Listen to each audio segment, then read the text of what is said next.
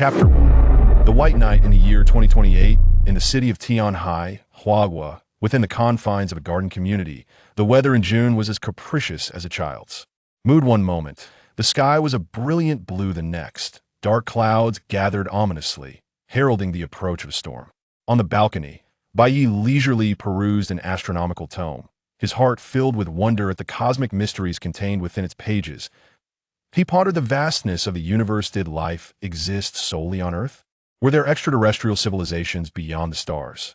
Many dismissed the notion of alien life, believing that despite the immense time span since the Big Bang, it was but a fleeting moment in the grand timeline of the universe. They speculated that humanity could very well be among the first forms of life to emerge alongside the cosmos itself. Conversely, a substantial faction held steadfast in their belief that life beyond Earth was not only possible, but likely.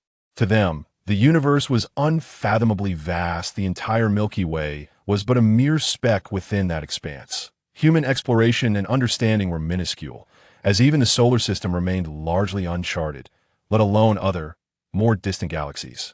In his leisure, Bai Ye often engaged in discussions with classmates about these very themes, his fascination for the universe ever growing. Yet at this moment, his thoughts were preoccupied with plans to take a girl to the beach the following day. After all, the Gaokao had concluded, and as a fresh graduate who had toiled for 3 arduous years, it was high time for him to relax. The sky darkened beneath the thickening clouds, and a gentle drizzle began to fall, gradually intensifying. On the television, a medical program was introducing a new pharmaceutical product. Could there be news about the resurrection serum? Bai Ye silently hoped. Cancer, AIDS, and numerous other maladies had claimed countless lives throughout human history, often deemed untreatable. That a diagnosis of such afflictions was akin to a death sentence, merely a matter of time. Moreover, the myriad reasons leading to disabilities were even more prevalent. Most of these individuals struggled with daily life, many unable to care for themselves, enduring a lifetime of suffering.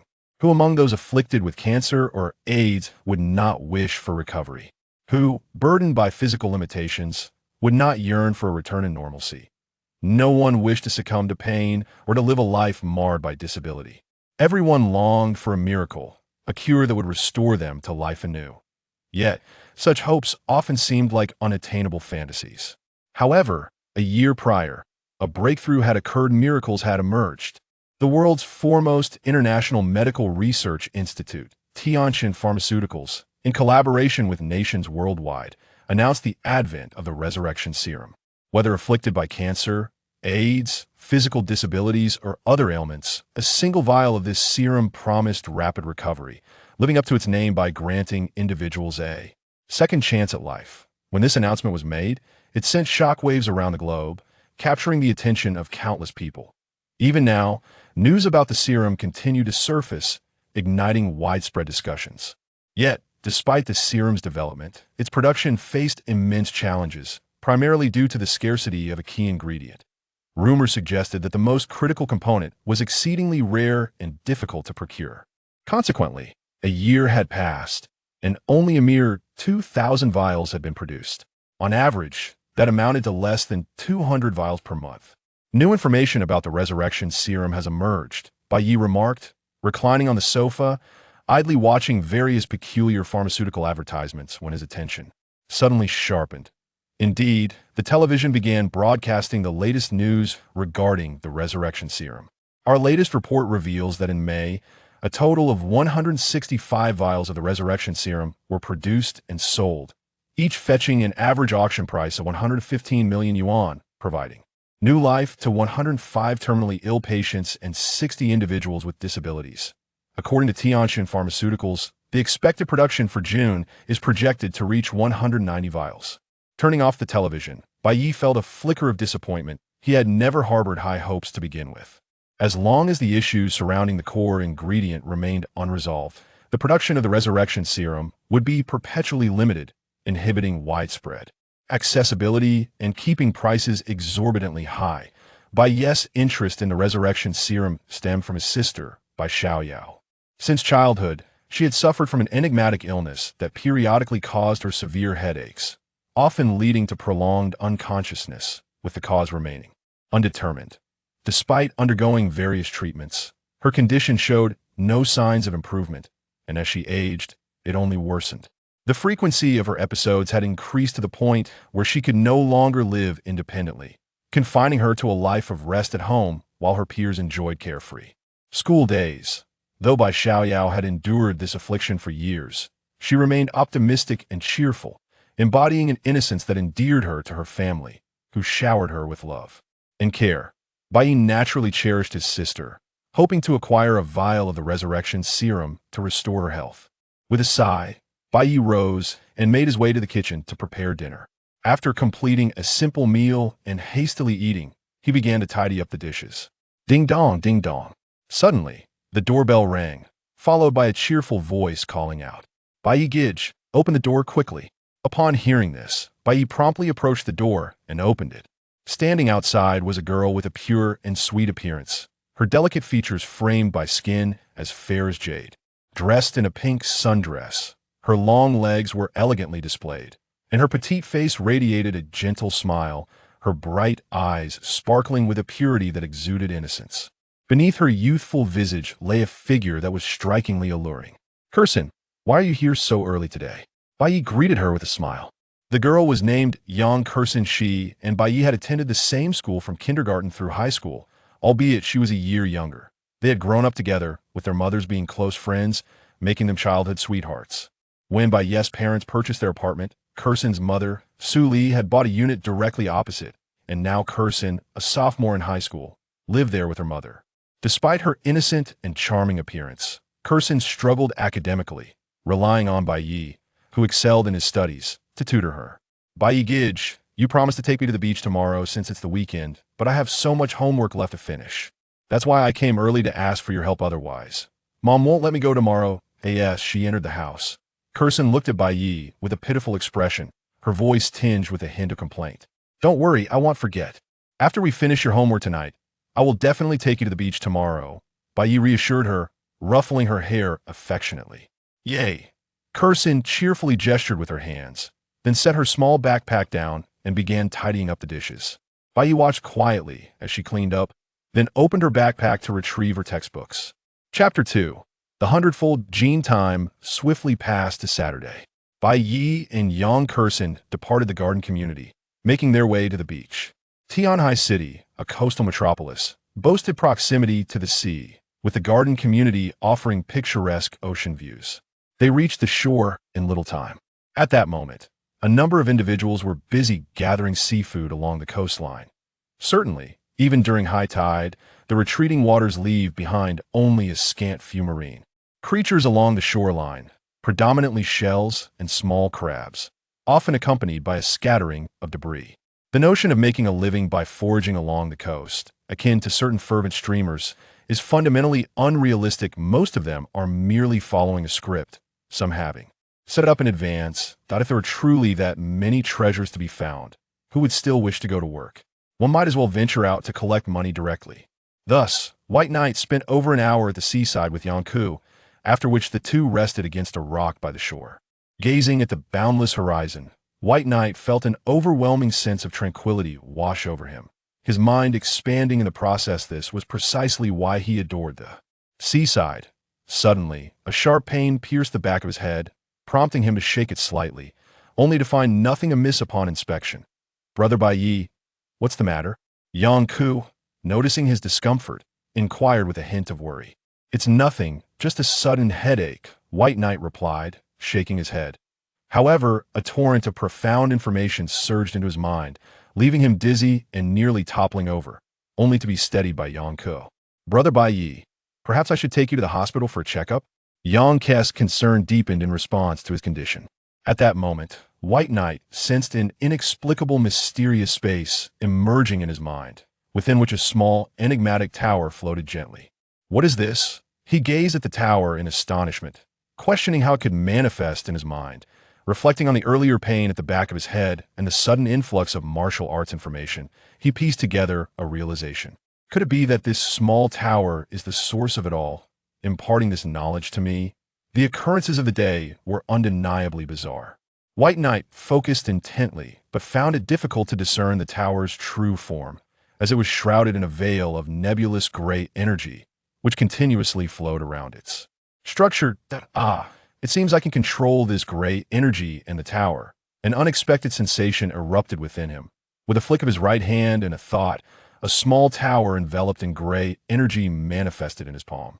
Boom! Did a sudden wave of pressure struck him, as if the very space around him could barely withstand the force, producing tiny black fissures from which dangerous energies seeped. Simultaneously, the mysterious tower radiated a peculiar light, shielding him from harm. Regaining his composure, White Knight began to scrutinize the martial arts information in his mind. Upon comprehending the details, he initiated his practice. Sitting on the sofa, he found no need for any particular posture, gradually commencing the flow of energy.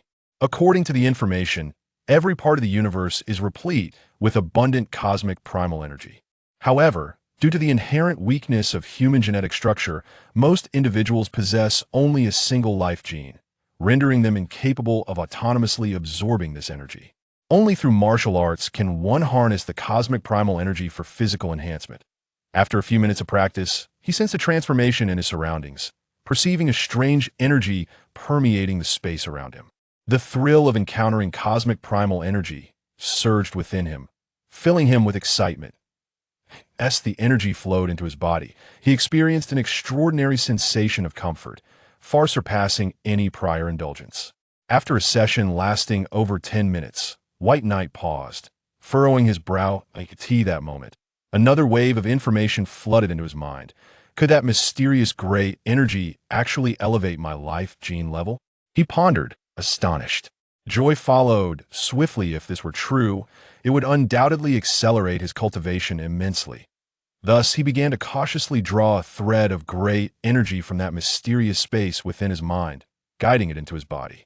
Boom! He felt a surge of mysterious energy pierce his soul, radiating through his limbs. An amalgamation of pain intertwined with comfort coursing through him. It was as if countless life particles within him were undergoing cycles of destruction and rebirth, perpetually collapsing and reconstituting. After what felt like an eternity, he emerged from this cycle. Now, he sensed a powerful energy coursing through him. As if with a mere finger, he could crush his former self.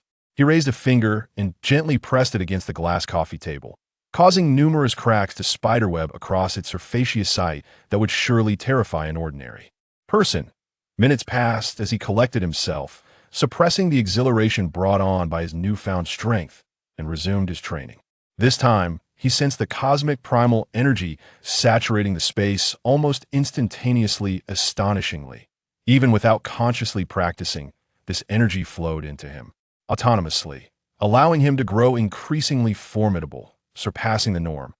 Upon activating the martial arts, he found his absorption speed of cosmic primal energy had escalated to over 100 times that of his previous practice. As time flowed slowly, hours slipped by unnoticed. Immersed in his cultivation, he continued for several hours without a hint of fatigue or boredom.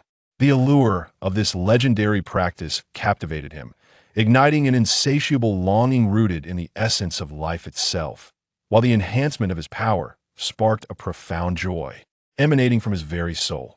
Before he knew it, 6 hours had elapsed, and night had fallen. Remarkable! Who would have thought that mere gray energy could elevate my life gene level 100-fold? White Knight was yet to fully grasp the rarity and terror of such an extraordinary gene level within the cosmos. Moreover, this gray energy not only amplified his life gene, but also fortified the essence of his soul, enhancing his comprehension. As he progressed further in his training, the significance of this comprehension would only intensify, revealing its true, prodigious nature when he began to grasp the laws of the universe. Yet, at present, White Knight remained oblivious to the preciousness of treasures like the gray energy, for a mere trace of such substance could incite a frenzy among eternal deities, even attracting the attention of cosmic sovereigns.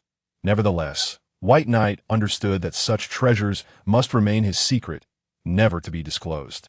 While cultivation brings joy to the mind and body, one must not lose sight of reality. A balanced approach to work and rest is the true path of cultivation. Rising to his feet, he made his way to the bathroom, eager to cleanse himself of the sticky residue clinging to him, some even adhering to his clothing. Surely, These must be the impurities expelled during my transformation, he mused as he stepped into the shower, rinsing himself clean before donning a fresh set of clothes. Standing before a mirror, Bai Ye beheld a strikingly handsome young man, whose remarkable appearance was further accentuated by a recent transformation. His already exceptional visage now radiated an even greater allure, nearly rivaling the charm of the esteemed readers themselves, while his physique boasted an enviable perfection.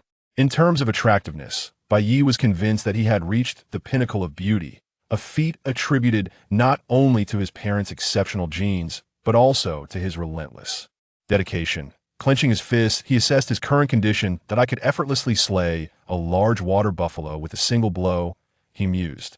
Approaching his usual set of dumbbells, he loaded them to a staggering 200 kilograms and, with a single hand, easily hoisted them above his head, feeling as though he were lifting mere chopsticks. I'm terribly hungry, he thought, as the pangs of hunger began to assert themselves. Having only consumed breakfast that morning before the series of extraordinary events unfolded, he had neglected to eat while engrossed in his training and was now ravenous. Presently, Bai Ye had not yet ascended to a state of transcending earthly sustenance. Gazing into the refrigerator, he noted an abundance of ingredients, yet felt too lethargic to cook, opting instead to seek a meal elsewhere. At this hour, Aunt Sue must have prepared dinner, he contemplated.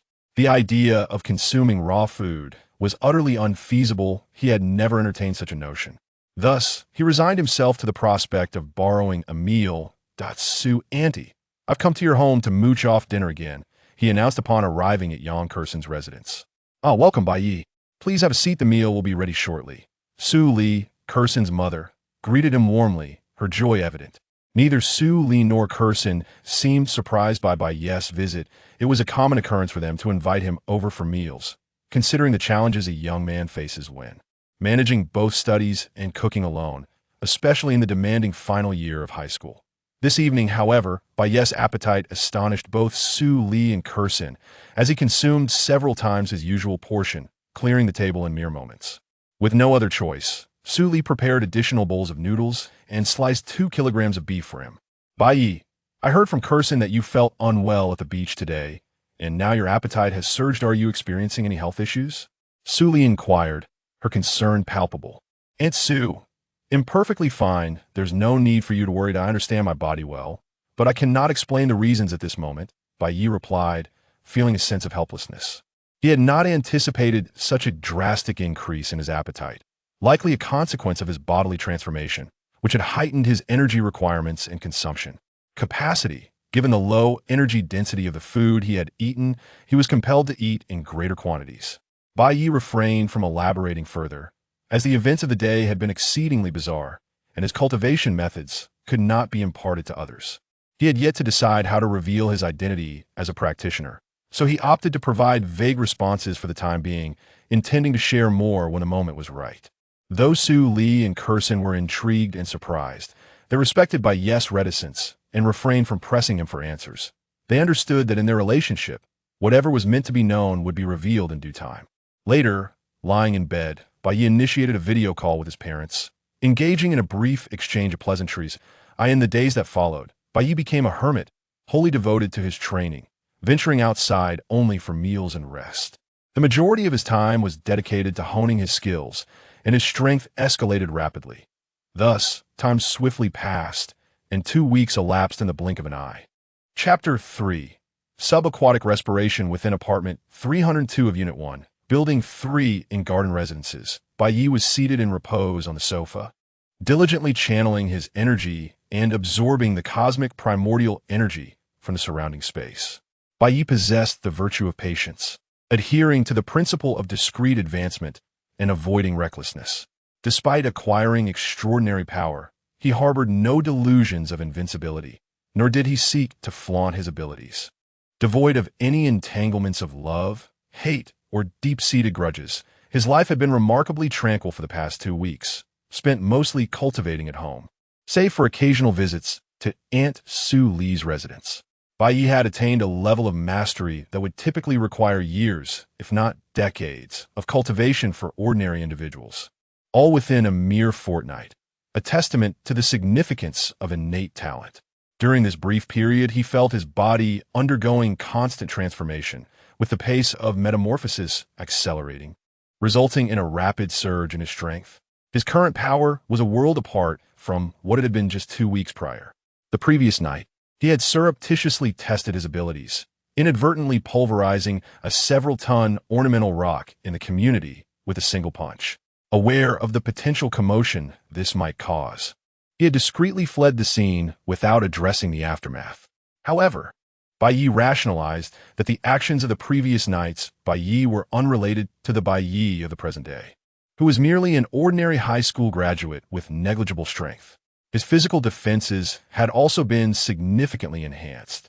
Upon brandishing a cleaver, a family heirloom of 3 years, and striking himself, the blade shattered, leaving not even a scratch on the point of impact. Bai Ye had essentially become a walking superhuman. The fruits of his cultivation further fueled his passion for it. Previously, he had believed himself to be living in a world governed by science, never having encountered such formidable individuals, except in films, television, or fictional narratives. After more than 10 days of uninterrupted cultivation, Bai Ye had gradually acclimated to this lifestyle. However, recognizing the inherent social nature of humans and the importance of balancing work and leisure, he decided to venture out and unwind. Believing that relaxation would enhance his cultivation and accelerate its progress. Leaving garden residences, Bai Ye returned to the beach, this time alone, without the company of young Curson or anyone else. With his feet in the sand, the sea breeze caressing his face, and his gaze fixed upon the boundless ocean, Bai Ye felt his spirits lift. He was momentarily inspired to compose a poem. However, despite being an academic achiever, he did not possess the skill of versification. After some contemplation, he abandoned the idea of composing his own verse and reciting it aloud. What's this peculiar sensation? Bai Ye pondered as he stepped into the water. A strange feeling washed over him. After a moment's reflection, he could not decipher its source, so he continued his advance into the sea. The further he ventured from the shoreline, the more pronounced the sensation became. The water had reached a depth of over a meter. Yet Bai Ye continued to tread as if walking on land. The sensation intensified. Bai Ye advanced several dozen meters further before plunging into the ocean. Upon fully submerging, Bai Ye felt a slight pressure from the water, followed by an inexplicable transformation within his body. He now felt as if he were on land, virtually imperceptible to the presence of the water. After a dozen minutes, Bai Ye surfaced, his eyes wide with astonishment. He discovered that he could breathe underwater like a fish, moving freely as if it were a natural extension of his terrestrial abilities. This revelation filled Bai Ye with awe. Unlike ordinary individuals who must hold their breath while diving, Bai Ye felt no need to breathe through his nose. Instead, it was as if a special channel had opened within his body, allowing him to breathe naturally. Incredible. The cultivation technique not only strengthens the physical body, but also enables me to breathe underwater. This could be an ability derived from the enhancement of a human body, or perhaps the result of a genetic breakthrough. Studies have indicated that the potential of the human body is limitless, albeit constrained by genetic shackles. By pushing beyond these limits and shattering these genetic constraints, individuals may unlock extraordinary abilities, such as pyrokinesis, hydrokinesis, the power of flight, or the ability to breathe underwater. However, overcoming these genetic locks is exceedingly difficult, if not impossible. After the initial shock, Bai Ye's eyes gleamed with delight. Regardless of the underlying cause, the ability to breathe underwater sparked numerous ideas in his mind. I can withstand the water pressure and breathe underwater. The ocean's riches are now within my grasp. As is widely known, the ocean is a treasure trove, teeming with unimaginable riches and valuable resources. Countless fortunate individuals have amassed fortunes through the bounty of the sea. Bai Ye's ability to navigate the ocean depths freely meant that its treasures were now readily accessible, allowing him to attain financial independence and reach the pinnacle of success. If I could unearth some precious artifacts or rare and valuable marine life, such as ancient fossils, giant pearls, lobsters, or yellow croakers, I could easily make money. Bai Ye mused, his heart filled with anticipation. Perhaps he could earn enough money to purchase the rebirth elixir, offering hope for Xiao's recovery and alleviating his parents' daily worries. Although the rebirth elixir is highly prized, official regulations prevent the wealthy and powerful from hoarding it. As long as there is a demand and sufficient funds, it can still be acquired. Suddenly, Bai Ye was filled with motivation, ready to embark on a grand oceanic endeavor. Despite possessing immense power, he had yet to determine how to assist his family. However, having discovered this new frontier, he was determined to seize the opportunity and make a significant impact. Let's see if I can find some treasures.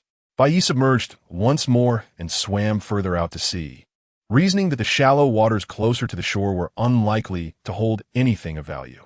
When Bai Ye finally stopped, he was over 400 meters from the coastline, at a depth of approximately 10 meters. The water here was clearer than before, teeming with schools of small fish, coral reefs, and seaweed. Among the seaweed and coral reefs, various shells, mollusks, and crabs crawled about. Countless small fish and shrimp darted around, while jellyfish and small turtles occasionally swam by.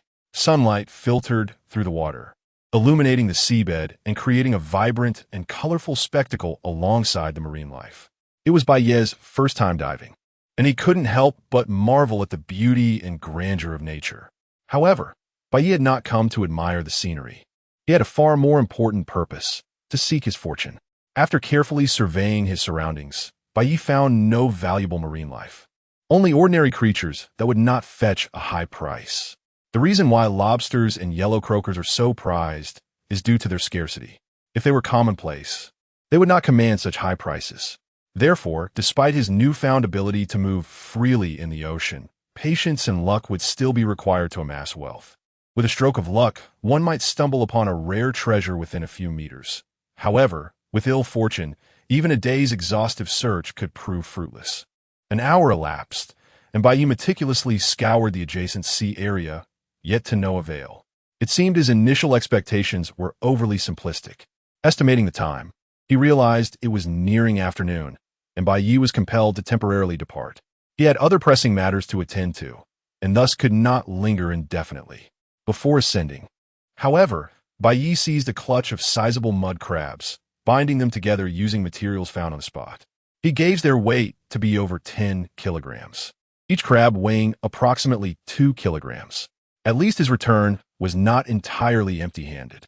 Wow, that person caught so many mud crabs. Who is that person? How did they manage to catch so many mud crabs from the sea? It's Brother Bai Ye. Suddenly, a youthful voice filled with glee echoed, and a little girl darted over. The girl, seemingly not yet 10 years of age, was named Zhao Shaoling. She was the child of Bai Ye's former neighbors from before high school. Their parents shared a close bond, and Zhao Shaoling was fond of her older brother figure, Bai Ye. Before Bai Ye moved to the Garden District, Zhao Shaoling would eagerly accompany him to the seaside whenever she saw him heading that way. Brother Bai Ye, you're amazing. How did you catch so many crabs? Zhao Shaoling gazed at Bai Ye with her innocent eyes, brimming with adoration. Shaoling, it's been quite some time. Who did you come to the seaside with today, you little rascal? Bai Ye, pleased to see Zhao Shaoling rushing towards him, reached out and gently tousled her hair. He then handed her 2 of the bound mud crabs. Thank you, Brother Bai Ye. My sister came with me, Zhao Shaoling replied, her eyes crinkling into crescent moons as she beamed with delight, bobbing her head, causing her pigtails to sway. My sister is over there, Zhao Shaoling pointed. Bai Ye followed the direction Zhao Shaoling indicated and saw a girl, appearing to be around 12 or 13 years old, standing on the beach not far away. Bai Ye decided to postpone revealing his cultivation endeavors, intending to disclose them when the timing was more opportune, as these matters were quite extraordinary. In the days that followed, Bai Ye devoted most of his time to cultivation, recognizing it as the foundation for altering his destiny and achieving the pinnacle of success. During his spare moments, he would venture to the seaside, exploring the seabed in hopes of discovering valuable items, though his efforts yielded limited results. He earned a total of about 100,000, which, while not a complete waste of time, was far from a significant windfall. In the blink of an eye, another week had passed. Sensing his cultivation progress, Bai Ye ceased his practice. The transformation wrought by the enigmatic gray energy, coupled with the 100-fold increase in life genes, enabled Bai Ye to perceive every nuance of his physical condition with clarity. In truth, his cultivation speed was already exceptionally rare. Had he been an ordinary person, it would have taken years, perhaps even decades, to reach his current level. After all, ordinary beings possess a lower inherent level and lack access to precious cultivation resources. Unless blessed with extraordinary comprehension, even embarking on the path of cultivation would be a challenge. The breakthrough shouldn't be too far off, probably around a week or so. Bai Ye mused, unable to suppress the joy he felt at his growing strength. In fact, with his current abilities, Bai Ye possessed numerous ways to acquire a rebirth potion if he truly desired one. Chapter 4. The Palace of the God of War. However, these methods often necessitate exposing Bai Ye's strength, a prospect he currently views with trepidation, as he is reluctant to reveal his capabilities at this juncture. After all, this world has managed to invent such advanced items as rebirth potions. Moreover, with the existence of a mysterious pagoda, it cannot be ruled out that others may have encountered similar extraordinary events. Therefore, the world may not be as simple as it appears on the surface. Once Bai Ye reveals his strength, his current tranquil existence may be disrupted, and many unforeseen events may come his way. It would then be unlikely for him to continue cultivating in seclusion as before. Only by possessing immense strength can one inspire fear in others, allowing one to address problems by dealing with those who create them. Therefore, although Bai Ye desires to acquire the rebirth potion, he has decided to opt for a more prudent approach. Currently, the most viable method for him to amass wealth remains in the vast ocean. He revisited the seaside, found a discreet location, and once again submerged himself into the sea. Upon reaching the seabed, he found himself in an area previously unexplored. This time, Bai Ye conducted a more thorough search. An hour later, Bai Ye arrived at a dense thicket of seaweed. The seaweed here was exceptionally lush, with individual strands reaching over 10 meters in length, completely obscuring the view within. This location was nearly 200 meters below the sea surface. Suddenly, as Bai Ye prepared to venture into the seaweed, he rapidly retreated, as if evading some imminent danger. Swish, swish, swish. Just as Bai Ye retreated, a colossal claw emerged from the seaweed, striking the very spot he had occupied moments before. Subsequently, the dense seaweed stirred, revealing a behemoth. It was a bizarre creature resembling a giant lobster, but to Bai Ye's knowledge, no such lobster existed in the world. The monster before him stood over 6 meters tall, with pincers larger than an adult and 12 long legs resembling sharp blades. Its entire body was golden, as if encased in a suit of armor forged from gold. Could this be some prehistoric lobster? It's grown to such an enormous size. Looking at the monster resembling a lobster before him, Bai Ye was inwardly astonished. The world was indeed more complex than it appeared. This monster was practically a new generation marine overlord. Creatures like tiger sharks and whales would likely be crushed with a single pincer strike. Standing before the lobster behemoth, Bai Ye did not even reach the height of its legs, resembling the plight of humans facing prehistoric beasts in disaster movies. A savage glint flashed in the lobster behemoth's eyes, which were the size of teacups. It once again brandished its enormous pincers, lunging towards Bai Ye. This time, Bai Ye was prepared. Without dodging, he clenched his fists, unleashed his full power, and met the attack head-on with a punch. His right fist struck the giant pincer with the force of a cannonball. Bang! A muffled sound reverberated through the seabed, accompanied by a terrifying surge of water that dispersed in all directions. Bai Ye's powerful punch also pushed the lobster behemoth back several meters, leaving a deep fist-shaped indentation and several cracks on its pincer. Bai Ye felt a slight, throbbing sensation in his fist. This monster's defense is truly formidable. Bai Ye was not satisfied with the damage he had inflicted with his punch. At the same time, he was astonished by the giant shrimp monster's formidable defense. He knew from previous experiments that with his current strength, even a half-meter-thick steel plate would be pulverized by his punch. If it were a whale, the punch would turn it into a cloud of blood, leaving no trace behind. The fact that the giant shrimp monster's pincer was not shattered by the punch, but only sustained a fist-shaped indentation and a few cracks, demonstrated its incredible defensive capabilities. Ordinary firearms would likely be unable to inflict any damage on it. The lobster behemoth, having been knocked back by Bai Ye, did not flee. Instead, Its eyes gleamed with even more madness and savagery as it charged towards Bai Ye once more. What it did not anticipate was that Bai Ye's speed in the water was far superior to its own. Almost instantaneously, Bai Ye appeared beside the giant shrimp monster. His terrifying fists rained down upon the monster, leaving behind a series of massive fist-shaped indentations and cracks. While swiftly maneuvering around the giant shrimp monster to evade its pincer attacks, Bai Ye continued to relentlessly pummel it with his fists. Although the giant shrimp monster possessed incredible defense and formidable attacks, its speed was far inferior to Bai Ye's. Its giant pincers failed to strike Bai Ye, instead creating massive craters on the seabed. Punch after punch, the terrifying force continuously shattered the giant shrimp monster's defenses, transmitting the damage to its core. Soon, the giant lobster monster's resistance weakened until its giant pincers drooped, and it eventually ceased to move, having been beaten to death by Bai Ye's fists. Phew, finally killed it. Bai Ye exhaled a long breath. Although it seemed as if he had easily defeated the giant lobster monster, this was, after all, his first encounter with such a creature, and he could not help but feel a bit tense. At this point, the giant lobster monster's body was covered in a dense network of cracks, and there was hardly a single intact piece of its golden armor left. Having slain the giant lobster monster, Bai Ye suffered no injuries, save for a slight, throbbing sensation in his fists. He circulated his internal energy, and the throbbing sensation in his hands dissipated. What exactly is this monster?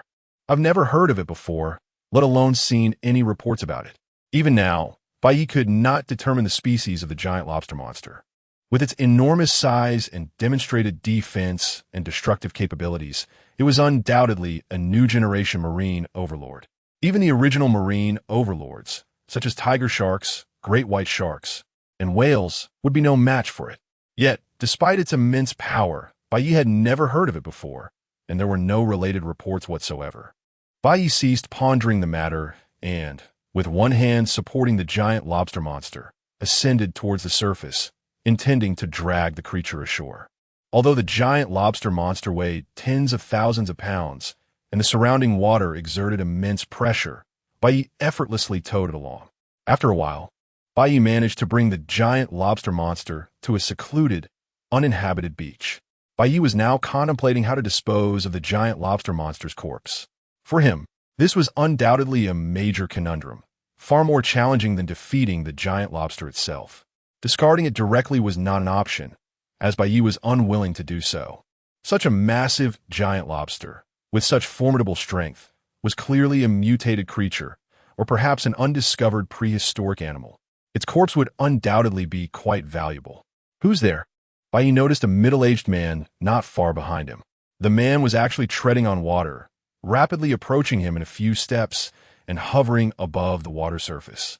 The middle-aged man appeared to be around 40 years old, dressed in a black martial arts suit, and looked very capable.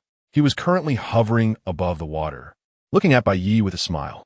Upon witnessing the middle-aged man's bizarre entrance and the fact that he could levitate in the air, Bai Ye realized that this man was definitely a cultivator like himself, and his strength was definitely not weak, perhaps even stronger than his own. After all, Bai Ye could achieve the man's speed, but he could not levitate in the air. At such a young age, you were able to kill a heavenly-level demon beast. Your strength must have reached the heavenly level as well. I never expected that Heavenly Sea City would be hiding a cultivation genius like you. Upon discerning that Bai Ye had detected his presence, the middle-aged man betrayed no surprise, acknowledging the acute sensitivity of a celestial tier adept.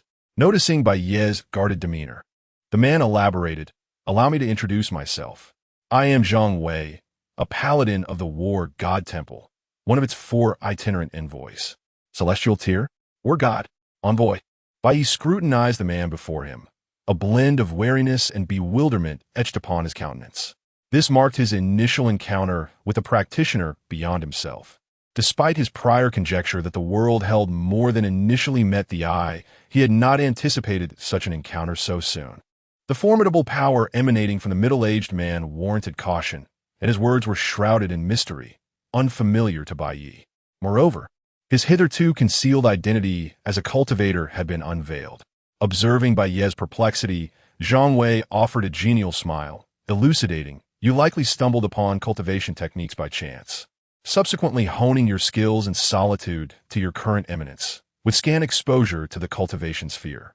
He explained that he was intimately acquainted with every known celestial tier adept on Earth, the martial artists of Hua being almost invariably registered within the War God Temple.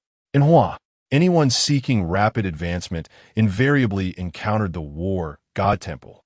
Only a select few, fortunate enough to inherit ancient techniques without entering the cultivation sphere, might elude detection. Furthermore, he surmised that Bai Ye's cultivation was relatively nascent, or the War God Temple would have taken cognizance of him, given his prowess. Ergo, he concluded, your talent must surpass my wildest expectations. A prodigy, truly a rare and exceptional prodigy. The middle-aged man was undoubtedly astute, extrapolating so much from mere initial exchanges and his existing knowledge, his deductions remarkably close to the truth, which was disconcerting. Indeed, Zhang Wei remarked, a knowing glint in his eyes. What is your current comprehension of cultivation? You are the first cultivator I have encountered. As you surmised, I have hitherto remained ignorant of the cultivation sphere, Bai Ye replied, a hint of helplessness in his tone, sensing no malice from Zhang Wei.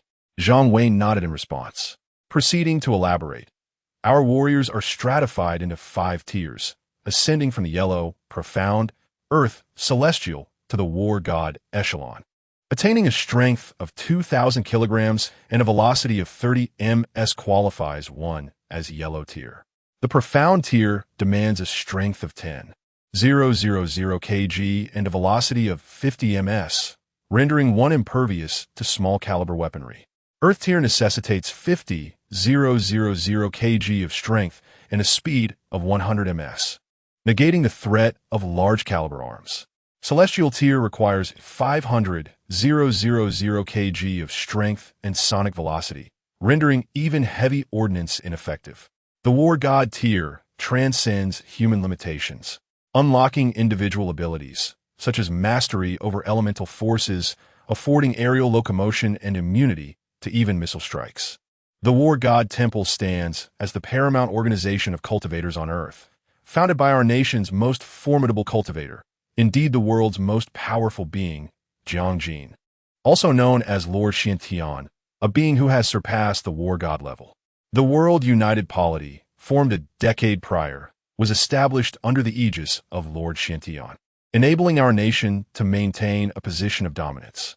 The World United Polity, the largest administrative body on Earth, was founded a decade ago with the aim of harmonizing international relations, optimizing resource allocation, and collectively confronting unforeseen perils, forging a unified front in the face of global threats to humanity.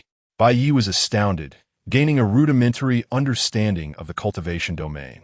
Your leader single-handedly subdued all nations? Such power must be immense. This would be a global sensation, he mused, his worldview shaken. Zhang Wei chuckled. Our leader is the sole being on Earth to have transcended the War God tier, capable of withstanding nuclear armaments. Would you not deem him the world's foremost? And would not nations defer to him? A tinge of reverence and adoration permeated Zhang Wei's countenance as he spoke of his leader. Bai Ye was further taken aback. Nuclear weapons, long considered humanity's most devastating creation, were now said to be withstood by a mortal being. How could he not be astonished? Now that you possess a modicum of understanding of the War God Temple, would you be amenable to joining us? Zhang Wei extended an invitation to Bai Ye. No cultivator organization would spurn such a talent. Enrolling Bai Ye would not only nurture his growth, but also augment the War God Temple's influence and, by extension, the strength of Hua's cultivators. Should Bai Ye ascend to the War God tier, Hua's international standing would be further elevated, a mutually beneficial and synergistic endeavor.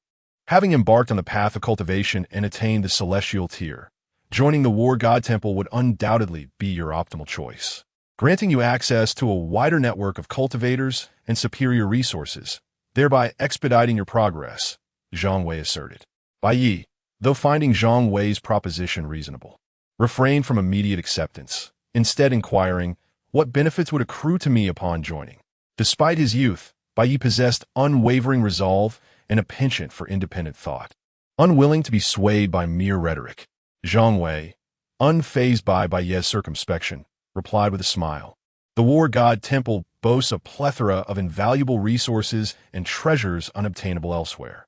In essence, the war god temple possesses what others do not, and seeks to acquire what others lack. Abundant resources and a constellation of luminaries define the war god temple. He continued, certain elixirs and natural treasures capable of directly enhancing strength, scarce in the outside world, can be readily procured within the war god temple. Elixirs capable of augmenting strength and cultivation. Bai Ye's interest was piqued. Such treasures would undoubtedly accelerate his cultivation. Hitherto, he had relied solely on absorbing cosmic energy to bolster his cultivation, eschewing the use of elixirs. Should such treasures exist, his advancement would be expedited. After all, one of his life's aspirations was to attain longevity, even immortality. After a moment's contemplation, Bai Ye inquired, does the war god temple possess a rebirth elixir? Chapter 5.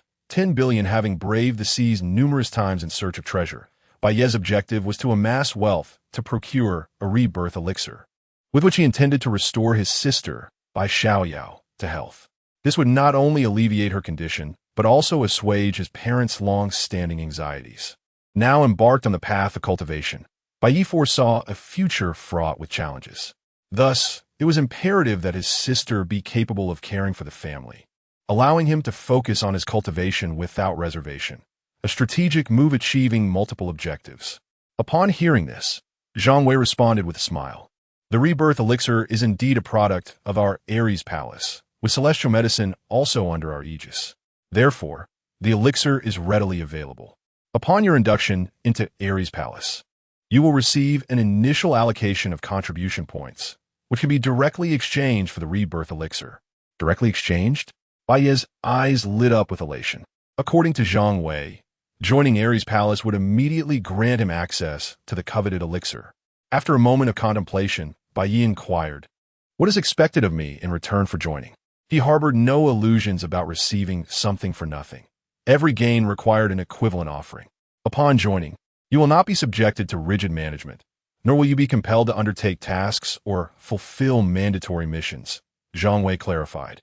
For the most part, you will retain your autonomy, free to pursue your own endeavors. Ares Palace primarily operates through mission-based assignments, with contribution points awarded upon completion, which can then be used to acquire necessary resources. These missions are undertaken voluntarily, based on individual inclination. Of course, neglecting all missions will impede the accumulation of contribution points, thereby precluding access to celestial treasures and other valuable resources. Furthermore, given your celestial tier strength, you will be regarded as a formidable asset within Ares Palace, largely immune to oppression. I am curious, Bai Ye pressed, will my family be affected by my joining Ares Palace? Zhang Wei chuckled, recognizing the natural inclination to protect one's family as a commendable virtue. Rest assured, he affirmed, the families of all warriors who join Ares Palace are under our protection. Moreover, it is strictly forbidden for warriors to target the families of fellow members, a decree personally instituted by our leader and one that has never been violated. I accept, Bai Ye declared without hesitation, Zhang Wei's words still echoing. He had previously concealed his cultivation due to a lack of understanding of the world's true nature.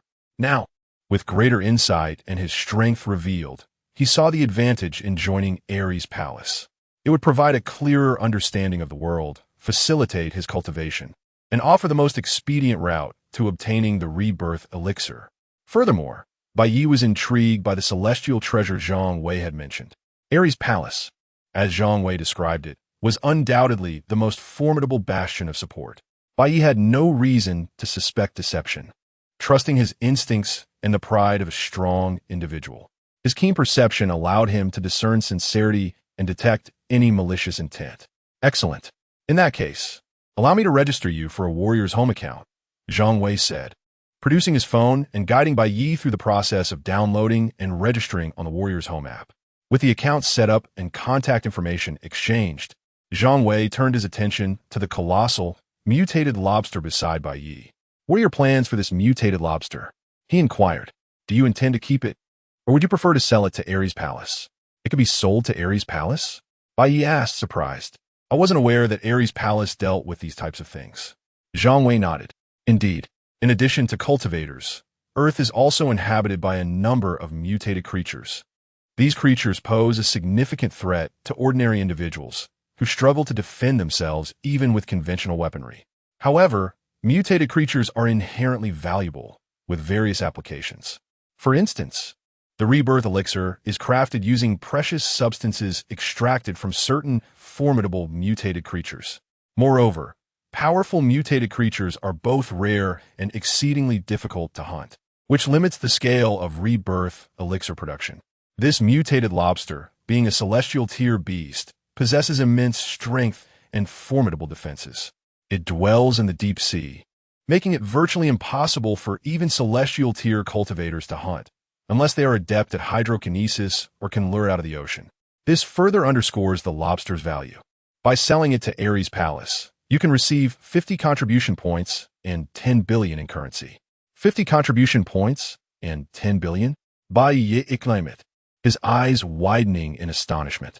He did not yet fully comprehend the value of contribution points, but he certainly understood the significance of 10 billion in currency. Even for billionaires, amassing such a sum in cash would be a formidable challenge. Zhang Wei chuckled. There is no need for such astonishment. Once you join Ares' palace and truly immerse yourself in the cultivation world, you will realize that money holds little significance for us. Wealth that is unimaginable to ordinary people is easily attainable for us. The resources that are truly valuable are those related to cultivation, which hold little value in the eyes of ordinary people. Within Ares' palace, the most precious commodity is contribution points. With enough contribution points, you can acquire any resource you desire. With sufficient contribution points, you can even request personal guidance from our leader. After regaining his composure, Bai Ye promptly agreed. Then I'll sell it to Ares' palace. The mutated lobster held little utility for him at present, and he had originally intended to dispose of it for profit. Selling it to Zhang Wei would save him the trouble of handling it himself, and Zhang Wei's generous offer was a testament to his sincerity. Bai Ye doubted that he could fetch such a high price on his own, as most people would not recognize its true value. Furthermore, the offer included contribution points. The contribution points will be credited to your warrior's home account, and the money will be transferred to the bank account you linked earlier. Please verify, Zhang Wei instructed, retrieving his phone and performing a series of operations. Within moments, Bai Ye received a notification of 10 billion being deposited into his account. Simultaneously, the contribution point balance on his warrior's home account increased from 0 to 150. Witnessing the 10 billion credit on his phone, Bai Ye was once again taken aback. This was an immense sum of money. Given the strict regulations governing financial transactions in Hua, transfers exceeding 100 million are subject to rigorous scrutiny.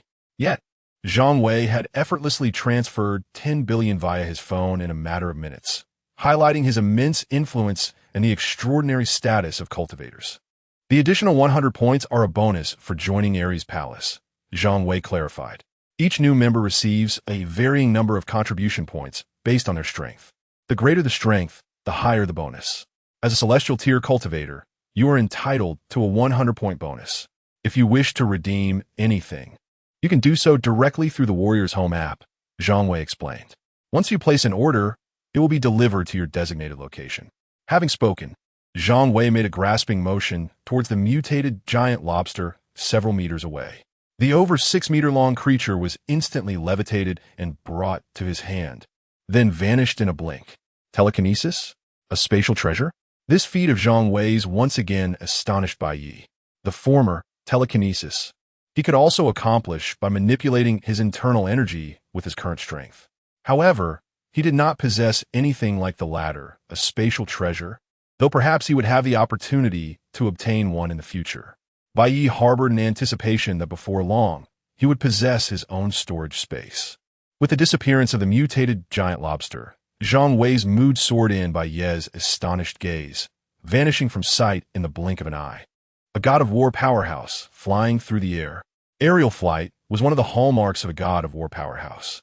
This strategic-level expert was one of only 10 in the nation, and no more than 20 in the entire world, belonging to that small echelon at the apex of the pyramid. Watching Zhang Wei fly away, A glimmer of anticipation and longing flashed in Bai Ye's eyes.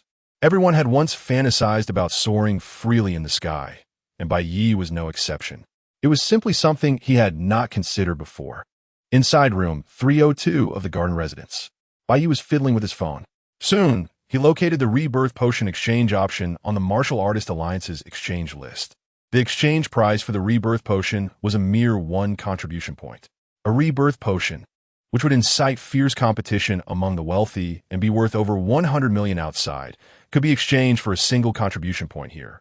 Illustrating just how valuable contribution points were, Bai Ye decisively placed the order, deducting 1 contribution point, leaving him with 149. He would spend the following time waiting for the rebirth potion and looking to see what else he could exchange for.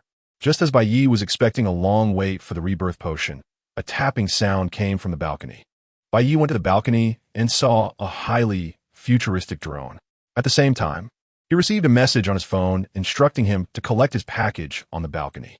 As Bai Ye approached the drone, a beam of white light scanned him, followed by a mechanical electronic voice. Identity confirmed. Esteemed Mr. Bai, please receive your item.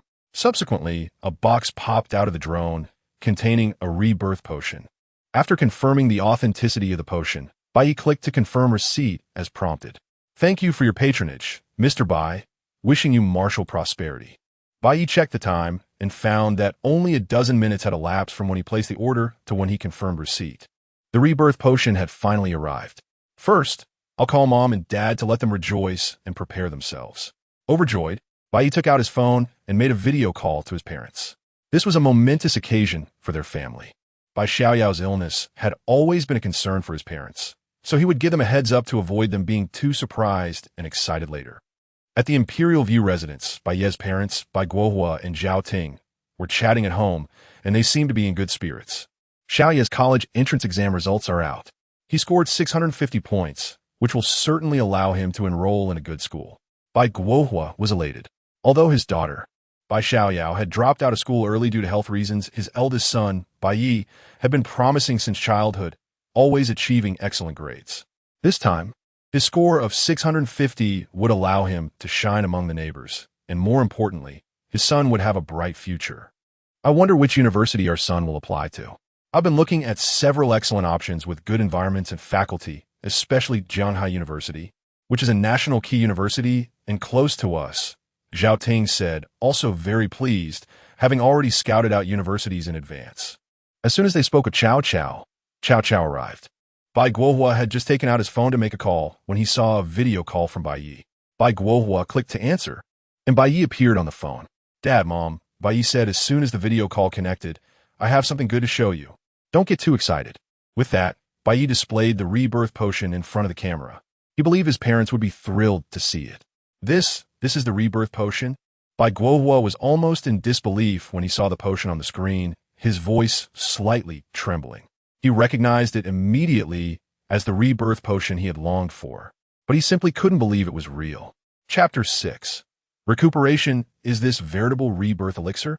Zhao Ting inquired, her countenance etched with incredulity. Xiaoya, could it be that you've been deceived? Both were hesitant to believe that the rebirth elixir before them was genuine, yet simultaneously, they harbored a fervent hope that Bai Ye would affirm its authenticity, lest their anticipation be dashed. Father, Mother, this is undoubtedly genuine. Would I ever deceive you about something like this? Your son is not so easily duped, Bai Ye vowed. I shall elucidate the provenance of these items later, and I have other matters to impart to you as well. I am presently en route home, at which point you shall ascertain its veracity. In short, there is hope for Xiaomei this time, Bai Ye declared, observing his parents' incredulous expressions on the video call. Very well, Xiaoya. Exercise utmost caution on your journey and safeguard the elixir. Our daughter's fate rests upon you. We await your arrival at home, Bai Guohua implored. Rest assured. Farewell for now, Bai Ye concluded, terminating the video call. Bai Ye retrieved a backpack and carefully placed the rebirth elixir inside. He then descended the stairs, hailed a taxi at the entrance of the garden residence, and provided the driver with his home address. Meanwhile, Bai Ye's parents were in a state of anxious anticipation. Their hearts vacillated between elation and trepidation, as they dared not believe until its authenticity was verified. After all, The rebirth elixir was an invaluable treasure, worth hundreds of millions. Such an item was difficult to procure even with ample funds, and their family was in dire need of it. These factors contributed to their precarious emotional state. Just as their anxiety reached its zenith, the sound of the front door opening echoed through the house. Bai Ye entered, carrying a backpack. He opened the backpack, revealing a rebirth elixir encased in a box. Bai Ye presented the box to Bai Guohua, who composed himself before reaching out with trembling hands to receive it. Despite his efforts at composure, his trembling hands betrayed his inner turmoil. Bai Guohua meticulously examined the rebirth elixir, employing various methods to ascertain its authenticity. It's real, Bai Guohua exclaimed, his voice trembling with a mixture of joy and excitement. He could scarcely believe his eyes that Bai Ye had indeed procured a rebirth elixir. Father, now that you have confirmed its authenticity, let us administer it to Xiao Mei. Where is she at present? Bai Ye inquired, allowing his parents to regain their composure. Indeed, let us administer it to Xiao Yao forthwith. She has lapsed into unconsciousness again and is currently resting in her room. Zhao Ting replied, her heart aching with sorrow. Her daughter's condition had been deteriorating, causing her increasing worry. Yet, Bai Xiao Yao's unwavering optimism and innocence only made her more endearing. Subsequently, the trio proceeded to Bai Xiao Yao's room, where she lay in a peaceful slumber. As Bai Xiao Yao was unconscious, she could not ingest the rebirth elixir orally. However, it could also be administered intravenously. Bai Ye retrieved the family's medical kit, extracted a syringe, and carefully injected the rebirth elixir into Bai Xiao Yao's veins. With the infusion of the rebirth elixir, Bai Xiao Yao underwent an unknown transformation. After administering the rebirth elixir, Bai Ye sensed a change within her. He placed his hand on her body and channeled his internal energy to perceive the changes within Bai Xiao Yao. He discovered a torrent of pure life energy coursing through her body, revitalizing her limbs and organs. The most potent stream of energy surged toward her head.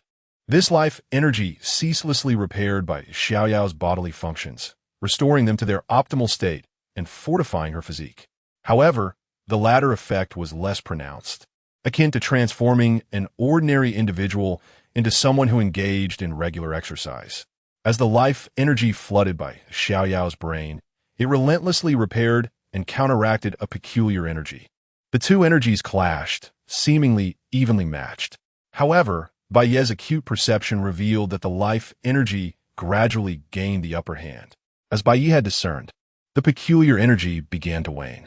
Just as the life energy was about to be depleted, the peculiar energy vanished without a trace, and Bai Xiao Yao's brain returned to normal. Fortunately, the peculiar energy was rootless. Otherwise, a single rebirth elixir would have been insufficient. Xiao Ya, how is your sister? Is the elixir effective? Zhao Ting anxiously inquired from behind Bai Ye, her daughter's recovery hanging in the balance. It has taken effect. The elixir is currently repairing her body. She should awaken shortly. Please wait patiently, Bai Ye reassured. Indeed, before long, Bai Xiao Yao's fingers twitched, followed by her eyebrows. Then, she opened her eyes. Father, mother, why are you both gathered here? Bai Xiao Yao asked, seeing her parents hovering over her, their faces etched with concern. Xiao Yao, how do you feel? Is there any discomfort? Bai Guohua asked anxiously. Zhao Ting stood by, her face reflecting her concern. In contrast, Bai Ye, having sensed his sister's condition, appeared relaxed and observed his parents' inquiries. I feel no discomfort. In fact, I feel more relaxed than before. The oppressive sensation in my head and the urge to sleep have vanished, Bai Xiao Yao replied, her expression lighthearted. I haven't felt this relaxed in ages. It's unprecedentedly comfortable, Bai Xiao Yao said, stretching luxuriously. Chapter 7. Family's astonishment. That's splendid, simply splendid. Zhao Ting and Bai Guohua both breathed a collective sigh of relief. It was your brother who administered the rebirth elixir, which is why you feel so much better. He assures us that your condition has improved and that you won't suffer any further episodes, Bai Guohua explained, now visibly relaxed. Don't forget to thank your brother, and try not to pester him so much, Zhao Ting added, addressing her daughter. Really, brother? Bai Xiaoro, now of understanding, leaped towards Bai Ye, exclaiming with glee, Big brother, you're absolutely amazing. Thank you so much. You're the best. Bai Ye caught his exuberant sister, cautioning, "You're still as impetuous as ever. Although you've recovered, you need to rest for a couple of days to observe your progress, and avoid strenuous activities during this time. With our bond, there's no need for formalities. Just focus on resting, little sister," he added. Yes, listen to your brother, and make sure you get plenty of rest," Zhao Ting chimed in. "Understood, brother. I'll follow your instructions to the letter," Bai Xiaoro responded playfully, offering a mock salute. "By the way, brother, where did you obtain the rebirth elixir? Isn't it incredibly expensive and difficult to acquire?" "Indeed, Xiaoya. Where did you get the rebirth elixir? How much did it cost? And where did you get the money?" Zhao Ting followed up with a barrage of questions. Given Bai Ye's circumstances, it seemed improbable that he could have obtained such an elixir. Bai Guohua and Zhao Ting exchanged inquisitive glances, their unspoken questions hanging in the air. Although they harbored a sliver of doubt about the elixir's authenticity, their trust in their son had prevented them from interfering. Now, the outcome was undeniably joyous. It didn't cost anything. Upon hearing their questions, Bai Ye prepared to explain. "This is precisely what I intended to discuss with you." Bai Ye was ready to reveal his cultivation journey to his family. Initially, his cultivation was nascent, and his strength was meager. Overwhelmed by external considerations, he had refrained from sharing his secret. However, now that his abilities had been exposed and he had learned of other cultivators and their organizations, his reticence was no longer necessary. An extraordinary encounter? Zhao Ting and the others regarded him with curious expressions, allowing him to continue uninterrupted. "That fateful encounter at the beach set me on the path of cultivation, transforming me into a cultivator like those you see on television, wielding extraordinary powers." As he spoke, Bai Ye picked up a nearby thermos and effortlessly crushed it into a metallic sphere. The sight left Bai Guohua and the others utterly dumbfounded, their eyes wide with disbelief. "Just as I thought it would take a long time to save enough money to buy the rebirth elixir, I encountered a colossal lobster monster while diving today. Even with my strength, I had to fight for a long time to kill it." Bai Ye then retrieved his phone, opened his photo album, and displayed the picture he had taken of the giant lobster monster on the shore. Bai Guohua and Zhao Ting were even more shocked when they saw the huge monster in the photo, and they felt that their worldview was about to be shattered. While I was pondering how to deal with the giant lobster, a middle-aged man suddenly appeared behind me. He identified himself as Zhang Wei, an inspector from the Ares Temple. Bai Ye proceeded to recount Zhang Wei's explanation of the current state of the cultivation world and the Ares Temple, providing his parents and sister with a comprehensive understanding of these novel concepts. The three remained speechless, still reeling from the shock. Like Bai Ye before them, they had been granted access to a new and astonishing world. Bai Ye continued, "Zhang Wei invited me to join the Ares Temple, granting me 100 contribution points as a reward. Furthermore, I sold the mutated lobster to Zhang Wei, receiving 50 contribution points and 10 billion in cash. The rebirth elixir was acquired using those points." As he spoke, Bai Ye displayed his phone, revealing the staggering 10 billion balance in his bank account to Bai Guohua and the others. They were once again astounded, having never experienced such profound shock in their entire lives. The concept of 10 billion was unfathomable to them. Even without working, such a sum would ensure a life of luxury for their entire family. Yet, Bai Ye had casually slain a lobster and earned 10 billion. An almost unbelievable and fantastical feat. Bai Ye had now shared the essential details with his family. However, he omitted the existence of the mysterious small tower, deeming it too enigmatic and precious to reveal until he could fully control its power. Bai Xiaoro in particular inquired, "Brother, now that you become a cultivator, do Mom, Dad, and I have the opportunity to become cultivators as well?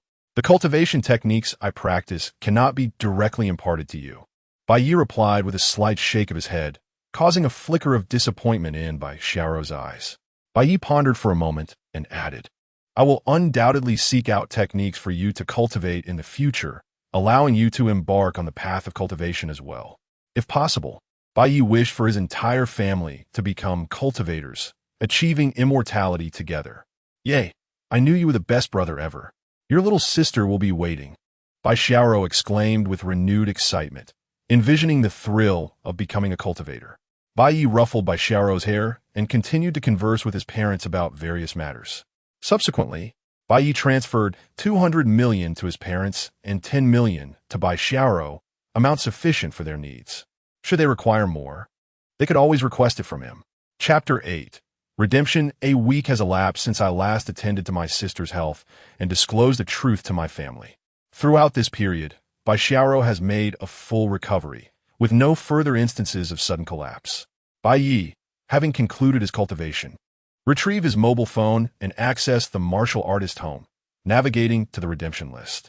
It has become apparent to Bai Ye that while the redemption list within the God of War Palace's martial artist home boasts a plethora of items, many of which are rare or non-existent elsewhere, there are virtually no treasures that directly enhance one's cultivation.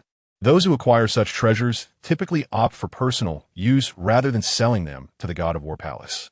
Only items that are no longer effective or usable are offered to the palace.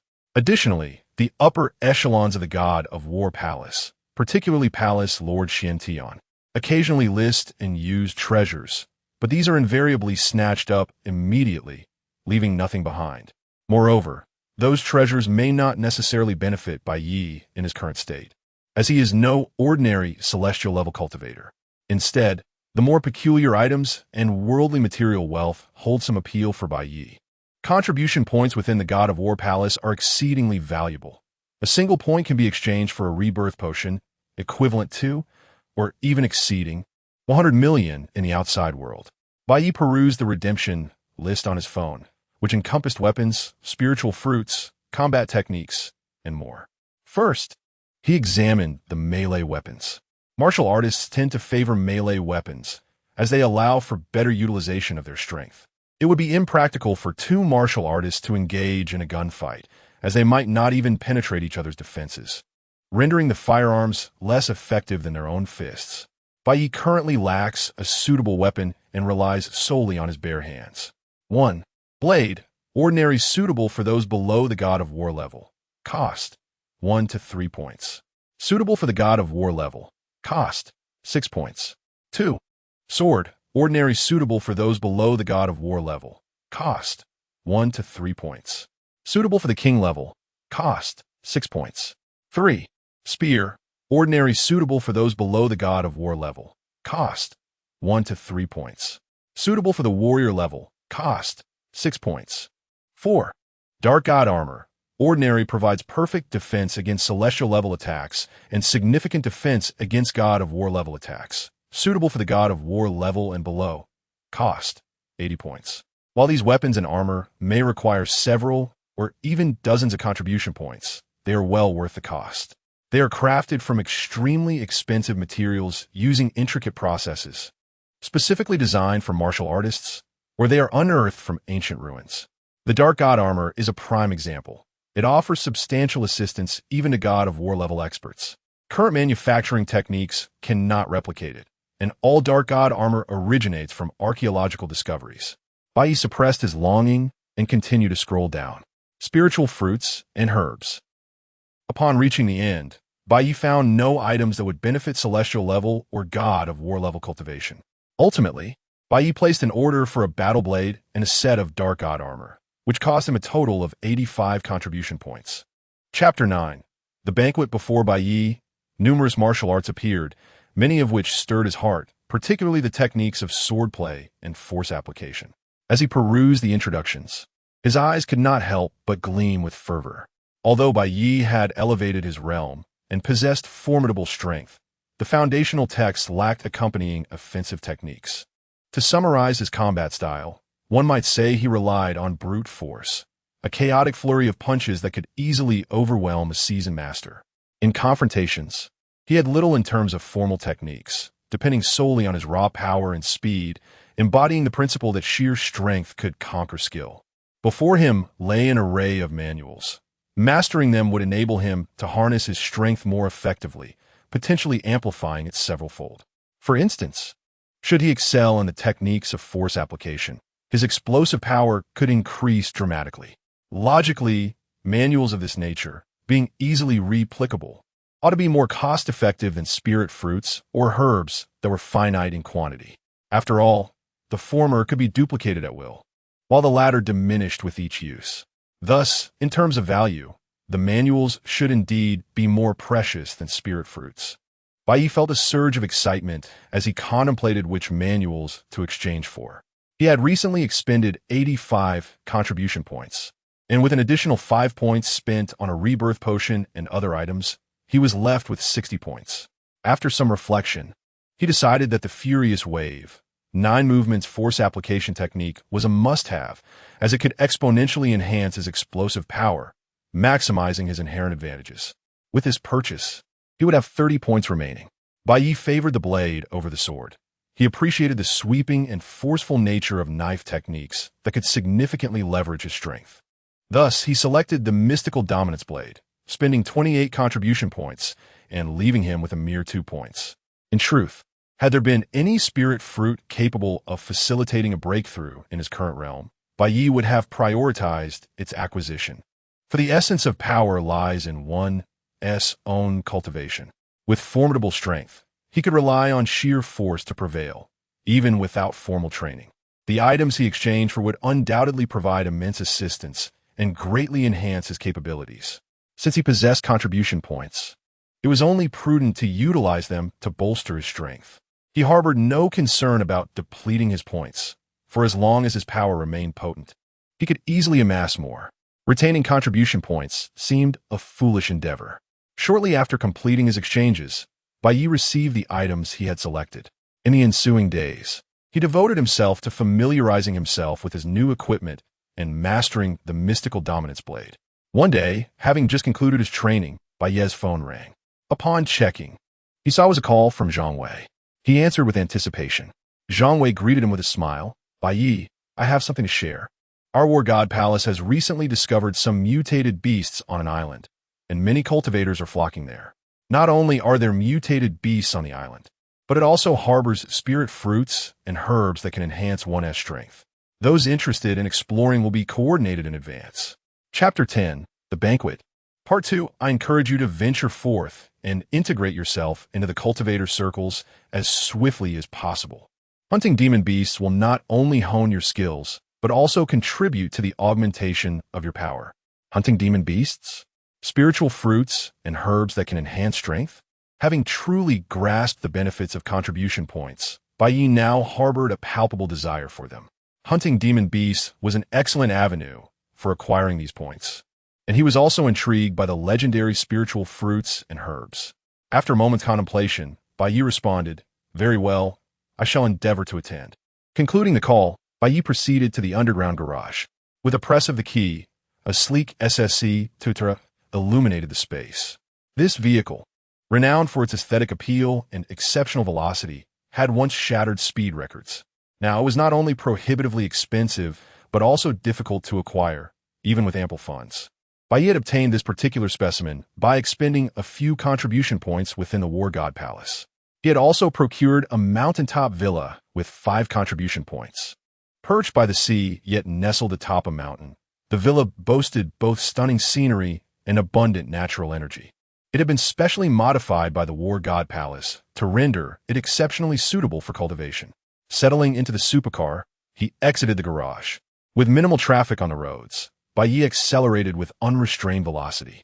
Although the current speed was still far from his own limit, the experience of piloting a supercar was distinctly different from running. Today, Bai Ye was en route to a private banquet.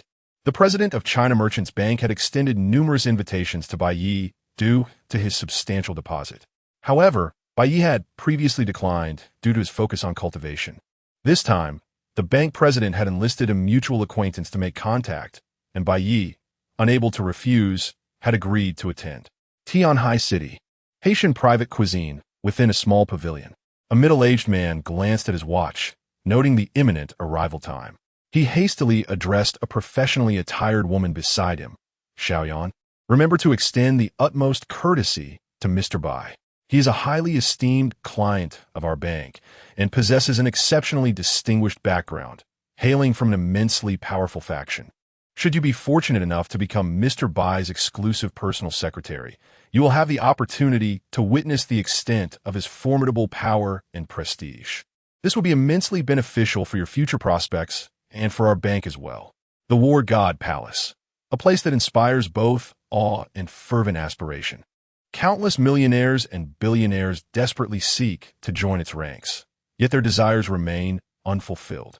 Individuals of the middle-aged man's stature are privy to information inaccessible to the general populace. According to his understanding, Bai Ye's substantial deposit originated from a specialized war god palace account. To his knowledge, this account was exclusively used to reward new members, with such a considerable sum reserved only for those deemed to be heavenly rank powerhouses. Upon receiving this information, the middle-aged man, through his own channels, confirmed his suspicions. The remarkably youthful Mr. Bai was indeed a formidable heavenly rank powerhouse. The power of heavenly rank experts defies common comprehension. Numerous wealthy individuals yearn for a cultivator within their families, yet lack the necessary aptitude. The most coveted cultivation resources are rigorously controlled by the war god palace. Without the requisite aptitude, even vast wealth cannot secure access to these resources. The war god palace would never squander its precious resources on an unqualified individual, regardless of their financial status, because the war god palace is not short of money. The presence of a cultivator within a family provides an opportunity to establish ties with the war god palace and potentially ascend to the ranks of a first-rate family. Moreover, the emergence of a heavenly rank powerhouse within a family can elevate it to the pinnacle of society. The heavenly rank powerhouse themselves would stand among the world's elite, second only to the legendary warrior gods. Now presented with the opportunity to forge a connection with a young heavenly rank powerhouse, how could Jiang Diyun, the current president of China Merchants Bank in Tianhai City, suppress his excitement? Fortunately, the road conditions were favorable. Otherwise, even a supercar would be unable to reach its full potential, potentially resulting in tardiness. Stepping out of the vehicle, Bai Ye murmured to himself, observing the private restaurant before him. After locking the car, Bai Ye directed his gaze toward the Haitian private cuisine restaurant not far from the parking lot. The three-story pavilion was meticulously adorned in a classical style, exuding an antique charm and tranquil elegance. Soft lighting illuminated the scene, and the entrance comprised two antiquated wooden doors flanked by two waitresses in cheongsams. Their figures were graceful, and their countenances were pure and lovely, both of exceptional quality. Merely observing such a restaurant evoked a sense of extraordinary refinement, making it exceedingly difficult for ordinary individuals to secure a reservation. Indeed, the owner of this private restaurant was rumored to be a descendant of a former imperial chef, and they did not accept external orders, instead relying on a membership system. Lost in contemplation, Bai Ye soon arrived at the entrance of the private restaurant. "Are you Mr. Bai?" Before Bai Ye could speak, one of the cheongsam-clad waitresses on the left inquired. Bai Ye was slightly taken aback before nodding in acknowledgement. "This way, please." The waitress offered a slight bow, her face adorned with a gentle smile that conveyed a sense of cordiality. Her gaze remained respectfully below Bai Ye's nose, imbuing the interaction with a sense of reverence. Chapter 11. Exclusive Private Secretary. As Bai Ye entered the grand entrance, his gaze swept over the opulent decor of the Hayden private restaurant. Truthfully, he had never before frequented such an establishment. Ponds, pavilions, verdant flora, the ambience evoked an ancient private residence rather than a mere eatery. While admiring the scenery, Bai Ye was promptly led by a comely attendant to the second floor. The entire floor was adorned with calligraphic works, paintings, and antique curios. The furnishings, crafted entirely from Chinese-style wood, exuded understated luxury. A middle-aged man in a well-tailored suit and a young, attractive woman in professional attire stood before the sole private room on the second floor. The middle-aged man, Jiang Diyun, hastened forward upon seeing Bai Ye, exclaiming, "You must be Mr. Bai Ye." The comely woman beside him greeted Bai Ye with a gentle smile. "Director Jiang, it's a pleasure." Although Jiang Diyun held the esteemed position of director at China Merchants Bank's Tianhai branch, a veritable luminary in the upper echelons of society, Bai Ye possessed a staggering 10 billion in liquid assets. This colossal sum alone would prompt any bank in the world to treat him with utmost deference. While the CEOs of publicly traded companies with valuations in the hundreds of billions might appear glamorous, few could readily produce 10 billion in cash, even through equity liquidation and desperate measures. Moreover, Bai Ye was a celestial-rank powerhouse and a core member of the War God Palace, rendering his status even more significant. True respect is earned through formidable personal strength, which begets unwavering confidence. Bai Ye, fully cognizant of this principle, maintained his composure and assumed a dominant position, even in the presence of figures who were once considered unapproachable. Jiang Diyun, a seasoned veteran, understood this dynamic perfectly and maintained a respectful demeanor. It is truly admirable that Mr. Bai possesses such wealth and power at such a young age and has also joined an esteemed organization, Jiang Yun remarked as he ushered Bai Ye to the head seat in the private room. Turning to the young woman, he said with a smile, "Lu Yin, greet Mr. Bai." Bai Ye cast a sidelong glance at Jiang Diyun, recognizing the man's astuteness.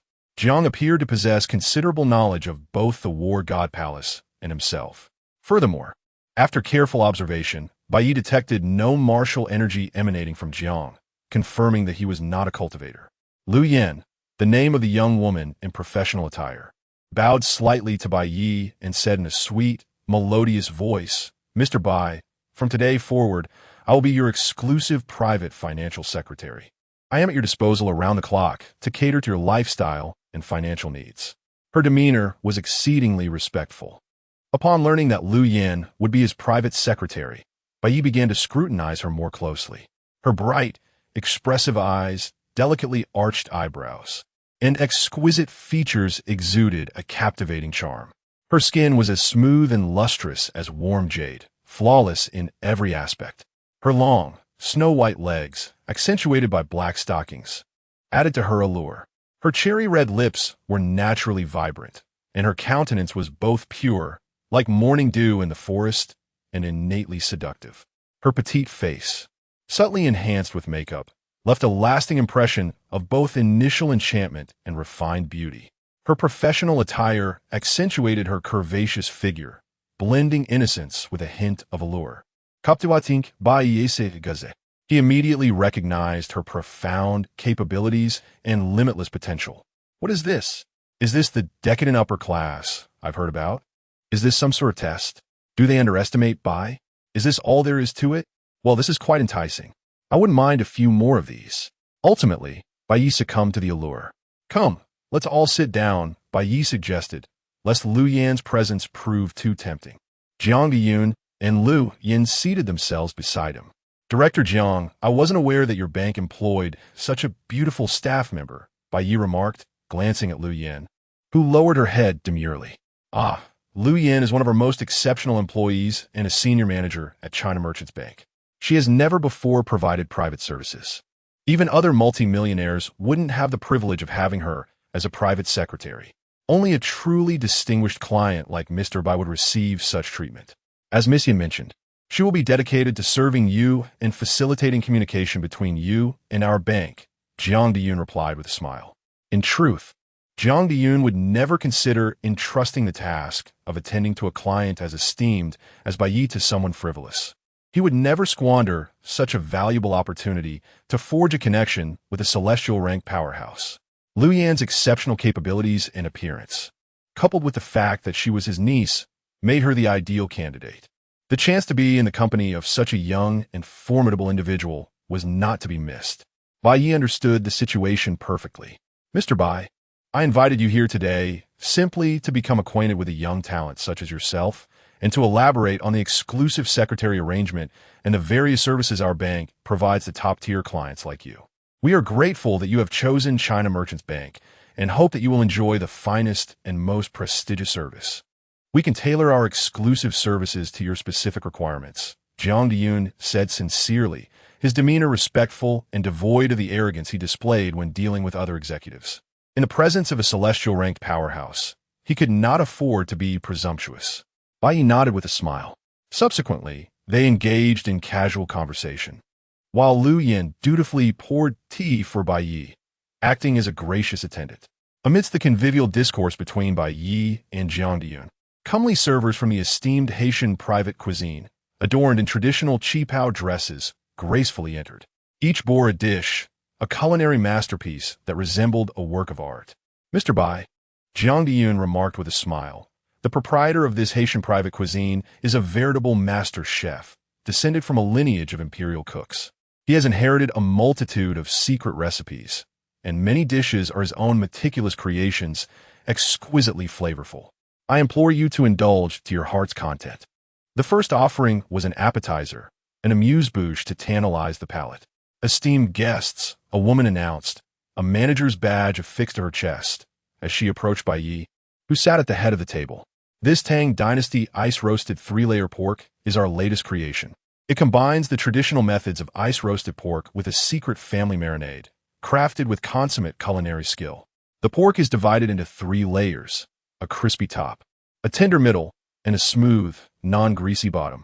This dish is a testament to the chef's artistry, and we trust it will delight your senses. The revolving table gently turned, presenting the artfully arranged dish to Bai Ye.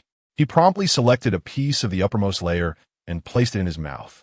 The initial sensation was one of unparalleled crispness, followed by an intoxicating aroma, a symphony of savory meat harmonizing with the fragrance of the accompanying ingredients.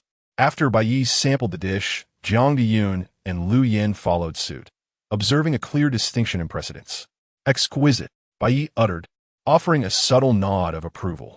Jiang Diyun's face erupted into a radiant smile, akin to a chrysanthemum in full bloom, upon hearing Bai Ye's commendation.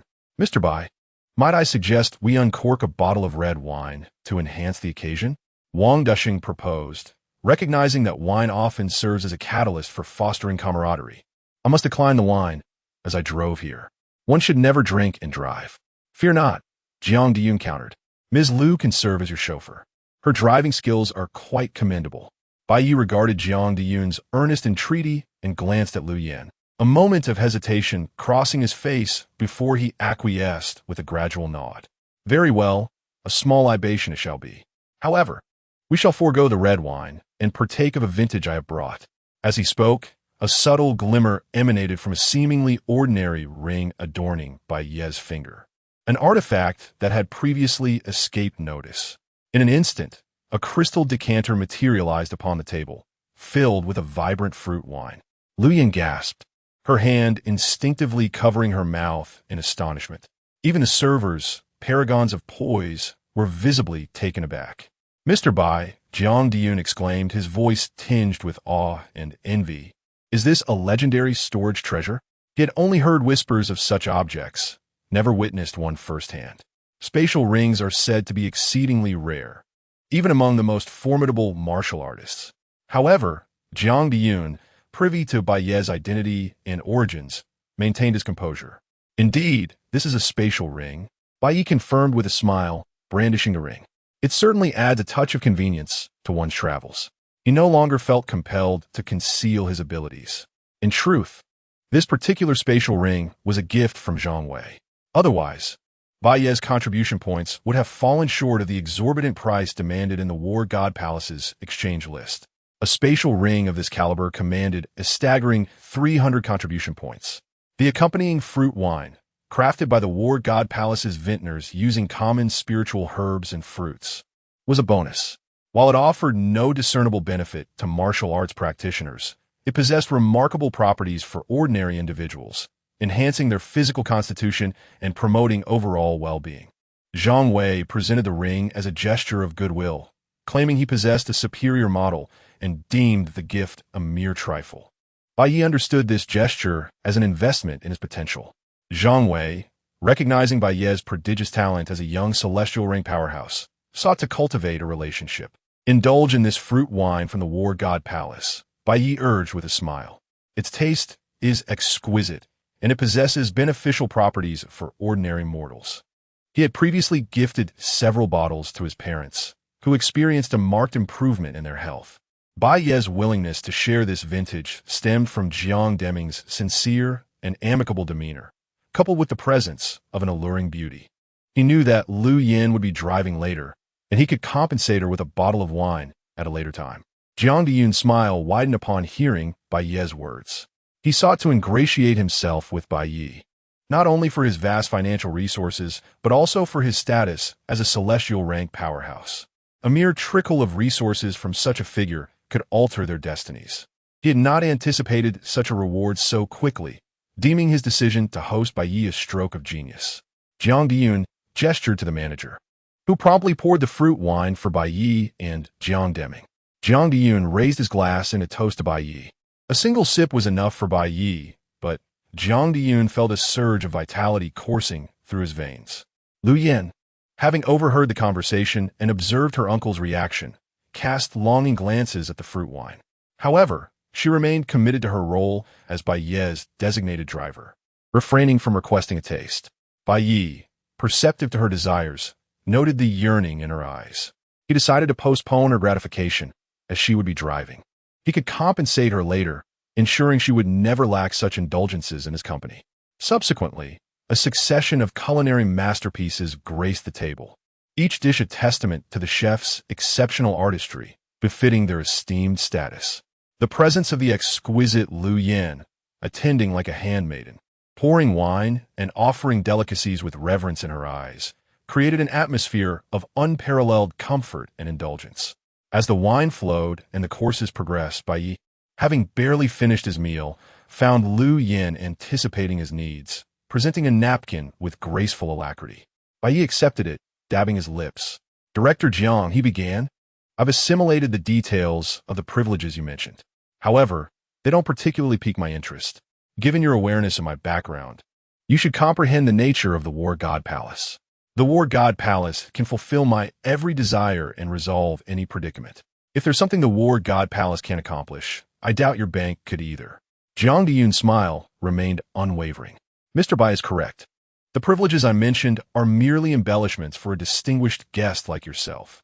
However, Wang Dushing paused, adopting a more earnest tone. "The War God Palace occupies an elevated position. Many matters are handled through affiliated entities, making trivial affairs less convenient than if handled through our services." Bai Ye considered this, acknowledging the validity of Jiang Diyun's point. It was unnecessary to burden the War God Palace with every matter. Utilizing the bank services could prove beneficial. After all, the War God Palace's primary focus was cultivating strength, with services geared towards enhancing training. Conversely, a high-end private bank functioned as a club for China's elite, boasting extensive networks and resources. These connections could be leveraged to provide convenience for discerning clients. This network could now be at his disposal. "In that case, I'll rely on Director Jiang for future needs," Bai Ye said, raising his glass in acknowledgement. "The pleasure is all mine, Mr. Bai.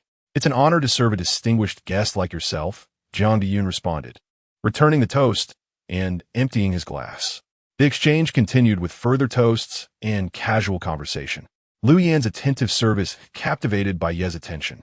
Her cheeks flushed with a delicate blush under his gaze. Opulence and indulgence defined the moment. Jiang Diyun, observing his niece's refined demeanor, felt confident in his strategy. The dinner lasted nearly 2 hours, during which Bai Ye primarily listened, gaining insights into the circles of China's wealthiest individuals. As the evening drew to a close at 9 o'clock, Jiang Diyun personally escorted Bai Ye to the parking lot, entrusting Lu Yan with Bai Ye's care until the car disappeared from sight. In the intimate confines of the car, Bai Ye occupied the passenger seat, while Lu Yan cautiously maneuvered the SSC Tuatara. She had experience driving luxury vehicles, owning an entry-level sports car herself, but piloting a multi-million-dollar hypercar was a novel experience. Outside, the vibrant cityscape of Tianhai twinkled, while inside sat an alluring woman in professional attire. Beautiful. The scenery outside is beautiful, but the person inside is even more so. "Mr. Bai, where shall we go now?" Lu Yan asked tentatively, her voice hushed. Upon hearing Bai Ye's words, Lu Yan's slender fingers tightened around the steering wheel, a delicate blush creeping across her cheeks. Her heart raced, her mind conjuring a myriad of possibilities, interpreting Bai Ye's words with a uniquely feminine imagination. "Home. To do. What needs to be done?" Lu Yan's heart pounded in her chest, her thoughts swirling with conjecture. "WH. What comfortable things do you have in mind, Mr. Bai?" Lu Yan stammered, her eyes wide with a mixture of apprehension and bashfulness. "What do you think? And from now on, call me boss," Bai Ye replied, leaning closer, his voice laced with a magnetic quality. A gentle breeze wafted through the open window, carrying a delicate fragrance. "Fragrant. An alluring scent filled the air, a blend of hair and body fragrance. Lu Yan's body tensed, her mind grappling with conflicting emotions. Should she consent or decline? Young, wealthy, handsome, mysterious, and powerful, such qualities were irresistible. She suspected that any woman would find it difficult to refuse. She also sensed her uncle's intentions. However, she recognized that a man like Bai Ye was beyond her control. She would likely not be his only woman, perhaps not even now. Material security versus love, which to choose? Or perhaps both. As Lu Yan's thoughts raced, the car left the city and arrived at a lavish hilltop villa. The estate spanned several acres, with an imposing 8-meter wide gate. The main building comprised 3 stories above ground and 1 below, featuring 15 rooms, 8 bathrooms, 6 shower rooms, 8 dressing rooms for servant quarters, 2 studies, 2 private cinemas, 2 karaoke rooms, and a plethora of kitchens, dining rooms, and living rooms adorned with antique calligraphy and paintings. The property boasted a private helipad, an indoor swimming pool, above-ground and underground parking, an outdoor pool, 2 small gardens, and a miniature golf course. The villa, designed in a classical Suzhou garden style, had been meticulously modified to conform to a unique feng shui arrangement. It was, without a doubt, the most opulent villa Lu Yan had ever seen. Chapter 13. Black Stockings and High Heels. The villa, known as Yunding Jiangnan, was a reward that Bai Ye exchanged from the War God Palace. It had been meticulously renovated and furnished, ready for immediate occupancy, though devoid of servants. Bai Ye had previously visited, but for certain reasons, had delayed his stay until tonight, marking his official move-in. Indeed, as Bai Ye had mentioned in the car, his intention was to engage in the pleasurable pursuit of cultivation. This process of enhancing one's strength was undeniably gratifying. As for Lu Yan, whose thoughts had wandered astray, Bai Ye attributed it to her overactive imagination rather than any ambiguity in his words. He believed that one must not rush. Patience is essential, as haste can lead to failure. Everything requires a gradual progression, irrespective of speed. There must be a process, even if some matters can indeed be resolved in a single step. As Lu Yan, who had been nervously gathering her courage, heard Bai Ye's words, her troubled heart began to settle, and she sighed deeply, though a sense of inexplicable disappointment lingered. Just as Lu Yan intended to turn away, the door behind her swung open once more. Upon witnessing Bai Ye close the door again, she swayed her curvaceous hips joyfully toward the dressing room. For no woman could resist the allure of beautiful designer, clothing, and accessories. Today's realization was clear. Only by strengthening oneself would others seek to curry favor. Wealth, power, and beauty would inevitably follow, elevating one's status, compelling even those once high above to lower themselves in pursuit of connection. One must strive against the current. Stagnation leads to regression. Bai Ye was resolute not to become complacent with his recent achievements, for such pride could lead to a downfall. After a night of cultivation, Bai Ye's skills had progressed slightly, yet he was still a whisper away from a breakthrough. After freshening up, he entered the living room, where his gaze was immediately drawn to a pair of long, elegant legs adorned in sheer black stockings, complemented by white high heels embellished with dozens of tiny diamonds and the unmistakable Chanel crystal logo at the heel. The legs were flawlessly sculpted, leading up to a delicate lavender slip dress with slender straps that embraced her fair neck and cascaded down to just above her knees. This ensemble accentuated Lu Yan's slender waist and her alluring curves, while the open-back design revealed a tantalizing glimpse of her shoulder.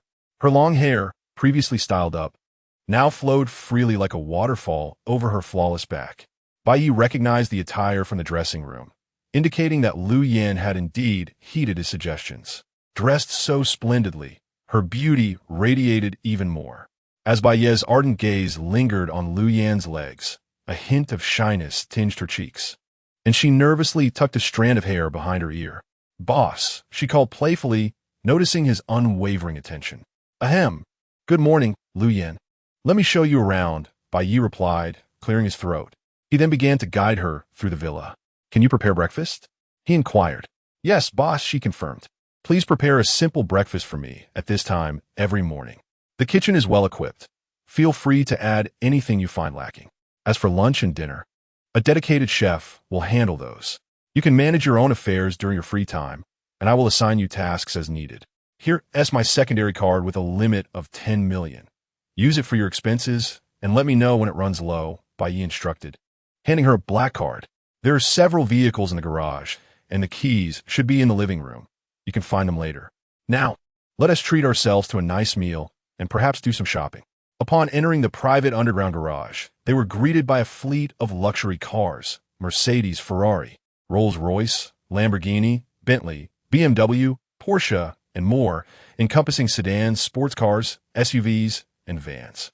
Bai Ye chose a Mercedes-Benz S800 Pullman Guard, the latest flagship model equipped with advanced protective features and a lavish interior, priced at an astounding 18 million. These vehicles were acquired through Bai Ye's efforts in the War God Palace, representing significant investments. Once an enthusiast of luxury cars, Bai Ye had dreamt of collecting them, but circumstances had previously limited him to mere aspirations. Now, with his newfound power and opportunities, he had effortlessly realized his dreams, amassing a remarkable collection. Yet, greater ambitions stirred within him, aspirations that transcended mere automobiles. Why are you still standing there? Get in, he called to Lu Yan, who was admiring the view outside. His choice of vehicle was practical for their intended shopping spree. Following a sumptuous breakfast, Bai Ye and Lu Yan embarked on a shopping extravaganza, acquiring an array of items, essentials for himself, as well as gifts for Lu Yan. Noticing her delicate hands, he felt something was missing and decided to gift her a Vacheron Constantine Patrimony manual winding watch. After all, gifting is a profound way to deepen a connection. Chapter 14. The Earth Spirit Crystal. A week swiftly passed, during which Bai Ye and Lu Yan grew increasingly familiar with one another, their relationship advancing at a remarkable pace. During this time, the spirited young Kursin also visited the villa, where she encountered the poised and beautiful Lu Yan, who possessed a hint of mature allure. Jealousy surged within her, yet, under the firm reassurance of Bai Ye, she refrained from causing a scene, ultimately claiming a room for herself, declaring her intention to frequently reside there, conveniently justifying it as a means to catch up on her studies. Bai Ye was acutely aware of the little thoughts in young Kursin's heart, yet he bore no resentment, content to let her revel in her happiness. At present, Bai Ye stood beneath the sea, vigorously wielding his sword as he excavated the earth, having already delved several dozen meters deep. Suddenly, his movements halted. He sensed that his sword had struck something solid. Aware that this sword was exchanged from the War God Palace, it should easily penetrate even ores or stones without hindrance. Bai Ye carefully cleared away the surrounding soil, and a wave of energy and fragrance wafted towards him, revealing a deep blue crystal roughly the size of 2 fists. Could this be the Earth Spirit Crystal? Such a large specimen? Bai Ye found it hard to believe his eyes. His voice tinged with incredulity, yet unable to conceal his delight.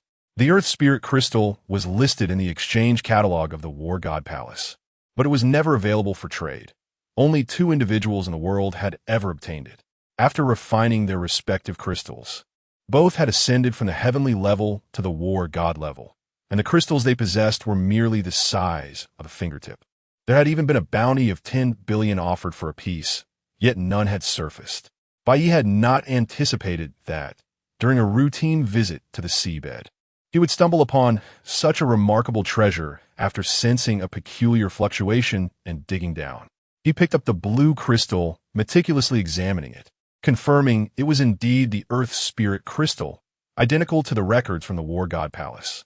Stowing the Earth Spirit Crystal in his spatial ring, he resumed his excavation, hoping to uncover another piece. Such a discovery would be unimaginable wealth and would greatly expedite his cultivation. He deepened the pit another 10 meters and expanded it outward. Yet no second Earth Spirit Crystal emerged, and the unique energy signature had vanished. Bai Ye felt no disappointment. Having secured such a substantial piece of the Earth Spirit Crystal was already an extraordinary stroke of luck. It was exceedingly rare, and the absence of a second piece was entirely reasonable.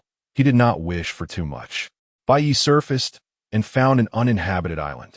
After drying his clothes by circulating the energy within his body, he sat cross-legged on a stone.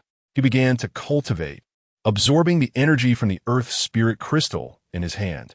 The unique source energy within the crystal flowed into his body, mingling with his blood, circulating throughout his limbs and bones, easily assimilated and refined. Half an hour later, the Earth Spirit crystal visibly shrank, while Bai Ye's rate of absorption accelerated, now drawing in copious amounts of cosmic source energy from the surrounding space. The speed of his cultivation increased, as rich cosmic source energy surged into his body. Under the influence of this energy, Bai Ye felt his physical attributes strengthening, and the energy within him became increasingly abundant. Gradually, he sensed a shift in the surrounding void, a peculiar connection emerging, allowing him to perceive a marvelous fluctuation in the emptiness, wild and fervent, reminiscent of a wondrous energy pervading the cosmos, omnipresent, as if it constituted a part of the universe itself.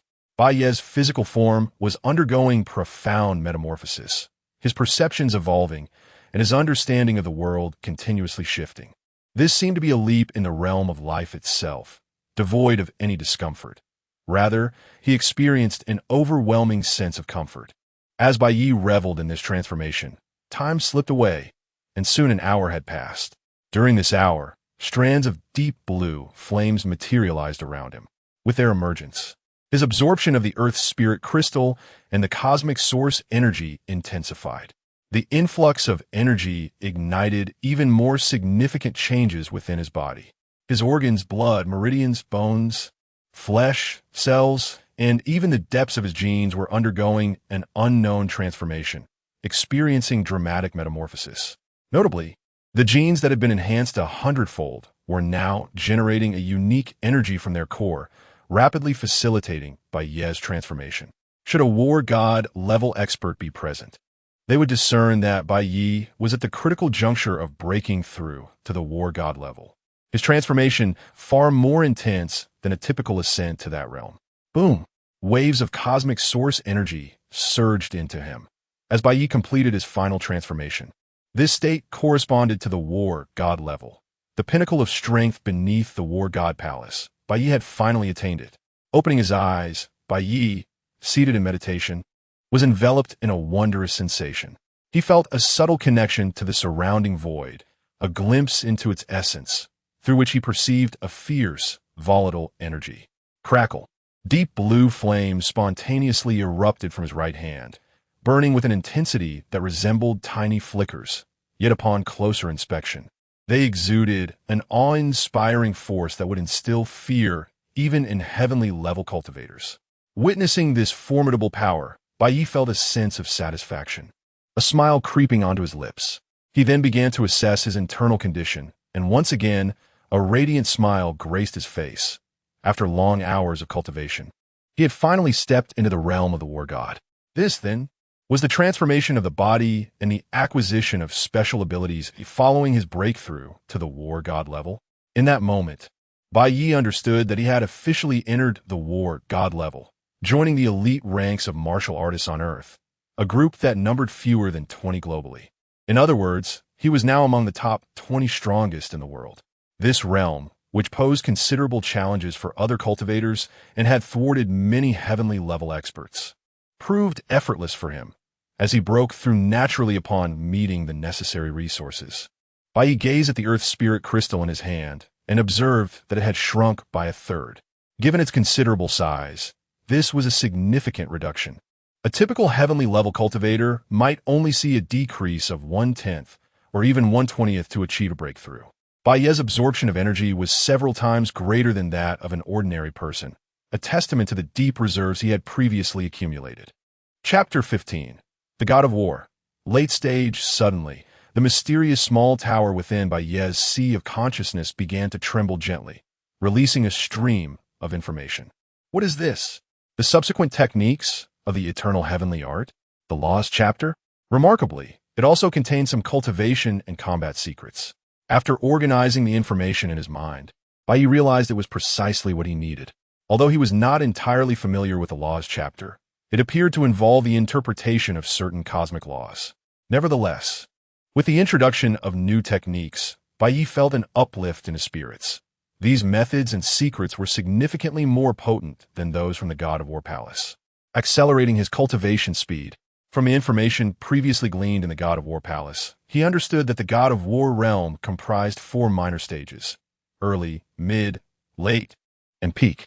The disparity in strength between each minor stage was several-fold, and only 3 individuals in the entire world stood at the pinnacle of the God of War realm: 2 from China and 1 from a certain beautiful country. Gazing at the Earth Spirit Crystal in his hand, Bai Ye resolved to continue his cultivation. He resumed his seated position, absorbing the energy from the Earth Spirit Crystal, which still retained 2/3 of its abundant energy. This truly was a remarkable item. After a slight attunement, he discovered that the Earth Spirit Crystal could indeed elevate his strength at an impressive rate, eliciting a look of delight in his eyes. Boom! With joy swelling in his heart, Bai Ye began to fully channel technique. Dense energy surged into his body. Despite having only reached the early stage of the God of War, he could feel his physical form gradually growing stronger. This enhancement was even perceptible. While the degree of progress was not monumental, it was consistently on the rise. The source energy absorbed during the transition from early to mid-stage exceeded that which practitioners typically harness from the yellow level to the pinnacle of the heavenly level by 3 or 4 times. One can only imagine the difficulty of achieving minor breakthroughs within the God of War realm, even with Bai Ye's previous breakthrough speed, absent the aid of rare materials. It would take him 2 to 3 months to potentially advance from the early to mid-stage of the God of War.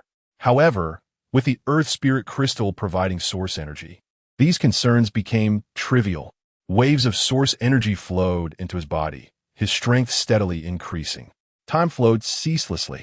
The Earth Spirit Crystal in his grasp was noticeably diminishing. An hour passed, then 2, then 3. In the blink of an eye, 5 hours had elapsed, and night had descended. Indeed, the Earth Spirit Crystal, though precious and capable of facilitating breakthroughs, was arduous to refine.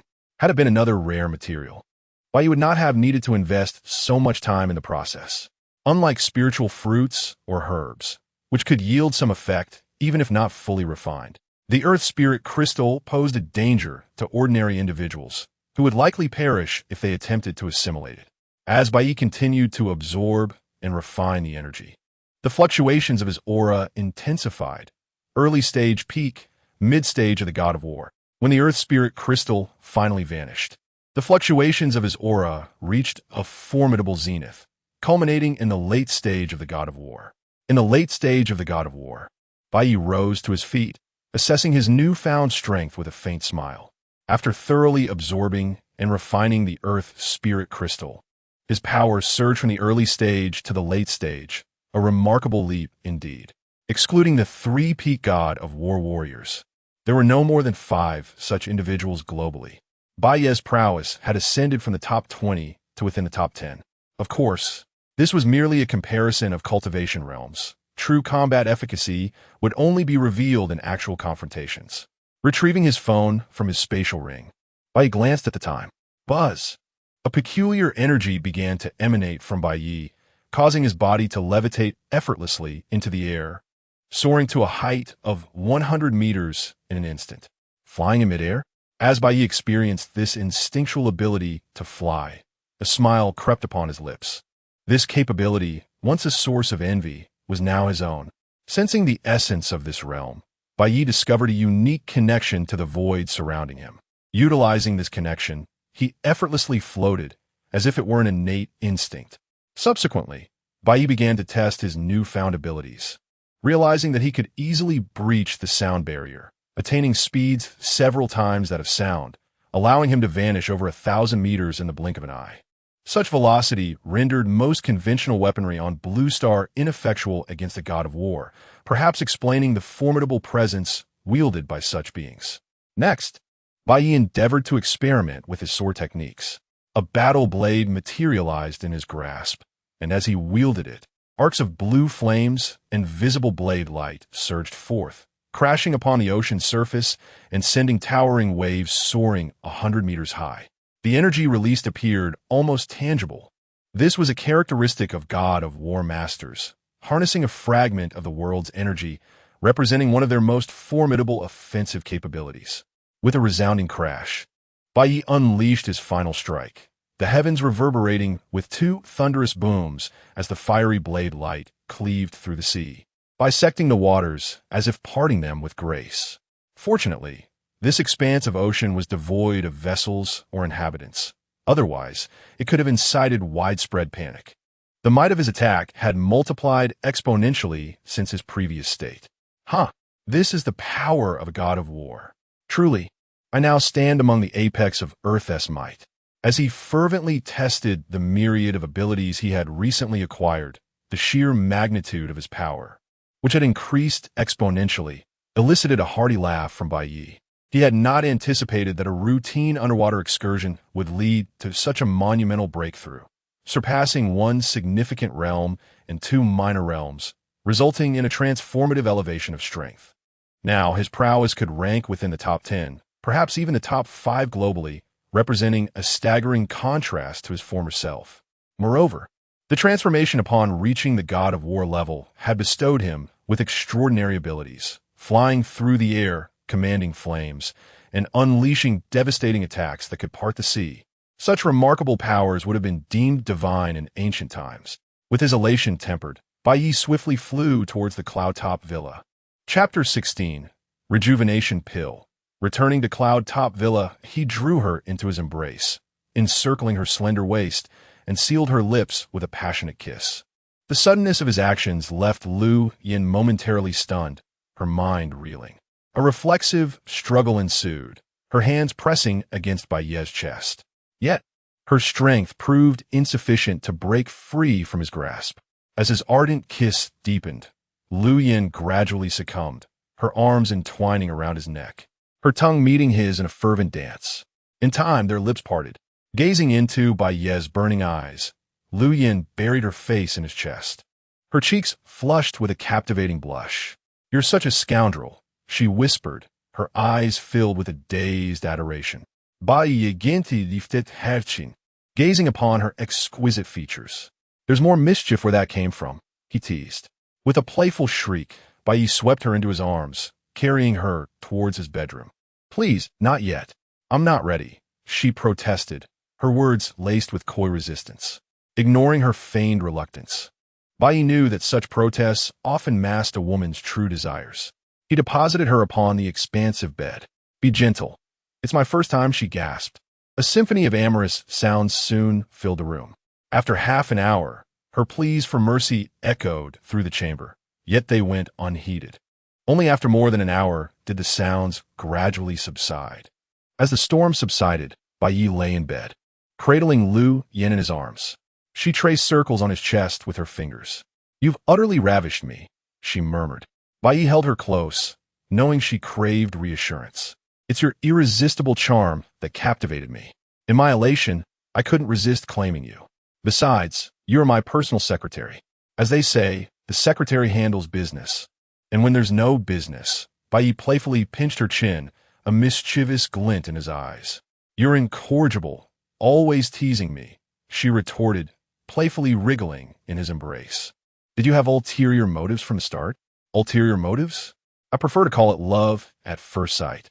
And now, you've transitioned from personal secretary to my intimate confidant. Rest assured, you are now my woman, not just a secretary, but a part of me. I promise I won't let you down," Bai Ye reassured her, knowing she longed for sweet words. "If you ever betray me, I'll bite you to death," she playfully threatened, flashing a glimpse of her pearly white teeth. Lu Yin knew that few women could resist a man as young, wealthy, handsome, powerful, and well-connected as Bai Ye.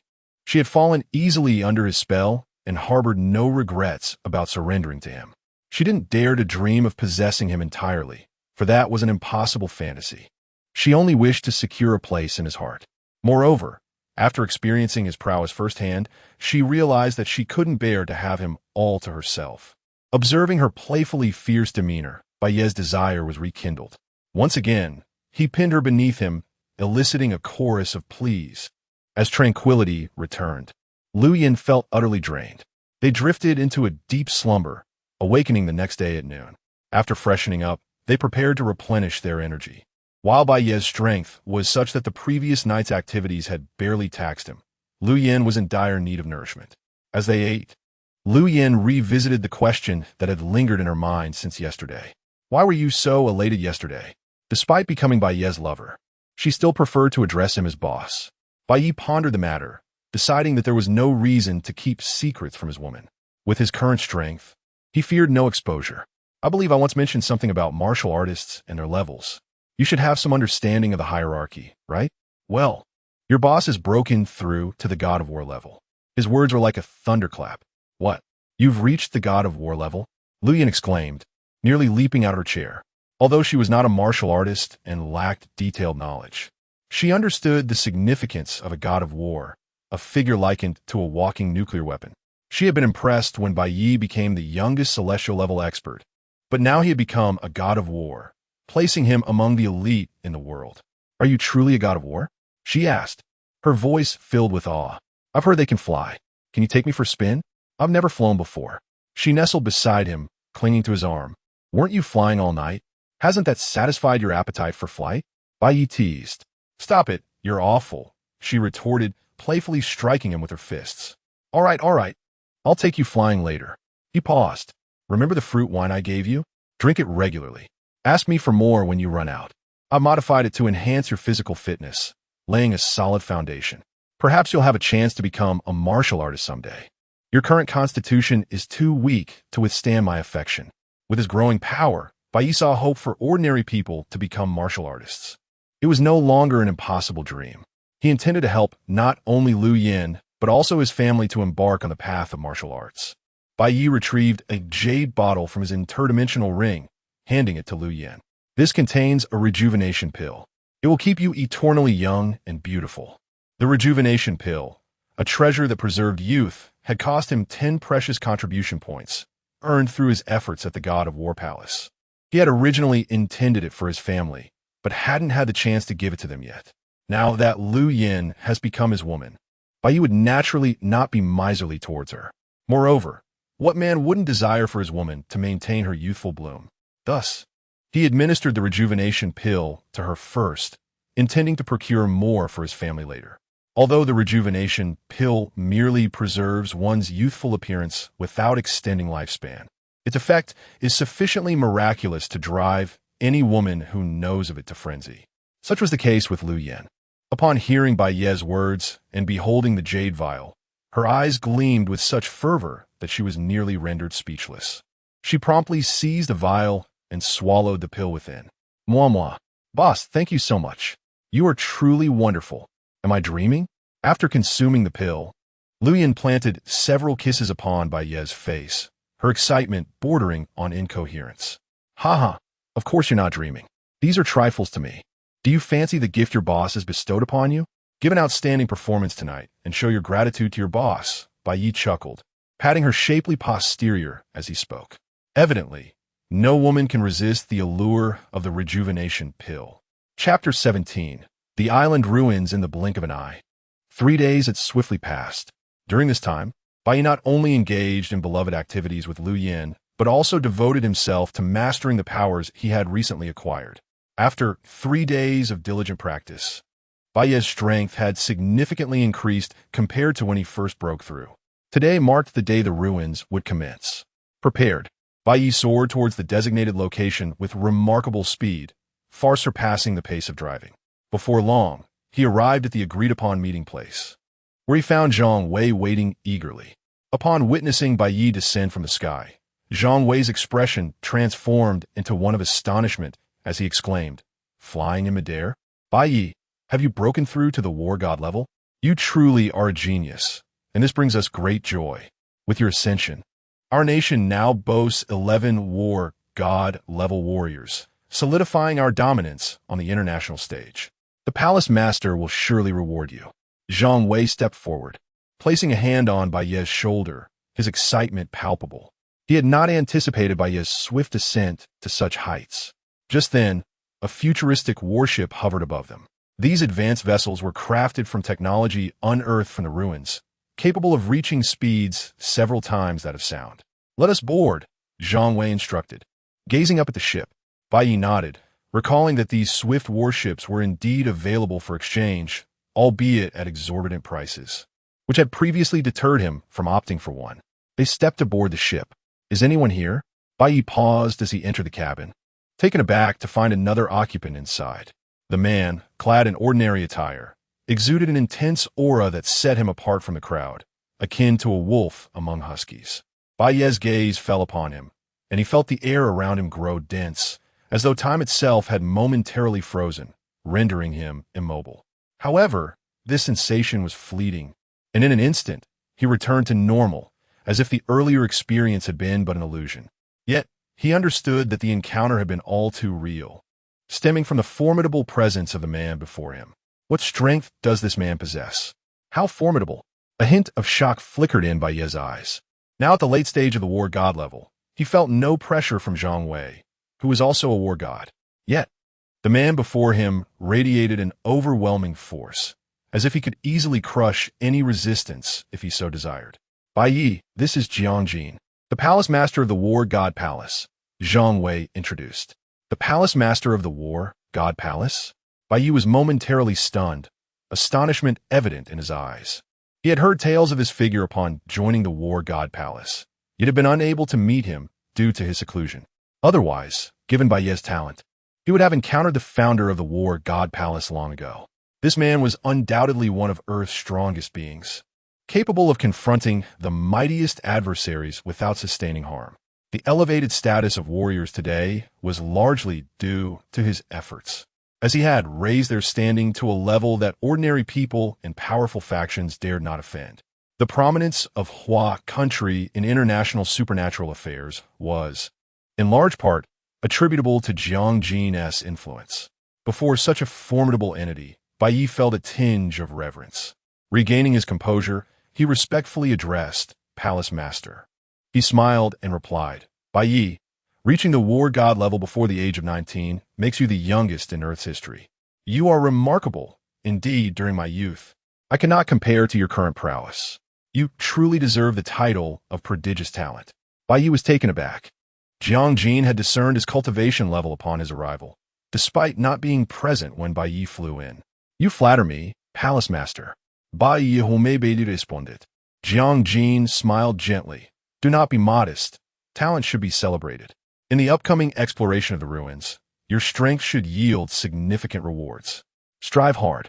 Jiang Jin offered Bai Ye some guidance tailored to his abilities before departing, as the responsibilities of the Palace Master demanded his attention. The exploration of these ordinary ruins held little value for him anymore.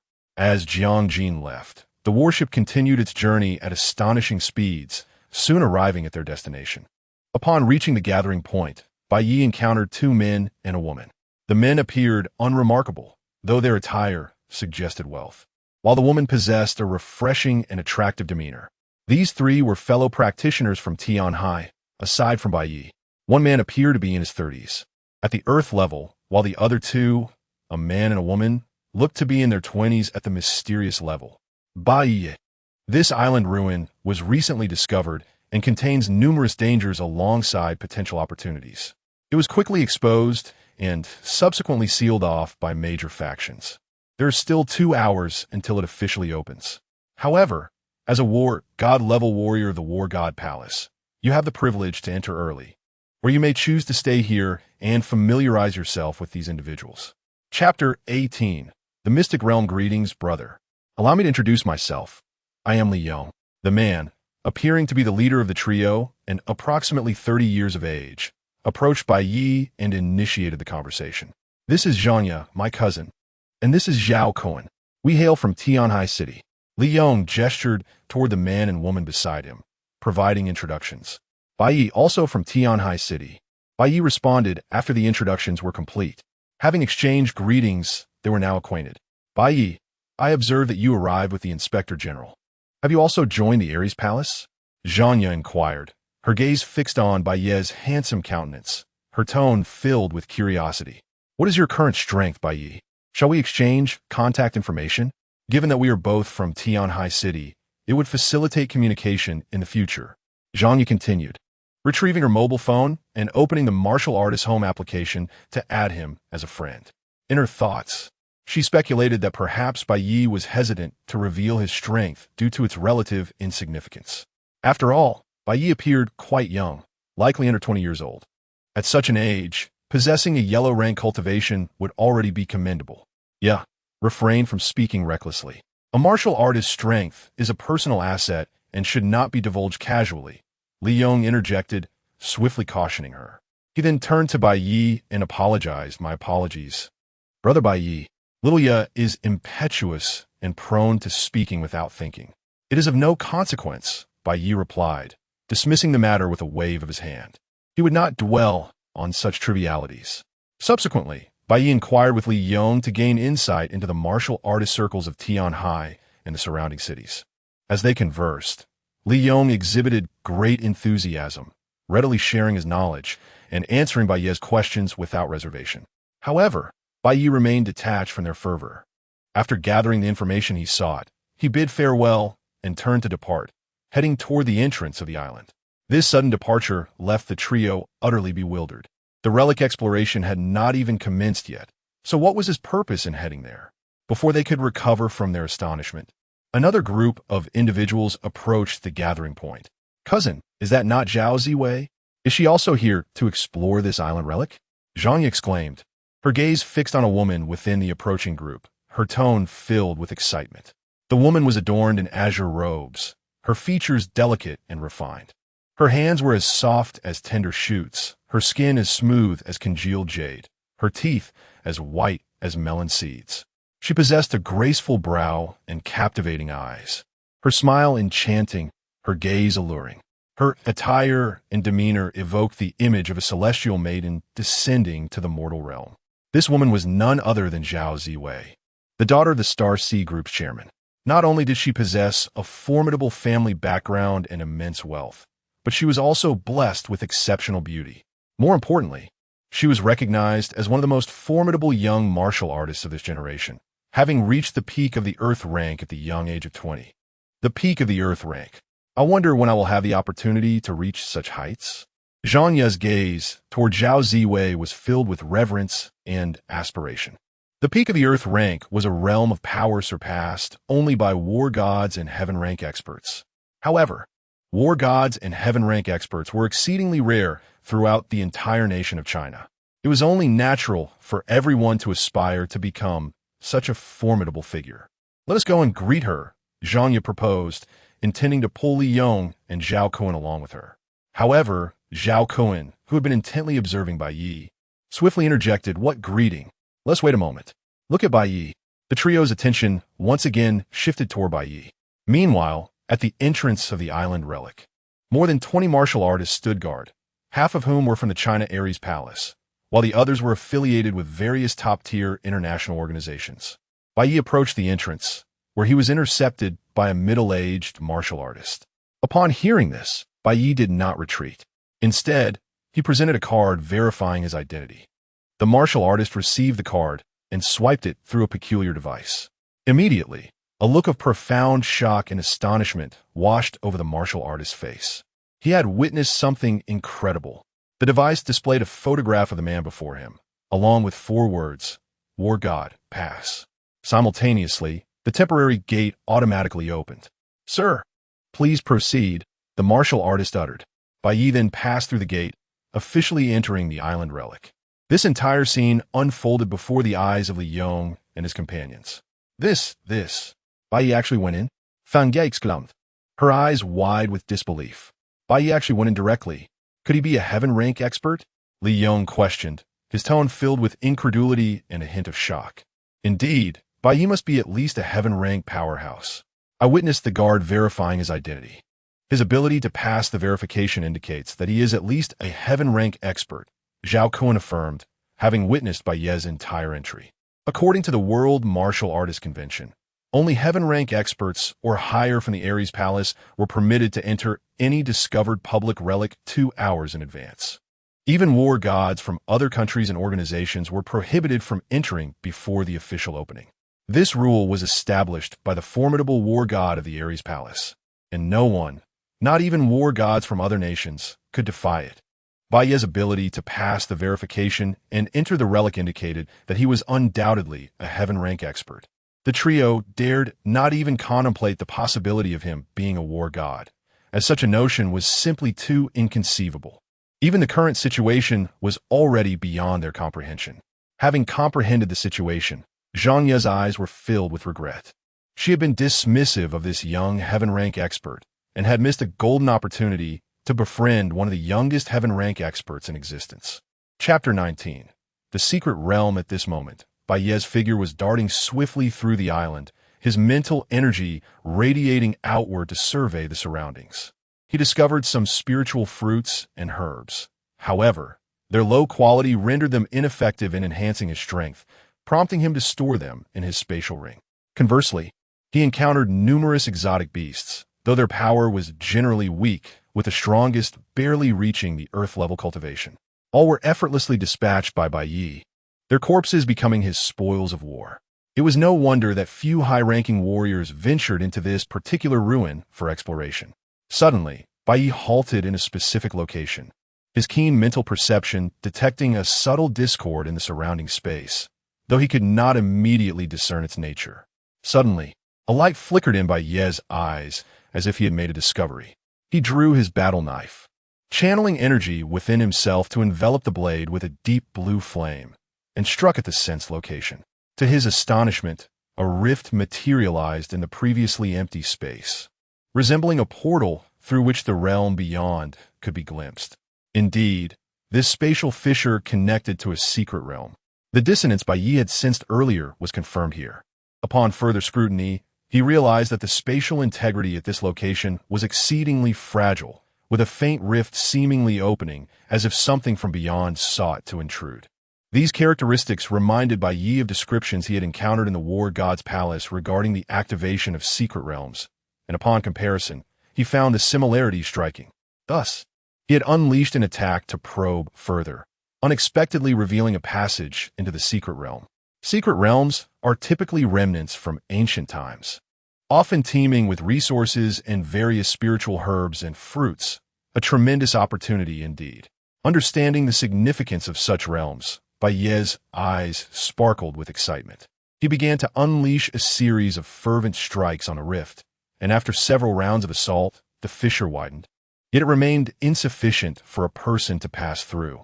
However, the subsequent attacks failed to further enlarge the rift and appeared to be healing gradually. Only after employing his learned techniques to amplify his attacks severalfold did he manage to halt this healing process. Suddenly, an idea struck Bai Ye, and he activated his genetic enhancement. Previously, when he had broken through his realm, the small tower had utilized a gray life energy to elevate his genetics to 100 times that of an ordinary person. This meant he could enhance his attacks by 100-fold through this augmentation. The ferocity of Bai Ye's attack surged to terrifying levels compared to before, with a single strike. He tore a massive opening in the spatial rift, wide enough for him to pass through effortlessly. Observing the rift beginning to heal once more after he ceased his attacks, Bai Ye hesitated not a moment and stepped through the fissure. He was acutely aware that once the island's ruins officially opened to the public, the situation here would easily come to light. Those who could not breach the rift would inevitably spread news, drawing the attention of formidable war gods. Therefore, seizing the opportunity to enter early and gain an advantage was imperative, and Bai Ye wasted no time in proceeding. With a hum, as Bai Ye traversed the rift, it began to heal slowly, and in mere seconds, it was nearly imperceptible. The surroundings fell silent once more, as if nothing had transpired. However, the earlier discord in this realm became even more pronounced. Any vigilant warrior passing through would easily detect the anomaly upon closer inspection. Before Bai Ye lay a desolate landscape, the earth parched and the sky dim, clearly a result of prolonged neglect that had led to the ruin of this secret realm. So this is the secret realm? Although Bai Ye had studied such realms, this was his first time stepping into one. He remained cautious, acutely aware that every secret realm harbored potential dangers. Many powerful warriors had perished in their explorations, including those of the war god caliber. Otherwise, the world's current count of war gods would not be limited to a mere 20 or now 21. Yet alongside danger often comes opportunity. even in its dilapidated state. A secret realm might still harbor precious resources, as those who create such realms are often far beyond the war god level. Presently, Bai Ye recognized that he was still a great distance from being able to generate a realm of this nature. Only those significantly more powerful than war gods could leave behind valuable resources.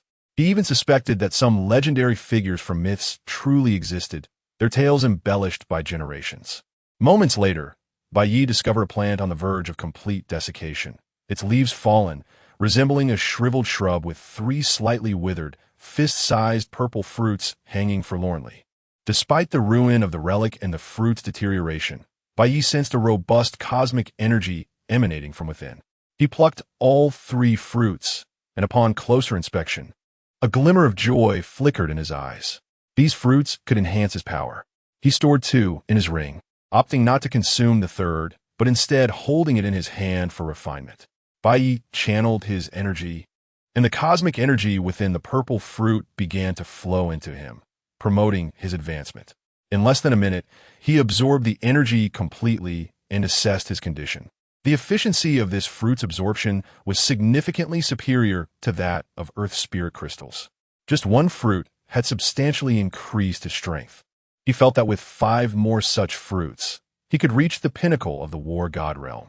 This was also due to the considerable loss of cosmic energy within the fruit. Had it been whole, he believed that perhaps only 2 would suffice for his elevation. Feeling an unprecedented surge of vitality after absorbing the fruit, Bai Ye chose not to linger with the remaining 2 fruits, but instead set off once more in search of resources. After all, once the external island ruins officially opened, the spatial rift could easily be discovered by others, potentially attracting war gods in search of resources. Thus, he needed to search for more resources while alone, avoiding the risk of competition or having resources snatched away before he even realized it. Chapter 20. A remarkable advancement before long. Over half an hour had elapsed. The current secret realm was exceedingly desolate and dilapidated, encompassing an expansive space. In this brief time, Bai Ye had only managed to locate 20 spirit fruits, fewer than 10 of which could augment his strength. The remainder were primarily related to healing or enhancing explosive power, with even 1 being a poisonous fruit. Furthermore, this ancient site seemed to suppress the perception of souls, significantly restricting the search radius compared to the outside world. However, perhaps due to its extreme desolation, Bai Ye encountered little danger. The sole attack he faced was from a mysterious gray beetle, which was easily dispatched with a mere finger. Ahead, he detected a surge of energy. Bai Ye swiftly soared towards the sense location. Yet, upon arrival, he found no spirit fruits or plants. How perplexing! The powerful energy wave was undeniably present. How could there be nothing here? Observing the vacant area before him, a look of confusion clouded his eyes. Could it be underground? As he focused intently on the spot, a sudden flash of insight struck him. He promptly began to excavate the barren ground. The soil was not particularly deep.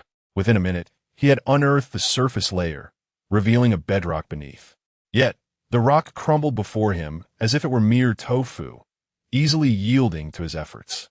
What lay before Bai Ye was a hollow filled with a pool of purple golden liquid. Is this purple spirit essence? Bai Ye approached cautiously, confirming his suspicions, and a surge of exhilaration coursed through him. The purple spirit essence, a premier treasure on Earth, could transform an utterly unqualified individual into a cultivator with just a single drop, and merely 10 grams would enable a yellow-grade cultivator to ascend to the rank of a war god. It was a treasure that could drive any earthly person to madness. It had only appeared once before, when a fortunate ordinary person obtained it, and, upon consumption, immediately evolved from an ordinary individual to a war god-level powerhouse. Unfortunately, this sudden influx of immense power led to his arrogance, causing him to disregard all factions, and, as a result, his lack of foundational knowledge and cultivation led to his rapid demise at the hands of others shortly thereafter. This incident brought the purple spirit essence into public consciousness, ultimately leading to its documentation by the War God Palace. The pool of purple spirit essence before him likely contained thousands of drops. representing an astonishing fortune far exceeding the value of all previously discovered spirit fruits, capable of rendering Bai Ye immensely wealthy in an instant. Indeed, one cannot become rich without unexpected windfalls, and this secret realm yielded such incredible rewards. Suppressing his elation, Bai Ye retrieved several large jade vials from his spatial ring, carefully transferring the purple spirit essence into them without wasting a single drop. This time, he did not hesitate to continue his search. Instead, he directly consumed a few drops of the essence. As he activated his cultivation technique, a powerful yet gentle energy surged throughout his body, filling his limbs and bones. In mere moments, the essence transformed into a colossal force, fueling his absorption and refinement, continually strengthening his physique. Suddenly, Bai Ye's aura shifted dramatically, becoming vastly more potent, as a fierce energy radiated from him. Just 3 drops of the purple spirit essence enabled Bai Ye to break through to the peak of the war god realm. At this moment, Bai Ye stood as one of the most formidable individuals, second only to the palace master of the war god palace. As a result, an array of stones began to levitate around him, hurtling away in every direction with tremendous speed. The area around Bai Ye erupted into chaos, enveloped in clouds of dust and debris. What he had just demonstrated was his formidable psychic power. With each breakthrough in his realm, Bai Ye's soul was significantly fortified, far surpassing that of his peers. Naturally, Bai Ye awakened his mental abilities, learning to wield his psychic prowess to enhance his strength, resulting in a dramatic surge in his combat capabilities. One could assert that, with this terrifying psychic ability, he now possessed the confidence to vanquish even other peak war god-level warriors. Chapter 21. Discovery. Bai Ye continued his exploration of the ruins, searching for various treasures of heaven and earth, while time relentlessly passed. Half an hour. Before long, he was oblivious to the fact that over 2 hours had elapsed since he entered this secret realm. Outside, the island ruins had already attracted a multitude of martial artists. Little one, you shall not escape this time. A middle-aged man clad in black swiftly navigated through the jungle. Not far ahead of him, a majestic spirit deer, standing a meter tall, was fleeing in desperation, its agile form leaping gracefully through the underbrush. Suddenly, the man leapt forward with great force, his speed surging dramatically. As he closed in on the spirit deer, with a weapon resembling a military dagger, he struck swiftly, piercing the deer's neck with lethal precision. The spirit deer collapsed instantly, its eyes filled with a spark of life, betraying a sense of helplessness and a lingering attachment to the world. After a few futile struggles, it succumbed to its fate. The man in black hurriedly approached, retrieving a jade vial from his backpack, carefully collecting the blood that flowed from the deer. This was an extraordinary spirit deer, with its blood and antlers being the most precious assets. Both could be consumed directly or concocted into medicinal wines. Although they did not enhance a martial artist's strength, they could improve the physical condition of ordinary individuals, particularly benefiting older men in restoring their vigor, thus making them highly sought after by the affluent, commanding exorbitant prices upon each appearance. The man, known as Zhao Yan, was an ordinary rogue martial artist who had become a practitioner decades ago by sheer chance. Due to his mediocre talent, he was nearing 50 and had only just brushed against the threshold of the Earth-level realm, rendering him unfit for entry into the War God Palace. Typically, martial artists like him, being somewhat weak, were supported by minor affluent families, while those with greater strength attracted the attention of major wealthy clans. Most of the time, they indulged in the lavish lifestyles provided by these patrons, merely required to lend a hand during critical moments or sell resources to them. Particularly coveted were spirit fruits and elixirs that promoted health, enhanced physical attributes, and even extended lifespan, items that ordinary wealthy individuals greatly desired yet found elusive, often relying on martial artists for acquisition.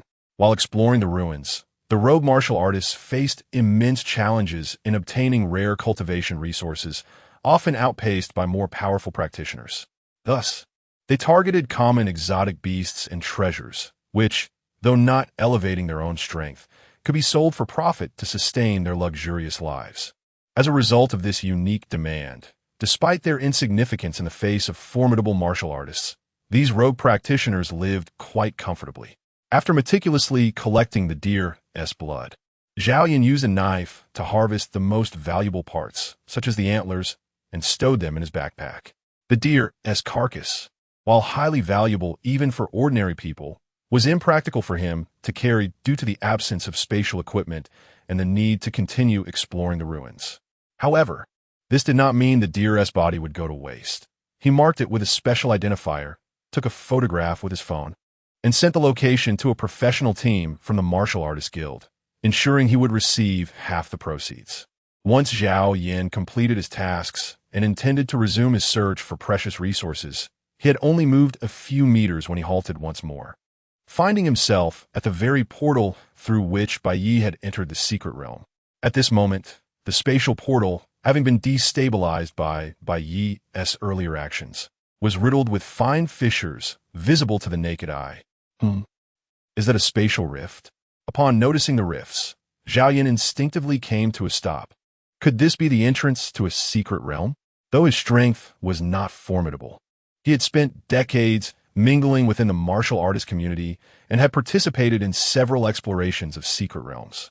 Unfortunately, fortune had never favored him, and due to being in previously explored territories, he had never acquired any precious treasures, compounded by his subpar abilities. Yet his experience and insights were not to be underestimated. As he gazed at the scene before him, it increasingly resembled what he knew of secret realm portals. He pulled out his phone to check descriptions of secret realms and portals, finding the current site to be nearly identical. This was indeed a portal to a secret realm. Could it be that Zhao Yan's luck had finally turned? The prospect of an unexplored secret realm promised unimaginable opportunities and wealth. Being the first to discover it would grant him a significant advantage.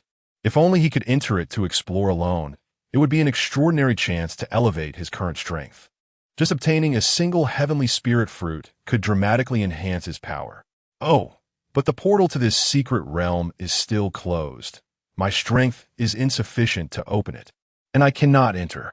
After regaining his composure, Zhao Yan recognized a critical flaw. His power was far too weak to breach the spatial rift, leaving him unable to proceed. This realization struck him like a bolt from the blue, nearly causing him to faint from the shock. It felt like a bittersweet twist of fate. The portal to the secret realm could only be stabilized and opened through the combined efforts of 5 or more god-level experts employing secret techniques. With his meager strength, there was no hope of success. The thought of attacking the portal crossed his mind, but that would be folly. Such an attempt could easily lead to his demise. Remaining here in hopes that it would open on its own seemed equally futile. Observing the widening rifts, it became apparent that full opening was not a short-term prospect. As time passed, it was inevitable that other powerful martial artists would discover it. If those formidable practitioners chose to eliminate him to keep the secret for themselves, he would be grievously wronged. Thus, he contemplated revealing the discovery to others. In truth, if he could connect with strong martial artists or powerful factions, he might broker a deal. Unfortunately, while he was aware of some powerful practitioners, they did not know him, and he lacked the means to reach out to them. In Chapter 22, a secret realm has been unveiled. On the newly discovered island ruins, a gate to this realm has materialized, remaining unopened for now. Its coordinates are as follows. Act swiftly. Zhao Yan opted to anonymously post on the Martial Artists Forum, openly revealing the secret realm's gate, accompanied by several photographs. At present, the Martial Artists Forum is teeming with activity, with numerous individuals engaging in discussions on various topics while closely monitoring news of spiritual herbs and fruits, lest they miss out on valuable opportunities. Naturally, Zhao Yan's post regarding the secret realm's gate was swiftly propelled to the forefront, sparking a sensation. A new secret realm has emerged? Is this genuine? Should the poster be deceiving us, they should tread carefully. Do not presume anonymity grants impunity. Judging from photographs, it appears authentic. As a seasoned master of Photoshop, I can attest that the photographs exhibit no signs of manipulation, suggesting their veracity. Where are these new island ruins located? Can anyone provide insight? The coordinates were provided earlier. Refrain from excessive martial practice, lest it dulls one's intellect. This likely pertains to the newly discovered minor ruins within the Firepower Islands. The minor ruins were discovered a few days ago, failing to attract the attention of numerous formidable individuals. Those situated at a distance have yet to arrive, affording us an opportunity. An opportunity? Hardly. The poster's revelation will undoubtedly reverberate throughout the martial arts community, attracting powerful individuals from across the globe. Moreover, the secret realm remains unopened, necessitating the arrival of War God Palace experts to unlock it. Let us hasten forth. Even with the War God Palace's involvement, we may still gain entry. While we may not secure the lion's share, we can scavenge for remnants. Acquiring spiritual fruits or herbs would be a worthwhile endeavor. Li Gugan, a War God-level powerhouse within the War God Palace, attained this rank a decade prior. However, during an exploration of a secret realm at that time, he sustained grievous injuries that compromised his foundation. Consequently, his progress has stagnated, remaining at the initial War God stage. This has precluded him from becoming one of the War God Palace's four inspectors, relegating him to managing the Martial Artist Forum. Alas, I have yet to transcend my current state. Following his cultivation session, Li Guogang accessed the Martial Artist Forum, where he routinely monitors developments in addition to his training. What is this? Li Guogang, upon noticing the prominently displayed post, was momentarily taken aback before displaying an expression of elation. This is indeed a secret realm, one that has never been accessed before. Excitement permeated Li Guogang's countenance. A new secret realm often portends boundless opportunities. Perhaps it contains precious spiritual herbs, fruits, or natural treasures capable of mending his injuries. Or even remnants of bygone civilizations, such as ancient elixirs. Earth holds many mysteries, including numerous relics and secret realms left behind by ancient civilizations, often brimming with invaluable resources. Natural treasures and potent elixirs, in particular, can incite fervor even among War God-level experts. The last unveiling of a new secret realm occurred many years ago. On that occasion, a life elixir capable of healing any injury to a War God-level expert emerged. However, it was acquired by a War God-level expert with whom I have a contentious relationship. He is unwilling to part with the elixir, and as we are both War God-level experts from France, Palace Master Jiang Jin of the War God Palace is reluctant to intervene on my behalf. With the emergence of a new secret realm, there may be an opportunity to acquire treasures capable of healing my injuries. Each unveiling of a secret realm begets fortunate individuals who seize opportunities, experience rapid advancements in strength, and ascend to prominence. Suppressing his excitement, Li Guogang meticulously reviewed the information in the post, cross-referencing the coordinates. As a War God-level expert within the War God Palace, Li Guogang possesses familiarity with the island ruins in question. Due to their relatively small scale, the War God Palace employs them for training lower-ranked martial artists, typically at the profound and earth levels. While Bai Ye, a heaven-level expert, was invited, it was due to his lack of experience in exploring ruins. It is exceedingly rare for such minor ruins to harbor a secret realm. The odds are minuscule. This matter must be brought to the attention of the Palace Master. Lin Guodong exited his chamber and swiftly arrived at a palace. This palace differs from traditional ones, exuding a technological ambience akin to a colossal spacecraft resting on the ground. It serves as a residence of Jiang Jin, Palace Master of the War God Palace. You assert that a secret realm has emerged within the minor island ruins? Jiang Jin inquired with mild astonishment upon hearing Chun Guodong's report. He had previously paid cursory attention to the minor island ruins, but had not conducted a thorough investigation. His interest stemmed from Bai Ye, a newly inducted prodigy within the War God Palace, embarking on an exploration there. Otherwise, such minor ruins would not have warranted his attention. Indeed, Palace Master, the gate to the secret realm remains unopened. It was discovered by a rogue cultivator who, unable to gain entry, opted to disseminate the information on the Martial Artist Forum. Lin Guodong replied respectfully, "A new secret realm does indeed merit exploration. Thus, you and Jiang Xinyu shall lead a team, equipped with instruments, to explore the area." Jiang Jin instructed after a moment's contemplation. "Understood, Palace Master," Lin Guodong affirmed respectfully. Jiang Xinyu, one of the War God Palace's 4 inspectors, possesses peak War God-level cultivation. As the strongest force within the War God Palace after the Palace Master, his leadership, coupled with that of Lin Guodong, a War God-level expert, would suffice to deter any potential adversaries. Palace Master, the instrument in question requires 5 War Gods to activate. It is doubtful that Inspector Jiang and I alone can unlock the gate to the secret realm. Lin Guodong appropriately voiced his concerns.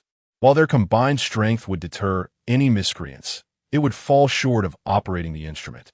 Additional War God-level experts will assist you when the time comes. Now depart. Jiang Jin gestured, indicating his dismissal. Understood, Palace Master.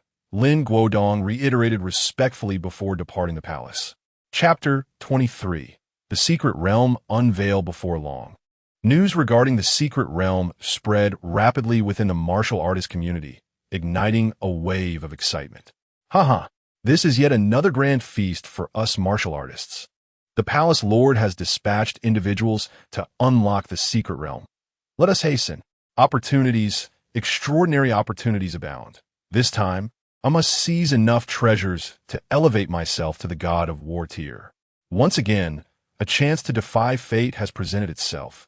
Soon, I shall soar to great heights, win the affections of a fair and wealthy maiden, and reclaim the pinnacle of life. Brothers, what are we waiting for? Let's charge forth. Let us also take a look. Perhaps there are treasures that can aid us in breaking through our current limits. In truth, even the God of War level experts felt a surge of excitement. For every time a secret realm opened, the treasures within remained an enigma until explored. It is possible that there are items within that could assist them as well. The God of War experts maintained their composure, while those beneath their tier erupted in fervor. The likelihood of finding treasures beneficial to a God of War is relatively slim and hinges on luck, whereas for those below that tier, such treasures are abundant. I must grasp this opportunity to earn their respect. The 3 brothers have been stagnant at the peak of the Earth level for many years. Perhaps this time would serve as their chance to ascend to the God of War tier. If they could yield even a modest gain within the secret realm, it might propel them directly to that coveted status. Within the island's secret realm, Bai Ye continued his relentless exploration. After breaking through to the pinnacle of God of War, his mental acuity surged, vastly expanding his range of exploration. In a short span, he had amassed treasures that rivaled all he had previously acquired, excluding the purple spirit essence. This exploration has yielded tremendous rewards. Upon my return with these gains, I might achieve another breakthrough and ascend to the rank above God of War. Furthermore, my family could also become martial artists through these spiritual fruits. Though he did not require his family to engage in perilous pursuits, their transformation into martial artists would be beneficial, granting them a degree of self-protection and potentially extending their lifespans should they ascend to God of War. Bai Ye chuckled heartily, his face alight with uncontainable joy. As he explored the secret realm alone, his God of War prowess ensured formidable gains. Not only had he successfully reached the pinnacle of God of War, but his spatial ring brimmed with treasures. Moreover, Bai Ye realized that he faced no apparent bottlenecks in his current breakthroughs. As long as he absorbed sufficient energy, a direct advancement was within reach. Hence, with the bounty from his spatial ring, he had a substantial chance of achieving yet another breakthrough, ascending beyond God of War. At that juncture, he would stand as one of the mightiest beings on Earth. Having entered the realm, over 2 hours had elapsed.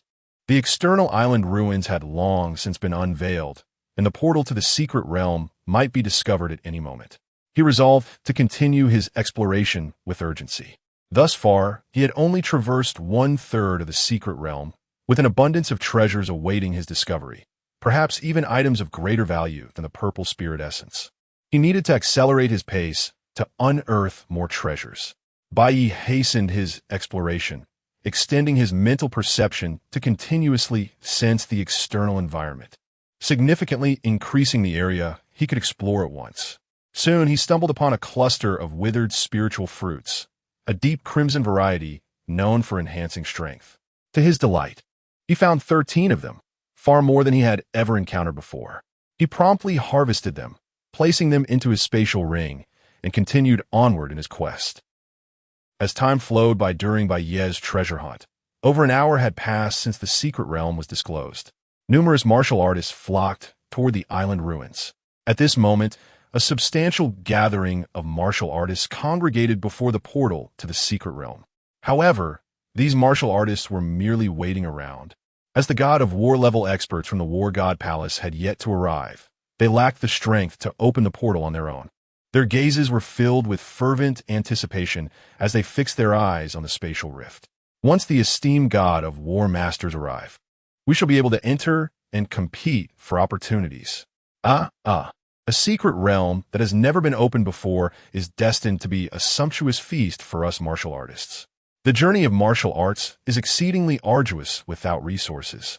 I have been trapped at the pinnacle of Earth level for 5 long years. If I have the chance to acquire a top-tier spiritual fruit this time, I could break through to the heaven level and join the ranks of elite martial artists. These individuals brimmed with expectation and desire for the imminent opening of the secret realm. They would be among the first to enter, akin to those who had previously reaped substantial rewards. After all, treasures are often claimed by those who act swiftly. Even a delay of a day or two could result in being entirely outpaced, leaving them with little more than scraps. Suddenly, 3 figures soared through the sky, 2 men and 1 woman, coming to a halt above the secret realm's entrance. The god of war masters have arrived. It was Zhang's son, the inspection envoy, along with the war god Yin Luo and the war god Tianyu. Zhang Wei surveyed the crowd below, his brow slightly furrowed. Bai Ye is not here? Has he been delayed by something, or is he unaware of this matter? I can't reach him by phone. Yet, Zhang Wei merely furrowed his brow momentarily before relaxing. With Bai Ye's strength, he would face no danger here. There was no need for concern regarding his safety. Furthermore, with such a commotion, Bai Ye would inevitably notice and arrive.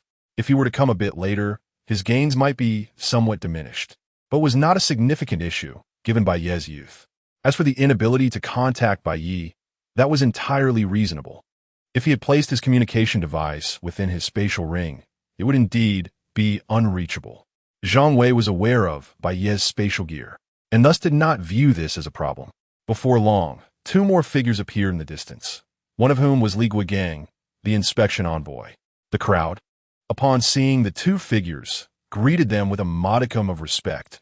Even the 2 god of war experts accompanying Zhang Wei displayed a hint of reverence. The disparity in strength among the god of war masters was vast.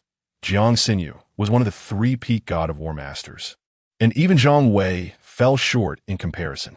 He was, without doubt, the strongest being beneath the War God Palace Lord, and thus commanded respect from all. Old Jiang, you have finally arrived. I did not expect you to lead this time. Zhang Wei warmly greeted him. As one of the 4 inspection envoys, his rapport with Jiang Xinyu was strong. Indeed, Li Guigang replied, retrieving a peculiar instrument from his storage artifact. The device stood upright on the ground, featuring 6 sides, one of which faced the portal to the secret realm, while Jiang Xinyu and the others positioned themselves at the other 5 sides, channeling energy into the instrument. Simultaneously, the side facing the realm's entrance emitted a unique wave, causing the spatial rifts of the portal to slowly widen upon contact with this energy. The spatial oscillation device, derived from mysterious relic, generates special waves that can expand spatial rifts and unlock secret realms, an essential key for exploration. However, despite its immense power, it is challenging to operate. At least 5 god of war level experts are required to activate it. It's working. Look, the secret realm's portal is about to open. API call failed with status code 429. Error. Code for 29 message. Resource has been exhausted, e.g. check quota. Status. Resource exhausted, chapter 24. An unparalleled harvest as the spatial fissure broadened. Glimpses of the realm beyond became increasingly discernible. After several minutes, the rift expanded to a diameter of 3 meters, fully manifesting the gateway to the secret realm and ceasing its growth. Now that the portal stands open, let's each rely on our own prowess, Jiang Xinyu declared with a suave smile. He then darted through the gateway, venturing into the secret realm. Swiftly following were Zhang Wei, Li Guigang, Yin Luo, Tianyu, and others, each eager to enter. Ha ha ha, fortune awaits. Charge. The treasures are mine. Out of the way. Don't impede me. The warriors who trailed behind, witnessing the vanguard of battle gods entering, were galvanized with excitement. They unleashed their speed, hurtling towards the gateway with fervent determination. Thus commenced a grand feast for the martial world. Within the secret realm, Bai Ye had arrived at its heart, where a magnificent and colossal palace stood. However, the palace was guarded by formidable enchantments and radiated an immense pressure, making approach within 100 meters a daunting task. After repeated, unsuccessful attempts, Bai Ye reluctantly abandoned his efforts. He then proceeded to a small lake not far from the palace, though merely 10 meters across. The lake was a verdant oasis amidst the desolation, immediately capturing Bai Ye's attention. Approaching the flora, he noted that unlike the withered plants encountered earlier, these were lush and vibrant, laden with fruit that appeared crystalline and full of life. These are actually sacred heart fruits. To find so many, and in such prime condition, Bai Ye exclaimed, recognizing the legendary fruits. Sacred heart fruits, almost mythical in their rarity, were said to elevate the talent and comprehension of even the most ordinary individual, transforming them into martial prodigies. When combined with rare ingredients by a master alchemist to create spiritual wine, the effects were even more profound. Even peerless geniuses could, with prolonged consumption, gradually enhance their comprehension and undergo a metamorphosis into prodigies of the highest caliber, though a considerable quantity would be required. So many sacred heart fruits. I've struck gold. Bai Ye realized, observing that the majority of the fruits were sacred heart fruits, numbering at least 1,000.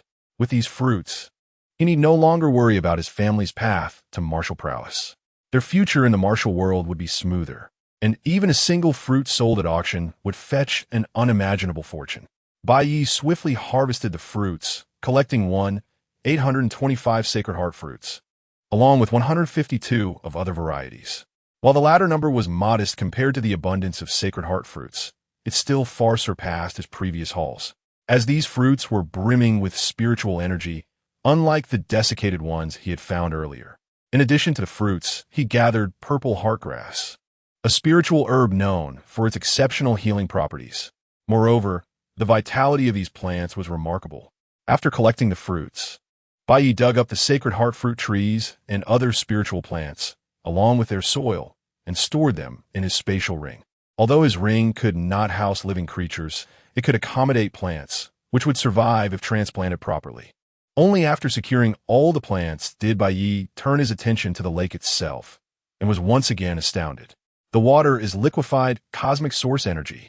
No wonder the plants are so vibrant and full of life. Though lacking the specific effects of spiritual fruits, the liquefied cosmic source energy contained immense energy. Immersion in it would accelerate energy absorption manyfold, rapidly replenish energy reserves, and serve as an excellent ingredient for brewing spiritual wine. So soon? Bai Ye wasted no time, activating his cultivation technique to absorb the spiritual liquid. His spiritual imprint at the gate had detected its opening. The lake's source energy swirled like a miniature tornado, converging in Bai Ye's palm before disappearing into his spatial ring, stored separately from his other items.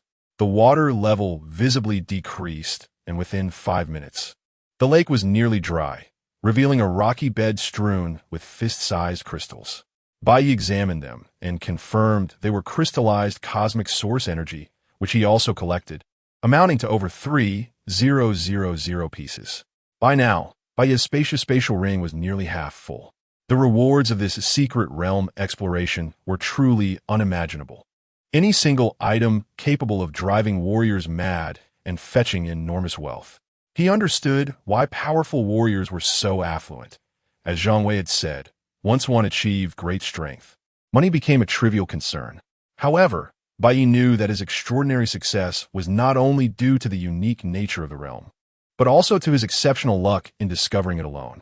His strength allowed him to force open the gate and explore it independently, reaping all the rewards for himself.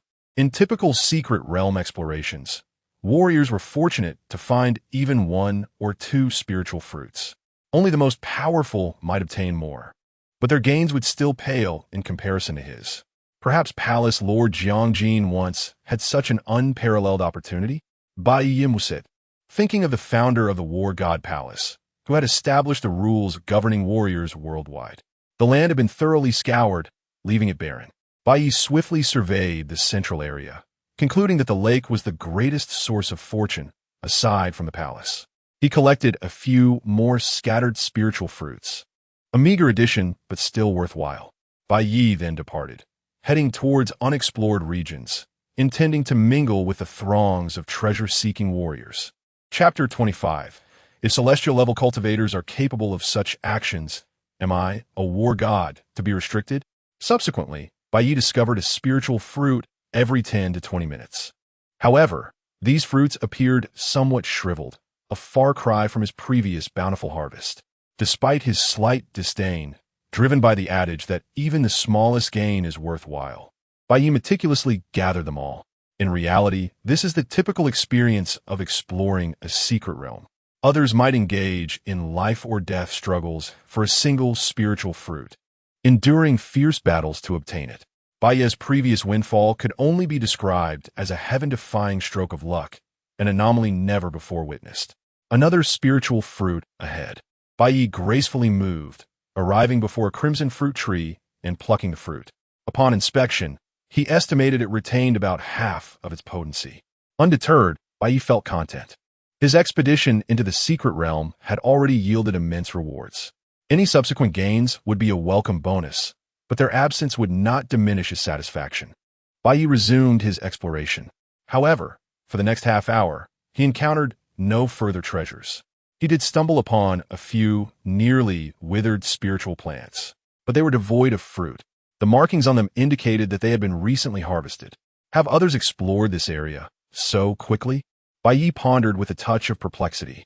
After a moment's reflection, he understood. With the complete opening of the secret realm's gate, numerous martial artists had entered, each venturing in different directions. Coupled with the speed of some advanced martial artists, it was not surprising that they had reached this point. Get out of here. This is mine.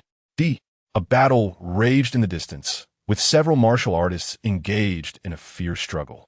Bai Ye focused his gaze on the epicenter of their conflict. Suddenly, his eyes gleamed. There, a spiritual plant bore 6 jade-like, translucent fruits. Jade spirit fruits. Bai Ye's eyes lit up. These fruits could aid in breaking through bottlenecks, increasing the probability of reaching war god status by at least 30%. They had only appeared a handful of times in the past. The fact that 6 of them had materialized here suggested the extraordinary nature of this secret realm. Although he had no immediate use for them, he considered his family and future companions who might benefit from them. Moreover, Bai Ye reasoned that it would be better for him to take them decisively, ending the senseless conflict and preventing unnecessary bloodshed and casualties. He considered himself benevolent, a true paragon of virtue. Boom! Another figure emerged at the heart of the battle, their eyes fixed on the 6 spiritual fruits, filled with excitement and elation. My luck, Wang Tianhu, is truly heaven-defying. This secret realm indeed holds extraordinary opportunities. My chance to reach war god level has finally arrived. Wang Tianhu roared with laughter, his heart brimming with joy. He had been stuck at the peak of the celestial level for a decade, his accumulation substantial, yet he had been unable to break through to the war god level. With these jade spirit fruits, he was certain he could ascend to war god status in one fell swoop. Wang Tianhu was ecstatic. He had already harvested several spiritual fruits, and now he was on the verge of obtaining 6 jade spirit fruits. He felt incredibly fortunate, as if the goddess of fortune was smiling upon him. With these acquisitions, he would undoubtedly break through to the war god level, becoming a war god level powerhouse, a realm entirely different from the celestial level. Unbeknownst to him, while the goddess of fortune might be smiling upon him, she was roaring with laughter at Bai Ye. Boom! Just then, a figure rapidly approached the scene. When Wang Tianhu recognized the newcomer, his expression changed. Zhang Yin, what are you doing here? Wang Tianhu asked, his face contorted. Wang Tianhu, what are you saying? Who wouldn't want jade spirit fruits? Zhang Yin chuckled upon seeing the fruits. Heavenly treasures belong to those who find them. There are 6 jade spirit fruits, so we'll split them evenly. Otherwise, if we fight, neither of us will get them anytime soon. Wang Tianhu's face was grim. Despite his reluctance to part with 3 of the jade spirit fruits, he reluctantly agreed. Fine.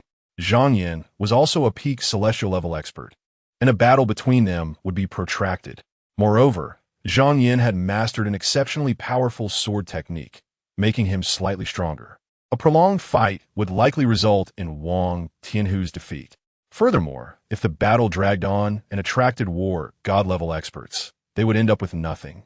Their efforts in vain. Obtaining 3 jade spirit fruits still gave him a good chance of breaking through to the war god level. If only he had discovered these 6 jade spirit fruits alone. Now, he had to share them with Zhang Yin, whose face suddenly seemed repulsive. Nearby, the martial artists who had been fighting earlier ceased their conflict. They stared at Wang Tianhu and Zhang Yin with dismay. Damn it, why do we have to run into Wang Tianhu and Zhang Yin, 2 peak celestial level experts? It's over. This incredible opportunity is lost. There's no hope. Damn it. The strongest among them was only at the peak of the terrestrial level, making them unable to provoke the 2 peak celestial level experts. They had no chance of snatching the spiritual fruits from them. Discretion being the better part of valor, the martial artists reluctantly retreated, filled with resentment. Come. Let's divide the spiritual fruits. Zhang Yin laughed and reached out to pluck his 3 fruits. Wang Tianhu did the same. Boom! Suddenly, an immense pressure descended from afar, blasting both of them away. They crashed to the ground, spitting out mouthfuls of blood. Get lost, both of you. These jade spirit fruits are mine. A voice echoed, accompanied by a figure rapidly approaching. The newcomer was young and handsome, with a youthful air. It was Bai Ye, war god level. Sensing the overwhelming pressure and witnessing the flying figure, Wang Tianhu and Zhang Yin were filled with agony and despair. The newcomer was too powerful. A war god level expert they had never seen before. His mere presence had sent them flying and severely injured them. All hope was lost. They were now in the same situation as the martial artists they had encountered earlier. A golden opportunity was within reach, yet they could not grasp it, leaving them powerless and resentful. Their grief and resentment were even more profound, as they had been stuck at the peak of the celestial level for a long time, needing only an opportunity to break through. Now, that opportunity had slipped away, causing them immense pain. Initially, Bai Ye had hesitated to seize the spiritual fruits, feeling it might be an abuse of power, especially since others had discovered them first. However, upon witnessing Wang Tianhu and Zhang Yin's actions, Bai Ye understood the ways of the cultivation world. He cast aside his hesitation and unleashed his pressure, repelling the 2 and seizing the fruits.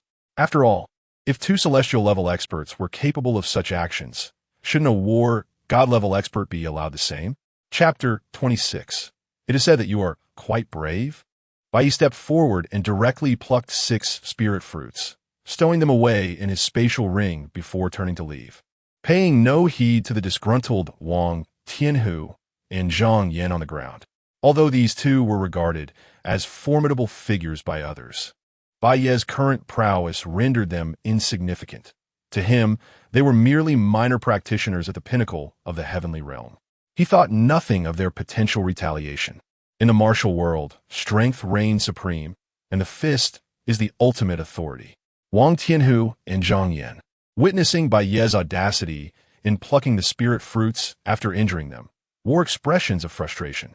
Yet, they dared not voice their grievances. Any ill-conceived words could provoke Bai Ye, who had just demonstrated the capability to easily slay them. Should such a dire situation arise, they might very well be left to languish in their own helplessness. Who is this esteemed war god? He appears remarkably youthful, and I have never heard of him before. His strength is truly formidable. Wang Tianhu and Zhang Yin, both at the peak of the heavenly realm, stood no chance against him. The earlier martial artists who had been driven away by these 2 now observed the scene with a mix of silent chatter and schadenfreude. Having been expelled themselves, they now relished the misfortune of Wang Tianhu and Zhang Yin, taking satisfaction in the notion that what they could not attain, these 2 could not either. At that moment, Bai Ye's figure flickered and vanished without a trace. An hour passed swiftly. Bai Ye had thoroughly explored the entire secret realm. In that time, his gains were meager, only acquiring a few spirit fruits, which could scarcely be deemed significant. Nonetheless, he was not overly disheartened. The secret realm was neither small nor large. He had already scoured much of it and reaped substantial rewards. With a multitude of martial artists now entering, the exploration of the secret realm was effectively complete. Particularly, the few war gods among them, possessing immense strength and the ability to fly, had chosen various areas to explore. Together, they had uncovered the entirety of the secret realm, even discovering the central palace. However, after attempting to enter, they found themselves thwarted and chose to withdraw. Such palatial structures had been encountered before, some accessible while many others were not, even to the masters of the war gods. Previous attempts by war god-level practitioners to force their way in had ended fatally, as the palace's defenses obliterated them. Thus, upon finding themselves unable to enter, the war gods opted to depart. With their explorations concluded, the war gods and their powerful allies had enjoyed bountiful rewards. Their superior strength allowed them to enter early and harvest generously, while those who arrived later could only glean the scraps. While remnants of spirit fruits and herbs might still linger, they would be few. It remained to be seen who among the fortunate would find them. Suddenly, several figures soared past the entrance of the secret realm. Those martial artists nearby witnessed the departure of these war gods, their expressions shifting. The exit of these powerful beings signified the end of the secret realm's exploration. Latecomers would be left with nothing, not even the remnants of a feast. It was over. Hope had faded. By the time I received word, it was far too late. Even a swift arrival would not have sufficed. I have truly missed a monumental opportunity. Cursed be those who moved so swiftly, leaving us with naught but disappointment. I had originally intended to explore this island relic, but the luxurious service I received caused me to miss the opening time entirely, allowing a grand opportunity to slip through my fingers. What good is this meager portion now? While some lamented their misfortune, others reveled in their success. Those who had been uninformed or unable to arrive in time to seize the initial opening of the secret realm were mostly left empty-handed, having traveled great distances only to find no rewards, perfectly missing out on a grand opportunity, naturally feeling discontented. Meanwhile, those who had obtained considerable gains and anticipated significant advancements in strength were filled with elation.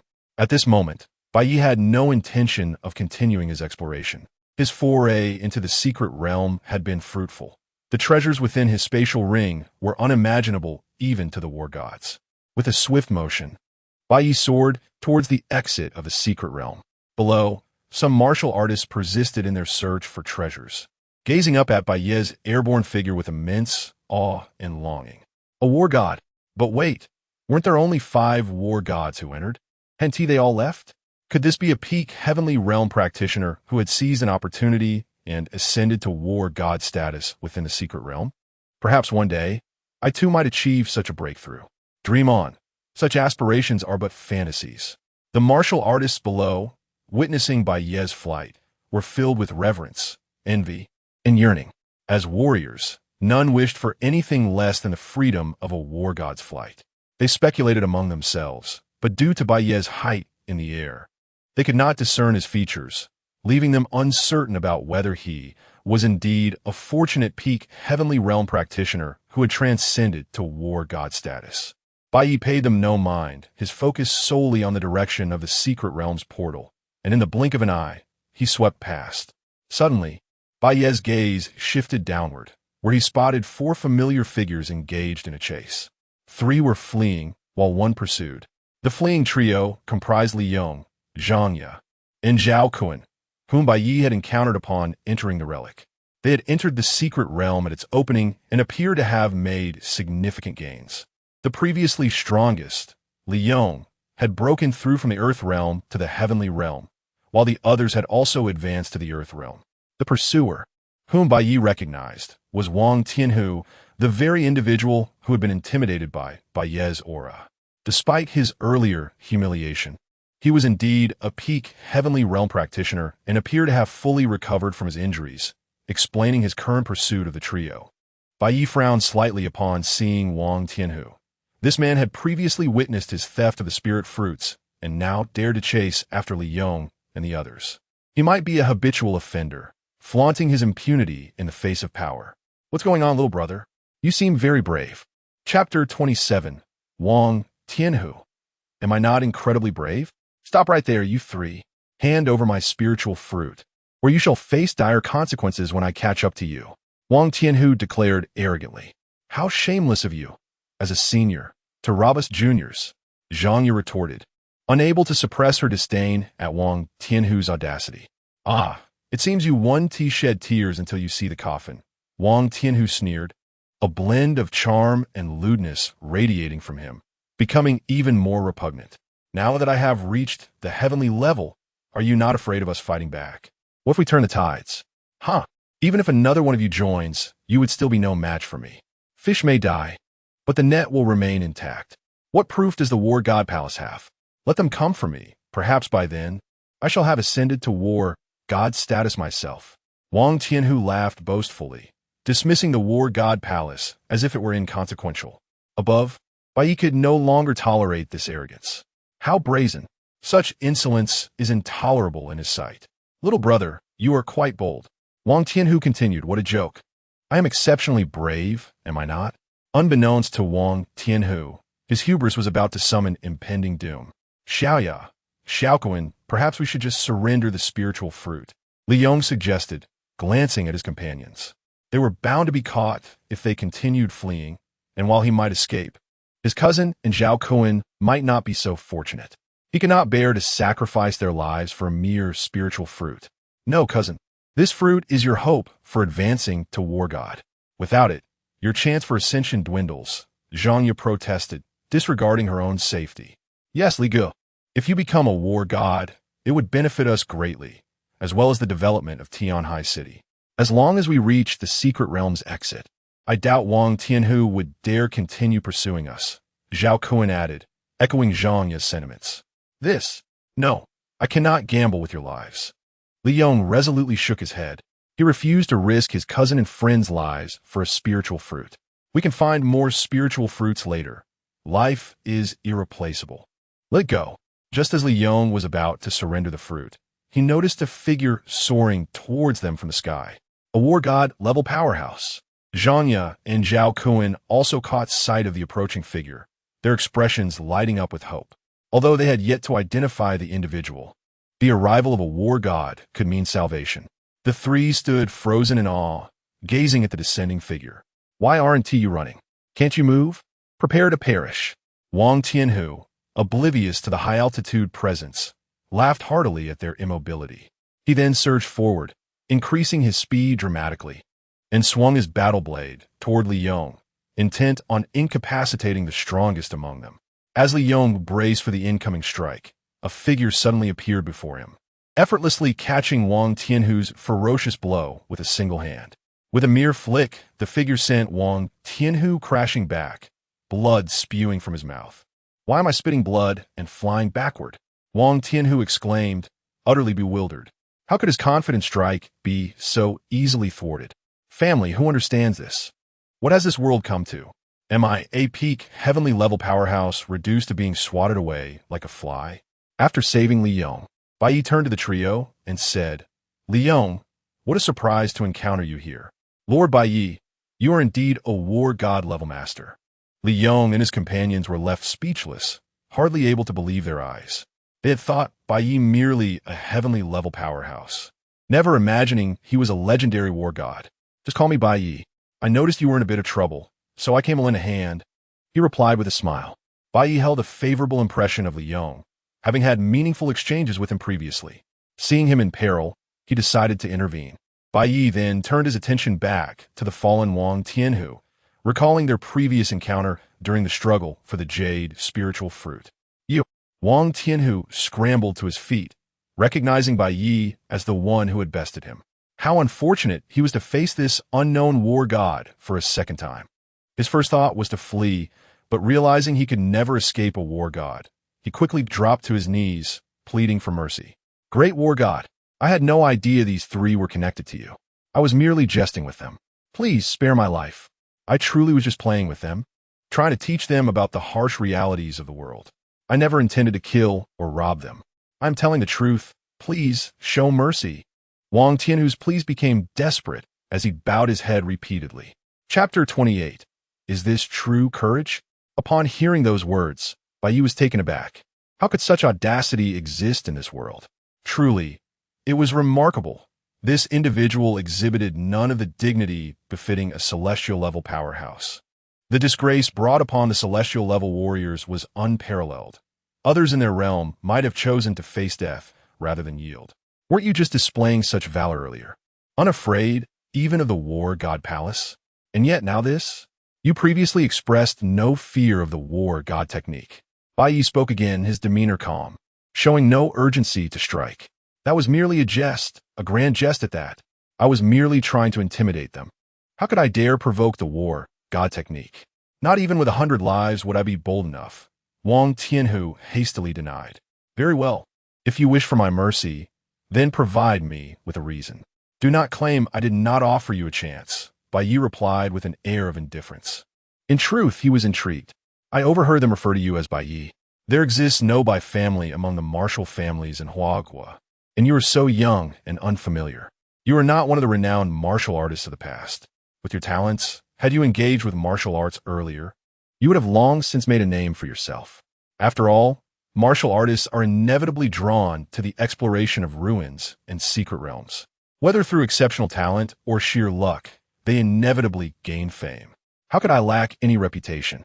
I also heard that the War God Palace recently accepted an extraordinary talent during a patrol. Thus, I dare to speculate that this extraordinary talent is none other than you. You must have only recently entered the martial arts circle, but due to your exceptional qualifications and fortuitous encounters, you have become a formidable warrior at such a young age. Wang Tianhu hurriedly expressed his conjecture, recognizing that its accuracy was crucial for his plea for mercy. His audacity stemmed from past examples where similar circumstances had occurred, albeit not to such an extraordinary degree.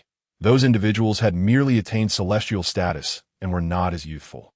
Now, he had merely amplified his conjecture a little. Bai Ye nodded slightly. Despite this scoundrel's shamelessness, he was surprised by the sharpness of his observations and the speed of his intellect. He had inferred so much from just a few facts. It seems you lack sufficient personnel to manage troubles in the cultivation world. I am but a humble man, willing to serve you. I have navigated the cultivation realm for decades and believe I could be of some assistance. Furthermore, my Wang family possesses considerable influence in the secular world and could help you with certain matters.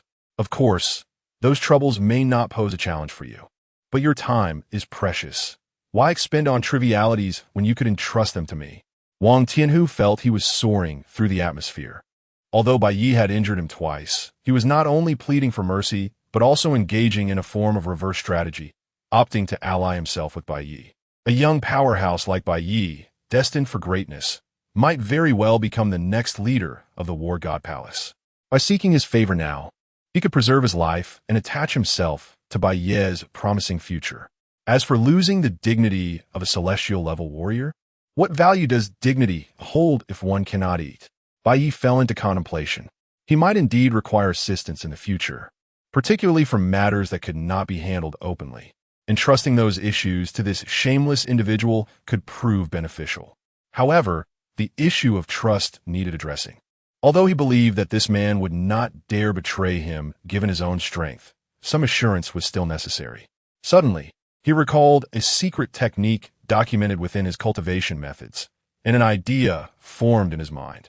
Bai Ye articulated his plan confidently, then swiftly approached Wang Tianhu. Placing his finger upon Wang Tianhu's forehead, energy surged forth from Bai Ye's body, inscribing a peculiar rune upon Wang Tianhu's brow, which then integrated into his being. Wang Tianhu felt as if something had instantaneously shackled his very soul, only to vanish in the blink of an eye. I have inscribed a control rune within you. Should you harbor any thoughts detrimental to me, it will directly detonate your soul, Bai Ye declared, his words a stark and unambiguous warning.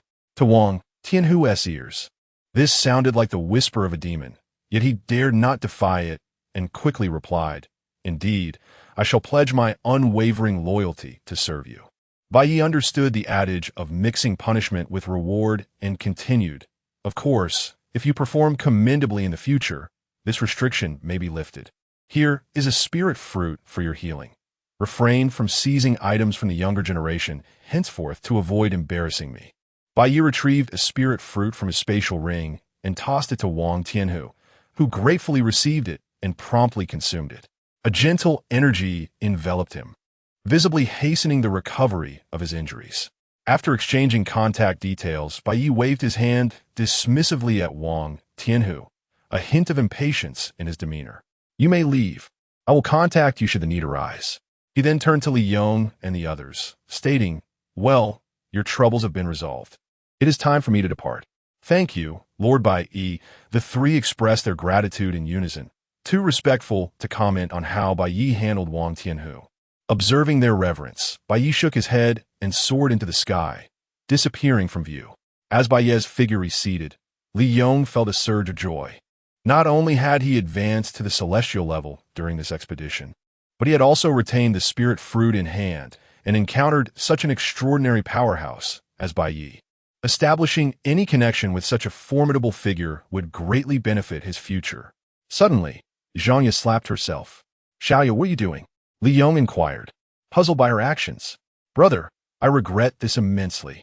I never realized Lord Bai Ye was a war god. I squandered such a golden opportunity to befriend him when we were traveling together and hailing from the same city. Now, I can only lament my lost chance. Zhang Ye lamented, her face a mask of regret. It is all right. Lord Bai Ye is not so petty. He will not hold it against you. You have his contact information, so you can seek to befriend him in the future when the opportunity arises, Li Yong reassured her, patting Zhang Ye on the head. Upon hearing this, Zhang Ye glanced at her phone, clutching it tightly. Meanwhile, Bai Ye had already arrived at the exit of the secret realm. Chapter 29. Sister Flowers. At this moment, at the location of the portal to the mysterious ruins on the island, Zhang Wei, one of the war gods who had previously emerged, did not leave but gradually remained stationed at the portal, seemingly awaiting someone. This scene attracted the attention of many martial artists. However, none dared to approach and inquire. Despite Zhang Wei's seemingly amiable demeanor in front of Bai Ye, it was merely due to the latter's extraordinary talent and strength. As a formidable figure at the late stage of the war god rank, Zhang Wei still possessed considerable authority among these ordinary martial artists. Another figure emerged from the portal, and it was none other than Bai Ye. Bai Ye, you have indeed entered the mysterious realm, and in such a short time away, your aura has grown even stronger. It seems you have gained quite a bit within the ruins, Zhang Wei remarked with a smile as he stood at the portal. However, a hint of astonishment flickered in Zhang Wei's eyes, for he sensed an aura emanating from Bai Ye that was subtly more powerful than his own, suggesting that Bai Ye's strength had likely surpassed his. Could it be that Bai Ye had swiftly achieved the pinnacle of the war god rank? In response, Bai Ye smiled humbly and said, It was merely luck. I stumbled upon an opportunity and broke through to the pinnacle of the war god rank. You truly have reached the pinnacle of the war god rank. What a prodigy, absolutely astonishing, Zhang Wei exclaimed, unable to conceal his shock. He had not anticipated that his speculation was indeed correct. Bai Ye had genuinely attained the pinnacle of the war god rank. Sometimes, luck is a part of strength, Bai Ye. You need not be so modest, Zhang Wei continued with a smile. Having introduced Bai Ye to the war god palace, Zhang Wei recognized that the stronger Bai Ye became, the greater the benefits for him. Zhang Wei, were you specifically waiting for me at the entrance? Bai Ye inquired, voicing his curiosity. Indeed. Although I did not notice you when the portal to the mysterious realm opened and could not reach you, I believe that with your strength, you would not have missed it. Just as I exited, I overheard other martial artists mention that an unfamiliar war god-level powerhouse had appeared within the ruins. I thought it must be you. Thus, I waited here to see if I could catch your arrival and discover what you had gained. Zhang Wei then asked, with your current strength, you are undoubtedly among the top few in the world. What are your plans moving forward? Have you considered taking on the role of an inspector? With your prowess, serving as one would be more than sufficient.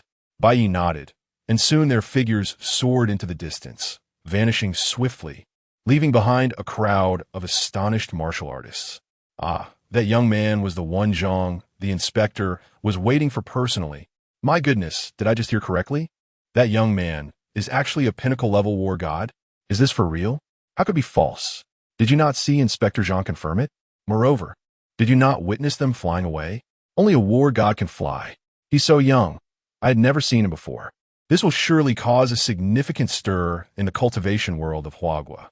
I heard that a mysterious young war god had appeared in the ruins. Initially, I did not believe it, but it seems this is indeed the one. I have also heard that Wang Tianhu and Zhang Yin, both peak-level figures, were soundly taught a lesson by this war god, merely flicking them away with a single finger. Wait, I heard it was with a kick. The truth is, rumors only grow more exaggerated with each retelling. Therefore, it is essential to refrain from spreading or believing in them. At this time, in the office of the president of the Bank of China in Tianhai City, Jiang Diyun was leisurely enjoying the service of his secretary. However, upon answering a phone call, the contents of the conversation left him utterly astonished, prompting him to send his alluring secretary out from under the desk in haste. "You just said what?" Jiang Diyun exclaimed in shock. "Repeat that." On the other end of the line, a voice responded, "Uncle, did you not ask me to keep an eye on Bai Ye's news? I just encountered him at the newly opened portal to the mysterious realm. I never expected he has become a war god, and at that, a pinnacle one. Is what you say true? You're not pulling my leg, are you?" Jiang Diyun's voice was filled with disbelief.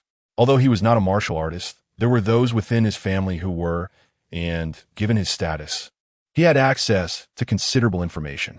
Thus, he was well aware of the significance of a pinnacle-level war god, which only added to his shock.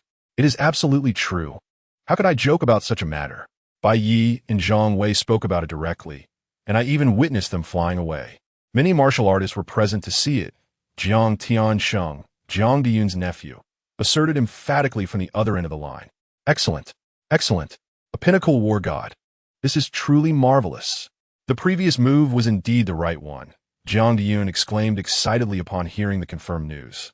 Previously, he had positioned his niece, Lu Yin, as Bai Ye's personal secretary, intending to forge a closer relationship.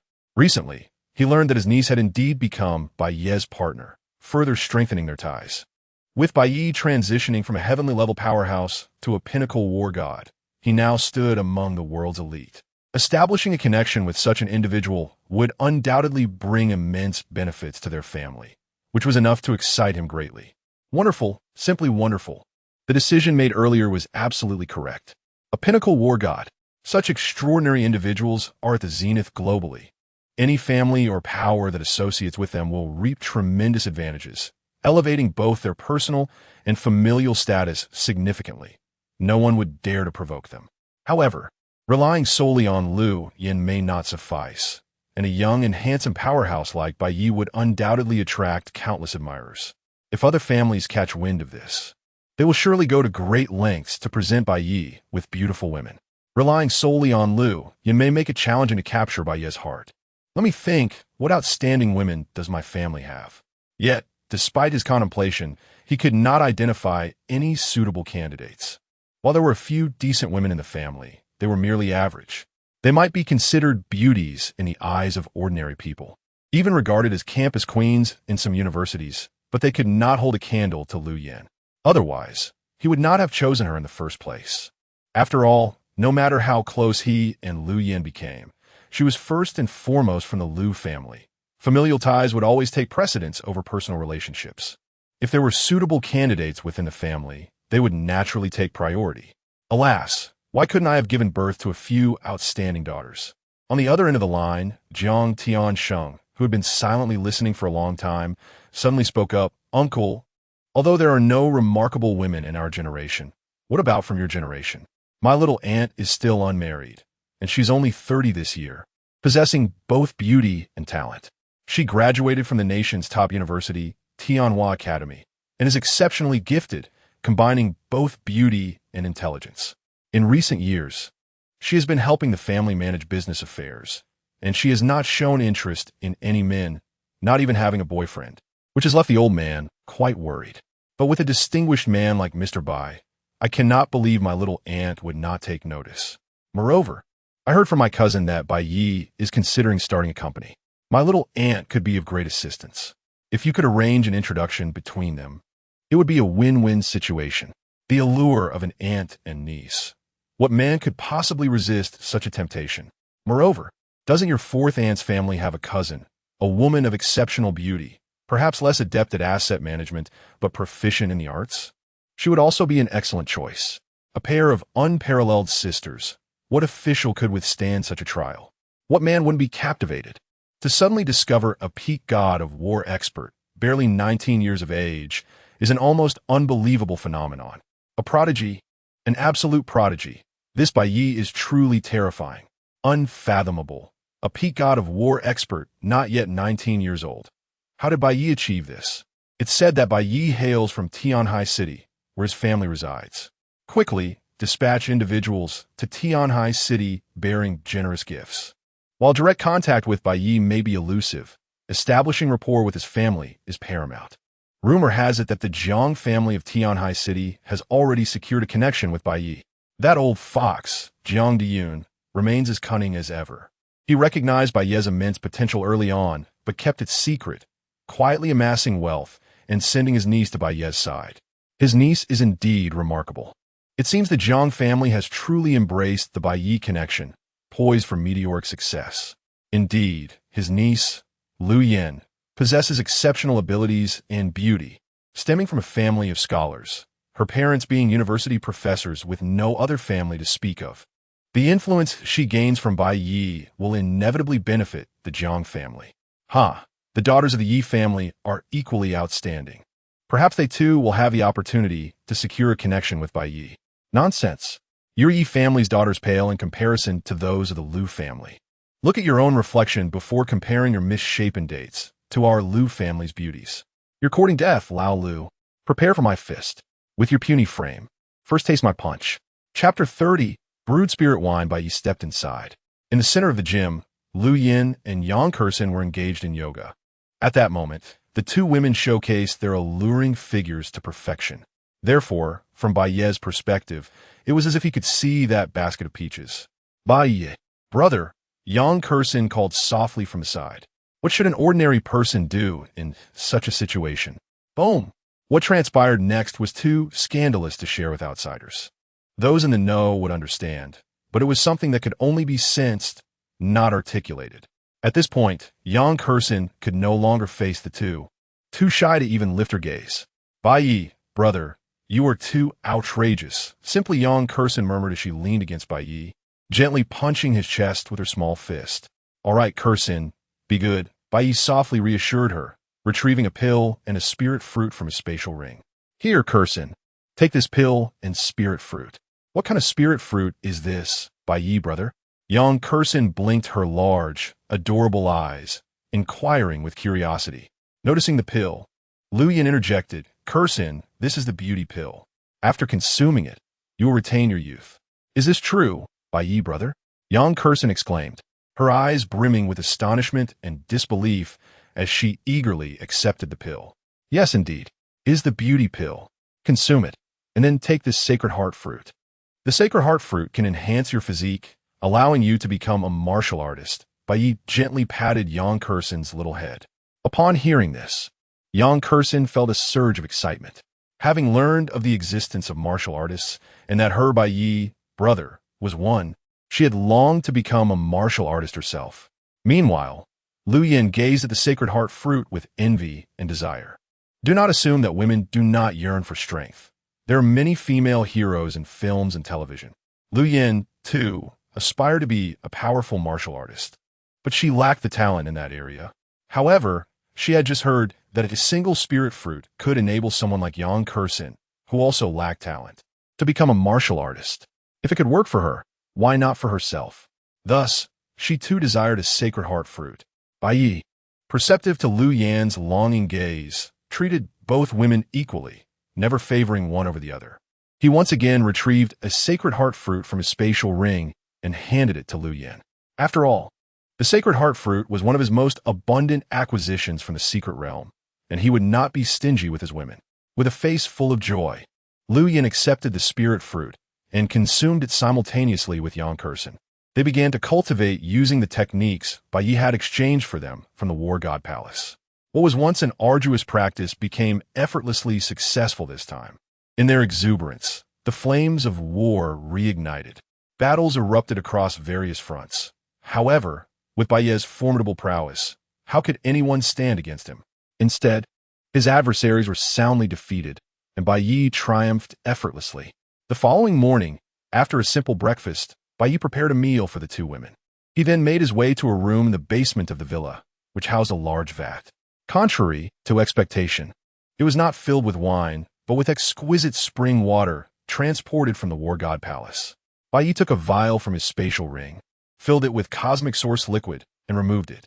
Each drop of the cosmic source liquid contained an unfathomable energy, so powerful that even a single drop could overwhelm an ordinary person, potentially causing them to explode from the violent energy within. Bai Ye dripped a drop of cosmic source liquid into the vat, allowing it to dissolve.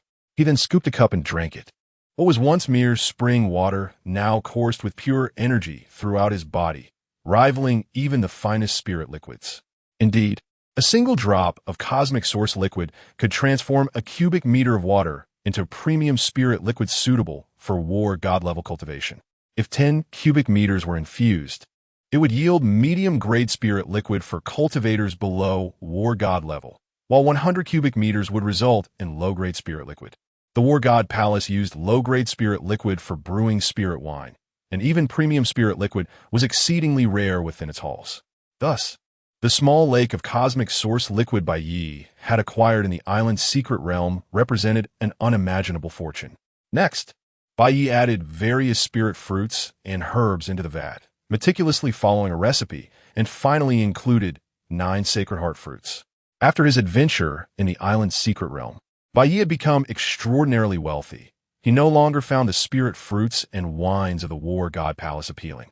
Instead, he opted to brew a more advanced spirit fruit wine, one capable of enhancing a person's innate qualities. This vat of fruit wine was composed of luxuriously rare ingredients. The mere existence of that large vat of premium spirit liquid was a fortune beyond the comprehension of ordinary martial artists. All combined, even a war god would find it difficult to bear such wealth. Chapter 31. Zhang Bai Ye administered the sacred heart fruits to each of them. Not just 1, but 3 for every individual. The effects were remarkably evident. The parents, who previously possessed little martial aptitude, now cultivated the techniques Bai Ye had exchanged for them at an astonishing pace. Meanwhile, his younger sister, Bai Xiaoyao, who had already embarked on the martial path, experienced a significant surge in her training speed and even awakened a unique psychic ability. It turned out that her prior ailment stemmed from an innate strength in mental energy coupled with an excessively frail constitution, which had led to pressure on her cerebral nerves. The previous treatment with a rebirth potion had repaired the compressed nerves and strengthened her constitution, allowing her to bear that mental force, thus alleviating her condition. Now, these 3 sacred heart fruits not only enhanced Bai Xiaoyao's potential, but also stimulated her mental energy, enabling her to harness it to a rudimentary extent. However, her control over this power remained somewhat unrefined. She could only perceive her surroundings within a radius of about 10 meters and manipulate an object weighing 1 kilogram, with her resultant attack power merely equivalent to the yellow level. In Bai Ye's eyes, such prowess still rendered her a novice among novices. Yay, brother, I'm a genius now too. Just watch me train hard in the future to protect you and mom and dad. Bai Xiaoyao exclaimed with joy, her talent heightened. Training speed accelerated, and psychic powers awakened, resembling a frolicking fawn. Good. Xiaoyao, strive diligently to surpass your brother. From now on, you will be the one protecting me and our parents, Bai Ye replied with a smile, nodding encouragingly while affectionately patting her head. Though Bai Ye's heart harbored doubts about Bai Xiaoyao ever catching up to him, he recognized her exceptional gifts compared to ordinary individuals. Despite her unprecedented awakening of psychic abilities at the yellow level, Bai Ye was aware of the vast chasm that remained between them. Only through his own experiences could he comprehend the terrifying transformations the enigmatic tower had wrought upon him. Both his life essence and spiritual nature had undergone profound alterations. His current aptitude was unfathomable to the average person, and he believed the tower's influence would continue to propel him further and faster in the future. Having concluded matters at home, Bai Ye returned to the headquarters of the War God Palace. Upon landing at a sprawling complex, he disembarked from the aircraft and was approached by a woman. She appeared to be in her 30s, with exquisite features and a tall, slender figure clad in a black, form-fitting combat suit that accentuated her alluring curves, exuding a mature and captivating aura. This was Zhang Ziming, the sole female among the 4 inspectors of the War God Palace. Since Zhang Wei was not present at the headquarters, she had come to welcome Bai Ye. However, Bai Ye couldn't shake the feeling that her gaze upon him was intensely fervent. "Little brother Bai Ye, I hope you don't mind my calling you that. I've long wished to meet you, and who would have thought it would be realized only now. I am Zhang Ziming. You may call me Sister Zhang or Zhang Jie," she greeted, extending her hand. Bai Ye reciprocated the handshake, only to find her delicate hand gently tracing his palm, accompanied by a flirtatious wink that stirred a sense of enchantment within him. "I'm not a little brother. I'm quite grown up. But Sister Zhang indeed embodies the qualities of a caring older sister. It seems I've hit it off with you right away." Just as Zhang Wei described the most stunning beauty of the War God Palace, Bai Ye countered, taking the opportunity to admire Zhang Ziming's impressive figure. Zhang Ziming stifled a giggle, saying, "It appears that Bai Ye is quite the clever one, not one to be easily outdone. I wonder what flattering words Zhang Wei has spoken about me. He wouldn't have said anything unkind about me, would he? He certainly didn't speak ill of you. However, seeing you in person, you are far more enchanting than I had imagined based on Zhang Wei's descriptions," Bai Ye replied, sensing Zhang Ziming's teasing. This elicited another round of soft laughter from her. "Well, we can discuss these matters later. Bai Ye, as a busy cultivator, it's rare for you to visit the headquarters. I presume you have some important business, so you should tend to that first. Lest you blame your sister for holding you up. But do remember to reach out when you have time. I'm quite interested in your endeavors," she said, her demeanor turning serious. "Yes, we can connect later. I'm here to consult the palace master regarding some matters," Bai Ye stated, recalling the purpose of his visit as Zhang Ziming adopted a more earnest tone. "The palace master is in the main hall. Follow me," she instructed, leading the way. Bai Ye followed closely behind. "Enter," came a voice from within as they arrived before an unusual palace. Before Zhang Ziming could announce their arrival, the voice beckoned them in. Upon entering, Bai Ye was struck by the stark contrast to his expectations. He had anticipated a palace steeped in antiquity, yet was instead suffused with a futuristic ambience, brimming with modernity. The palace master, Jiang Jin, was seated on a genuine leather sofa in the hall, seemingly prepared for Bai Ye's arrival, having already brewed tea. "Palace master," both Bai Ye and Zhang Ziming greeted respectfully upon seeing Jiang Jin. "Please, take a seat," Jiang Jin replied, his gaze fixed on Bai Ye. Under his scrutiny, Bai Ye felt a weighty pressure, as if his very essence were being laid bare. Though Bai Ye had reached the pinnacle of the War God realm, his current strength was a marked improvement since their last encounter. Yet, this only magnified his perception of Jiang Jin's might. He sensed that even at his full capacity without the enhancement of genetic augmentation, he would still be no match for Jiang Jin. Is this the realm beyond the War God? Bai Ye pondered silently. Indeed, impressive. No wonder Zhang Wei holds you in such high regard. You have swiftly attained the peak of the War God level, Jiang Jin remarked, a smile gracing his lips as he observed Bai Ye's undeniable prowess. After all, Bai Ye was now a member of the War God Palace and a martial artist of Huagua. His excellence brought Jiang Jin joy. "It seems your recent expedition to the island's secret realm has proven fruitful, yielding significant gains. Such progress can only be attributed to your remarkable growth," Jiang Jin continued. Although he had not personally ventured into the secret realm, many formidable individuals from the War God Palace had, and he was well aware of the plentiful resources contained within. Given Bai Ye's capabilities, it was hardly surprising that he had reaped considerable rewards. Chapter 32. Division of the Universe in Truth. Bai Ye experienced significant gains in that secluded island sanctuary, far surpassing their expectations. Members of the War God Palace receive various rewards upon breaking through their realms. Since you have achieved the pinnacle of the War God level, I shall bestow upon you a reward of 500 contribution points. The War God Palace indeed provides substantial benefits to its members. As long as one diligently cultivates and achieves breakthroughs, generous rewards await. "Thank you, Palace Master."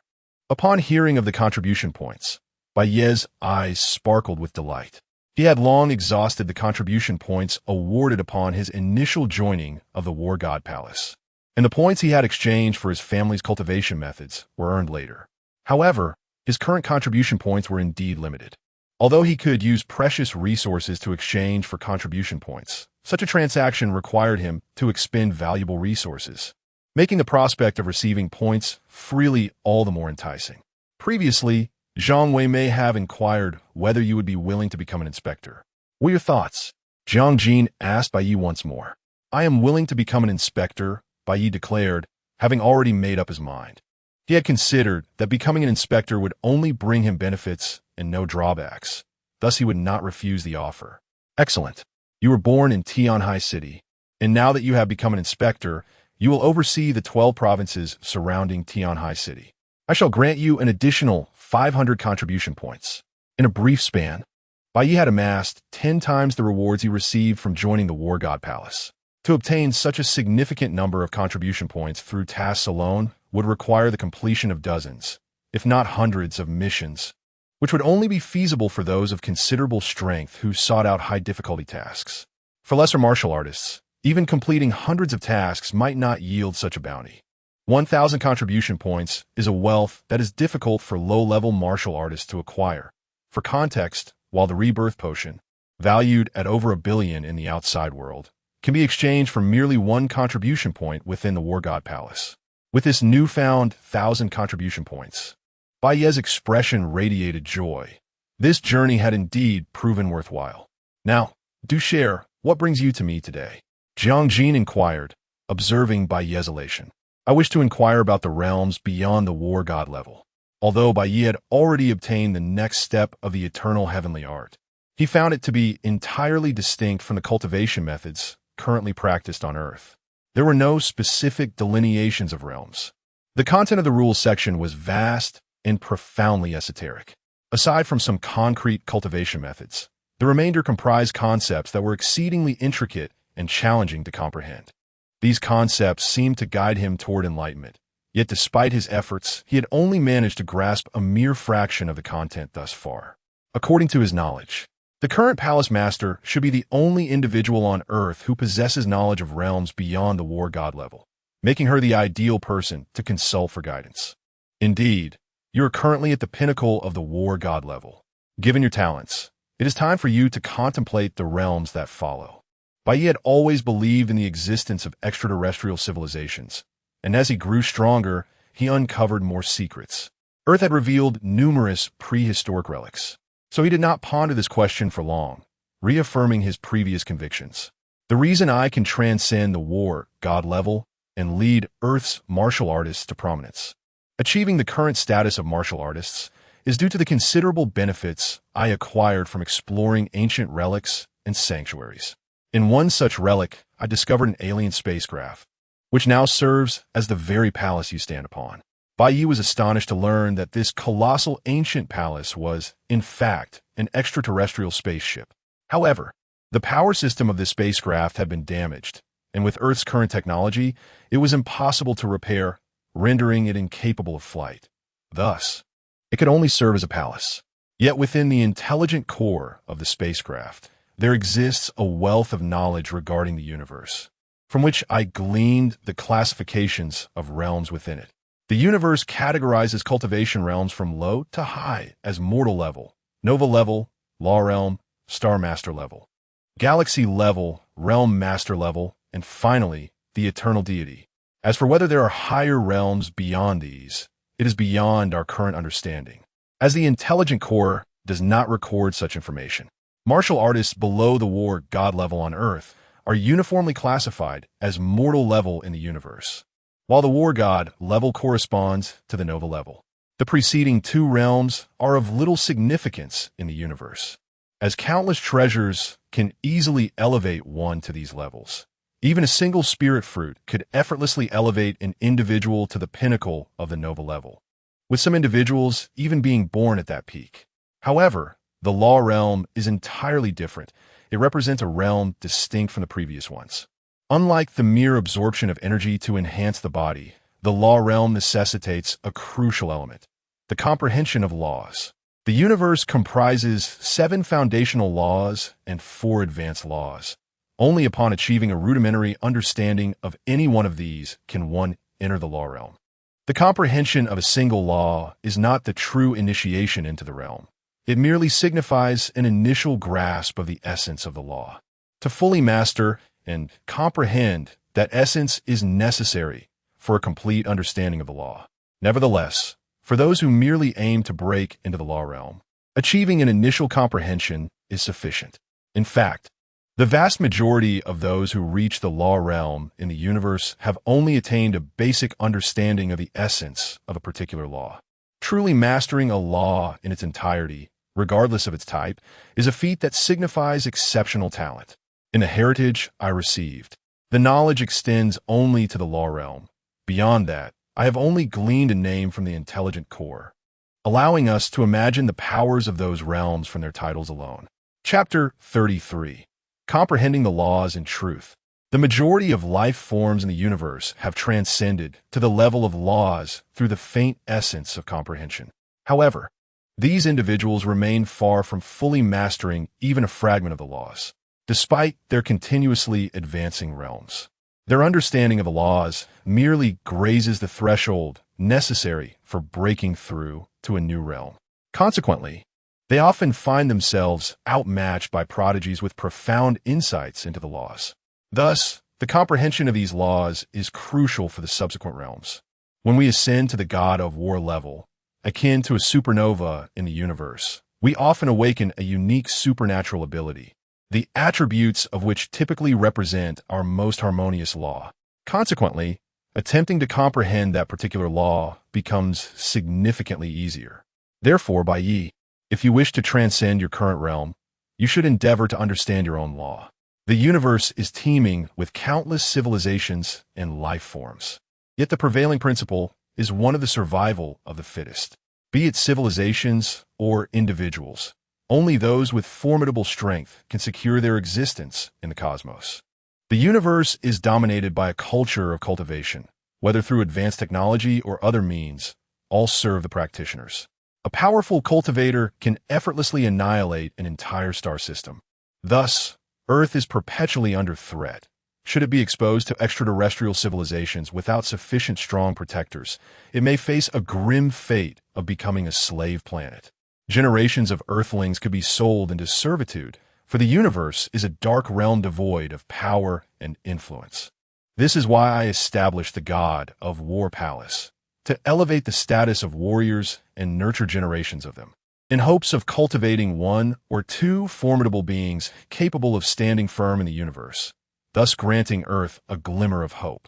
Now, I see that glimmer in you.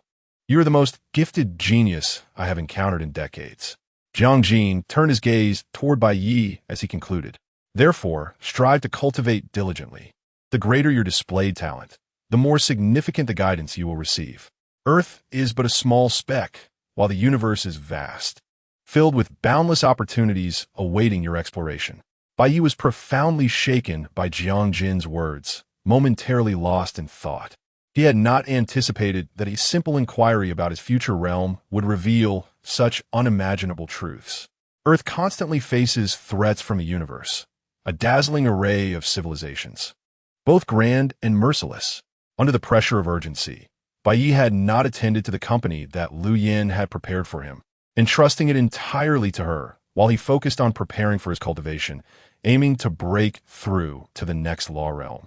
In the following days, Bai Ye organized the information regarding his cultivation techniques, distilling the most suitable law insights from the vast sea of knowledge. Having awakened a fire-based supernatural ability, though it manifested as a deep blue flame, Jiang Jin's words indicated that his closest law should be fire-related. Thus, he resolved to prioritize the comprehension of the fire law according to the guidance of the public law. He would not neglect his primary cultivation technique, as it was crucial for absorbing energy and enhancing his physical form, directly influencing his rapid advancement post-law realm breakthrough. Sitting cross-legged on the balcony of his villa, Bai Ye began to circulate his technique, reconnecting with the faint link established during his awakening to the God of War realm.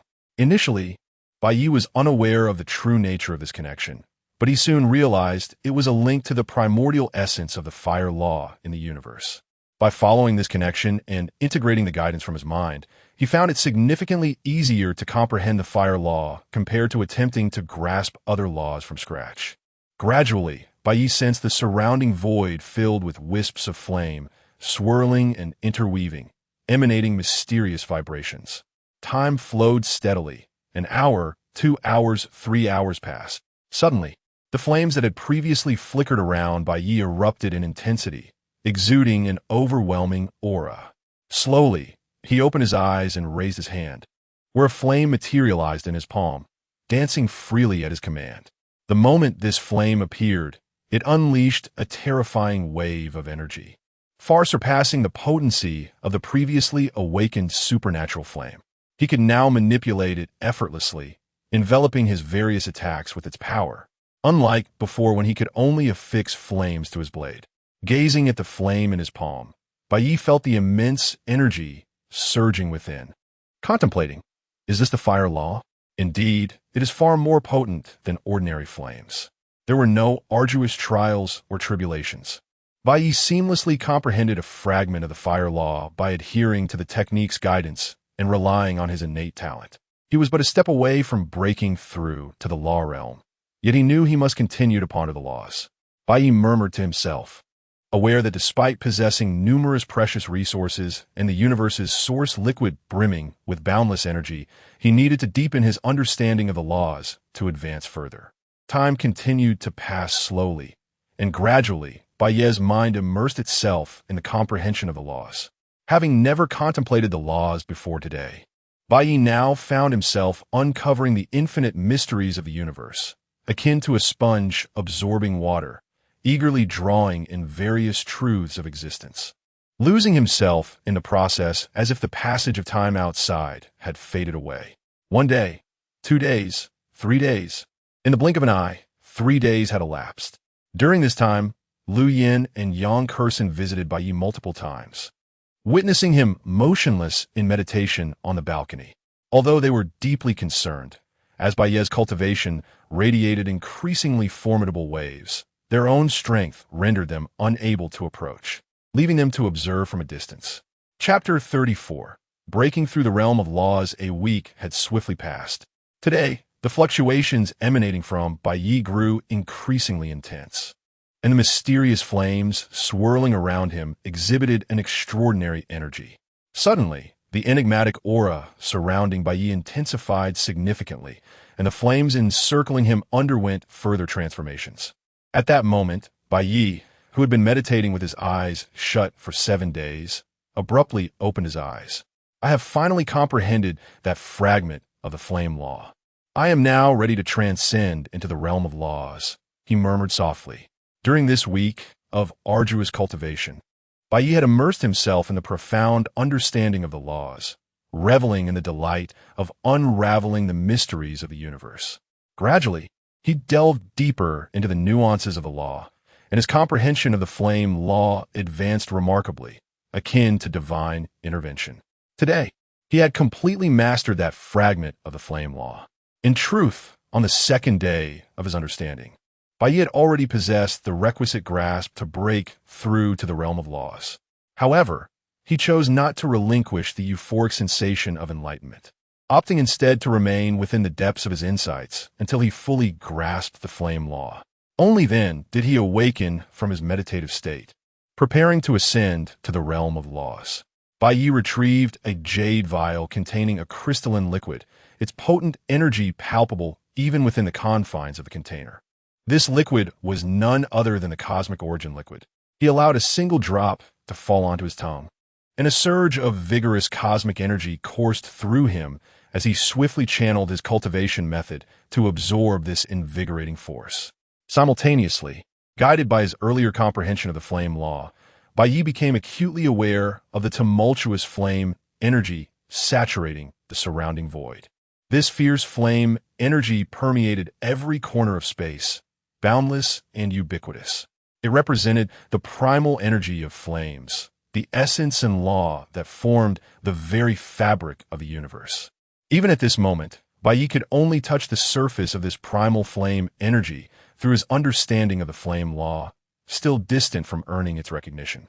As the flame law resonated within him, threads of primal flame energy began to infiltrate his being, igniting the properties of the cosmic origin liquid he had just ingested and transforming it into flame source power.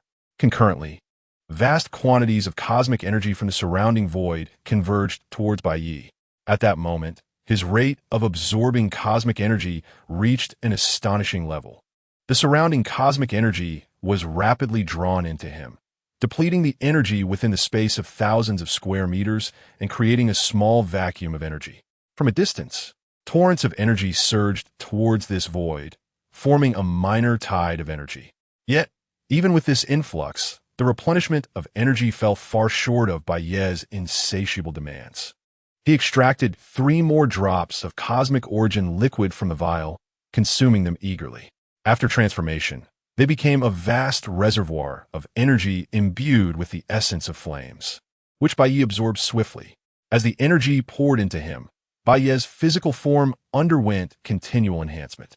As time passed, he distinctly felt his strength escalating rapidly, growing ever more formidable. Suddenly, fierce flames erupted from his body, radiating an enigmatic aura as the previously illusory flames materialized into a tangible form. In that instant, Bai Ye instinctively seized control of the flames, preventing his clothing and the villa from being reduced to ashes, while the surrounding void appeared to warp as if the flames had scorched through it. With the emergence of the mysterious flames, Bai Ye's rate of energy absorption increased exponentially, his demand for energy becoming ever more pressing.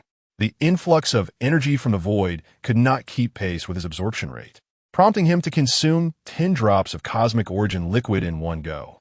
With this substantial supply of cosmic energy, Bai Ye's transformation accelerated further. This metamorphosis lasted over 2 hours, surpassing the duration of any previous breakthroughs Bai Ye had experienced. When he finally contained the last vestiges of his energy fluctuations, this transformative process reached its conclusion, successfully elevating him to the realm of laws. Is this the realm of laws? Bai Ye pondered as he assessed his condition. Both his physical strength and the energy within him had vastly surpassed their former levels. He felt that a mere flicker of energy could effortlessly annihilate his previous self, who would have had no chance of resistance. Even a dozen of his former selves would stand no match against the current him. Bai Ye marveled at his newfound power, feeling as though he could obliterate the earth with ease. Yet, he understood that this perception stemmed from his recent breakthrough and the lack of complete mastery over his strength. Nevertheless, he could distinctly sense that his post-breakthrough prowess exceeded the descriptions of the realm of laws provided by Jiangjin. This was not merely an illusion. In reality, Bai Ye's strength now eclipsed that of most ordinary practitioners within the realm of laws. Even without relying on his 100-fold genetic advantage, Bai Ye could easily defeat the majority of ordinary practitioners, even those of higher realms. Most practitioners in the realm of laws merely grasped a fragment of the law's essence before breaking through, resulting in a meager capacity to absorb cosmic energy. Their understanding of the laws was insufficient to attain mastery over even a fragment, rendering their strength vastly inferior to Bai Ye's current capabilities.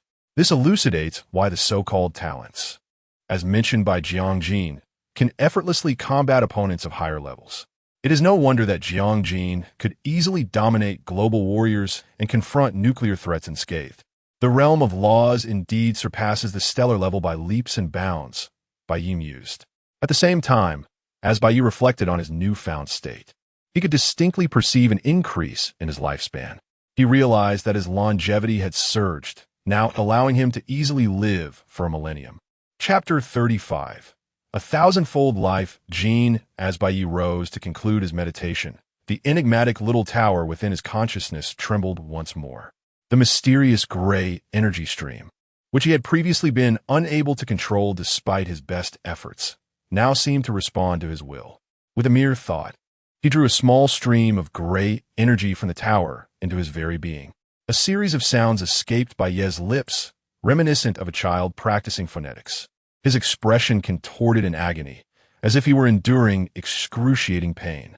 As the gray energy coursed through him, it felt as though it sought to obliterate his life genes and cellular particles, leaving destruction in its wake. Yet, astonishingly, amidst this devastation, A mysterious residual energy began to mend the shattered cellular genes, reconstructing anew within Bai Ye. This cycle of destruction and rebirth repeated itself within him. He experienced the torment of his life gene's annihilation, juxtaposed with the exhilarating sensation of their reconstruction. Simultaneously, he sensed a gentle, gray energy infiltrating the depths of his soul's essence, a stark contrast to the violent entry into his physical form. His soul, parched earth meeting the nourishing rain, voraciously absorbed the mysterious energy, flooding him with overwhelming comfort. Time became a blur as this small stream of gray energy was fully assimilated. Bai Ye exhaled a deep sigh of relief, having nearly succumbed to the agonizing intensity of the destruction. However, he now reveled in the sweet fruit of his labor, acutely aware of his transformed body, feeling unprecedented vitality. Is my life gene now 1,000-fold? Upon introspection and correlating the information in his mind, Bai Ye realized he had attained a life gene level 1,000 times that of an ordinary cosmic being. Concurrently, the absorption of the mysterious gray energy had significantly enhanced his soul's essence, leaving him with a clarity of mind and an elevated understanding. The true extent of this improvement would only manifest as he continued to comprehend the laws of the universe.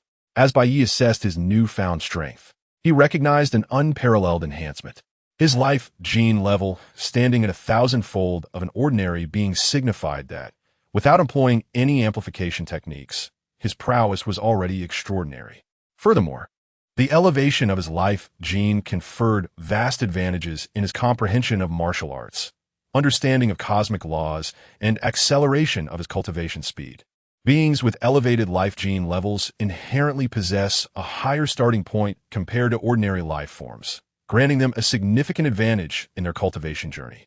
Some unique cosmic entities are born with gene levels hundreds or even thousands of times greater than typical beings, allowing them to grasp the laws of the universe as effortlessly as one consumes food and water, reaching realms beyond the imagination of ordinary beings.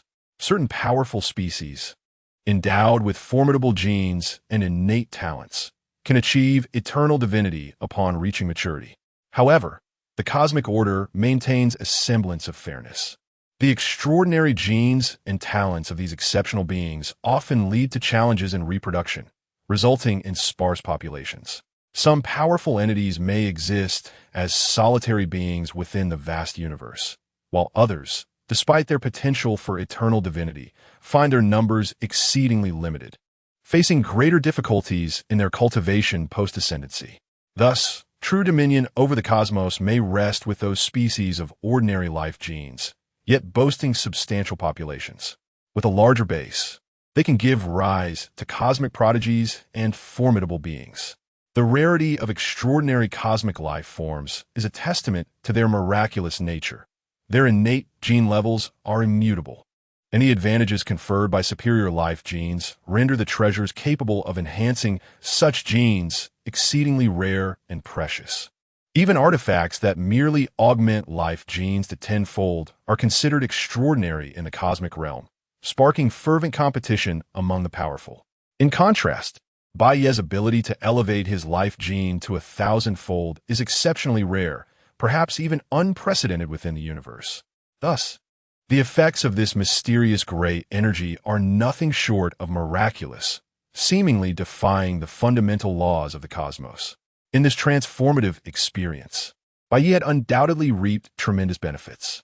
After concluding his metamorphosis, the enigmatic tower in his mind conveyed a message, and upon digesting its content, joy illuminated Bai Ye's visage. It revealed that the mysterious tower encompasses 9 layers of spatial worlds, each filled with boundless mysteries. To access the first layer, one must comprehend a fragment of the laws and elevate their life gene to a certain level. Elated by this revelation, Bai Ye understood that the mysterious tower was indeed more complex than it appeared, brimming with secrets awaiting his exploration. Previously, his insufficient strength had hindered him from wielding the tower's capabilities, but now, with his enhanced power, mastery over a fragment of fire law, and a life gene level 1,000 times greater, he was finally poised to unlock the first layer. Yet, Instead of entering the tower immediately, Bai Ye retrieved a jade vial containing cosmic essence, intending to continue his cultivation and elevate his realm further. Having entered the realm of law, Bai Ye's current stage was no longer simply divided into early, mid, late, and peak phases, but rather into 19 tiers, with 9 substages. Bai Ye had successfully transcended into this higher realm, and his next challenge lay in navigating the 9 substages within it. Having grasped a fragment of the law, his comprehension was sufficient. The transitions between substages required merely the accumulation of energy, a resource he currently possessed in abundance. With a decisive gulp, he consumed a significant amount of cosmic essence, its potent energy flooding his being. First tier, second tier, third tier, all the way to the final 9th tier, utilizing the abundant energy contained within the cosmic essence, Bai Ye swiftly ascended through each substage. Despite the considerable energy demands inherent in breaking through, even with his life gene at 1,000-fold, Bai Ye's consumption of the essence satisfied the requirements for his ascension, propelling him from the first tier of the law realm to the 9th, achieving a state of consummate mastery. However, these elixirs alone were insufficient to sustain his cultivation needs. The energy absorbed through rigorous training had sufficed prior to entering the law realm, but now it felt like a mere drop in the ocean. Additionally, Bai Ye had responsibilities towards the War God Palace, requiring him to allocate some resources, albeit largely those no longer useful to him, thereby slightly impeding his cultivation speed. Thus, he remained at the 7th layer of the law realm, unable to reach its pinnacle. Consequently, Bai Ye's current strength could be deemed unparalleled on Earth, having surpassed Jiang Jin, at least in terms of rank. Moreover, Bai Ye firmly believes that, even in terms of strength, he far surpasses Jiang Jin in the present day. With a life gene multiplier of 1,000, he inherently possesses a monumental advantage. Merely relying on Jiang Jin's combat experience and secret techniques would be utterly insufficient to bridge such a vast chasm of disparity. Unless Jiang Jin also possessed a life gene multiplier of 1,000, but Bai Ye is acutely aware that such a notion is implausible. His own attainment of a 1,000-fold life gene is attributed to the enigmatic small tower. He cannot fathom that Jiang Jin could have encountered a similar fortuity. If he indeed had access to an opportunity akin to the mysterious small tower, he would not merely be at the 7th layer of the law realm, but would have long since transcended Earth and ventured into the cosmos. The enhancement of life genes is exceedingly rare and extraordinarily precious, with even countless powerful beings in the universe struggling to acquire it, let alone on Earth. Therefore, it is likely that Jiang Jin possesses not even a 10-fold life gene, but rather exists at the ordinary level of life genes. In such a state, how could Jiang Jin possibly contend with Bai Ye in his current form? Thus, it is unequivocal that Bai Ye has rightfully claimed the title of the foremost individual on Earth. Chapter 36. The space within the first layer of the tower and the world tree, with a mere thought, Bai Ye vanished from his original location, reappearing in a realm of mystery. Is this the world within the first layer of the tower? Bai Ye surveyed his surroundings and found himself on a small island, an expanse that seemed boundless. The sky stretched infinitely above, shrouded in a hazy mist, devoid of sun, moon, or stars, yet radiating a brightness akin to the external world. He gently attuned his senses and discerned that the energy density within this space was several dozens, if not hundreds, of times greater than that of the outside world. Enveloped in a nebulous fog, upon inspecting the soil beneath his feet, he discovered it teemed with immense energy, comprising rare and exquisite spirit earth, which could be used as a precious resource. If one were to cultivate spirit plants in such an environment, the results would be unimaginable. Yet, on this colossal island, apart from an awe-inspiring towering tree that soared thousands of feet into the sky, there existed no other flora, let alone spirit fruits or medicinal herbs. Bai Ye approached the shoreline, eager to examine the sea. However, as he neared the vast ocean, a terrifying force emanated from the waters, a formidable pressure that rendered him unable to draw closer. Can one believe that the sea could exude such overwhelming might? Indeed, it was true. Not only could he not approach the waters, but he also found himself incapable of even drawing a single drop of seawater, despite his fervent efforts. After laboring in vain for some time, he reluctantly abandoned the endeavor, resolving to return when his abilities had improved. Subsequently, Bai Ye explored the island, which, despite being termed a small isle, spanned millions of square kilometers, devoid of life apart from the towering tree. He then turned his attention to this magnificent tree. As Bai Ye stood before it, he felt an inexplicable allure drawing him closer. He cautiously approached and touched the colossal trunk, and in an instant, a surge of information flooded his mind. Suddenly, he felt a sharp pain in his hand. A wound had appeared on his finger, and blood began to flow, seeping into the tree as if it were being absorbed. Simultaneously, he sensed an invisible force attempting to draw his soul consciousness out of his body. The flow of blood quickened, and he felt his consciousness begin to wane. After an indeterminate period, the substantial loss of blood left him feeling weak, prompting him to activate his cultivation method to absorb the energy from the void and replenish himself. Just as his awareness teetered on the brink of oblivion, the flow of blood ceased, and his consciousness snapped back to clarity. Upon regaining consciousness, Bai Ye experienced a peculiar sensation, as if he possessed two bodies, his original form and the towering tree before him, seamlessly controlling both without any sense of dissonance. Have I successfully recognized the world tree as my own? The information he had received earlier revealed the origins, functions, and methods of recognizing this tree. This world tree was born at the dawn of creation, a unique life form within the cosmos.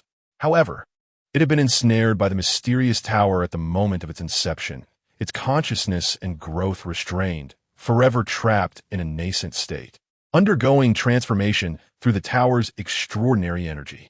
This tree was the first cultivation resource prepared for its master by the mysterious tower, allowing for direct recognition and enabling the world tree to become one of his avatars. Furthermore, this world tree's purpose was to nurture avatars. After the tower's special transformation, for each realm he transcended, the world tree could give birth to an avatar. Currently, at the law realm, the world tree mirrored his state, granting him two opportunities to cultivate avatars. Yet, Bai Ye had yet to contemplate what avatars to nurture, deferring that decision for the future. Nonetheless, the world tree presented another significant advantage. It possessed extraordinary innate talents in the laws of wood and life. Thus, this world tree could generate entities aligned with those laws while he comprehended the law of fire, enabling simultaneous cultivation and understanding of two laws. Moreover, having this world tree avatar within the mysterious tower greatly safeguarded his life. Should he inadvertently perish in the external world, he could be reborn through the world tree avatar, effectively granting him countless lives, a truly extraordinary boon. Chapter 37. The sister-in-law at present, Bai Ye remains uncertain about the type of avatar he should cultivate. Thus, he intends to manifest a world tree avatar to comprehend the laws within the realm of the small tower. He has previously tested this, discovering that the laws of heaven and earth within this small tower are remarkably complete, akin to the external world, having no adverse effect on his understanding of these laws. The notion of bringing the world tree avatar outside has never crossed his mind, for it is only within this small tower that the avatar can be considered truly secure, ensuring the safety of his true form as well. Venturing into the outside world would inevitably invite unforeseen mishaps. Bai Ye retrieves from his spatial ring the sacred heart spirit fruit trees and other spiritual plants he unearthed during his prior expedition to the island's secret realm. Initially, he had intended to plant these spiritual flora within his villa, but his focus had been consumed by cultivation, and the villa's environment was ill-suited for nurturing such plants. Without proper transformation of the soil and environment, the chances of successful cultivation would be minuscule. Upon inspecting the soil here, he discovered an astonishing abundance of cosmic source energy, a rare type of spiritual earth, perfectly suited for the cultivation of celestial materials. Hence, he resolved to plant the various spiritual flora he had harvested in this fertile ground. Bai Ye swiftly dug small pits into the earth, planting each spiritual specimen with care. However, upon planting the last one, he was astonished to find that the pit he had prepared was insufficient. This final specimen was several times larger than the previous ones, a detail he had overlooked. With no option but to expand the pit further down and around, Bai Ye dug deeper, and within a mere 3 meters, he unearthed a vast quantity of cosmic source crystals, the ground beneath revealing itself to be a solid mass of these precious materials. In a brief span of excavation, Bai Ye amassed thousands of standard-sized cosmic source crystals, leaving him astounded. The sheer volume obtained from such casual digging raised questions about the total available on the entire island, and indeed, within the entire realm of the tower. It is important to note that this tower is not merely a solitary island. Bai Ye had previously discovered a mysterious bridge on the island stretching into the unknown, yet he had refrained from exploring due to the world tree's influence. Casual digging here had yielded results rivaling his previous haul from the small lake in the island's secret realm, where he had only acquired over 3,000 cosmic source crystals, a mere fraction in comparison. Upon reflection, Bai Ye realized the remnants of that ruin couldn't possibly compare to the mystery and might of this small tower. The first layer of the tower is boundless, with an energy concentration in the air that is extraordinary, capable of capturing the primordial world tree, its power unfathomable. Perhaps these cosmic source crystals are trivial in the grand scheme of the tower's vastness. Bai Ye ceased his excavation after collecting around 100,000 cosmic source crystals, deeming this quantity sufficiently ample for the time being. Presently, he had no pressing need for them, as he still possessed a significant amount of cosmic source crystals and liquids obtained from the island, all of which remained unused. Moreover, within the tower realm, he could always retrieve more as needed, negating the necessity for excessive storage. After planting the last spiritual specimen, Bai Ye resolved to exit the small tower. His period of seclusion and cultivation within had extended for quite some time, and he felt the need to reacquaint himself with the circumstances of the outside world, as well as check in on his family's well-being to alleviate any mutual concern. As for the other areas within the tower, he decided to explore them on another occasion. Upon re-emerging from the tower, Bai Ye found himself back in his original position, and he learned a significant fact. When he enters the tower's realm, the mysterious structure does not manifest in the external world, but rather retreats into the boundless void existing between the realms of nothingness and reality. During Bai Ye's prior cultivation, numerous unusual phenomena had occurred, yet they remained unaware of the implications of these occurrences, whether they were favorable or unfavorable, only able to harbor their worries. Finally, upon seeing Bai Ye cease his cultivation last night, they were startled when he suddenly vanished again. However, now that he had reappeared, their hearts settled once more. As for Bai Ye's elusive nature, they had grown accustomed to it, given their limited strength. They could hardly detect his movements and attributed his sudden appearances to their own shortcomings. I made some breakthroughs in my cultivation and had a few matters to attend to. I apologize for causing you concern, Bai Ye softly reassured them, though he refrained from divulging the specifics of his whereabouts or the secrets of the tower realm. The mysterious small tower holds immense significance. Despite his uncertainty regarding its exact nature, he was certain it is an extraordinary treasure beyond imagination.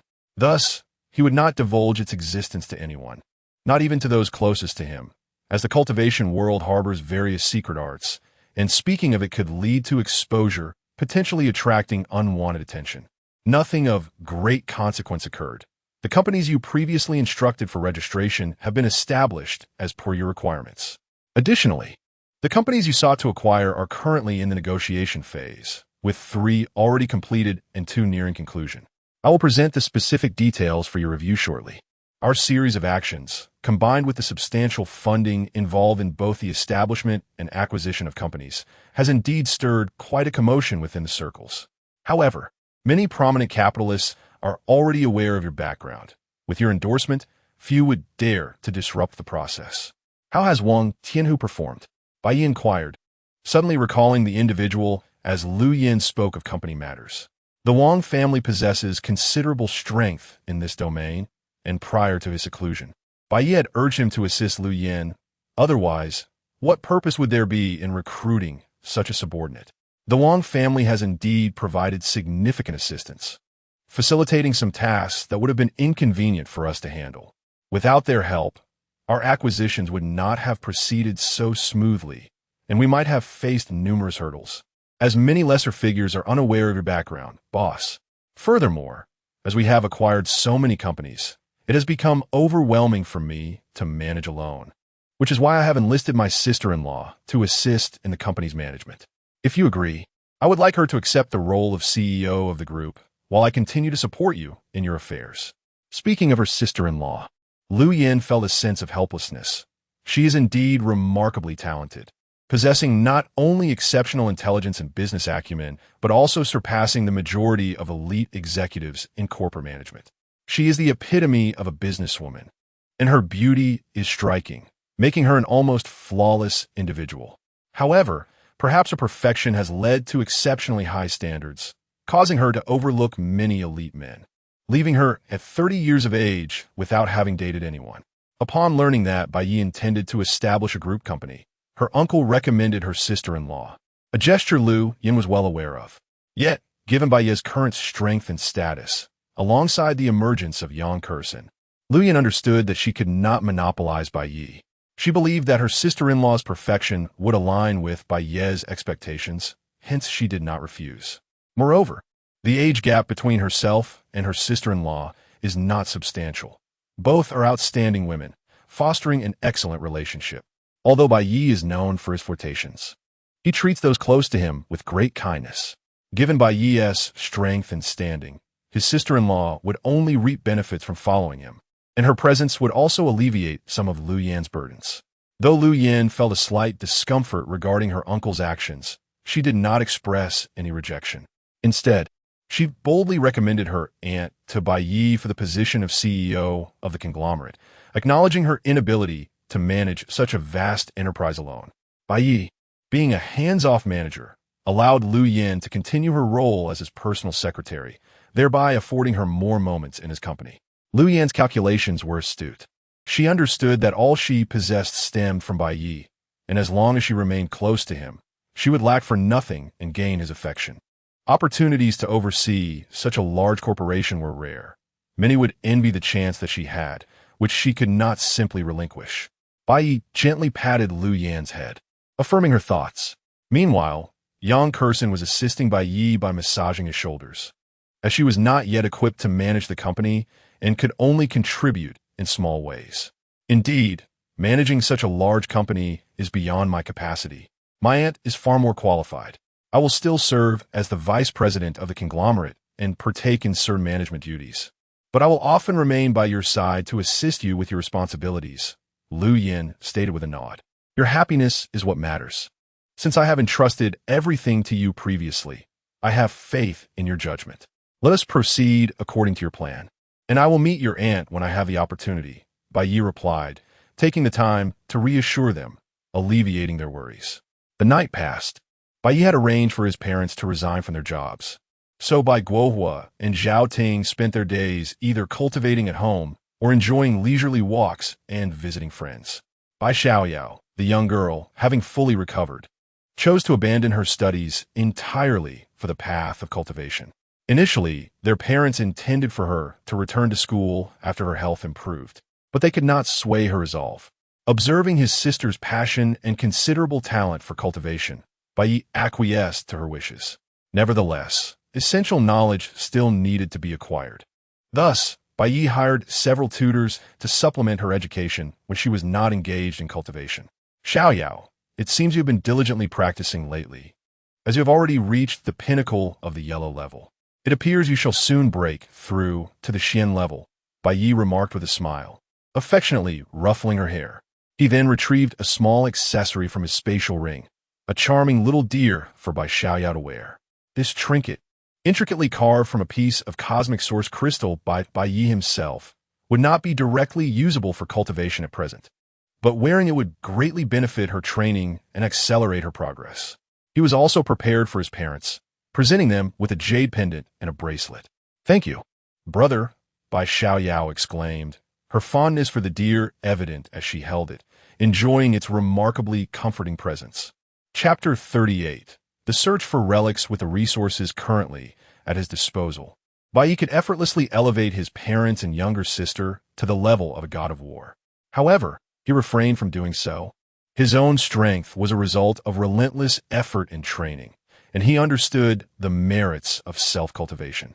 Although Bai Ye held great confidence in his abilities, he remained uncertain about the heights he could reach in the future or whether he would possess ample resources to elevate his family to greater realms.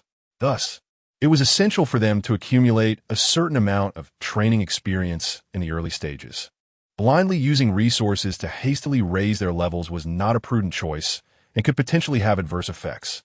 Since Bai Ye began his journey, his path had been remarkably smooth, devoid of any significant obstacles or enemies. His parents and younger sister resided in a villa community for martial artists, seldom venturing out, and were under the protection of the warriors from the God of War Palace, ensuring their safety. Hence, there was no urgency to elevate their levels. What? Xiao Yi, you have already broken through to the realm of laws? Haha, splendid. Truly splendid. You are indeed my son. Bai Guohua and Zhao Ting were astonished to hear Bai Ye's announcement of his breakthrough. They were aware of the significance of this realm, having heard Bai Ye mention it before. The current foremost figure in the world, Jiangjin of the God of War Palace, occupied this very level, commanding respect from nations worldwide. The realization that their son had reached such heights filled them with pride. Bai Guohua erupted into laughter. Brother, you have become a master at the realm of laws, equivalent to the palace master and rival to the world's strongest. You are truly incredible, Bai Xiaoyao exclaimed, her face alight with excitement upon receiving the news. Bai Ye then presented some training resources to his parents, including the spiritual wine he had brewed from the sacred heart fruit and various precious materials. Although it had been brewed recently, the effects of these rare ingredients had already manifested. Consuming the spiritual wine would greatly aid in their cultivation, promoting physical well-being and gradually enhancing their training aptitude. For Bai Ye, with his thousand-fold life gene level, the wine merely served as a pleasurable taste, devoid of significant effects on him. While the flavor of this newly brewed wine was inferior to aged varieties, it still far surpassed ordinary wines. You only need to consume a small cup daily. It will greatly benefit your training. When it runs out, simply ask me for more or have Xiao Yao fetch it directly, Bai Ye instructed, before offering additional training tips and engaging in casual conversation before taking his leave. After Bai Ye departed, Bai Guohua and the others abandoned their plans for leisure. Inspired by Bai Ye's achievements, they felt compelled to intensify their own training. After all, their son had become the foremost practitioner on Earth, yet he remained diligent in his pursuits. As parents, they could not afford to fall behind. Their efforts were not aimless, though they lacked a clearly defined goal. Bai Ye first soared through the skies over the ocean before venturing into dense forests, seemingly in search of something. Ever since he had gleaned substantial benefits from the secret island and learned from Jiangjin about the existence of extraterrestrial relics on Earth, he had developed a keen interest in such ancient sites. This time, he sought to uncover any unique relics. However, after searching throughout the night, Bai Ye found nothing. Not only did he fail to discover any unique relics, but he did not even encounter ordinary ones. All he came across were sites that had already been explored and developed, which left him somewhat disheartened. Yet, it was a reasonable expectation. If relics were so easily discovered, they would have long been excavated by the God of War Palace, much like the sites already explored. It was conceivable that undiscovered relics still existed on Earth, likely in places rarely traversed by humans or in locations of extreme danger, or in areas so concealed that they were difficult for ordinary people to locate, such as the deep sea or oceanic trenches. Only in such inaccessible regions, beyond the reach of ordinary individuals and imperceptible to strong practitioners, could relics remain unnoticed. Nevertheless, Bai Ye did not harbor grand hopes for this search. It was merely a flicker of luck he entertained. Moreover, he had not brought any detection equipment, relying solely on his spiritual awareness. There were times when the locations of relics were too deep or too distant for him to sense. If any force were to possess the most knowledge about the secret relics on Earth, it would undoubtedly be the God of War Palace. Bai Ye was well aware of the organization backing him, so he chose to approach the God of War Palace for inquiries, seeking information from Jiangjin, who had previously mentioned acquiring extraterrestrial relics. Chapter 39. News of alien relics within the headquarters of the War God Palace. Inside the spacecraft palace, Jiangjin inquired, Bai Ye, are you seeking to uncover alien relics? He sat in his seat, suppressing the intense astonishment within him. Initially, he believed he had adequately assessed Bai Ye's talent. Yet it was evident that he had grossly underestimated the prodigious capabilities of the youth before him. It had only been a week, or perhaps a little over, since their last encounter, and to his astonishment, Bai Ye had successfully comprehended the laws and transcended to the realm of principles in such a brief span of time. Jiang Jin had anticipated that Bai Ye would be ensnared at this juncture for at least a year or two. Yet the youth had achieved a breakthrough in a matter of days, an unimaginable feat. If one were to claim that Bai Ye's effortless advancement was solely a product of innate talent and devoid of any secrets, Jiang Jin would categorically dismiss such an assertion. However, he understood that everyone harbors secrets, some of which might be shared, while others must remain concealed. Moreover, as the sole pillar supporting the martial practitioners of Earth, he harbored a greater desire than anyone for the emergence of more formidable warriors. Thus, he refrained from probing too deeply into Bai Ye's rapid ascension. Bai Ye no ditgenti. Do you aspire to traverse the cosmos through the alien relics? Though framed as a question, Jiang Jin's tone bore an unmistakable certainty. The Earth, in its current state, was still woefully backward and weak. The existence of alien relics signified that extraterrestrial civilizations had once visited Earth, though their reasons for vanishing into the annals of history remain unknown. In the future, it was plausible that another extraterrestrial civilization might arrive, altering the fate of Earth in ways yet to be determined. At present, the only individuals on Earth who could be deemed strong were the two of them, and even their strengths would hardly make an impression in the vast universe. Should a genuine crisis arise, their combined prowess would be insufficient to safeguard the planet. What then would become of Earth's future?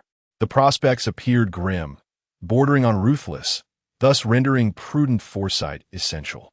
Furthermore, the Earth's environment had already imposed limitations on their growth. Akin to the age of exploration, they could only confront a broader world and future by venturing beyond. Bai Ye continued, articulating his thoughts. Within the alien relics lies our hope of reaching the cosmos. Only through discovering spacecraft and star maps within these relics can we hope to engage with extraterrestrial civilizations.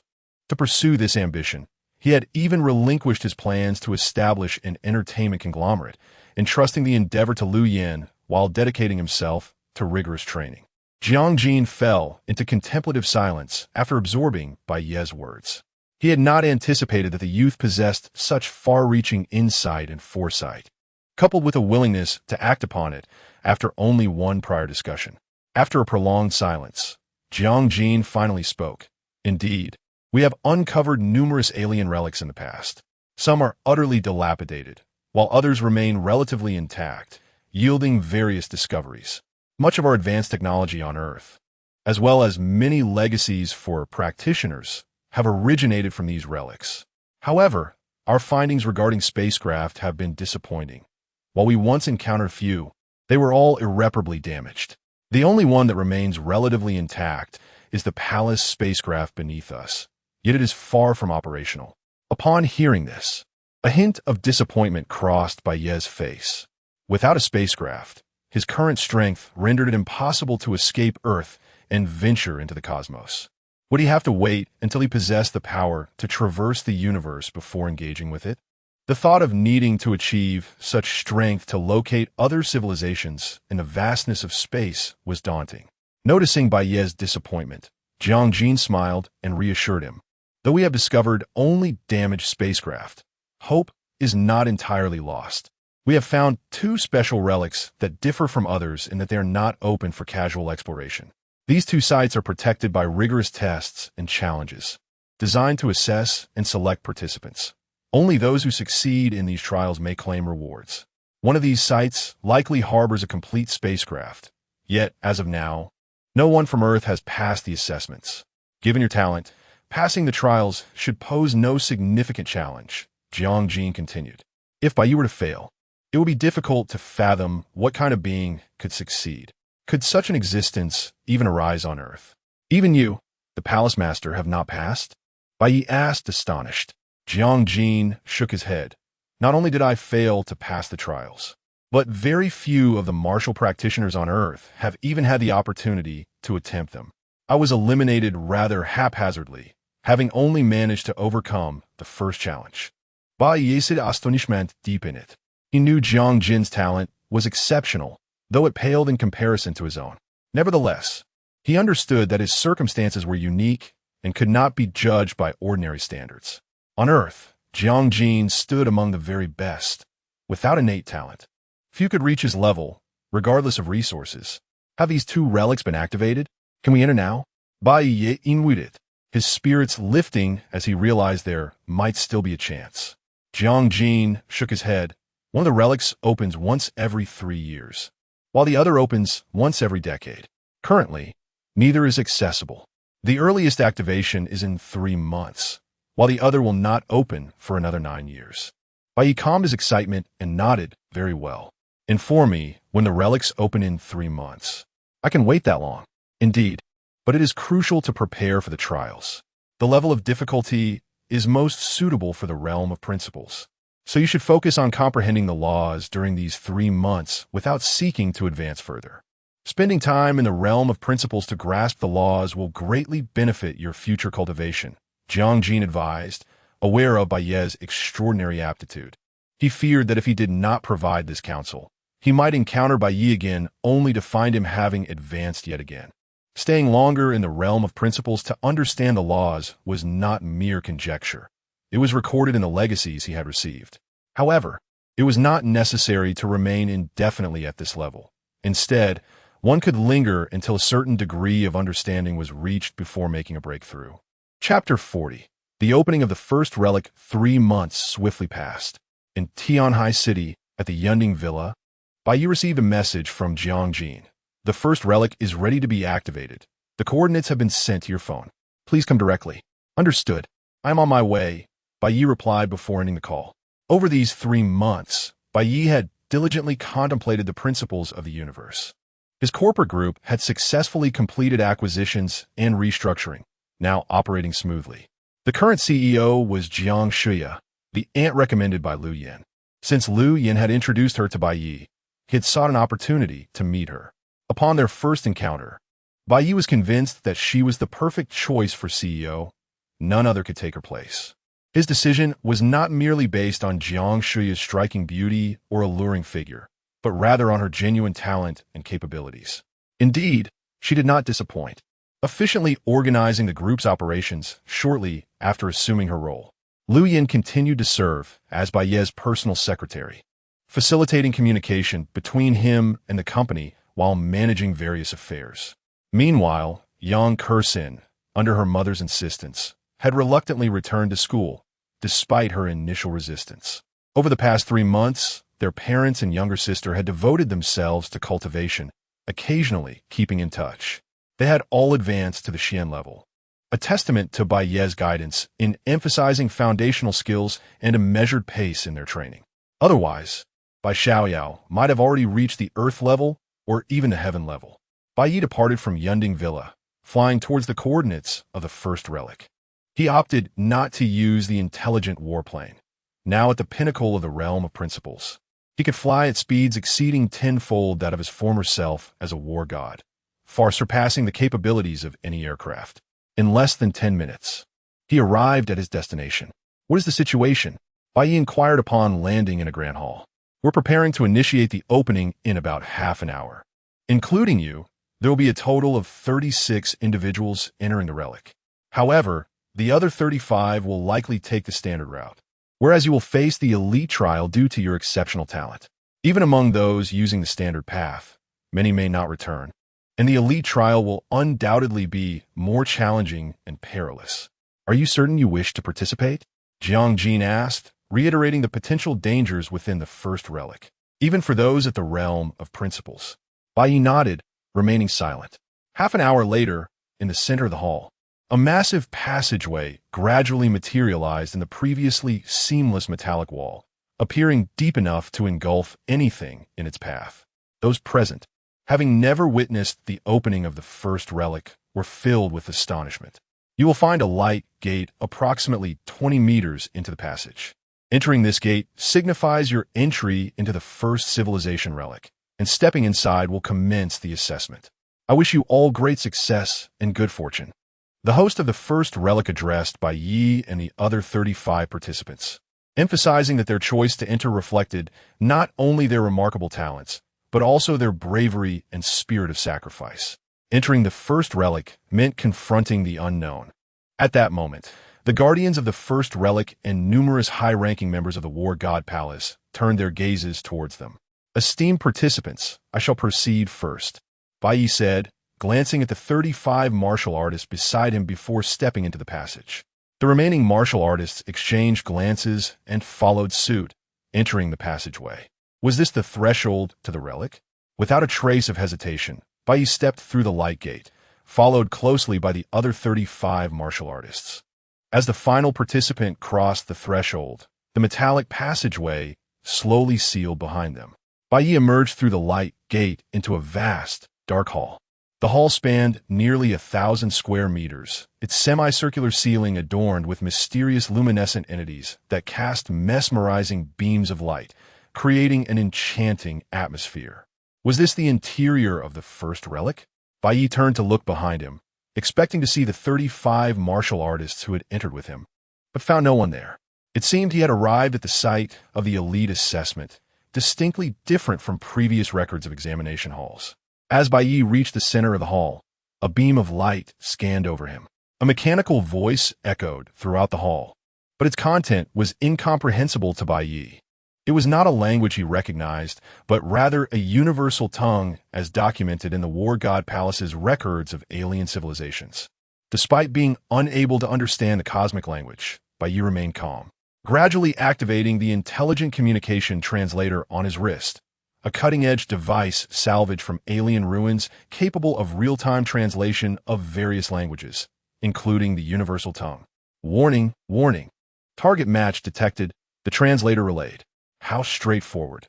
It has already assessed my qualifications, Bai Ye mused with a slight smile, unperturbed by the results of his elite assessment eligibility. The dazzling lights above dimmed, and a peculiar beam enveloped Bai Ye, accompanied by an unusual wave. The light persisted for half a minute before dissipating, and the mechanical voice resonated once more. Simultaneously, the translator provided the translation. Congratulations, your soul strength meets the requirements, and you are eligible to participate in the elite assessment of our Ida Star. Only those whose strength and soul intensity simultaneously fulfill the criteria may qualify for the elite assessment. This assessment has not been activated for 13,000 years. So please hold on for a moment. As time progressed, after several minutes, a dark passageway gradually appeared on the stone walls of the black hall. The elite assessment passage has been opened. Please proceed within to complete the assessment. Chapter 41. Practical Assessment. Bai Ye gazed at the passage before him, nodding without a hint of hesitation as he stepped inside. In but a moment, he reached the end of the corridor, emerging into yet another obsidian hall. Within this chamber stood 18 shadowy figures clad in black robes and donning masks. Were they human? Mechanical puppets? Bai Ye felt a flicker of surprise at the sight of these black-robed entities, but he quickly discerned their true nature. They were indeed mechanical puppets, devoid of any life essence. At that moment, a mechanical voice reverberated through the hall, instructing Bai Ye to defeat the 18 puppets before him. 18 first-tier beings of the Law Realm.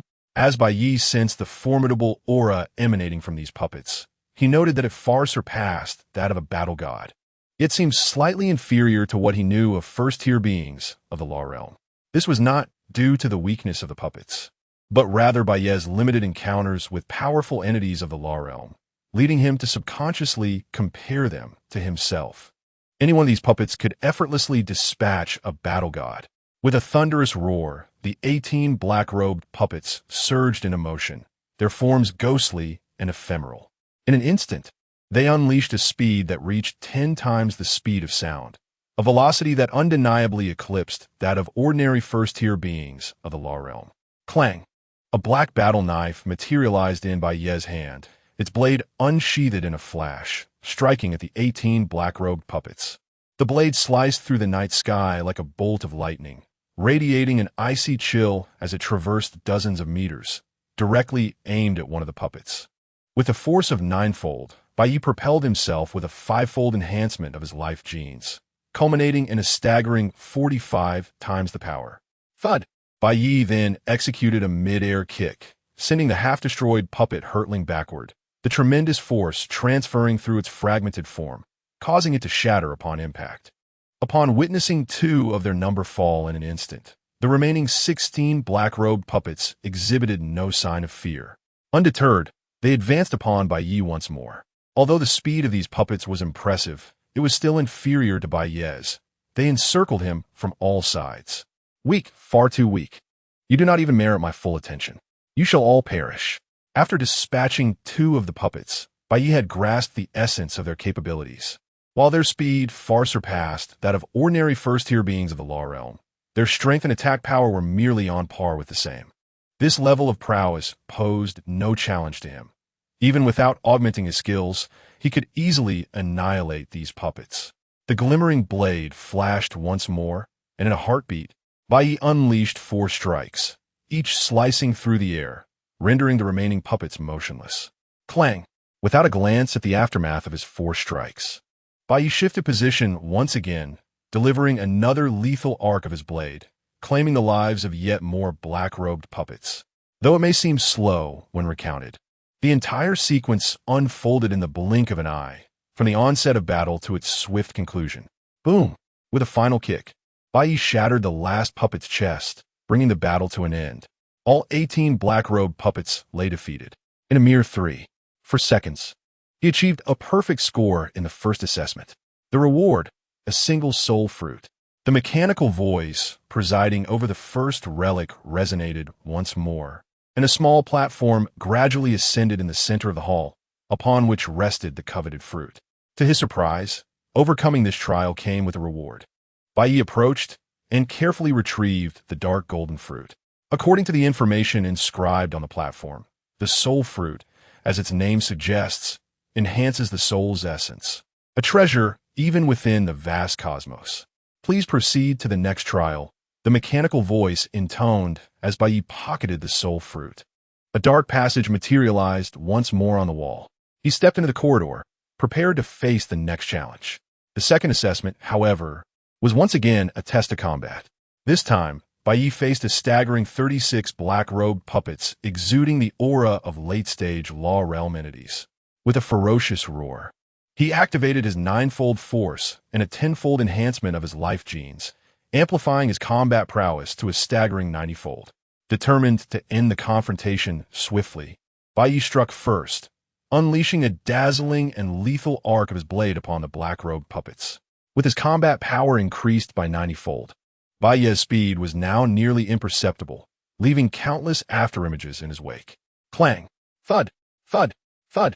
A cacophony of collisions and bodies hitting the ground resonated as, in mere moments, all 36 late-stage Law Realm puppets were decapitated, leaving no trace of their existence. The puppets posed no hindrance whatsoever to Bai Ye, their demise occurring in mere instants, even faster than in the previous assessment. Ding! You have passed the second combat assessment with a perfect rating. Reward, a 4th-tier source power battle knife. As anticipated, upon completing the assessment, the mechanical voice echoed once more. A small platform rose in the center of the hall, presenting a dark golden battle knife.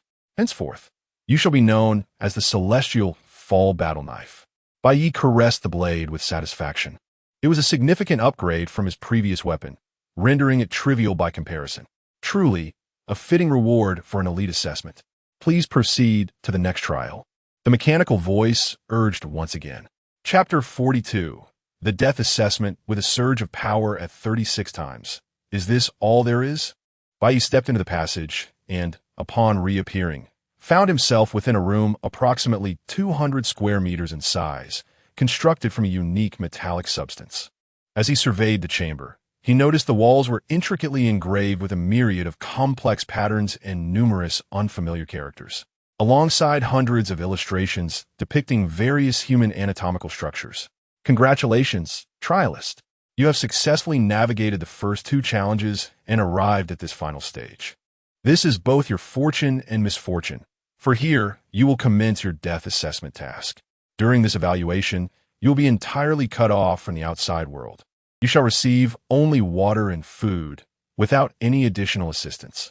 The engravings on the walls depicted the foundation of martial artists, 648 techniques, a corpus of knowledge from the lineage of the Holy Fallen Star. Mastering these 648 techniques would enhance your power exertion skills. Bai Ye glanced at the smart communication watch on his wrist, which, despite its advanced extraterrestrial technology, displayed no signal whatsoever. He then scrutinized the intricate diagrams and texts on the walls, silently critiquing the complexity of what was deemed foundational. Even with his exceptional comprehension, he found the information somewhat daunting at first glance. Nevertheless, he utilized his smart translation watch to scan the wall's patterns and texts, projecting the translated content. The Elite Death Assessment mandates that you elevate your power exertion level to 36 times. The assessment period spans 3 years. Failure to achieve this level within the allotted time will result in death. In the depths of the first relic, as Bai Ye entered the third challenge and initiated the Elite Death Assessment, a radiant light suddenly illuminated a special chamber. Concurrently, the mechanical voice he had heard earlier resonated within the room. The Elite Core Assessment has commenced. Conditions for awakening have been met. Ding! Esteemed intelligent life, Great Atada, welcome to your awakening. Within the chamber, a peculiar crystal orb revealed a small, ethereal figure resembling a human, albeit adorned with a single horn and a delicate tail. Xiaoji, how long have I been in slumber? Great Atada, it has been 13,000 years since your last awakening. 13 millennia had passed, and, at last, a human capable of reaching the third challenge had emerged on this planet. I hope this little one succeeds, the entity known as Atada mused, fixating on the screen, displaying Bai Ye's progress through the challenges. Meanwhile, Bai Ye focused intently on the translated content and imagery projected from his smart translation watch, feeling overwhelmed. Upon reflection, he realized that fully comprehending and mastering the techniques would not be a simple endeavor. It was not akin to absorbing energy through cultivation. Although labeled foundational, the foundation of martial artists, 648 techniques was exceedingly intricate, encompassing a variety of power exertion techniques, muscle control, energy utilization, and their interrelated combinations. Mastery of these techniques promised to elevate his power exertion level to 36 times, a feat unattainable by even the strongest methods on Earth, such as the War God Palace's Raging Waves ninefold, which only augmented strength ninefold. Realizing that achieving 36 times power exertion would demand considerable time and dedication, Bai Ye was reluctant to waste time here. He had already scanned the techniques and could study them later. The mechanical voice seemed to regard him as a being of ordinary life level, simply requiring a power exertion of 36 times to breach the sealed chamber and complete the assessment. Though he could only manage ninefold power exertion with his Raging Waves ninefold, he possessed the enhancement of life gene level, which, when activated, could easily bring him to 36 times. Should he test this theory? Perhaps he could pass the assessment and emerge successfully. After a moment of contemplation, Bai Ye resolved to attempt it. If successful, he would bypass the challenge. If not, there would be no significant consequences. He fixated on a prominent area of the alloy wall, adorned with a unique pattern, designated for testing power exertion techniques. With determination, Bai Ye wielded the recently acquired celestial blade and struck the testing area. Raging Waves ninefold power exertion, plus the fourfold enhancement from life gene level, totaling 36 times power exertion. With a resounding boom, a brilliant blade of light, imbued with formidable energy, penetrated the alloy wall, creating a gaping hole.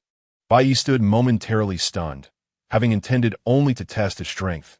Yet he had indeed cleaved through the special alloy wall and completed the assessment. The legendary Elite Assessment, the Death Trial, had long remained unpassed for countless millennia. And this was the result? Just this?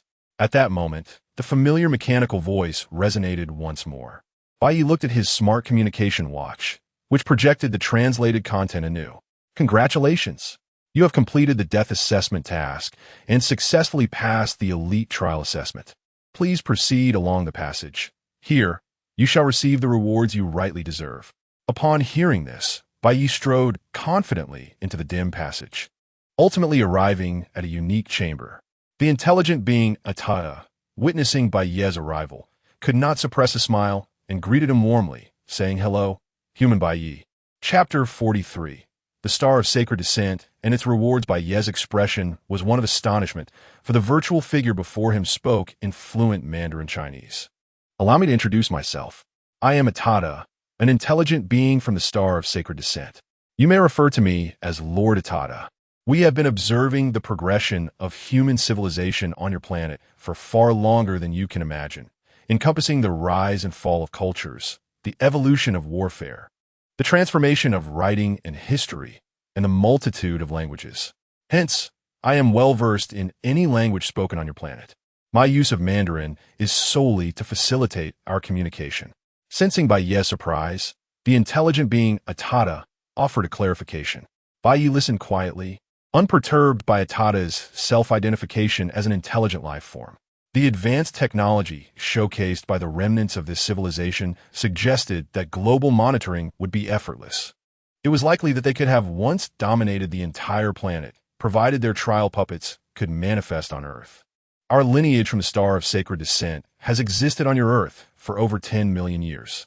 We have witnessed the birth, flourishing, destruction, and rebirth of your human civilization, a cycle that has repeated itself time and again. In fact, your planet was not even originally known as Earth. The purpose of our ancient relics, which have endured for millions of years, is to sift out geniuses, those of sufficient strength. Throughout this period, we have conducted a total of 322 elite trials, yet not a single individual has succeeded. All have met with failure, the consequence of which is death. Only those who pass the elite trials may join our lineage. Bai Ye was taken aback by this revelation. He had not anticipated that a trial could persist for millions of years, which starkly contrasted with his worldview and values. Furthermore, the seemingly simple trials he had imagined had yielded no successful candidates over countless attempts, which exceeded his expectations. Indeed, your human lineage on Earth, whether through the Gene Warriors or the Psychic Masters, is woefully underdeveloped. Based on my observations, the lineage of Psychic Masters has even become extinct. Gene Warriors? Psychic Masters? Bai Ye pondered, intrigued by these new terms. The Gene Warriors focus on the physical body, honing their genetic energy and excelling in close combat. In contrast, the Psychic Masters possess formidable mental strength, emphasizing mental cultivation and specializing in manipulating objects with their minds, Atada explained, noticing Bai Ye's confusion. Upon hearing this, Bai Ye's heart stirred. The description of the Psychic Master bore an uncanny resemblance to his sister's situation. Could it be that she had awakened her Psychic Master potential? Moreover, Atada's tone suggested a particular admiration for this talent, indicating that being a Psychic Master was indeed remarkable. In the grand tapestry of cosmic life, the existence of your Earth human race is rather ordinary. Enhancing your capabilities is no simple feat, even within the cosmos. Thus, for Earthlings to elevate their strength, it is crucial to grasp the principles of laws and the intricacies of force application. The first two trials of the elite assessment not only emphasize practical combat skills, but also rigorously test the candidate's comprehension of these principles. Without profound understanding, defeating the Guardians is impossible. Most candidates faltered in these initial challenges. The third trial assesses one's character, comprehension, talent, and more, and it is the most arduous of all. Even those who miraculously succeeded in the first two trials often faltered here. Yet you, Bai Ye, are the first Earthling to pass the trials in 10 million years. Now, based on your success, you are presented with two choices.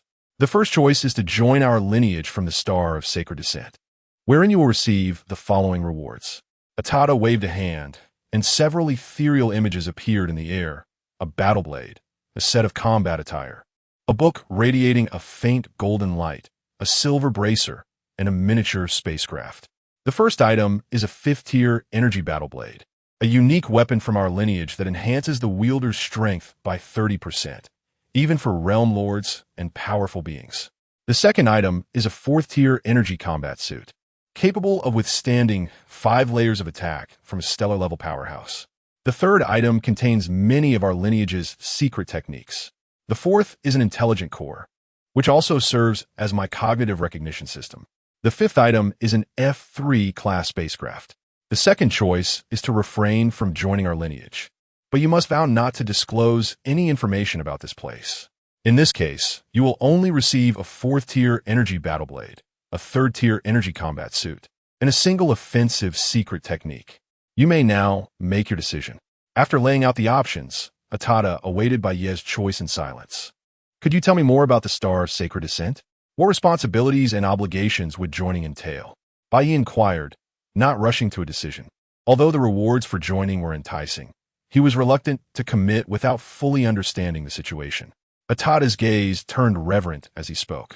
The Star of Sacred Descent is a mysterious realm within the cosmos, inherited from the great king of sacred descent.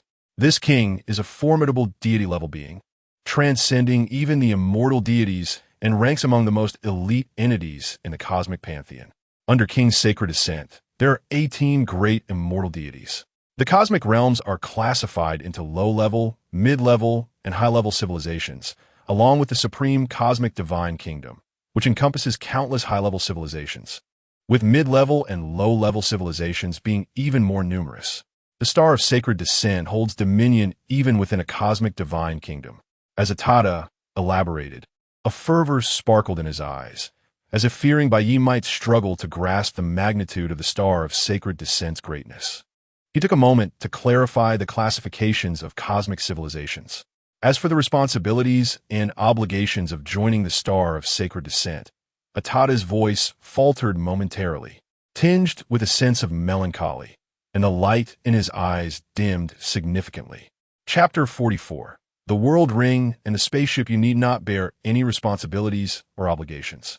Is it true that I need not bear any responsibilities or obligations? A flicker of confusion and disbelief crossed Bai Ye's eyes. The revelations regarding the holy meteor star, imparted by the intelligent life form Atada, left him astounded. A relic of civilization from Earth originated from a dominant force traversing the vast cosmic realms, intertwined with legendary immortal deities, perhaps even beings greater than the immortal gods themselves. There is no such thing as a free lunch in the heavens. Everything you acquire has already been priced by fate. Indeed, you heard correctly. To join the lineage of the Holy Meteor Star, you need do nothing at present. Simply await the day you evolve into a top-tier powerhouse in the cosmos, capable of revitalizing the name of the Holy Meteor Star and elevating this heritage.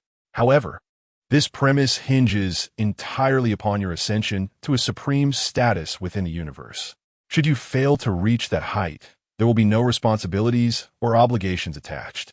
The lineage of the Holy Meteor Star has already perished in the cosmos, leaving Earth as its sole relic for assessment.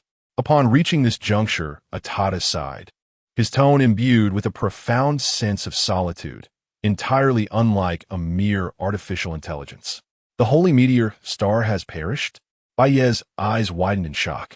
The formidable Holy Meteor Star boasted countless powerful beings, nearly 20 immortal deities, and even a being of unparalleled might, referred to by Atada as the Supreme God. How could such a mighty force meet its end? Was the cosmos truly that perilous?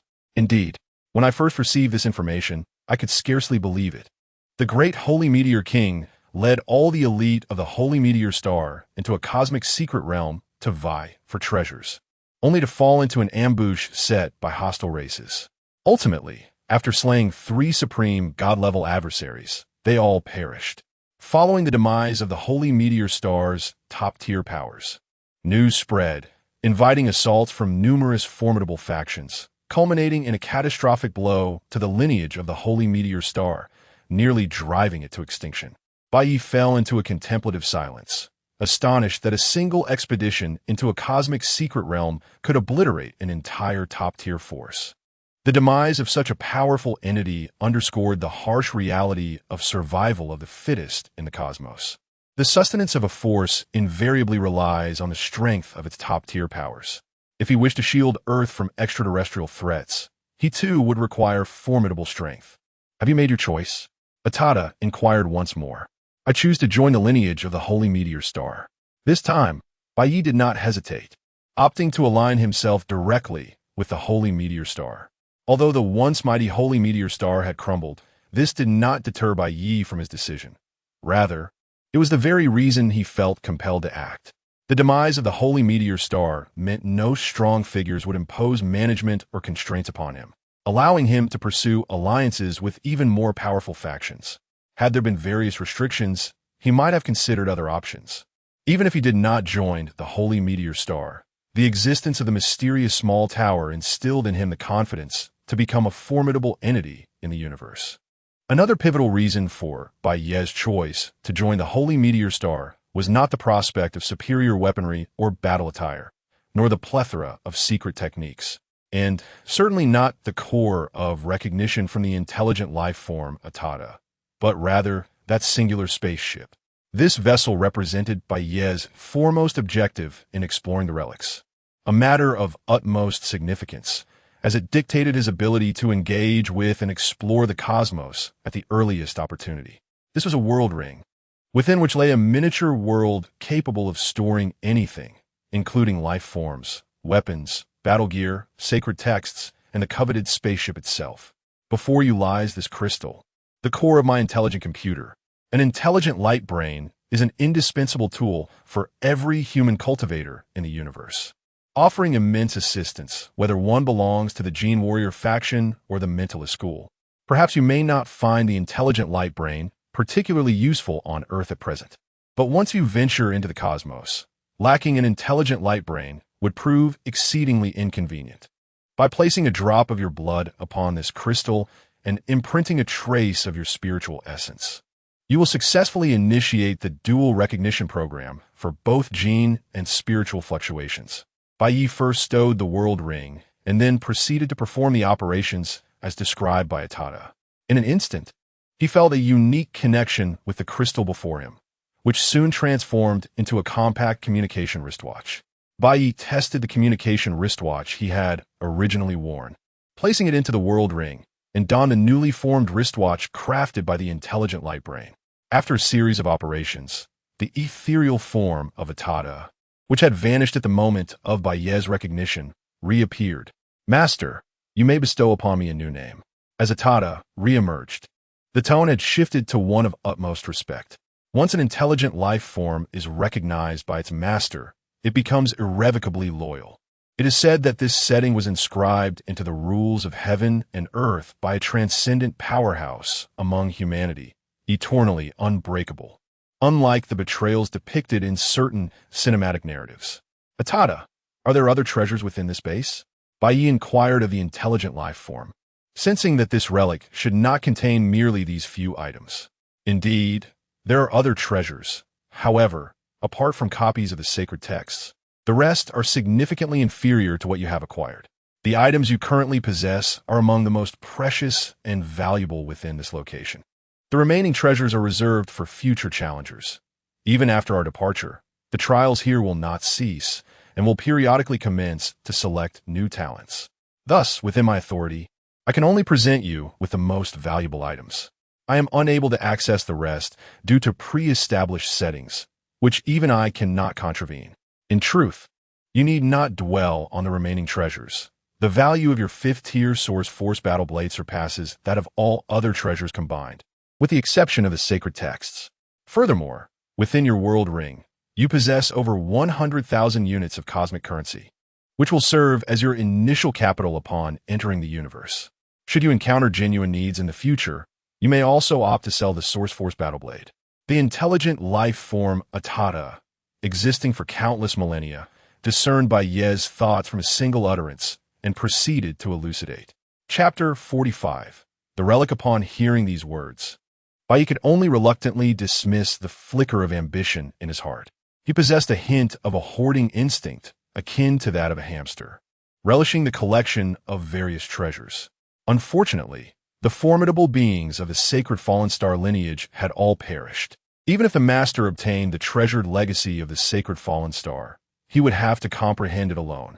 Otherwise, given the master's talent, so profound that even I cannot fathom it, If he were to receive guidance from a strong mentor, he could undoubtedly progress at an even swifter pace. Nevertheless, based on the master's prior displays of talent, he should be able to rapidly master several secret techniques through solitary cultivation. Although I am unaware of the depth of the master's comprehension of the laws, judging by previous performances, in this realm, his understanding is far from weak. Coupled with his proficiency in exertion techniques, even among the prodigies in the annals of the sacred fallen star lineage, the master is indeed formidable. With the master's innate gifts, should he acquire ample resources, exert himself diligently, and perhaps with a sage's guidance, there lies a glimmer of hope for him to ascend to the level of a realm lord. Bai Ye nodded, yet he dismissed Ada's last remark, for with the mysterious small tower at his side, he could not fathom his chances of merely becoming a realm lord. Moreover, with the tower's enigmatic nature and his astonishing life gene level, 1,000 times beyond the norm, he could not accept that his journey would halt at the realm lord stage.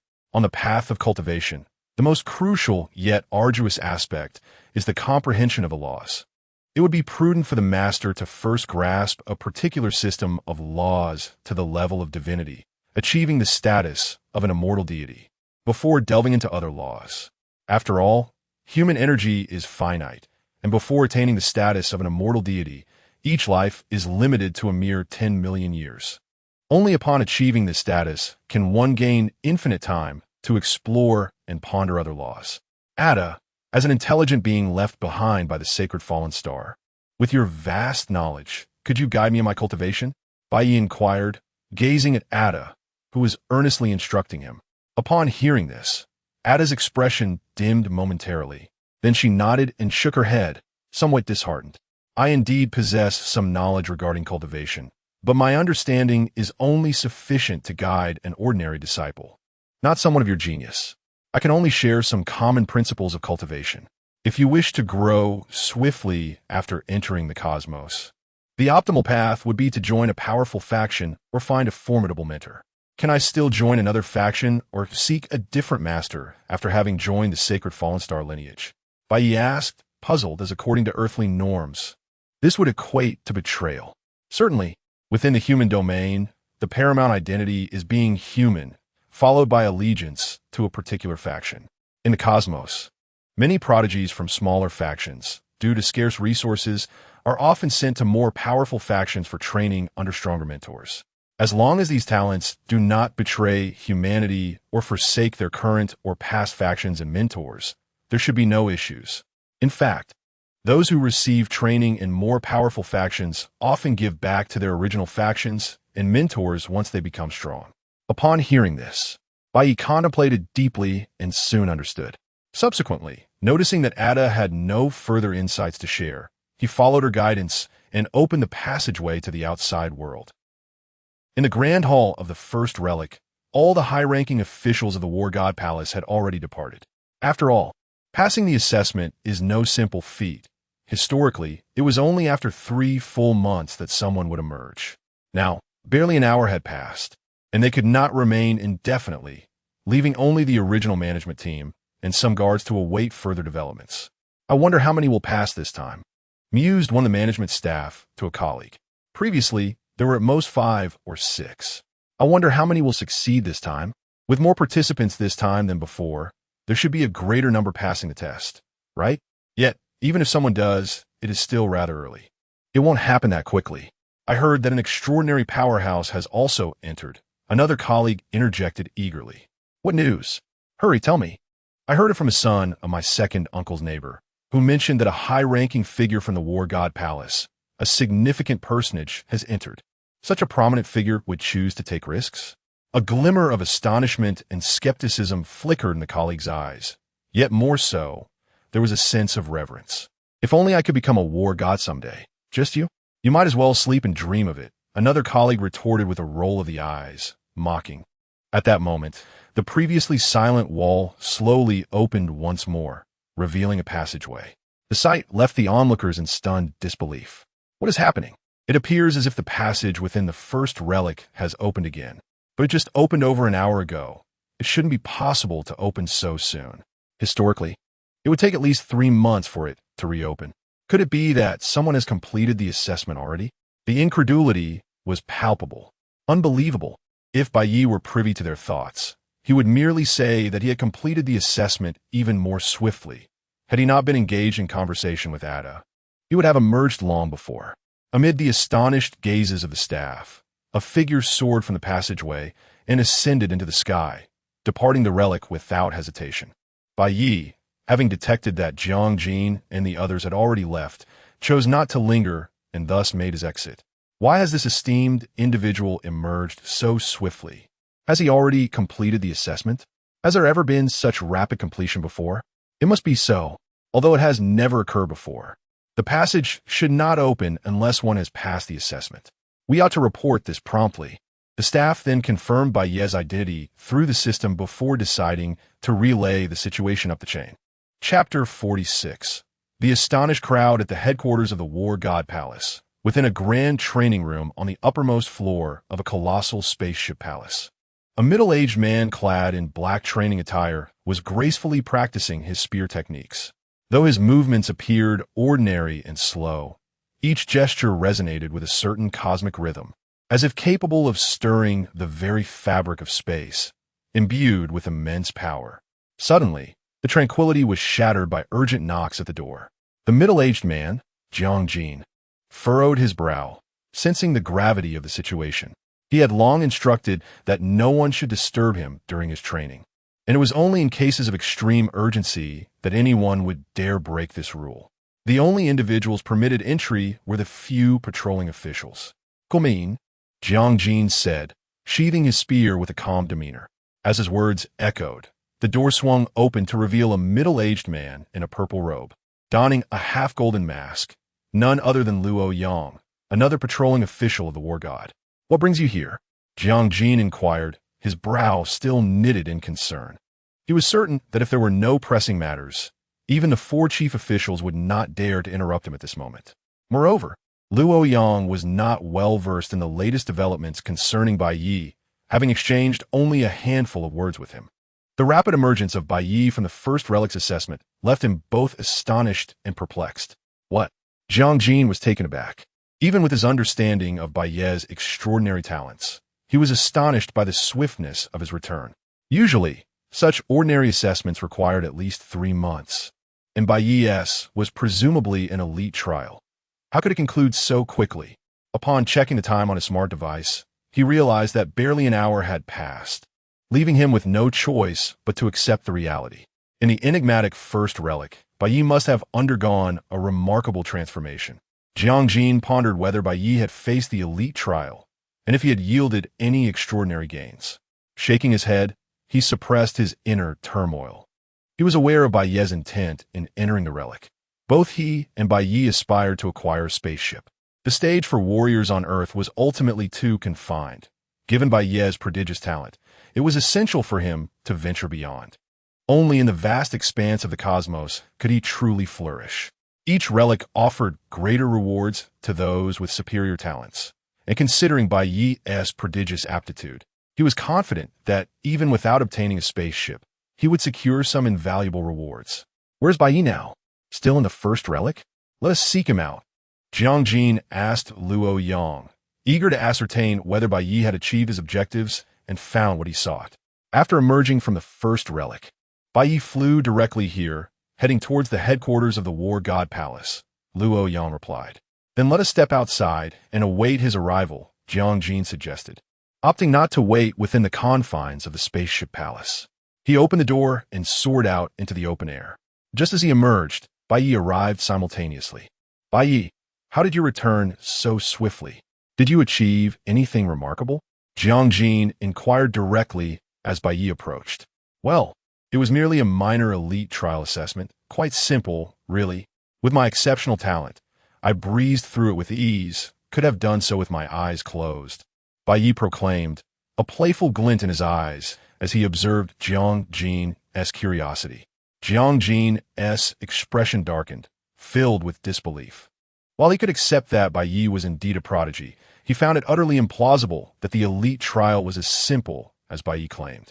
If it were truly that easy, why had countless others failed to pass the ordinary assessments? The legendary elite trial had never seen anyone succeed. If it were that straightforward, he, Jiang Jin, the esteemed master of the War God Palace, would not have struggled so mightily in his own trials. Inwardly, Jiang Jin could not help but scoff at the notion. Given your demeanor, it seems you must have gained quite a bit from the first relic.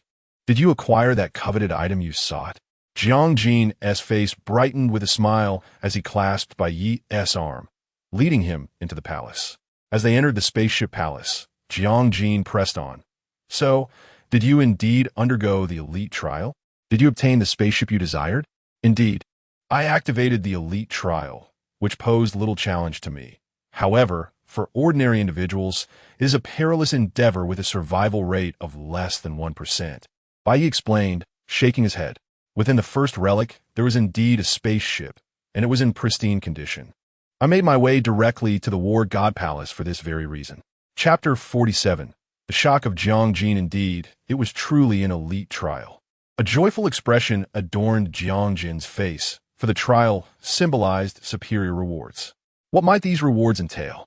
Surely, they must differ from those granted to ordinary trial participants.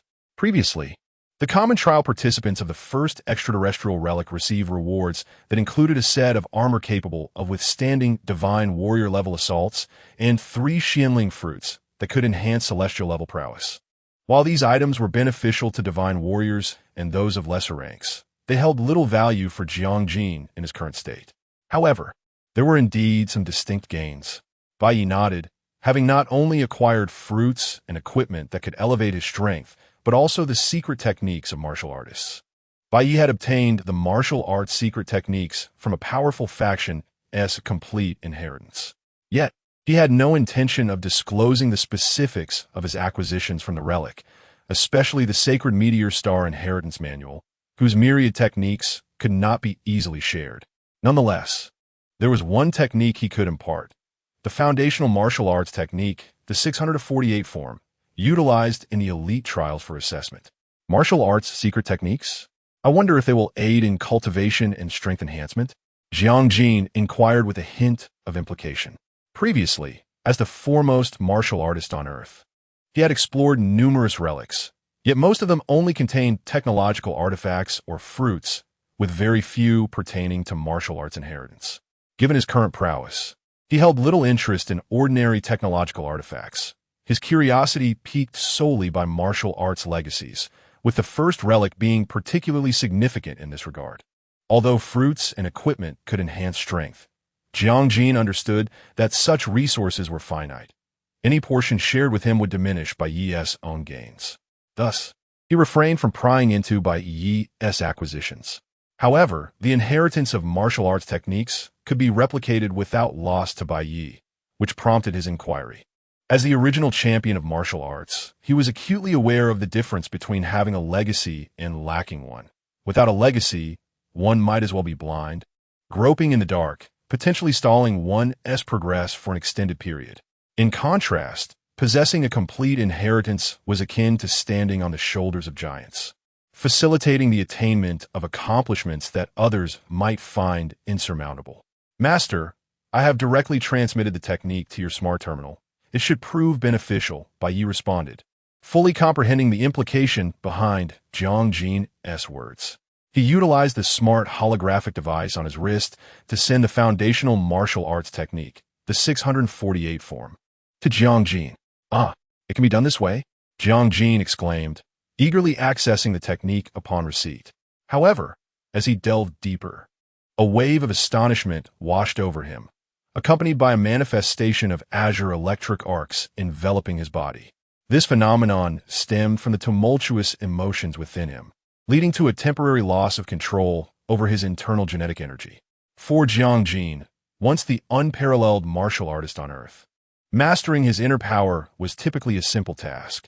Yet at this moment, his emotional turmoil caused a slight lapse in control, underscoring the profound impact of the foundational martial arts technique, the 648 form, on him. Incredible, truly incredible.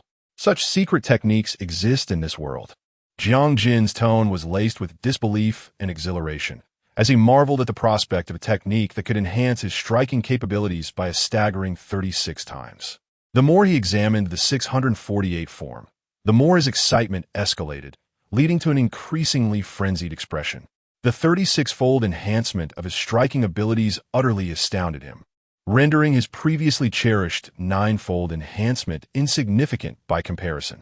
So, this is how one channels power, Jiang Jin murmured to himself, realizing that his previous understanding of power application had been flawed. With the guidance of the 648 form, he recognized numerous errors and shortcomings in his own creation. The 9 layers of the wild wave. Bai Ye observed this scene with a smile, entirely unsurprised by Jiang Jin's reaction. The earlier Jiang Jin had cultivated on Earth as though blind, piecing together fragmented legacies to create the 9 layers of the wild wave. A technique that could enhance striking power 9-fold, a testament to his innate talent. Thus, one could only imagine the significance of receiving a complete martial arts legacy and the magnitude of his astonishment, particularly since this was no ordinary martial arts legacy, but one derived from a formidable faction surpassing the realm of immortal deities. While it was merely a foundational martial arts technique, it was at least crafted by an immortal deity, or perhaps even by a being exceeding them. Even in the vast cosmos, it would be regarded as a premier technique. Now, with the guidance of the 648 form, Jiang Jin found himself approaching the task of mastering power application as one might solve mathematical problems using formulas. Although his original creation, the 9 layers of the wild wave, achieved 9-fold enhancement, it still bore numerous deficiencies and errors. The disparity between 9 times and 36 times was immense. With this new technique, he could re-evaluate his approach to power application. In the inheritance that Bai Ye had received from the sacred meteor star lineage, there were records stating that the maximum limit of physical power application for any life form in the universe was 100 times. Presently, among the ordinary martial artists on Earth who had yet to master power application techniques, their true physical strength amounted to only 1% of their inherent potential. Even Jiang Jin, who had mastered the 9 layers of the wild wave, could only unleash 9% of his physical potential. This meant that, under equivalent conditions, a martial artist who had mastered a 100-fold application technique could fully realize their physical potential, making them 100 times stronger than an ordinary martial artist without such mastery. However, achieving the true limit of 100 times physical application was exceedingly difficult, almost insurmountable. Even with complete mastery of the 648 form, Jiang Jin would merely reach 36 times. Although the sacred meteor star lineage contained techniques for attaining a 100-fold enhancement, Bai Ye was currently unable to cultivate them, as he had yet to fully grasp the foundational martial arts technique, relying instead on the advantages provided by his genetic lineage to navigate the trials. Chapter 48. Millions of life planets. Jiang Jin, the founder of the War God Palace and a formidable warrior who has led the martial arts to prominence, indeed possesses remarkable talent. Although he may not rival the legendary prodigies, he far surpasses ordinary martial artists. After merely reading through the foundational techniques of martial arts, the 648 forms, it felt as though a clear path had unfolded before him. This is the way forward, a true direction for advancement. Jiang Jin could not help but let out a thunderous laugh, his voice echoing like rolling thunder throughout the War God Palace. This unusual display of joy piqued the curiosity of others in the palace. They had never witnessed him so exuberant.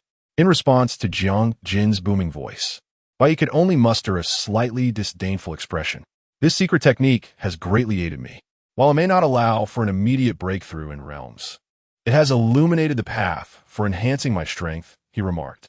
This martial arts secret is far superior to the texts in our War God Palace, and such a contribution cannot simply be overlooked without acknowledgement. However, at present, the War God Palace lacked anything that could match his value. Let me think. I will directly transfer you 2,000 contribution points, which you can exchange for whatever you desire later.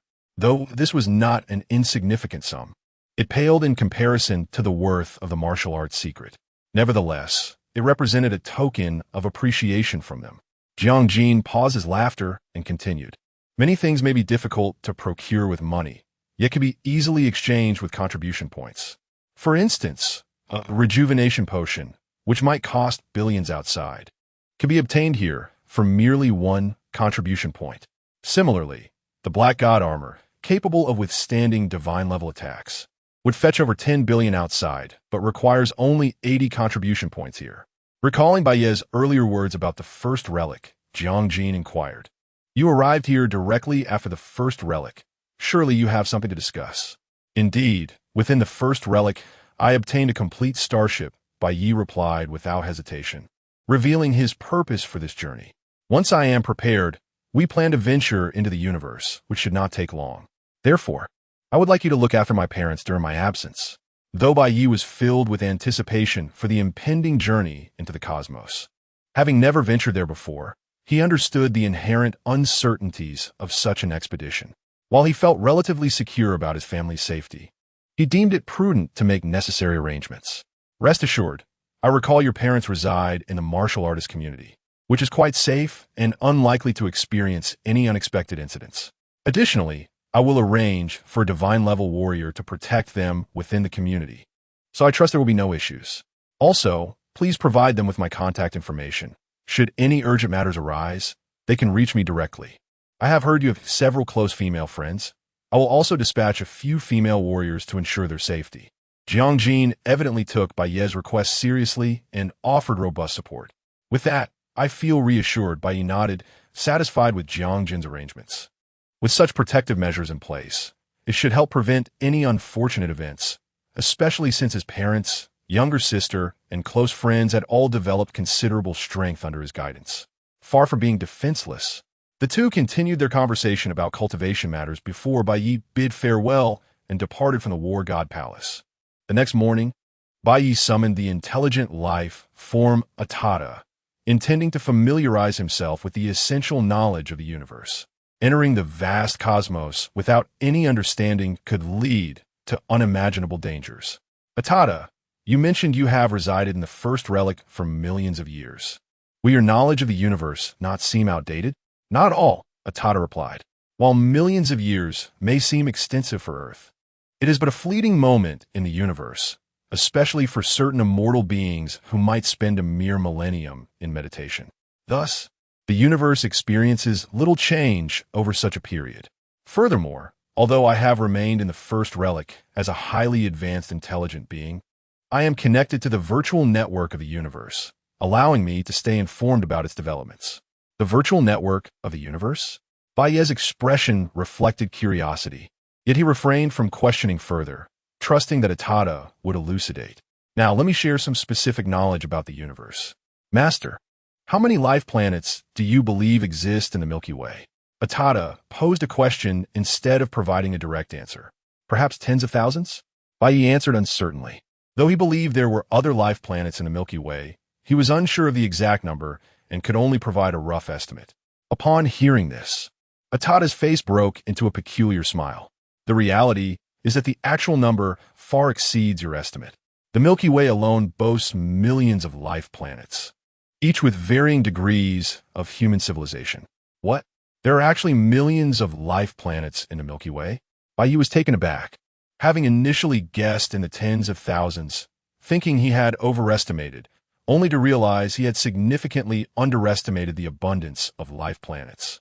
"And you claim these are all human civilizations?" "Millions of life forms should not be surprising. The universe contains countless galaxies similar to the Milky Way, and life planets are virtually innumerable. It is simply that Earth's technology is far too primitive to detect them. Moreover, your prediction of the universe's Big Bang occurring merely a few billion years ago is profoundly mistaken. Who knows how many epochs have passed since the universe's inception? The Milky Way, where you reside, lies within the territory of humanity, so what is so astonishing about it being filled with human civilizations?"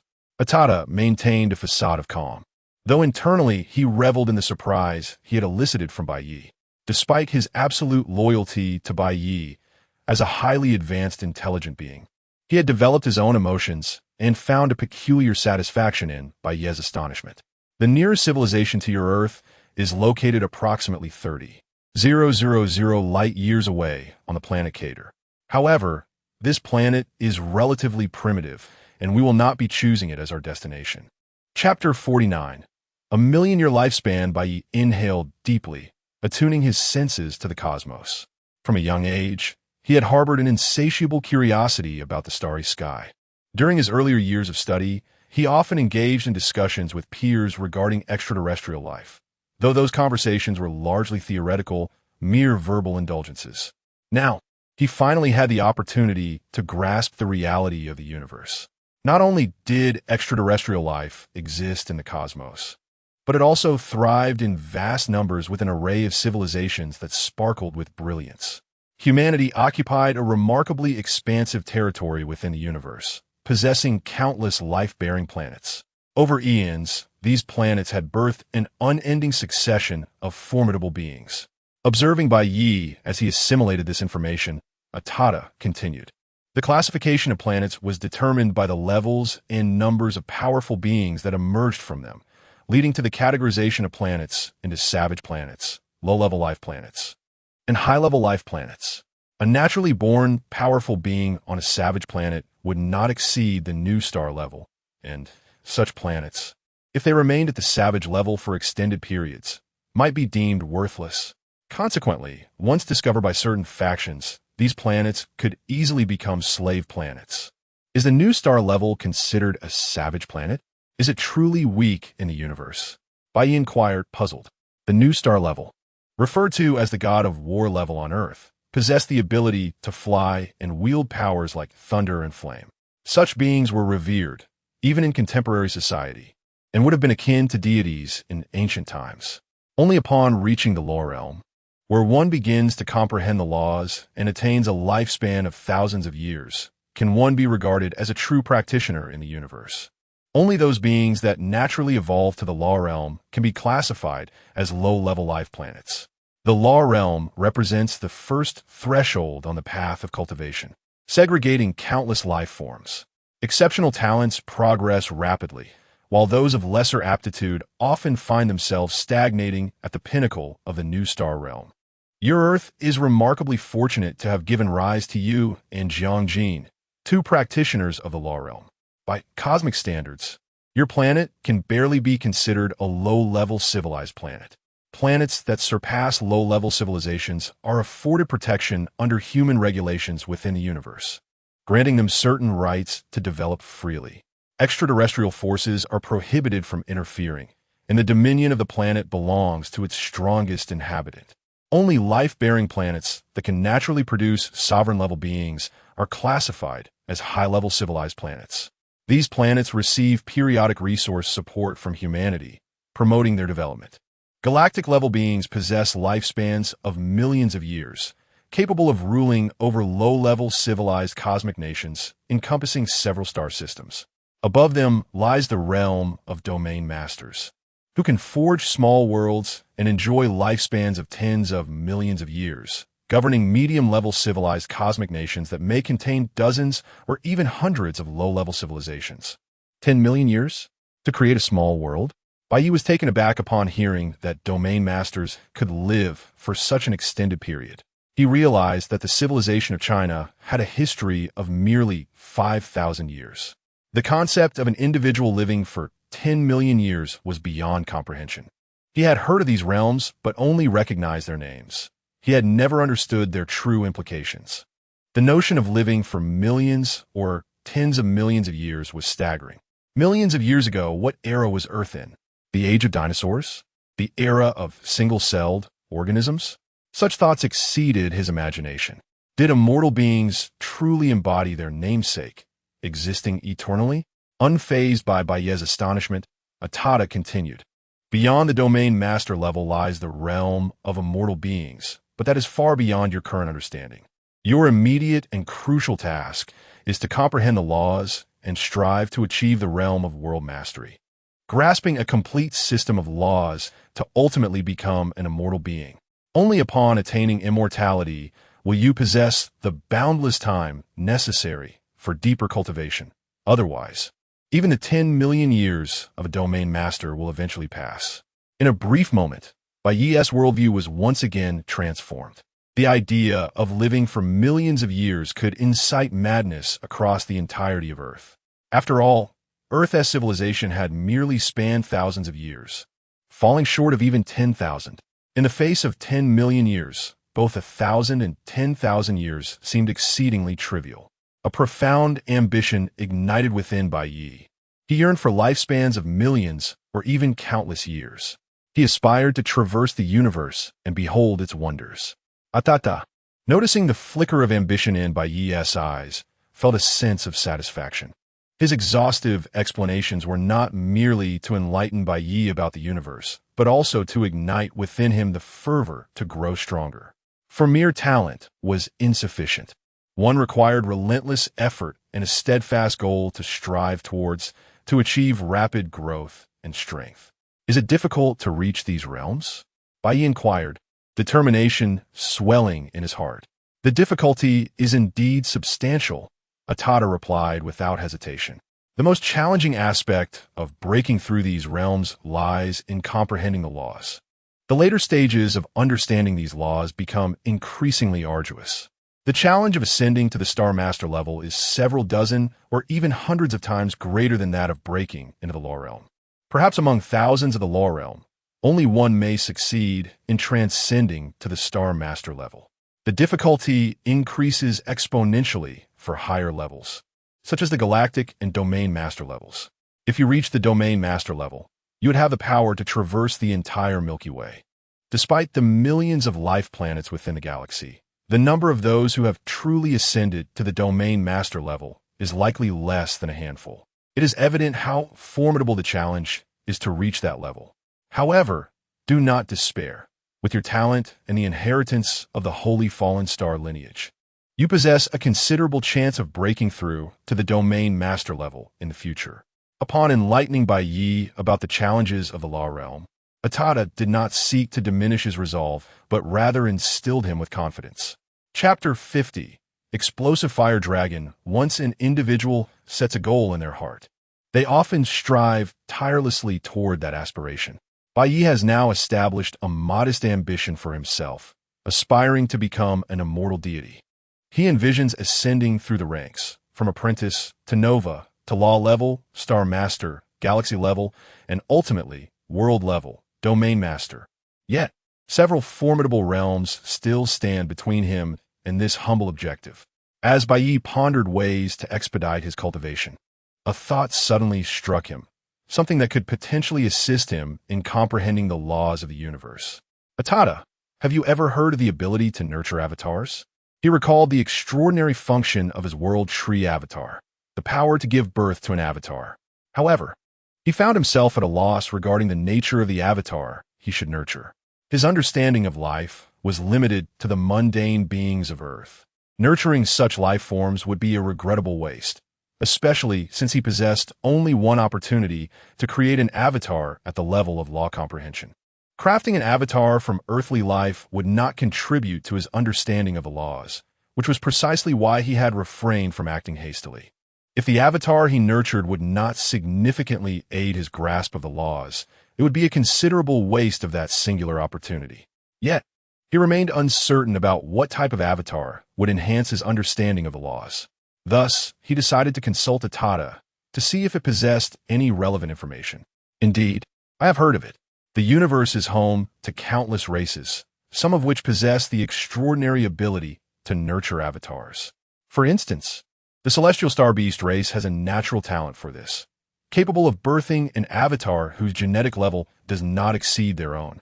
In contrast, the lightning golden wing bird race is even more extraordinary, inherently able to nurture two avatars, boasting an immensely powerful life genetic structure.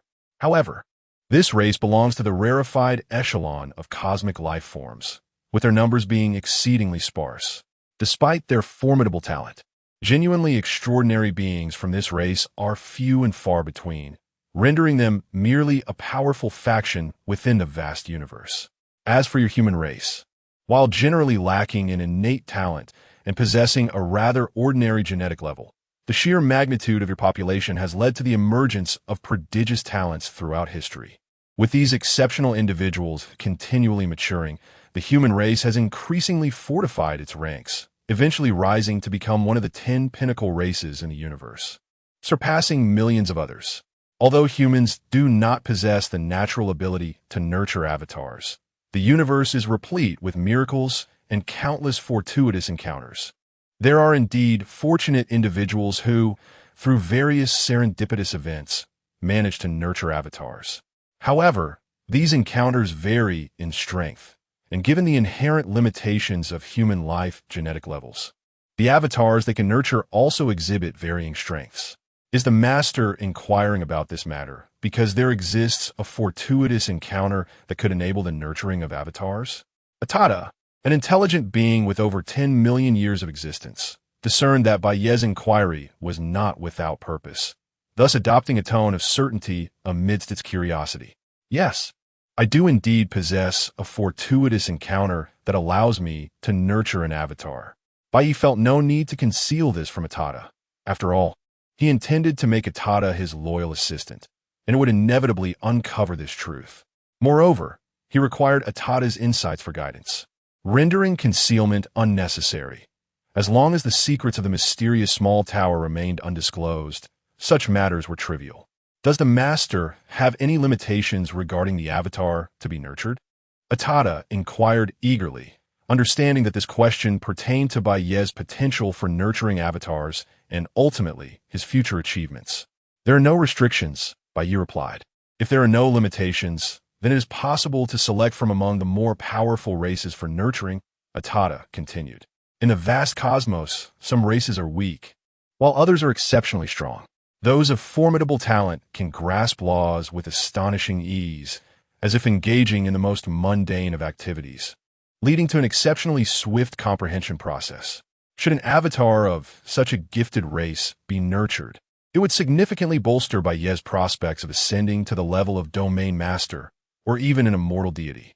For instance, the fire laws that the master currently comprehends can be divided into 4 fundamental aspects: the flame domain, flame incarnation, ultimate combustion, and world of fire.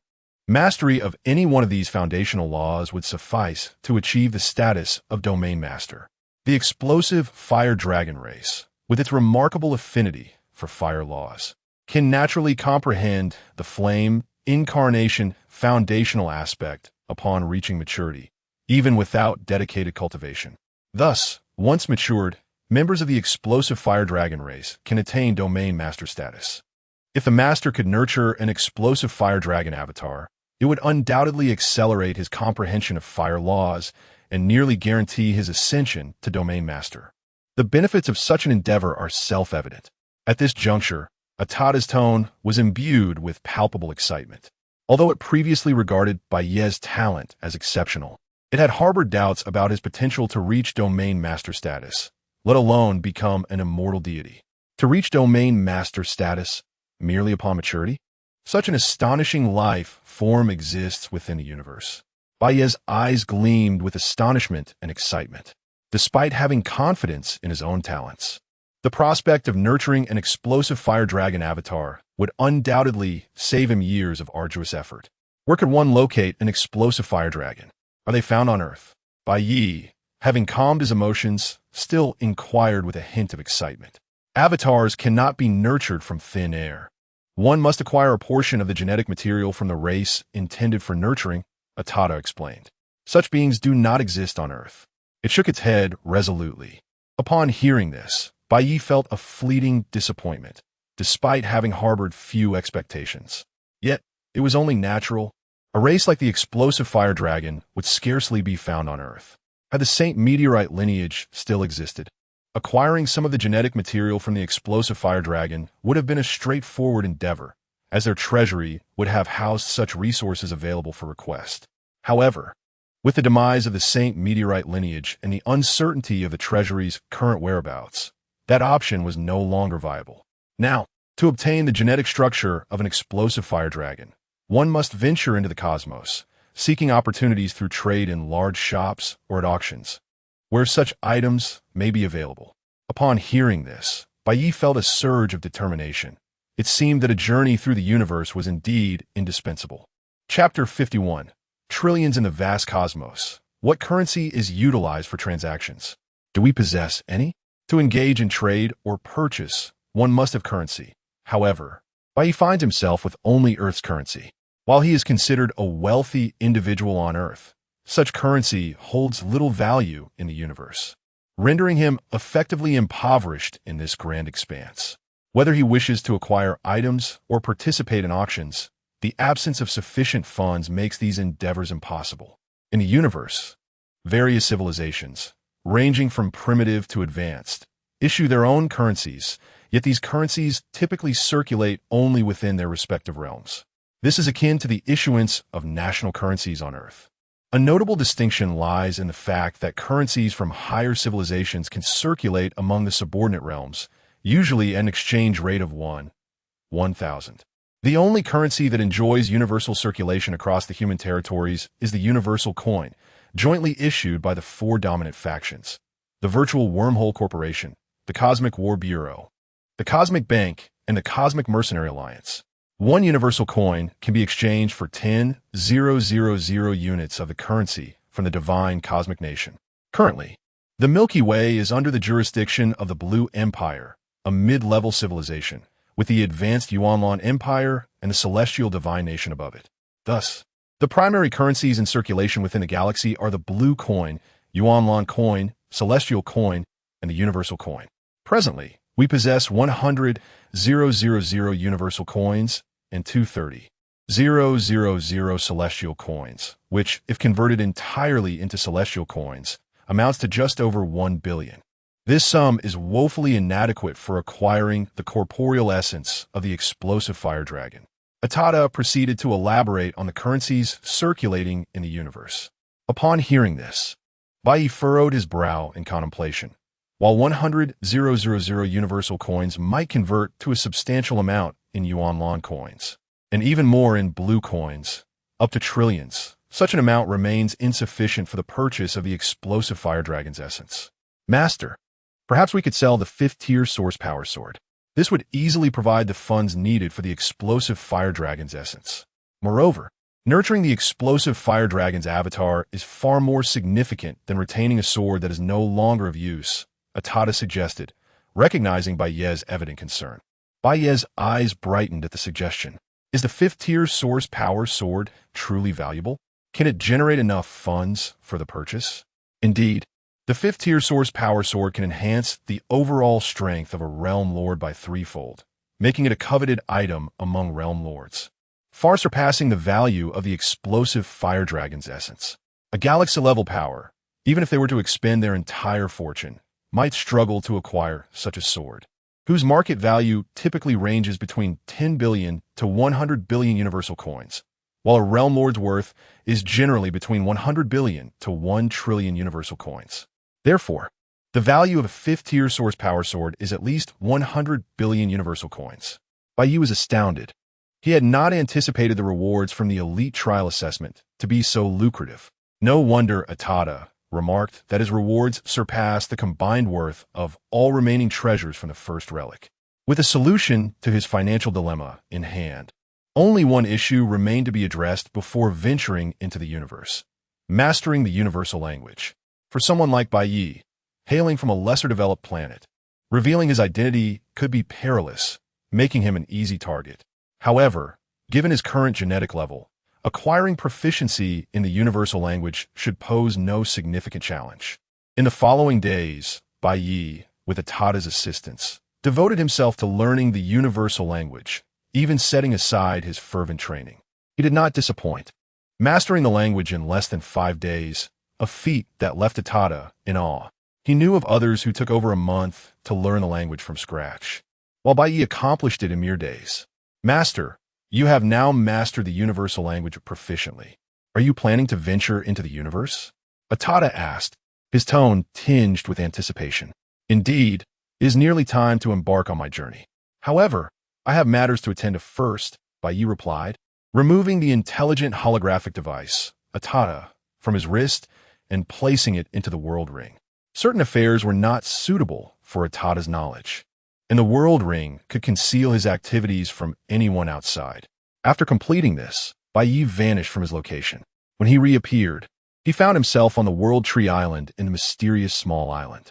A message had reached his mind a few days prior, indicating that some opportunity had emerged within the first layer of the tower, though details were scant.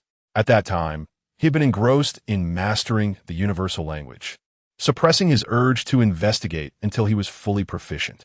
As he prepared to navigate towards the teleportation bridge, he sensed a tremor within the world ring, as though something sought to escape. Upon probing with his mind, he discovered that the fifth-tier source power sword, which had remained calm within the world ring, was now vibrating uncontrollably, seemingly drawn towards something outside. Bai Ye felt perplexed. What had triggered this sudden behavior after such a long period of tranquility? Chapter 52. Pillars of Law. Upon reaching the fifth tier, the source energy weapon had begun to exhibit a faint semblance of sentience. However, this nascent consciousness was exceedingly weak, rendering it incapable of autonomous awakening under ordinary circumstances. Such peculiar behavior was utterly uncharacteristic. With a mere thought, the fifth-tier source energy sword, trembling within the confines of the world ring, materialized into the external realm. Once freed from the confines of the ring, the sword soared through the air, and to Bai Ye's astonishment, it plunged into the distant, enigmatic ocean. At that moment, the fifth-tier source energy sword was partially submerged in the mysterious seawater, merely grazing the surface. Remarkably, the sword began fervently absorbing the unique energies from the ocean, gradually undergoing a transformation akin to a wayfarer in a desert who, after days of thirst, encounters a refreshing spring.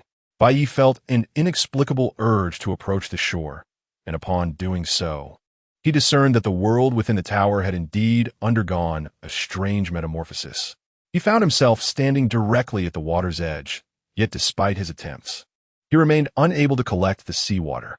Each time he reached out to touch it, a subtle warning of danger echoed in his mind, as if some unseen force were impeding his actions. Reluctantly, Bai Ye relinquished the idea of gathering the seawater. Subsequently, he retrieved the fourth-tier source energy armor and the heavenly meteor sword from the world ring. However, after gazing at these items for an extended period, he noticed no signs of movement, though tempted to cast them into the ocean to observe any potential changes. He feared damaging them and ultimately decided to return them to the ring, choosing instead to watch the fifth-tier source energy sword for any developments. As Bai Ye observed quietly, hours passed slowly. Just as impatience began to stir within him, the sword, still afloat on the ocean's surface, exhibited a new reaction. It abruptly lifted from the water and thrust itself into the ground. Bai Ye approached and grasped the sword, feeling that the previous trace of sentience had vanished, replaced by a peculiar transformation.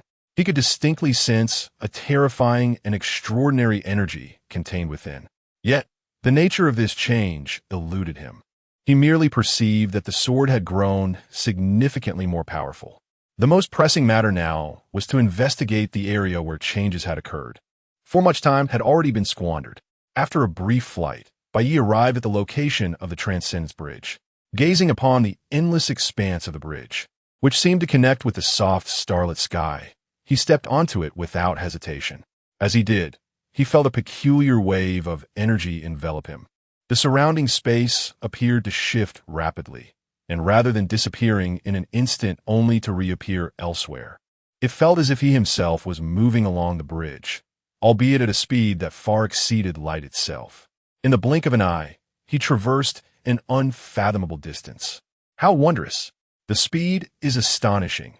No wonder it is called the Transcendence Bridge. Bai Ye marveled at the ground beneath him, exclaiming in wonder. After surveying the scene for a moment, he ascended to a higher altitude for a clearer view.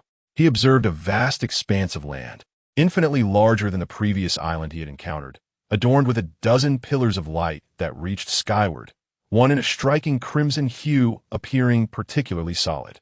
Bai Ye swiftly approached the crimson pillar, examining it closely. As he reached out to touch it, a surge of information coursed through him. In an instant, his eyes widened with shock, excitement, and elation. However, this exhilaration was soon overshadowed by a profound sense of regret as he instinctively slapped himself across the face. How foolish was I to enter this place so hastily? Alas, such a monumental loss. Bai Ye lamented, as if he had squandered a fortune worth billions. To him, such sums were mere numbers. With his current wealth, any financial issue on earth was trivial. The information he had just received elucidated the nature of the pillars before him. These were the pillars of law, which offered the opportunity for the inheritance of laws. They contained various analyses of laws, allowing for a clearer understanding and significantly enhancing the speed of comprehension, a truly unimaginable boon. Among the several pillars, only the one representing the law of flame was fully formed, permitting entry for the transmission of its knowledge. The remaining pillars were but phantoms, currently devoid of function. This circumstance arose from Bai Ye's initial experience within the mysterious tower. He had only grasped the law of flame at that time. The pillars had manifested according to the laws he had comprehended upon his first entry. Had Bai Ye understood both the law of flame and the law of space during his initial foray, 2 pillars would have materialized, one for each law. Had he comprehended 3 laws, 3 pillars would stand before him now. Yet, since he had solely grasped the law of flame, only the corresponding pillar had taken form. As for the other pillars, their emergence depended on Bai Ye's future opportunities, rendering their formation beyond his control. Thus, after his initial excitement, profound regret took hold. He lamented not having sought to comprehend additional laws before entering. Chapter 53. Inheritance of the Flame Law in the Present Moment. Pondering over past matters holds no significance. What truly matters now is to experiment with the efficacy of this place of law inheritance. Bai Ye retrieved an ordinary wristwatch from his world ring, devoid of any communication or smart functions. Its sole purpose was to set a time and provide a reminder when the time arrived. After configuring the watch, Bai Ye donned it upon his wrist and entered the luminous column of law. Instantly, he found himself in an expansive space. Although the law column appeared modest from the outside, the interior was remarkably vast. This staircase represented the inheritance of the flame law. Upon witnessing the staircase, a flicker of enlightenment surged within Bai Ye. Boom! As Bai Ye ascended the first step, waves of profound resonance flooded his mind. He perceived intricate law patterns and profound principles vividly manifesting before him. These law patterns and principles interwove and combined to form intricate diagrams, outlining the branches of the law. At that moment, each law pattern and principle was systematically unraveled before him, intertwining and merging, revealing the process of constructing these intricate diagrams and branches of law. Astonished, Bai Ye gazed at this spectacle. The flame law patterns formed the very foundation of the flame law. To comprehend the flame law, one must first grasp the law patterns. Only through deciphering and mastering these flame law patterns could one begin to construct the flame law itself. Remarkably, all this was now crystal clear before Bai Ye.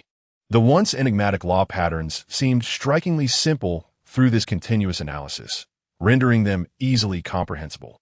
The challenges Bai Ye had previously encountered while grasping the flame law now stood revealed, allowing him to understand effortlessly. The difficulties that once seemed insurmountable now felt remarkably manageable. Immersed in this extraordinary experience of swiftly comprehending the laws, Bai Ye found himself entranced. If understanding the laws in the external world resembled walking, then grasping them here felt akin to soaring in a supercar. This rapid comprehension bestowed upon him an unparalleled sensation. If he continued to delve into this realm, perhaps it wouldn't be long before he mastered a complete series of the flame law. However, Bai Ye was aware that this was merely an illusion.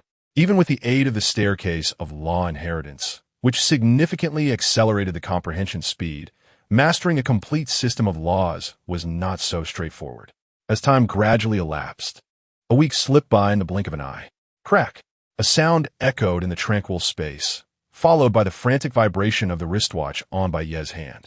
Enveloped in a marvelous sensation of grasping the flame law, he felt a strong tremor on his wrist. Had time passed so swiftly, yet Bai Ye understood that opportunities to comprehend the laws would always be available. He had more pressing matters at hand. The journey into the cosmos had already been delayed for too long. It was time to embark. He had previously feared becoming ensnared in the understanding of the laws and wasting too much time. Hence he had set a reminder on the watch. In hindsight, this precaution proved to be exceedingly necessary. Moreover, due to the inheritance of the flame law, Bai Ye could no longer afford to delay his plan to cultivate the explosive fire dragon avatar. After all, once he successfully nurtured the explosive fire dragon avatar. Its innate talent for the flame law would allow it to absorb the inheritance here at an astounding rate, far surpassing Bai Ye's own pace during his comprehension. It would not merely be a matter of 11 times more efficient. Furthermore, the explosive fire dragon avatar could continuously absorb the inheritance without interruption for 24 hours, thus ensuring that Bai Ye's other endeavors would not be hindered by the need to comprehend the laws. Conversely, Bai Ye's world tree avatar lacks substantial talent for understanding the fire law.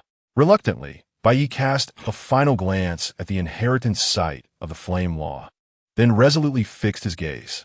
In an instant, he vanished, reappearing in the outside world. Bai Ye used his spiritual sense to assess the villa, discovering it to be empty. Lu Yin was not present.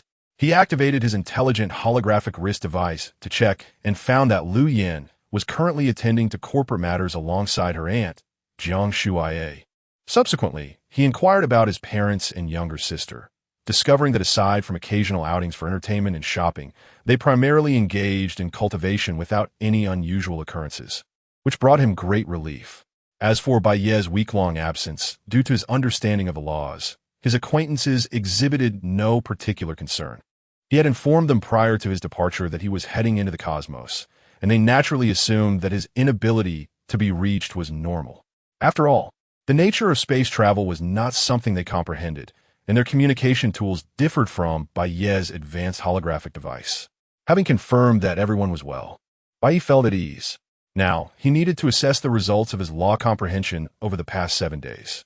Slowly, Bai Ye unfurled his domain of the flame law. Chapter 54.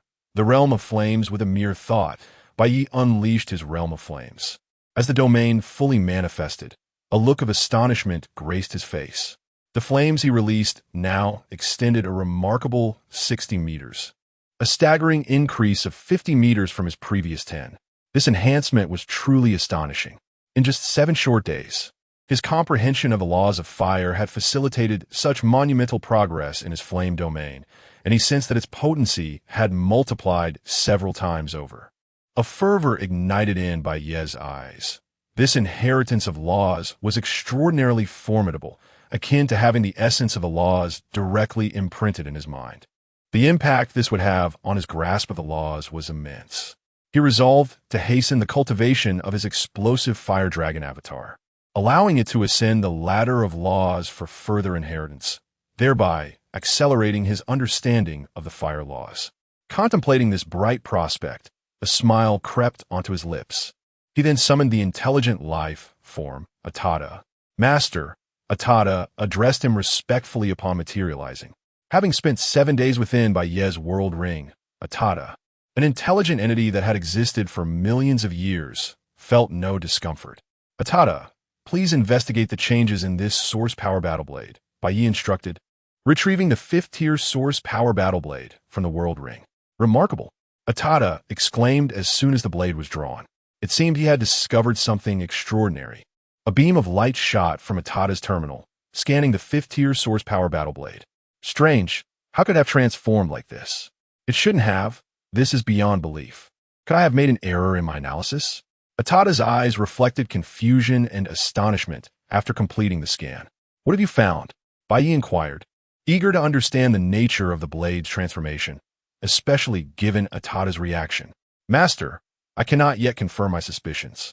I require specialized equipment for a thorough examination to draw a conclusion, Atada replied, shaking his head, brow furrowed. Then, with a shift in tone laden with excitement, he continued, if my hypothesis proves correct, we may be on the verge of a significant fortune. Bai Ye furrowed his brow in response. What specialized equipment do we need? Is there any on Earth? Despite his inquiry, Bai Ye suspected that whatever was undetectable by Atada's advanced intelligence would likely be equally elusive on Earth. There is no such equipment on Earth, Atada confirmed, validating Bai Ye's suspicions. However, Atada added, the spaceship we intend to board is equipped with professional detection devices. We can enter the world ring and conduct our analysis aboard the spacecraft. This method may present some limitations, as the world ring operates as a self-contained realm, disconnected from the external world, potentially affecting the results. Alternatively, we could release the spacecraft first, then perform the analysis on board, yielding results much closer to the truth. Without hesitation, Bai Ye favored the second option. Since we need to travel through space, let us release the spaceship first, conduct our analysis, and then embark on our journey, achieving two objectives at once. With that decision made, Bai Ye soared from the cloud-top villa towards an uninhabited island he had previously discovered. Upon arrival, he released the spaceship from the world ring. The vessel was an F3 class small spacecraft, measuring 320 meters in diameter and 110 meters in height, with an oval shape and a sleek, glossy black surface devoid of visible weaponry. Its exterior appeared exceptionally slender, resembling a sharp blade, exuding an aura of lethality. The small spacecraft rested quietly upon the deserted island. To the right of the ship, a portal opened under Atada's remote control. Bai Ye entered and, guided by Atada, approached a specialized hatch. With Atada's assistance, the hatch opened, allowing Bai Ye to step inside. Upon entering, Bai Ye discovered a spacious area of over 100 square meters, filled with various intricate instruments he knew he could not operate. Many of the devices exuded a futuristic aura, appearing exceedingly advanced. Following Atada's guidance, he approached a device comprised of a triangular prism about 1 meter tall, supported by 3 small cylindrical rods. Its exterior offered no visible technological features, lacking buttons or instructional prompts. Bai Ye felt entirely at a loss regarding its operation. Yet he understood that he needed only to place the 5th-tier source power battle blade on the triangular platform. The rest would be handled by Atada. Under Atada's control, the 3 small cylindrical rods emitted beams of light, continuously scanning the blade for 3 minutes. After 3 minutes, the device chimed. Chapter 55. The Semi-Divine Artifact Indeed. It truly is a semi-divine artifact. My master, this time we're destined to prosper. Although Atada had some inkling of this outcome, the actual detection of this 5th-tier source power sword transforming into a semi-divine artifact left her unable to conceal her excitement. Atada understood well the extraordinary value of a semi-divine artifact. The worth of a 5th-tier source weapon pales in comparison to it. Had the holy meteor still existed, Atada might not have been as elated, for a semi-divine artifact would have been inconsequential in its presence. However, with the lineage of the holy meteor now extinguished, and her master merely a being of the realm of laws, the value of a semi-divine artifact had become exceedingly precious to them. What is a semi-divine artifact? Is it related to the immortal deities? Bai Ye, however, was unaware of the true nature of a semi-divine artifact and could not help but inquire. Indeed, there is a certain connection to the immortal deities, Atada explained. You should understand, my master, that above the Realm Master level lies the immortal deity level, and the corresponding weapon for Realm Masters is the 5th-tier source weapon, while the immortal deity level corresponds to divine artifacts. The power of a divine artifact is fearsome. It not only significantly enhances the strength of an immortal deity, but can also elevate a family's prestige for millennia. Such formidable weapons can only be forged by immortal deities and beings of even greater strength. The more powerful the item, the more challenging it is to forge. Creating a divine artifact requires an immense amount of divine power, allowing a 5th-tier source weapon to absorb and evolve, ultimately becoming a semi-divine artifact. This process is completed by inscribing a complete law within it, thus transforming it into a divine artifact. Divine power is a force that one can only possess upon becoming an immortal deity, and every ounce of divine power is immensely valuable to such a being. An immortal deity can only absorb vast amounts of the primordial divine power from the universe once they break through from the Realm Master level, converting it into their own divine power. In ordinary circumstances, they can only gradually absorb primal energy to convert into divine power. And after accounting for consumption during cultivation and battle, little remains for accumulation. To amass divine power requires a lengthy passage of time. If an immortal deity suffers substantial losses of divine power in battle without possessing treasures imbued with divine power for recovery, it would take a considerable duration to recuperate. The divine power needed for a 5th-tier source weapon to evolve into a divine artifact is colossal, necessitating the prolonged accumulation by an immortal deity. Conversely, inscribing the laws they comprehend upon it is a relatively trivial matter for them.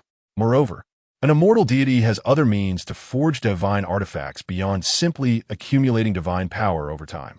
One method involves exceptionally gifted realm masters who, upon breaking through to immortal deities, can absorb vast quantities of primordial divine power from the universe and forge their own divine artifact immediately after shaping their divine body. Another method is to utilize an existing semi-divine artifact and inscribe a complete law upon it to transform it into a divine artifact.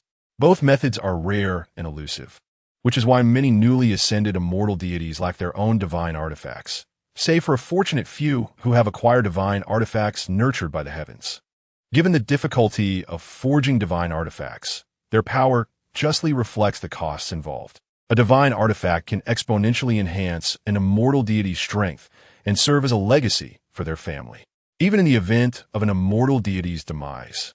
Should a divine artifact remain, it can still unleash a fraction of immortal deity-level combat prowess in the hands of a realm master, providing protection for the family. Thus, the value of a semi-divine artifact capable of being forged into a divine artifact is immeasurable, inciting fierce competition among realm masters and immortal deities alike. Once auctioned, it would undoubtedly fetch a staggering price, far exceeding that of a fifth-tier source weapon. Upon hearing this, Bai Ye fell into contemplation. Could it be that the sword absorbed the so-called divine power upon entering that mysterious ocean? Yet if that ocean is boundless, how terrifying would the quantity of divine power be? Atada had described divine power as exceedingly precious. However, considering the sword's transformation and the overwhelming power it contained, this seemed to be the only plausible explanation. Atada, if what you say is true, does a semi-divine artifact have other means of creation beyond the involvement of deities? Certainly. The creation of a semi-divine artifact is not overly complex. It requires only sufficient divine power and a fifth-tier source treasure. If one possesses an abundance of divine power, even a realm master could easily absorb and evolve their fifth-tier source weapon into a semi-divine artifact. However, realm masters cannot absorb or transform divine power. They can only acquire it externally. As previously mentioned, divine power is not only immensely versatile, but also exceedingly rare. Even an immortal deity finds it challenging to accumulate significant amounts of divine power, let alone a realm master. Thus, for a realm master to attain substantial divine power, they must either hail from a formidable force or encounter extraordinary opportunities. Otherwise, it is nearly impossible. This misconception has led many ordinary powers to believe that only immortal deities can forge semi-divine artifacts. It is likely that your fifth-tier source sword evolved into a semi-divine artifact due to absorbing a considerable amount of divine power for some reason. My master, if we auction off the semi-divine artifact, not only will we have sufficient funds to acquire the necessary resources to cultivate the explosive fire dragon's body, but we could also purchase many other precious resources for training. Perhaps, if you're reluctant to part with it, you could retain this semi-divine artifact for your own use once you become a realm master. This way, upon achieving immortal deity status, you would directly possess your own divine artifact, while finding alternative means to procure the explosive fire dragon's body. Sell it? Who knows when I will become an immortal deity? Right now, the most pressing matter is acquiring the explosive fire dragon's body. Bai Ye decisively shook his head, firmly rejecting Atada's latter suggestion. His foremost priority was indeed to nurture the explosive fire dragon's avatar and undergo the inheritance of the flame laws to expedite his comprehension of them. As for the idea of waiting until he achieved immortal deity status to forge his own divine artifact, Bai Ye held no such intention. As he stated, who knows when that will be? There is nothing more crucial than nurturing the explosive fire dragon's avatar at this moment. Moreover, Bai Ye harbored another thought. Should his hypothesis prove true, he might not lack divine artifacts in the future. Having realized that this sword had transformed into a semi-divine artifact, it is time for us to embark on our journey through the cosmos to fulfill our plans. Chapter 56, Journey to the Cosmos, guided by Atada. Bai Ye first arrived at the energy chamber of the F-3 class spacecraft, replenishing it with a substantial amount of power. This vessel does not rely on earthly energy sources such as electricity, nuclear energy, or oil. Instead, it utilizes crystalline cosmic energy. Bai Ye meticulously supplied it with 100 standard-size cosmic energy crystals, fully replenishing the energy reservoir.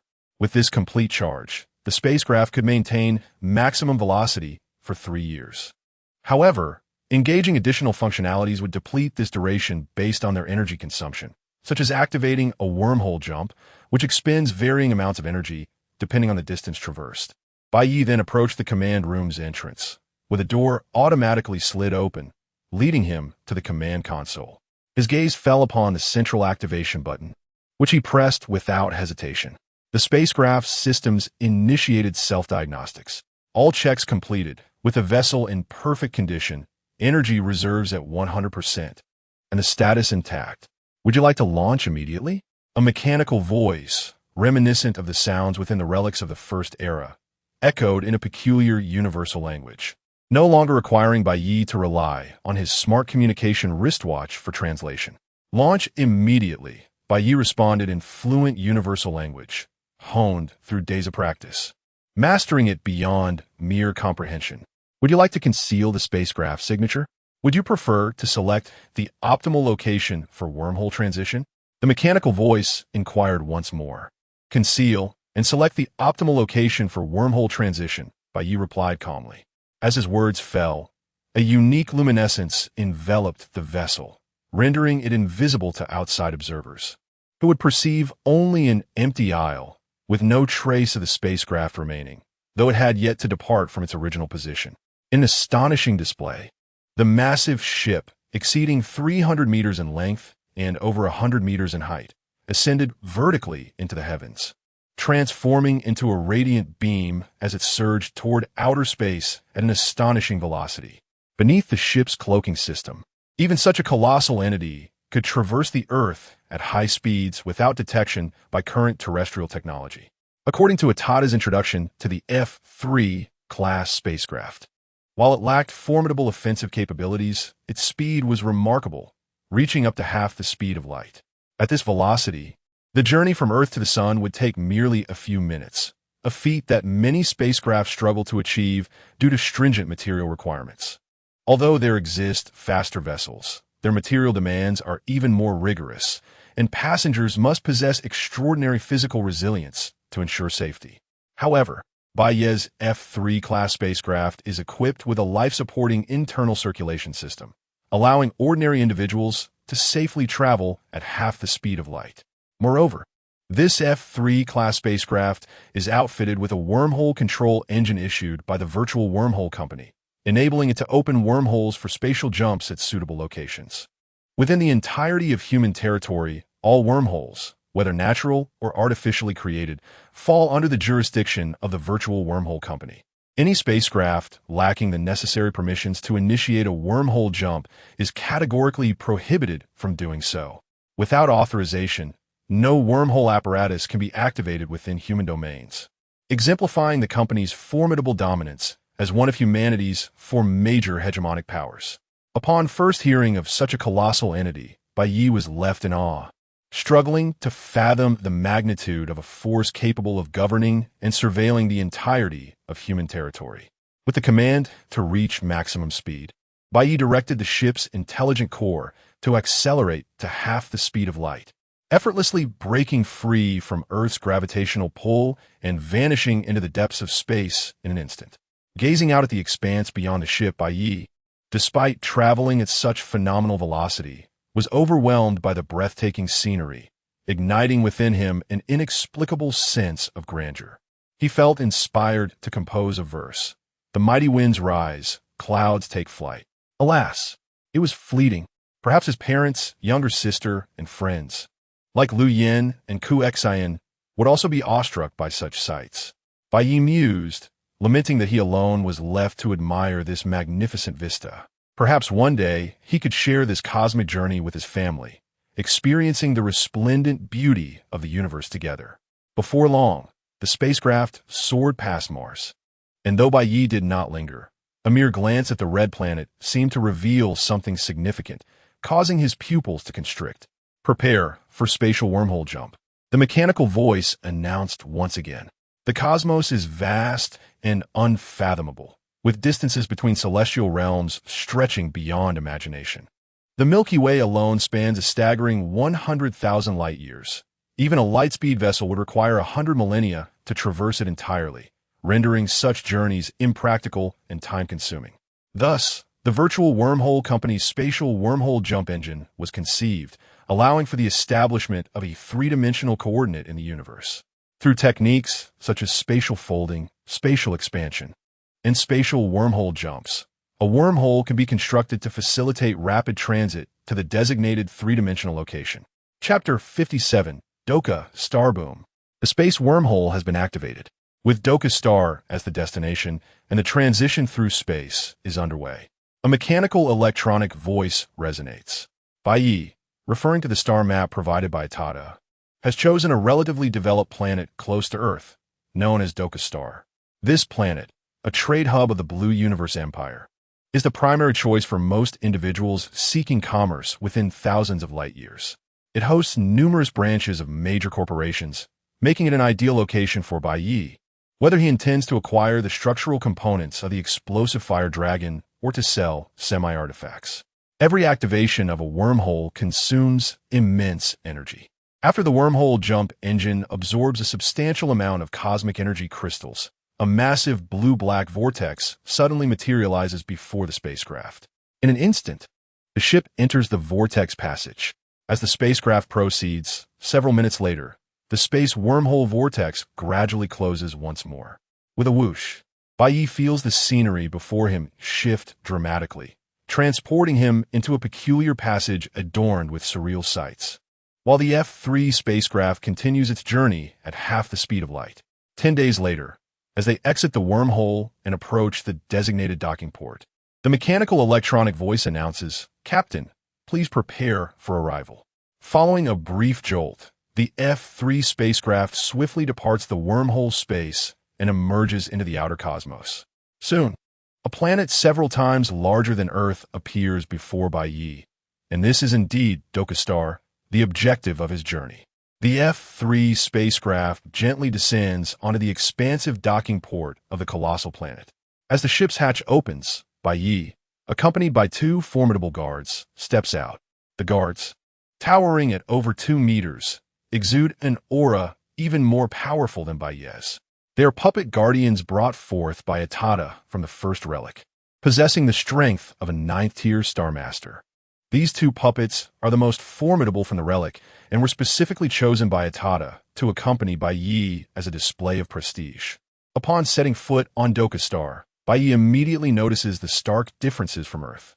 The gravitational force is approximately 4 times that of Earth, and the air contains a significantly lower oxygen content, supplemented by several unique elements. Ordinary Earthlings would struggle to survive here without special equipment. However, these external variances pose no challenge to Bai Ye. His current strength renders him largely independent of environmental constraints, allowing him to traverse even neutron stars with ease. Esteemed Sir, welcome to Doka Star. The docking fee for your Tianqi F-3 spacecraft is 10,000 Blue Universe coins for 1 year. If you dock for less than 6 months, you will only be charged half the fee. If it exceeds 6 months, the charge will revert to the annual rate. Here is your docking card. A towering blue-skinned man in a black uniform, adorned with several scales on his forehead, approaches and speaks in the universal language of the cosmos. As he speaks, he respectfully presents a golden card to Bai Ye, which bears the unique emblem of Doka Star and the specific number of Bai Ye's docking location. Bai Ye accepts the card and casually tosses a single Tianyu coin, worth 1 million Blue Universe coins, in payment, indicating no need for change. Although Bai Ye's wealth is relatively modest, he possesses 100,000 universe coins, equivalent to 10 billion Tianyu coins, making the payment trivial for him. When he set out, Tada had already advised him to maintain an imposing presence, not only in the company of guards but also in his dealings, embodying the demeanor of a prestigious family to avoid being underestimated and to mitigate potential dangers and troubles. The notion of concealing wealth could, in fact, attract danger, as it contradicts the expected conduct of someone aboard the illustrious Tianqi F-3 spacecraft. The blue-skinned man's eyes glimmer with delight upon receiving the Tianyu coin.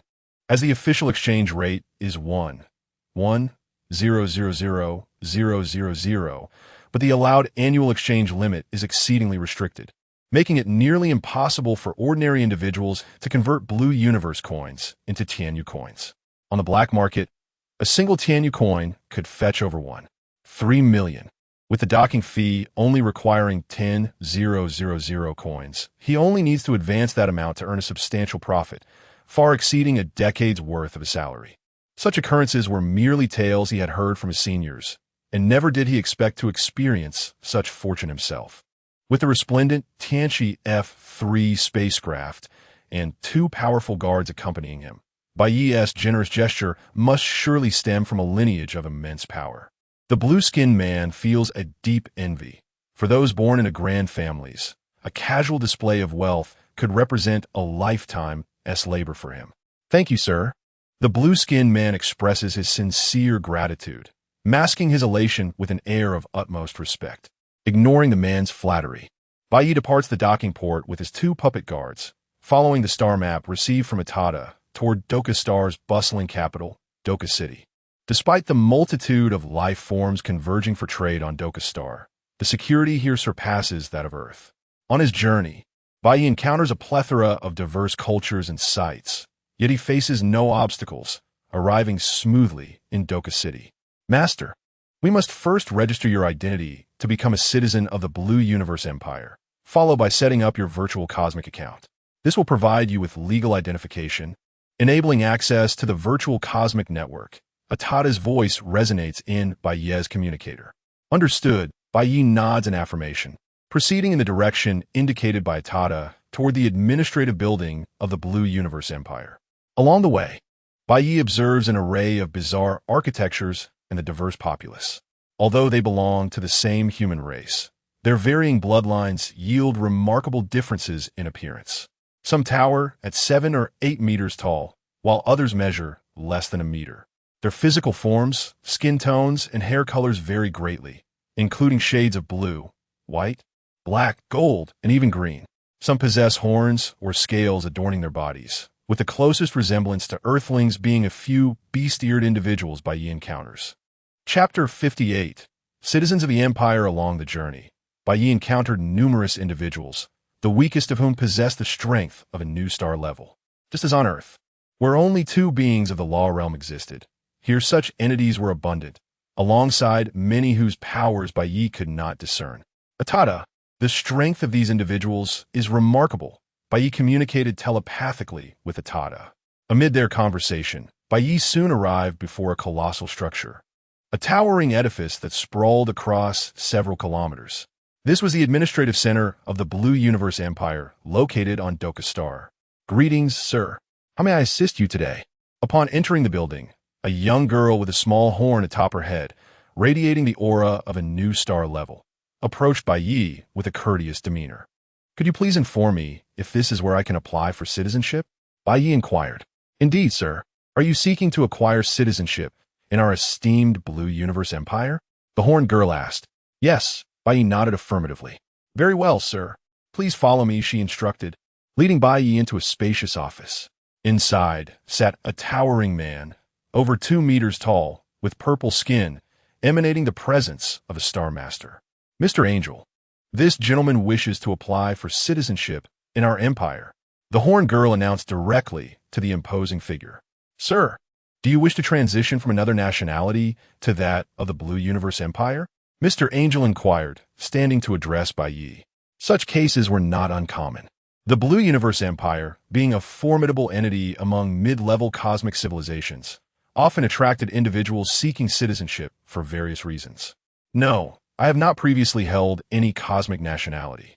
I wish to directly join the Blue Universe Empire and become its citizen, Bai Ye replied, shaking his head. Having just arrived from Earth, he had never possessed citizenship in any other empire. Remarkable, you have never held any cosmic nationality? Angel pondered internally, but refrained from further comment. Though rare, such situations were not unheard of. Very well, sir. The registration fee for obtaining citizenship in the Blue Universe Empire is 20,000 Blue Universe coins. Angel stated with a smile. Bai Ye nodded, promptly paying the fee. Earlier, he had exchanged a celestial coin for 100,000 blue universe coins at a self-service exchange machine. Such machines allow the conversion of higher civilization currency into that of lower civilizations, but not vice versa. Upon completion of the payment, Angel efficiently processed Bai Ye's application. Within half an hour, Bai Ye was registered as a citizen of the Blue Universe Empire. Subsequently, his intelligent light brain received a digital citizen identification card certified by the Empire, signifying his status as a legitimate citizen. Upon exiting the administrative center, Bai Ye once again called for Atada. While his identity issue was resolved, he still had numerous matters to attend to. Guided by Atada, he set forth towards the Virtual Wormhole Company. As one of the dominant powers of humanity, the Virtual Wormhole Company controlled all wormhole passages within the human territories. Any spacecraft intending to open a wormhole must obtain authorization and pay a fee to the company. Additionally, the company possessed an extraordinary technology known as the Virtual Universe, which surpassed even its wormhole technology. This core technology not only encompassed human territories, but extended throughout the cosmos. It was said that anywhere in the universe, as long as one had a Virtual Universe account, they could access the virtual realm. In this virtual world, individuals could achieve near-perfect simulations of consciousness, where tactile sensations felt strikingly real. It allowed for combat, cultivation, practicing secret arts, and enjoying exquisite cuisine. While one could not actively comprehend new laws within the virtual universe, they could simulate the laws they had already mastered, akin to a second world. Those with weaker consciousness might struggle to distinguish between reality and the virtual realm. Some who reached a bottleneck in their cultivation might become entranced in the virtual universe for millennia. This virtual universe tightly connected the various factions across the cosmos, facilitating rapid information exchange among human experts, making humanity the swiftest in disseminating news throughout the universe. Bai Ye's objective was to visit the Virtual Wormhole Company's branch on Dokastar to establish his Virtual Universe account. For only with this account could he access the virtual universe. Upon arriving at the branch, Bai Ye beheld a structure vastly larger than the Blue Universe Empire's administrative building. Inside, the number of staff and their strength surpassed that of the previous establishment. Following their guidance, he arrived at the Virtual Universe account application desk. "Hello, sir. Do you wish to apply for a Virtual Universe account?" inquired a blue-haired girl with pointed ears, as most individuals approaching her desk sought to establish such accounts. "Yes. Please assist me in opening my Virtual Universe account. Here is my identification information," Bai Ye responded, accessing his intelligent light brain. "Certainly, sir. The usage fee for a Virtual Universe account is 5 cosmic coins per year. Do you wish to confirm the activation?" the blue-haired girl asked politely, recognizing that those seeking to open an account were typically of considerable means. Bai Ye nodded once more. The annual fee for the Virtual Universe account was substantial, amounting to 5 cosmic coins, equivalent to 50,000 celestial coins or 500 billion blue universe coins, a sum not easily afforded by most. Nevertheless, Bai Ye could manage it without hesitation. "Please activate my account for 10 years, he requested, subsequently paying 50 cosmic coins. Chapter 59. Virtual Universe Account. Good day, sir. Your access to the Virtual Universe account has been successfully activated and is now linked to your intelligent light brain. You may directly enter the virtual world through your device. We wish you a delightful experience in the virtual cosmos." The blue-haired woman with pointed ears smiled as she assisted Bai Ye in completing all necessary formalities. Upon checking his intelligent light brain, Bai Ye discovered the addition of a Virtual Universe account, which indeed indicated an active login status with a remaining validity of 10 years. As long as he wished, he could enter the virtual universe anytime and anywhere within this decade. Bai Ye nodded in satisfaction and exited the Virtual Universe office building. Once outside, he couldn't help but voice his grievances to Atada. This Virtual Universe company is quite unscrupulous. It charges an annual fee of 5 cosmic coins, converting that into Blue Universe currency amounts to a staggering 50 billion. Who could afford such a cost? Perhaps there are scarcely any users in this virtual universe.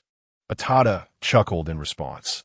The Virtual Wormhole Company holds a monopoly among humanity, so everything naturally adheres to its standards. Contrary to your expectations, the number of individuals utilizing the virtual universe network is not merely substantial, it is virtually incalculable. How is that possible? With such exorbitant fees, even on an ordinary life planet, it seems unlikely that anyone could afford it, Bai Ye remarked in astonishment. On Earth, without your assistance, no one could manage to pay such costs. Atada explained, you underestimate the vastness of humanity's territories and the sheer number of its population. Not to mention life planets. Even galaxies like the Milky Way, spanning 100,000 light years, abound within humanity's domains, making them innumerable. The individuals capable of paying the annual fee of 5 cosmic coins are as plentiful as the stars. Moreover, the virtual universe account you have activated is an advanced account with most functionalities. It isn't merely for communication. It can perfectly simulate your physical condition and the laws you comprehend, enabling you to engage in battles and training. Hence, the charges are steep. Ordinary accounts allow only for entertainment, shopping, and communication, lacking the advanced features. And their fees are significantly lower, some requiring only a few celestial feathers or even just a few tens of thousands of blue universe coins. The pricing is based on the account's permissions. Therefore, the virtual wormhole company is quite fair and pragmatic in this regard. The more you invest, the greater the privileges you enjoy. Additionally, various cosmic nations provide subsidies for their citizens, and some large corporations offer discounted accounts for their employees. In any case, the population within the virtual universe exceeds anyone's imagination, already deemed humanity's second world. Following Atada's guidance, Bai Ye proceeded to the Cosmic Bank to acquire a bank card. The individual assisting him was not a human employee, but a female intelligent robot. Under her guidance, Bai Ye smoothly completed the initial password input, divine power fluctuation verification, and mental wave verification, successfully obtaining his Cosmic Bank card. Upon depositing 100,000 cosmic coins into his account, he was upgraded to a 2-star user status. Congratulations on becoming a 2-star VIP of our bank, the female intelligent robot stated with a distinctly human touch, respectfully addressing Bai Ye. The sum of 100,000 cosmic coins precisely met the criteria for 2-star status, while ascending to 3-star status would require assets amounting to 10 million cosmic coins. For Bai Ye, the standing of a 2-star customer at the Cosmic Bank was far superior to his own capabilities, granting him certain privileges, such as the ability to entrust the bank with item consignments. I wish to consign some items, Bai Ye remarked with a smile after reviewing his account. The female intelligent robot bowed and smiled. Esteemed 2-star customer, our Cosmic Bank offers a consignment service. We possess powerful sales channels across every nation in the vast universe, capable of consigning any item for you, whether you seek a quick sale or a long-term arrangement. Our fee is merely 1,000 for the sales proceeds. I wish to quickly sell this half-artifact, Bai Ye stated, producing the half-artifact and placing it before the female robot. Immediately, her eyes glowed as she scanned the half-artifact. Ding! Item confirmed. A half-artifact forged from the Apocalypse B-Class Series 3-source energy blade, with 100 integrity, no damage, and abundant divine power. Please confirm your choice to consign this item. Once confirmed, we will auction it at the Tianyu auction house in 3 days. Confirmed, Bai Ye nodded. Transaction confirmed. The female intelligent robot replied with a smile. Please sign the consignment document. A contract floated before Bai Ye, detailed with various clauses regarding the responsibilities and obligations of both parties, as well as penalties for breach of contract. After verifying its accuracy, Bai Ye signed the document. Ding! The consignment document has been completed, the female intelligent robot announced with a smile. As a distinguished 2-star customer, you may log into the virtual universe 3 days hence to observe the auction. Esteemed 2-star customer, is there anything else you require? We are at your service. Nothing else, Bai Ye replied with a smile, shaking his head as he rose to leave. The door opened automatically, allowing him to exit. Regrettably, he thought, at the Tianyu auction house in 3 days, I only possess the right to observe, but cannot directly participate in the bidding. Despite believing he had a substantial fortune with 100,000 cosmic coins, equivalent to 1 billion Tianyu coins in the Tianyu cosmic nation, he realized it was hardly significant in the vast universe, rendering him unable to even qualify for an auction. The Tianyu Auction House is the premier auction venue within the Tianyu Cosmic Nation, held once every 3 years. Participants are invariably billionaires or formidable sovereigns, with the weakest among them likely being realm lords. It is entirely reasonable for the master to be unable to participate at this stage. However, once the half-artifact is auctioned off, it will enhance his status at the Cosmic Bank, granting him the eligibility to partake in the auctions organized by the bank. Bai Ye nodded, accepting the situation. Knowing that the explosive fire dragon's biological structure he sought must also be acquired at the auction. He had previously learned that such materials were not available for sale on Mocha Star. He could only seek opportunities at the auction. Chapter 60. 3 million realm masters in the blink of an eye. 3 days had swiftly passed. Bai Ye reclined on an unknown beast-skin sofa, finding the most comfortable position before directly accessing the virtual universe login interface on his wrist-mounted intelligent device. Before him lay a vast login plaza, corresponding to the medium civilization universe country of Duoka Star within the blue cosmos. As he surveyed the surroundings, he noticed that people were continuously logging in, some with expressions of wonder, while others appeared quite familiar with the environment. During the preceding 3 days, Bai Ye had not rushed to log into the virtual universe. Instead, he had taken the time to familiarize himself with the various commodities available on Duoka Star, which rendered him somewhat intrigued at this moment. Is this truly the virtual universe? It indeed appeared remarkably authentic, with little distinction from the real cosmos. Bai Ye took a moment to assess his physical state and the surrounding environment. Both felt incredibly genuine. If one were unaware that this was a virtual universe, they might find it challenging to differentiate between reality and illusion. Greetings, Mr. Bai Ye. Welcome to the virtual universe for the first time. Suddenly, a small, sprite-like intelligent being appeared before Bai Ye, smiling as it addressed him. I am your intelligent guide, Lolo. Please feel free to inquire about anything you do not understand. Although the virtual wormhole company charged exorbitant fees, their service, both in attitude and quality, was undeniably exceptional. Lolo, could you provide me with a brief introduction to this virtual universe? Bai Ye requested, recognizing that while he could gather information from Atada, consulting the guiding intelligent being would undoubtedly be more beneficial. Certainly, Mr. Bai Ye. The virtual universe comprises numerous login plazas, each corresponding to the central planets of every star region in the real cosmos. You are currently situated in the login plaza of Duoka Star. Every individual logging in from Duoka Star and nearby star regions will appear here. Additionally, you can purchase or rent a property within the virtual universe, allowing you to bind your login location to that property. Purchased properties come with permanent ownership rights and can be permanently bound, while rented properties can only be bound for the duration of the lease. As a premium account holder, you can engage in virtual entertainment, trade goods, socialize, and even enter training spaces to practice secret techniques and engage in duels with others. Moreover, since this is a virtual environment, any injuries or even death sustained during combat will have no repercussions. One can instantly revive, with no impact on the physical body or soul in the external world.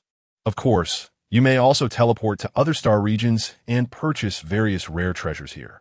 Once you set a delivery location, an intelligent system will dispatch the items. Any legal transactions conducted within the virtual universe will be protected. Furthermore, Lolo continued to elucidate to Bai Ye. Lolo, I wish to acquire property within the virtual universe. What steps must I take? Bai Ye inwarded, recognizing that possessing a personal virtual universe property would allow him to bypass the login plaza on future visits and directly appear in his own residence, thus providing considerable convenience. Subsequently, under Lolo's guidance, Bai Ye proceeded to the virtual wormhole company's sales office. After paying 500 cosmic coins, he acquired his very first virtual universe property. Although modest in size, at just over 400 square meters, it was sufficient for Bai Ye's needs. After parting ways with Lolo, Bai Ye entered his new abode, where the intelligent system automatically recognized his identity and opened the door for him. He settled onto the sofa, adopting a comfortable position before accessing the virtual operating interface to input his cosmic bank account details. In an instant, the scenery around Bai Ye transformed into the bustling scene of the Tianyu auction house, creating an immersive experience as though he were truly present at the auction. This was not merely a flawless simulation of the environment, but also encompassed the sounds of the event, rendering Earth's 3D projections utterly inferior by comparison. The entire auction venue floated atop a towering snow-capped mountain, featuring 36 entrances, all of which were teeming with throngs of people, imparting a sense of overwhelming crowding. It was noteworthy that participation in the Tianyu auction house required attendees to be at least 3-star clients of the Cosmic Bank, possessing a wealth of at least 10 million cosmic coins. 4-star clients needed a fortune of 1 billion cosmic coins, and the majority of those present were indeed 4-star clients, as most were realm masters, each valued at over 1 billion. The sheer number of realm masters participating in this auction was astonishing. Bai Ye marveled at the scene before him, realizing that the number of powerful beings in the universe far exceeded his expectations. Those realm masters, once perceived as distant aspirations, were now commonplace, highlighting Bai Ye's own financial limitations. This was to be expected. In 3 days, the Cosmic Bank would undoubtedly promote the upcoming auction of semi-divine artifacts, drawing a significant influx of realm masters, many of whom might be immortal deities themselves. Atada, who had appeared seemingly out of nowhere, remarked, "Statistics from the last ordinary Tianyu auction indicated that around 1 million realm masters attended. Given the current atmosphere, this time we might witness at least 3 million participants, showcasing the immense influence of the Cosmic Bank." 3 million? Bai Ye's eyes widened in astonishment, the figure exceeding his wildest expectations. Chapter 61. The Immortal Class Spaceship and 18 trillion indeed. The number of powerful participants in this auction is quite remarkable, rivaling that of the decade's annual auction, remarked a robust man, his voice deep and resonant. Certainly, as per the promotional material from the Cosmic Bank, this auction features a semi-artifact, a rarity that has not graced the auction block for many years.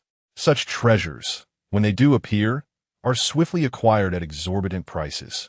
Many realm lords have come specifically for this semi-artifact, and numerous immortal-level beings are also present, as many lack suitable artifacts, added a cloaked figure beside him. As the primary participants entered the auction venue, Bai Ye's perspective shifted to the grand auction hall. The venue was immense, with a central auction platform surrounded by countless seats arranged in a tiered fashion, reminiscent of a football stadium on Earth.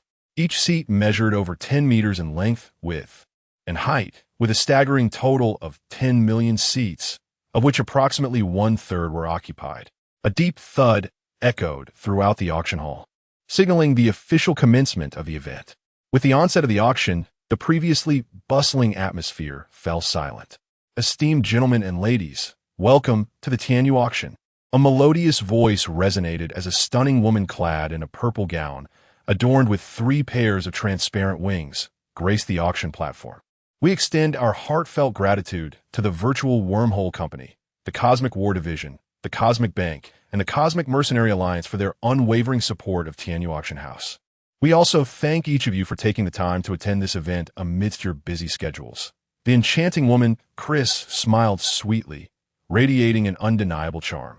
"Many of you are likely familiar with me, Chris. I shall be your host for this auction. Without further ado, let us commence our long-awaited event. Please welcome our first item." Chris gestured toward a nearby screen, which illuminated with an image of a colossal spaceship, detailing its specifications.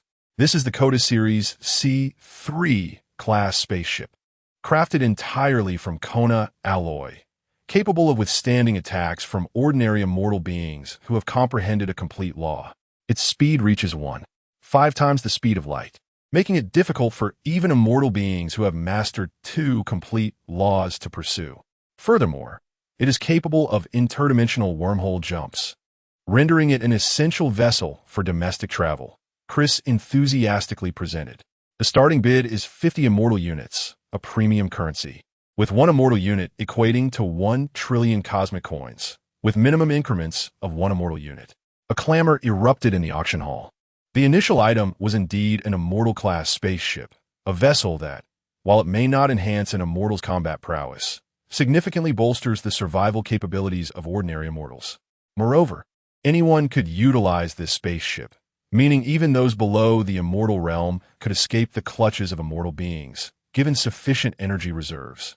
It was evident that Tianyu Auction House had spared no effort in curating exceptional items for this auction in collaboration with the Cosmic Bank. Adjacent to the display of the immortal spaceship, another screen flashed a bold 50. In the next moment, the numbers surged to 80. The price soared rapidly. 110 immortal units. 200 immortal units. In the blink of an eye, the price reached 1,800 immortal units. As the increments began to slow, the numbers continued to climb. 1810. 1815. 1880 immortal units. The countdown commenced. 3, 2, 1. Congratulations to the customer numbered HDF 52853985 for successfully bidding on this C3 class immortal spaceship, Chris announced, her voice ringing clear as her gavel fell. The atmosphere in the auction hall reached a fever pitch. Next, we present our subsequent item, 10 drops of life spring water from the Cosmic Life Secret Realm. Each drop can fully restore a Realm Lord's injuries. The starting bid is 1 million cosmic coins. The bidding commenced anew. 1, 5 million, 3 million, 7 million, 9, 5 million. As Chris concluded her announcement, the room erupted in a chorus of competing bids. As the auction continued, item after item was unveiled, each eagerly claimed by the participants. Bai Ye's perspective broadened as he witnessed the diverse treasures, many of which piqued his interest. However, he found himself financially constrained, holding only the privilege of observation. Devoid of bidding rights, the least expensive items demanded thousands of cosmic coins, with many exceeding tens of thousands.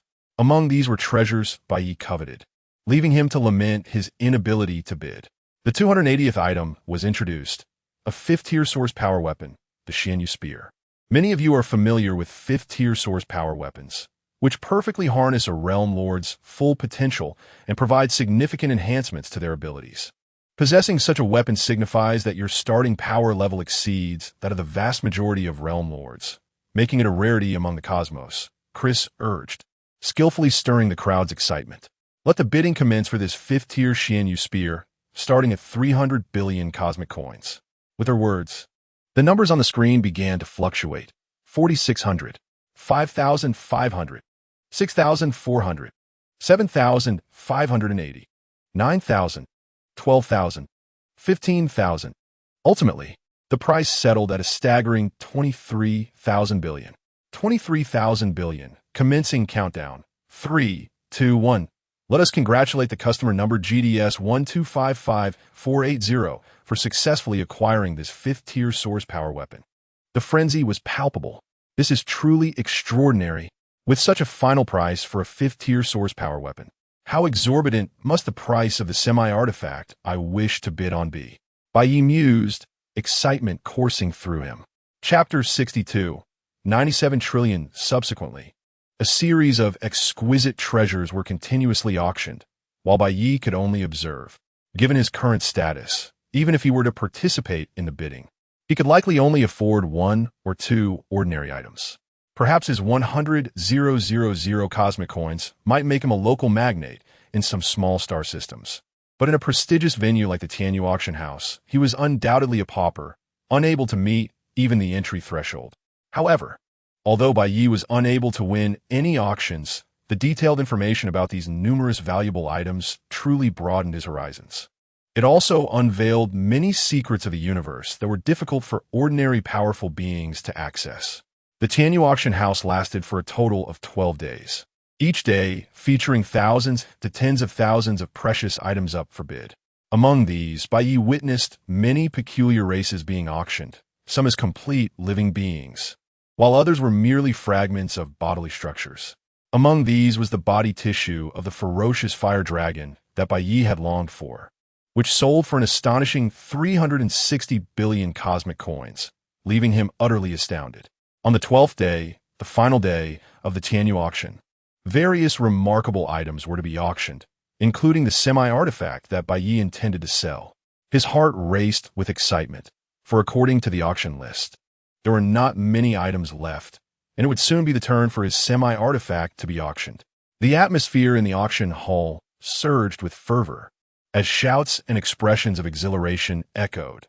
Even the imposing realm masters outside lost their air of authority, resembling ordinary individuals as they expressed their excitement. Next came the auctioning of invaluable highlight items. Each of these items was exceedingly precious, and the auction prices were staggering, far exceeding typical expectations. For instance, one egg of the devourer gold insect, once hatched and nurtured, could possess the combat strength of a realm master, vastly surpassing ordinary realm masters, and even held the potential for immortality. This egg auctioned for a staggering 300 immortal units. Another item, the life rejuvenation fruit, capable of reviving a being below the immortal level whose death occurred no more than a week prior, fetched an astounding 800 immortal units. As these precious highlight items continued to be auctioned, the Tianyu auction gradually approached its conclusion, drawing closer to the coveted goal held in the hearts of countless powerful beings, including Bai Ye.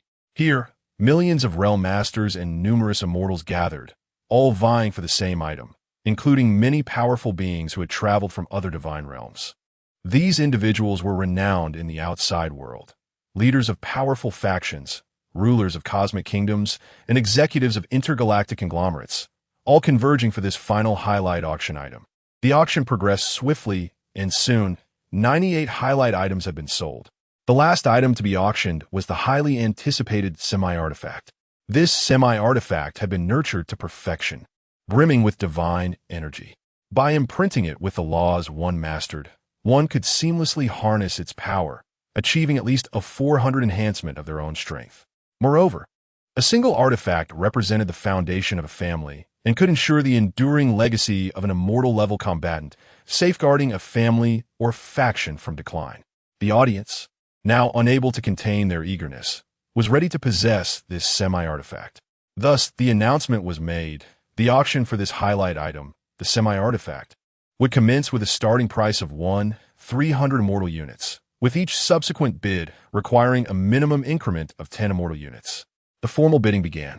As Chris's voice echoed through the hall, the auction venue erupted into excitement.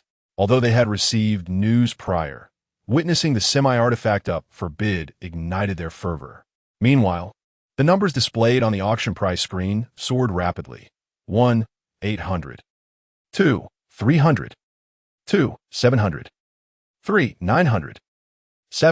800. 900. 300. 34, 800. 45, 800. 97, 000. With a resounding thud, Chris proclaimed, "Let us congratulate customer number FJ5287 for successfully bidding on this semi-artifact." The final highlight item was sold for a staggering 97 trillion cosmic coins. With the conclusion of the auction, all items had been sold, and the event was deemed a resounding success. As Chris announced the end of the auction, countless powerful beings began to leave, and the scene around Bai Ye transformed instantaneously, the auction hall fading away to reveal his original living room. A semi-artifact had sold for an astonishing 97 trillion cosmic coins, a price that left Bai Ye utterly stunned. Such wealth could even allow him to purchase a low-level, civilized cosmic nation without touching the sum's remainder, even after accounting for bank fees. The remaining amount was an unfathomable figure, capable of radically changing Bai Ye's fortunes.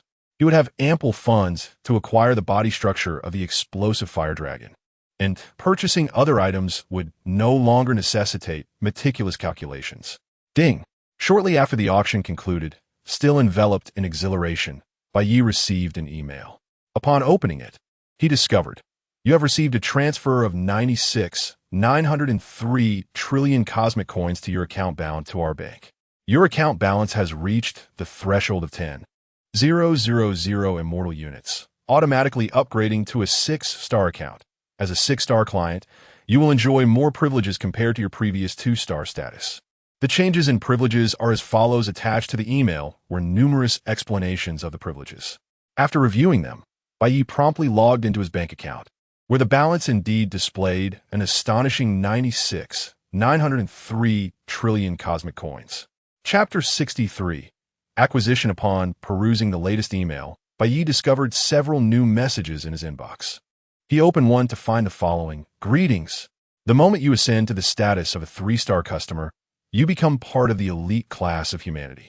You are endowed with elite privileges, qualifying you to partake in high-end auctions. In the vast cosmos, numerous precious items are classified as restricted, and many others are deemed strategic assets, making them exceedingly difficult to procure, even for the wealthy. Our virtual wormhole company, in tandem with the Cosmic Bank, conducts auctions that provide opportunities for acquiring these rare treasures. After reading through the emails and confirming the receipt of 96,903 immortal units, Bai Ye promptly ventured outside. He summoned a personal flyer and directed it towards the fixed teleportation point within the virtual universe. His destination was the Cosmic Bank's office in the virtual realm. The Cosmic Bank was situated at a considerable distance from his current location. Thus, while a personal flyer would require a lengthy flight, the teleportation point could facilitate instantaneous travel, albeit at a significantly higher cost. Upon arriving at the teleportation point, Bai Ye swiftly searched for the nearest Cosmic Bank and teleported there. In an instant, he found himself beside the entrance of the Cosmic Bank. Welcome. As Bai Ye entered, he was greeted by two intelligent beings stationed at the entrance. He proceeded along the self-service corridor, entering a private room designated for automated transactions.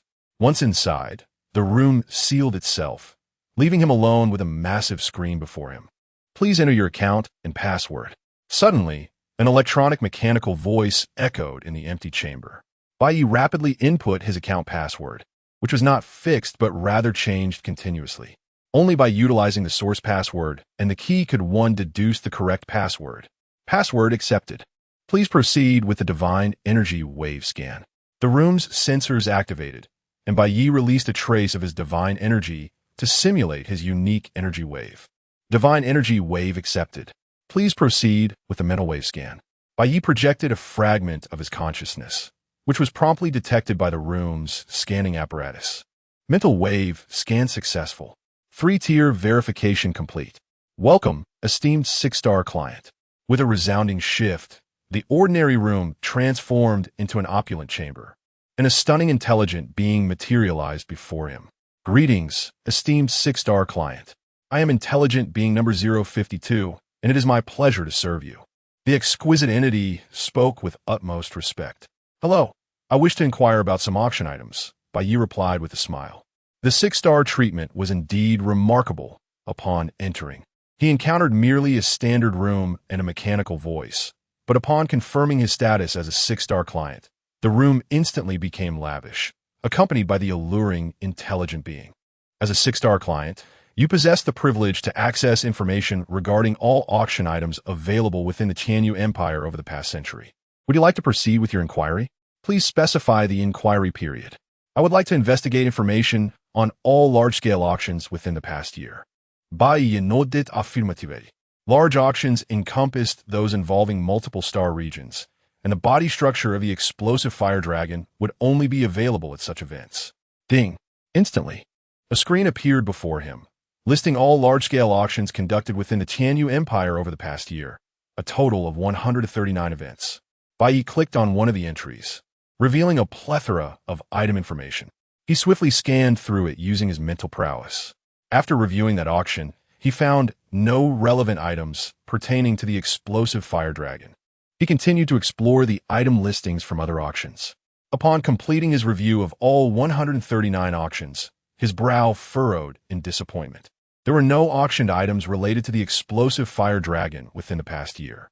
I recall that after upgrading to a 6-star client, I am entitled to 3 direct purchasing opportunities for restricted items within the year, Bai Ye remarked, relaxing his brow as he addressed the enchanting, intelligent being. It was only after becoming a 6-star client that Bai Ye learned that the body structure of the explosive fire dragon was classified as a restricted item, prohibited from ordinary retail outlets. Therefore, such structures could only be procured at high-end auctions, which explained his inability to find them on Duoka Star. Indeed, esteemed 6-star client, you still possess 3 opportunities to directly purchase restricted items this year. Would you like to utilize one?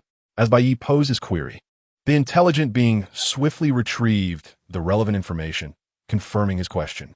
Yes, I would like to use one opportunity to directly purchase a portion of the explosive fire dragon's body structure, Bai Ye affirmed with a nod. Ding! I have located pertinent information regarding the explosive fire dragon's body structure. The Tianyu branch of the virtual wormhole company has in stock. The direct purchase price for each unit of the explosive fire dragon's body structure is 1 opportunity for restricted item purchase and 300 billion cosmic coins. Would you like to confirm your purchase? In an instant, the intelligent being provided the details Bai Ye sought. Confirm purchase, Bai Ye replied, nodding. The price of 300 billion cosmic coins seemed more reasonable than the auction's recent selling price of 360 billion for a single unit. However, the real expense lay in expending one of his rare opportunities to purchase restricted items. If given the choice, Bai Ye would prefer to pay a higher price at auction to preserve this purchase opportunity, as such chances were limited to 3 per year for 6-star clients. Utilizing them wisely could enable him to acquire exceptionally valuable items, while the hundreds of billions of cosmic coins were inconsequential to him at present. Please confirm the delivery location and time. The beautiful intelligent being inquired with a smile. Cosmic Kingdom of Tianyu, Blue Universe Medium Civilization, Taiha Star Region, Galaxy, Duoka Star. Within the Duoka City Cosmic Bank, within 3 days, Bai Ye promptly stated. Time and location confirmed. Please sign the purchase agreement. The intelligent being smiled. Before him, a document materialized, detailing both parties' rights and responsibilities, along with breach clauses and penalties. After thoroughly reviewing it and finding no issues, Bai Ye expertly signed the document. Purchase agreement finalized, the intelligent being remarked. Esteemed 6-star client, do you require any additional services? No, thank you, Bai Ye replied, shaking his head as he concluded the transaction and exited the Cosmic Bank. Chapter 64. The Acquisition of the Explosive Fire Dragon Organization 3 days later. In the reality of the universe, on the planet Doka, within the branch of the Universal Bank located in Doka City, Bai Ye entered the super VIP lounge of the Universal Bank through a designated secret passage. At that moment, 3 men dressed in the bank's uniform awaited him in the lounge. The leader among them emanated an aura almost identical to that of a realm master, which Bai Ye had sensed previously. The 2 men behind him also exuded a formidable presence, reaching the level of star systems. For merely a single transaction, the Universal Bank had dispatched 1 realm master and 2 star-level individuals. Sir, here is your item. Please verify, the leading realm master said with a humble and courteous smile. Although he could perceive that the man before him was merely at the level of the law realm, while he himself was a realm master, the individual before him was a distinguished VIP client of a Universal Bank. The gravity of this transaction necessitated the involvement of a realm master, and every action of his would be meticulously monitored and recorded by the bank's intelligence system, compelling him to maintain a demeanor of politeness and humility, devoid of any potential errors. Bai Ye accepted the box handed to him by the realm master and placed his hand on the sensor screen, channeling a sliver of divine energy. Ding! The item has been successfully received. With the sound of an electronic chime, the box opened to reveal a spatial ring inside. Bai Ye then picked up the spatial ring and held it above his intelligent light brain, which emitted a special wave. Upon contact with the spatial ring, the seals were successfully lifted. Bai Ye extended a thread of consciousness into the spatial ring, confirming the presence of the violent fire dragon's biological material. Item confirmed. No issues. Bai Ye nodded and clicked to confirm the receipt. Transaction completed. Thank you for your support of the Universal Bank, the leading realm master smiled. However, prior to acquiring the biological material of the explosive fire dragon, Bai Ye had little inclination to purchase other items. Now that he possessed the genetic sample of the explosive fire dragon, he naturally sought to acquire some items of interest. First, Bai Ye arrived at the virtual wormhole company on Doka Star. Sir, how may I assist you today? A beautiful woman in a white uniform, adorned with a pair of pristine wings, greeted him with a slight bow and a smile. I would like to open 1000 anonymous accounts, Bai Ye stated directly. Currently, Earth had yet to connect with the universe. Thus, exploring the cosmic situation through the virtual universe was the most prudent approach. Therefore, Bai Ye intended to establish 1000 anonymous accounts in the virtual universe for the use of Earth's inhabitants. The accounts he had previously opened using his identity were specialized and could not be shared. whereas these anonymous accounts required no binding to individuals and could be used freely by anyone. The usage period for anonymous accounts is fixed at 20 years, supporting only entertainment and communication services. They cannot be used for cultivation or combat, and each account requires a fee of 200,000 Blue Universe coins. The attendant explained with a smile. Very well, proceed with opening 1000 accounts, Bai Ye nodded. The anonymous virtual accounts were solely intended to provide Earthlings with a preliminary understanding of the universe, without the need for combat functionalities. Moreover, the cost for such entertainment-focused accounts was quite reasonable. The fee for 20 years amounted to just 200,000 Blue Universe coins, equating to merely 10,000 per year. You must have virtual sensory helmets and intelligent light brains available. I require 1000 virtual sensory helmets, 100 intelligent light brains, and 10 advanced intelligent light brains. Bai Ye added, merely possessing virtual universe accounts was insufficient. Relevant login devices were essential, as Earth's current technology was inadequate for access. Certainly, sir. Each virtual sensory helmet costs 10,000 Blue Universe coins. An intelligent light brain costs 1 million Blue Universe coins. And an advanced intelligent light brain costs 100 million Blue Universe coins.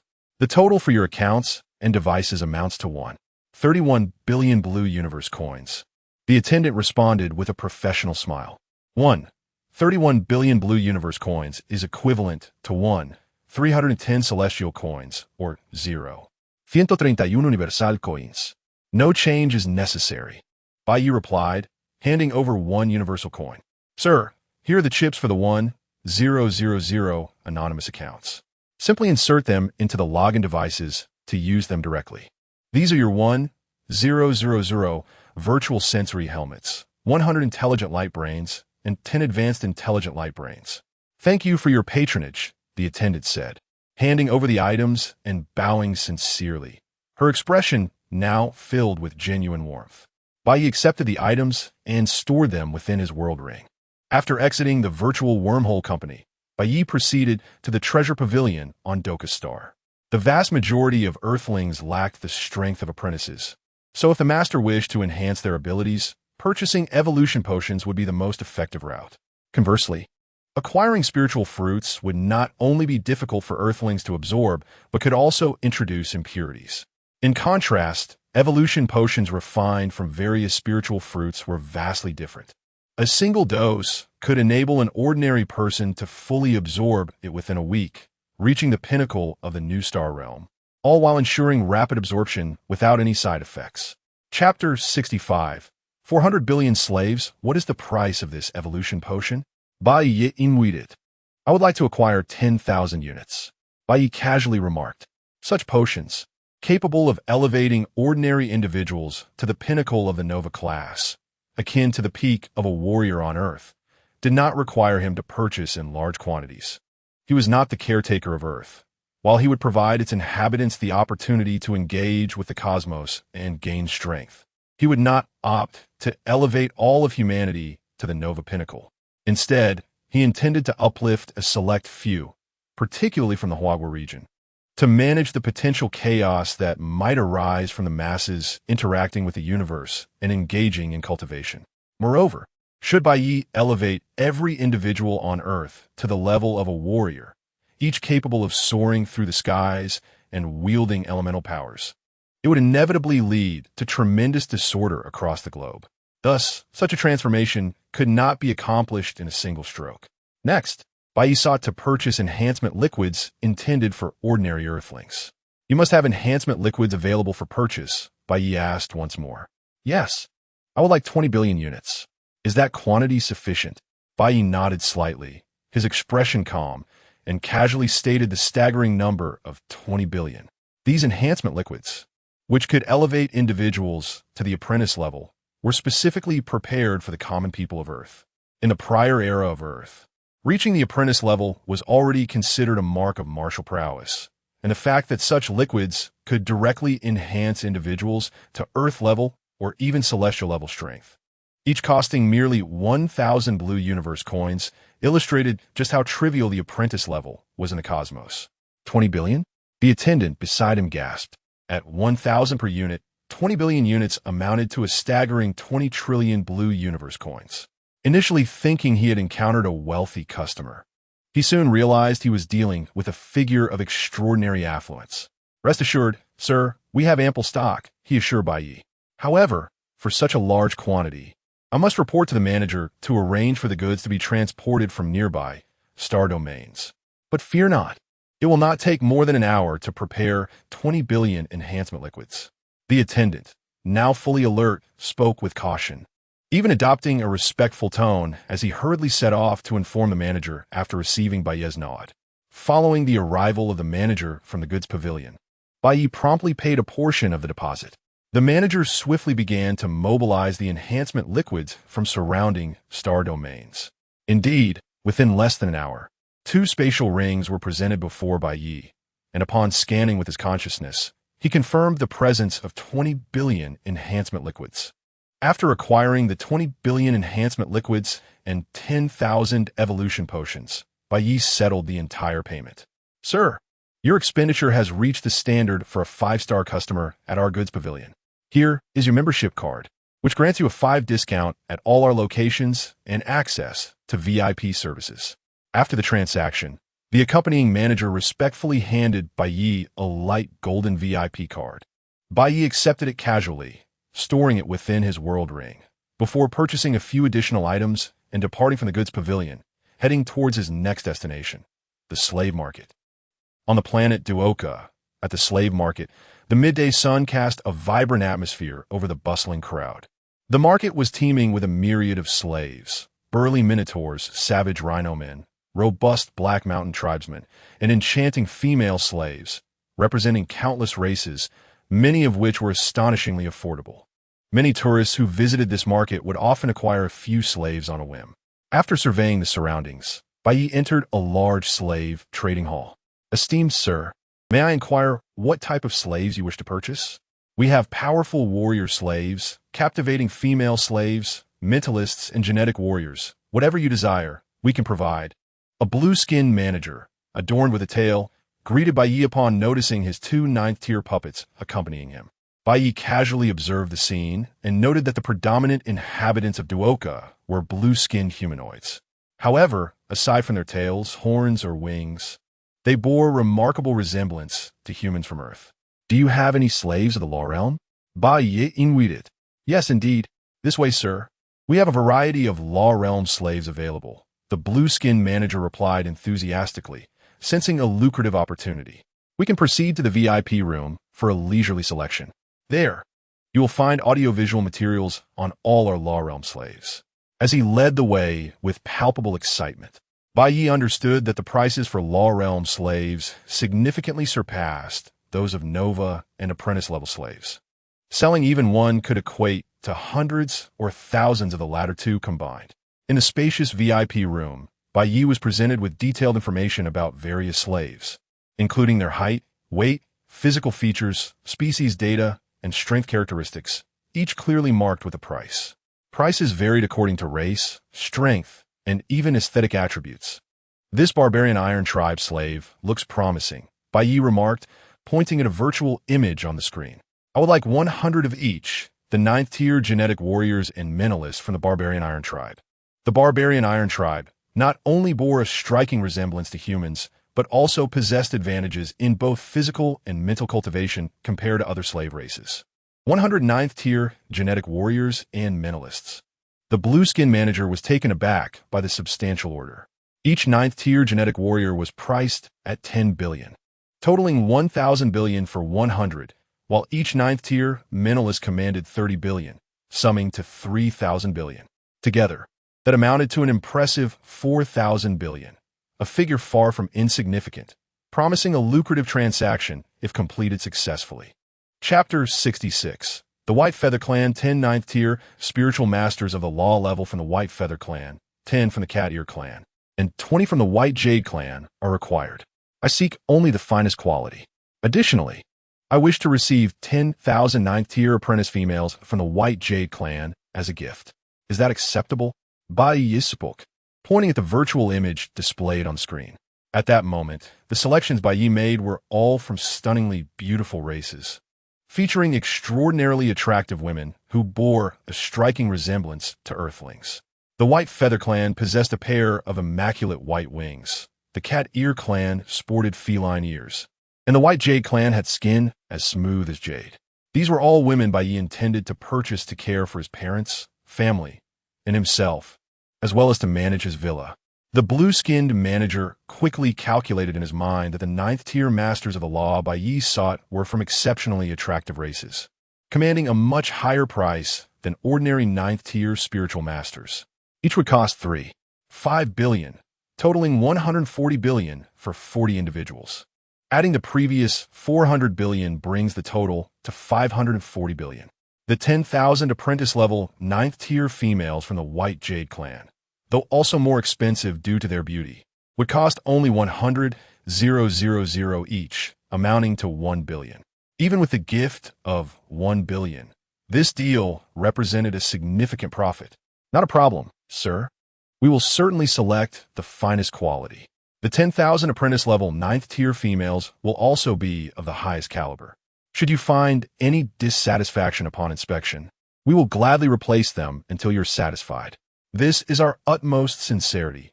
No other slave shop will offer such a generous gift, the blue-skin manager assured, elated by the immense profits calculated from this transaction.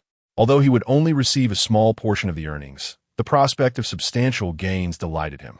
Nevertheless, a hint of discomfort flickered across his face. Do you have any star master-level slaves available for purchase? Bai Ye inwit. Mere law-level slaves seemed insufficient. He felt a sense of weakness, as the strongest companions he had were only 2 ninth-tier puppets of Star Master level. Star Master level slaves were relatively rare in Duoka Star, and the manager shook his head, explaining that such individuals were indeed uncommon as they were considered strong within the vicinity. I will pay a deposit of 10 billion. The slaves will be transported to the interstellar docking port for transfer, and I will settle the remaining balance after inspection. Is that acceptable? Bai Ye expressed, slightly disappointed. Absolutely no problem, the blue-skin manager replied with a smile. Such a grand slave transaction typically occurred at the interstellar docking port, with payment made post-inspection.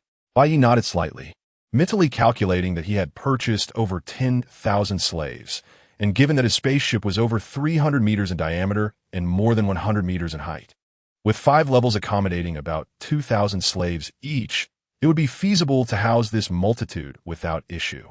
Master, what are your thoughts after this excursion to the slave market?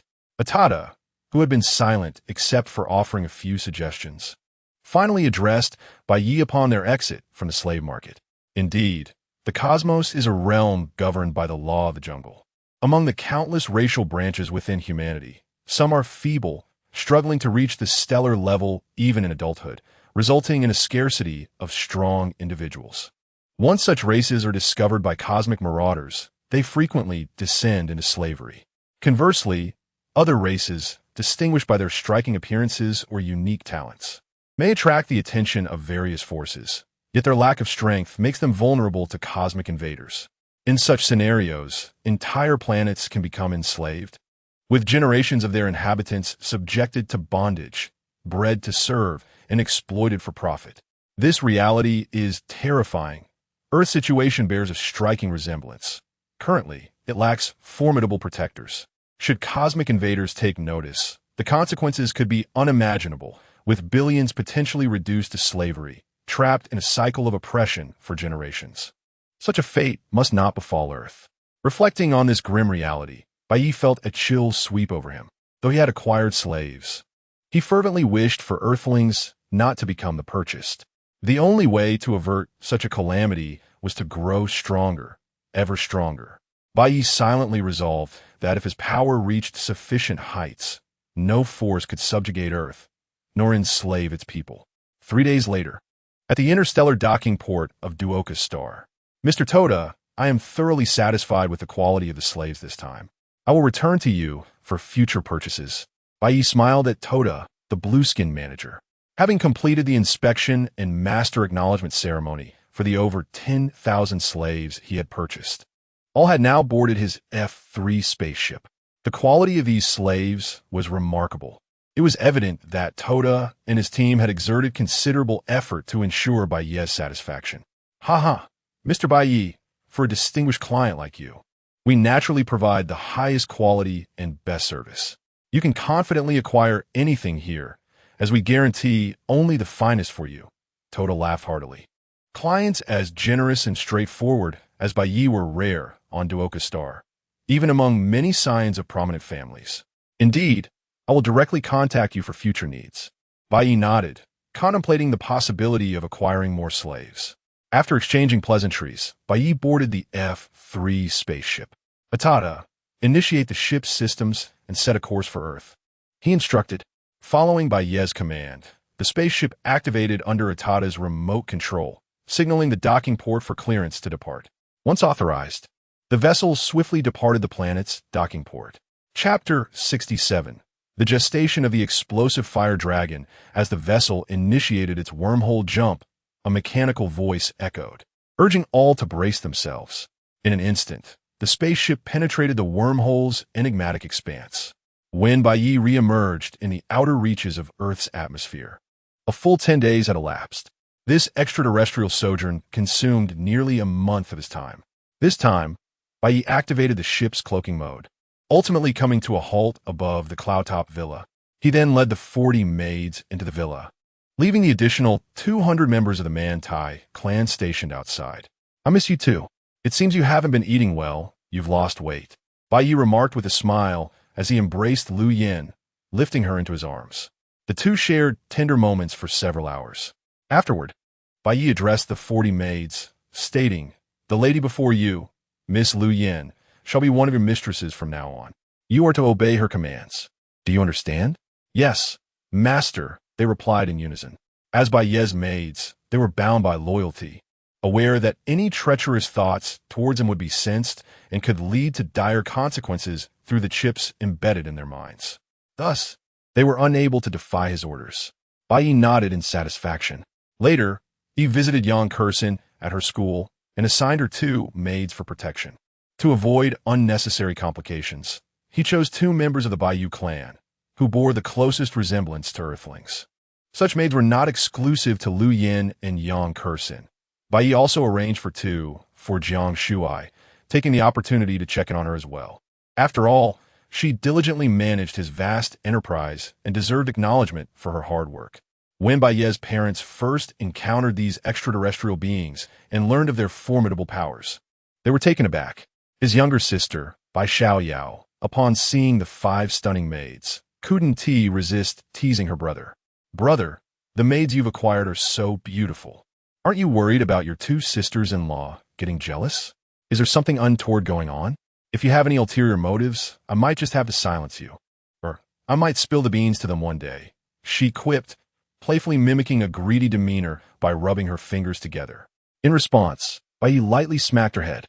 As the most powerful being on Earth, he was hardly susceptible to threats from a mere child. Clearing his throat, a sudden noise echoed as something clattered to the ground. Yet the formidable Bai Ye seemed oblivious as he turned to leave.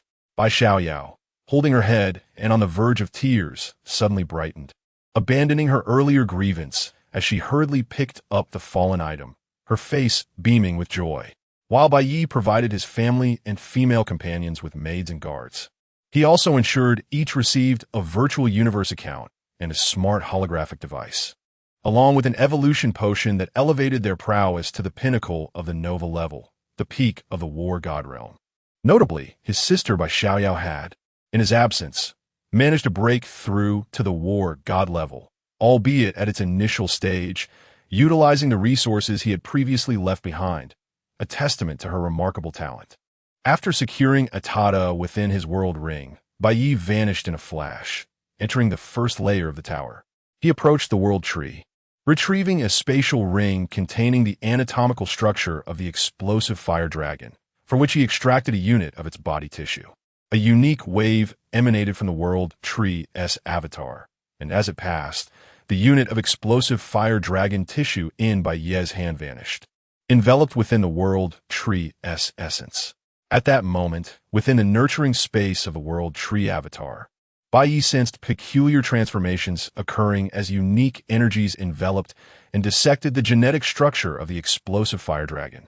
Time seemed to stretch on, and, eventually, a crimson liquid began to materialize, slowly forming a vibrant life force. The gestation was a success. Feeling the unfolding events, Bai Ye's eyes sparkled with excitement and anticipation. This marked his first experience with the creation of a doppelganger. Although he was confident of its success, a tinge of anxiety remained. As the explosive fire dragon doppelganger neared completion, his joy was palpable. Having grasped a glimpse of the universe's harsh realities, Bai Ye felt an urgent desire to elevate his own strength swiftly. The successful creation of the explosive fire dragon doppelganger would significantly accelerate his understanding of the principles of flame. Not to mention, the doppelganger itself possessed innate talents that would allow it to master one of the 4 fundamental principles of flame upon maturity, effortlessly achieving the status of a realm master. In this small galaxy, a realm master wielded immense power. Bai Ye carefully gauged the situation, realizing that the doppelganger would not be completed in the immediate future. Based on his observations, the gestation would take roughly a month.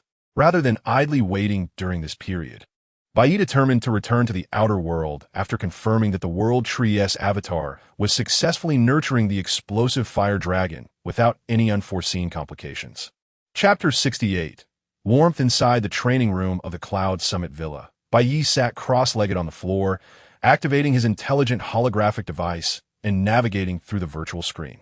He entered the virtual universe, and with a peculiar wave of energy, he found himself in a grand castle, property he had purchased and bound to himself within this digital realm. This was not the initial property he had acquired. After amassing wealth, he deemed the first too small and opted for this sprawling castle that occupied several miles. At that moment, Bai Ye's parents and younger sister were also present in the virtual universe. He had ensured they bound their login points to this castle as well. Brother, this virtual universe is incredibly fascinating and entertaining, Bai Xiaoyao exclaimed excitedly upon discovering Bai Ye. If you find it enjoyable, allow your little maid and your intelligent assistant to guide you around. Feel free to buy whatever you desire and indulge in whatever delicacies you wish. Although the food here is purely virtual, it is so meticulously simulated that it tastes nearly indistinguishable from the real thing. The only difference is the absence of the spiritual essence that nourishes the body. However, for purchases, you can only utilize the system's wormhole transportation. Do you understand? Bai Ye smiled, affectionately ruffling Bai Xiaoyao's hair. He was not surprised by her excitement. It was their first encounter with the virtual universe. It was natural for her to be curious and thrilled. She would undoubtedly want to explore this digital expanse. But he was aware that everything within the virtual universe required spending. And since this was her first experience, she had only the Huaxia coins he had given her, which were evidently not usable here. Thus, she had no currency on her. Bai Ye understood this and generously gifted her 10 million universe coins. Knowing he would replenish her funds as needed, he would not hesitate when it came to family. The wormhole transportation for shopping referred to the process of purchasing items in the virtual universe, providing coordinates for the system to directly send the goods through a wormhole to the specified location. This method effectively concealed both the recipient and the delivery site, albeit at a considerable cost. 10 million universe coins. How much is that? Am I about to become fabulously wealthy? Bai Xiaoyao was momentarily stunned upon hearing the sum. Though she had some understanding of various currency exchange rates, her mind raced as she attempted to calculate the value. Master, 10 million universe coins equate to 100 billion Tianyu coins, 100 trillion yuanlon coins, and 1 quadrillion Lanyu coins, chimed in a small and lively intelligent assistant. Resembling a sprite, perched on by Xiao Yao's shoulder, her face alight with excitement. 1 quadrillion Lanyu coins. Bai Xiaoyao was instantly astounded by this figure. Look at you, all consumed by thoughts of wealth, Bai Ye remarked, observing the gleeful expression on his sister's face, a hint of drool forming at the corner of her mouth, leading him to express mild disdain as he playfully flicked her forehead. Wahahaha! Bai Xiaoyao laughed heartily, hands on her hips, reveling in her delight. Little Yi, just indulge your sister. You've spoiled her to the heavens. Be careful she doesn't become too pampered Bai Ye's parents approached with smiles, observing Bai Xiao Yao's exuberance. And Zhao Ting couldn't help but comment. Father, mother, Bai Ye greeted, it's all right. They say daughters should be nurtured in wealth. My sister has endured much hardship. It's only right to pamper her. Besides, 10 million is merely a trivial sum to me. I've also transferred 100 million universe coins to both of you. Feel free to purchase whatever you need. We hardly need such a large amount. You should keep it for yourself. 200 million Lan Yu coins will suffice for us. Zhao Ting quickly replied, not fully aware of Bai Ye's financial status, but understanding that his expenses for cultivation were likely greater than theirs. She didn't want him to deplete his funds on them. Don't worry, Mom and Dad. The 200 million universe coins I gave you are truly a mere pittance for me, Bai Ye reassured them. Recognizing their inclination to prioritize his and his sister's well-being over their own. To ensure they would accept the money without hesitation, he showed them his account balance, revealing the staggering figure, which left them utterly astonished. Having just entered the universe, they struggled to comprehend the value of money in this new realm. However, upon realizing that 200 million universe coins were inconsequential for their son, they accepted the funds, comforted by the notion that having wealth was inherently beneficial, allowing them to purchase items for their home or even for Bai Ye's future spouse. After briefly explaining the workings of the virtual universe, Bai Ye's parents and sister, accompanied by several maids, set off to explore the digital realm. Atada, are there any places within this virtual universe suitable for cultivation? Bai Ye inquired of his intelligent assistant, Atada, as this was another purpose for his entry into the virtual universe. With a wave of her hand, Atada conjured a virtual map before Bai Ye. She pointed to a location, stating, within the heavenly universe kingdom of the virtual universe. The most suitable place for cultivation is this virtual training arena. It boasts various training grounds, secluded chambers for personal practice, and the ability to simulate a multitude of combat opponents. Moreover, one can participate in arena competitions, challenging martial artists from across the universe. Atada elaborated on the myriad applications and advantages of the virtual training arena, noting its numerous benefits, with the sole drawback being its exorbitant cost. Daily usage fees range from 10 to 100 universe coins, and in some cases, could even reach 1,000 universe coins, depending on the features utilized. Let us proceed to the virtual training arena. After listening to Atada's description, Bai Ye decisively waved his hand, ready to embark. Such a venue was precisely what he required. The so-called drawbacks posed no issue for him. Chapter 69. A single blow to obliterate, Bai Ye swiftly arrived at the virtual training arena within the cosmic expanse. Upon entering, he discovered that the space within was magnitudes larger than the exterior, boasting numerous training rooms, combat arenas, and martial exchange chambers. The atmosphere was abuzz with activity. Good day, sir. How may I assist you? A gentleman with antennae and unique facial markings approached Bai Ye with a welcoming smile. I require a training room capable of simulating battles at the law realm level, Bai Ye responded straightforwardly. In essence, ordinary training rooms were designated for common practitioners of the law realm, individuals who possessed minimal comprehension of any laws. Conversely, advanced training rooms catered to prodigies within the law realm, who could grasp even a fragment of the law, thereby enhancing their mastery and accelerating their understanding. Please provide me with an advanced training room, Bai Ye stated without a moment's hesitation, for he had already grasped a flicker of the law of fire. Thus, only a room that could simulate the comprehension of the law would be of substantial benefit to him. Certainly, sir. The advanced training room requires 10,000 cosmic coins per day. How many days would you like to book? The attendant inquired respectfully. Upon hearing the price, Bai Ye could not help but feel a twinge of discontent.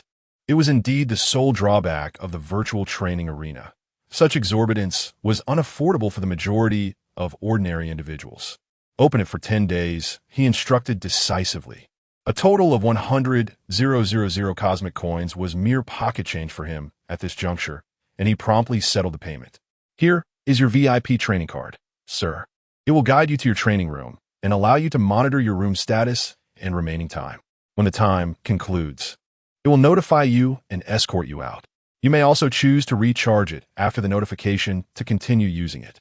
The attendant presented him with a pale golden card, emblazoned with the emblem of the virtual training arena and the room number. Very well, Bai Ye nodded. then focused on the advanced training card. With a mere thought, he vanished from his location and reappeared in a peculiar space, his training room.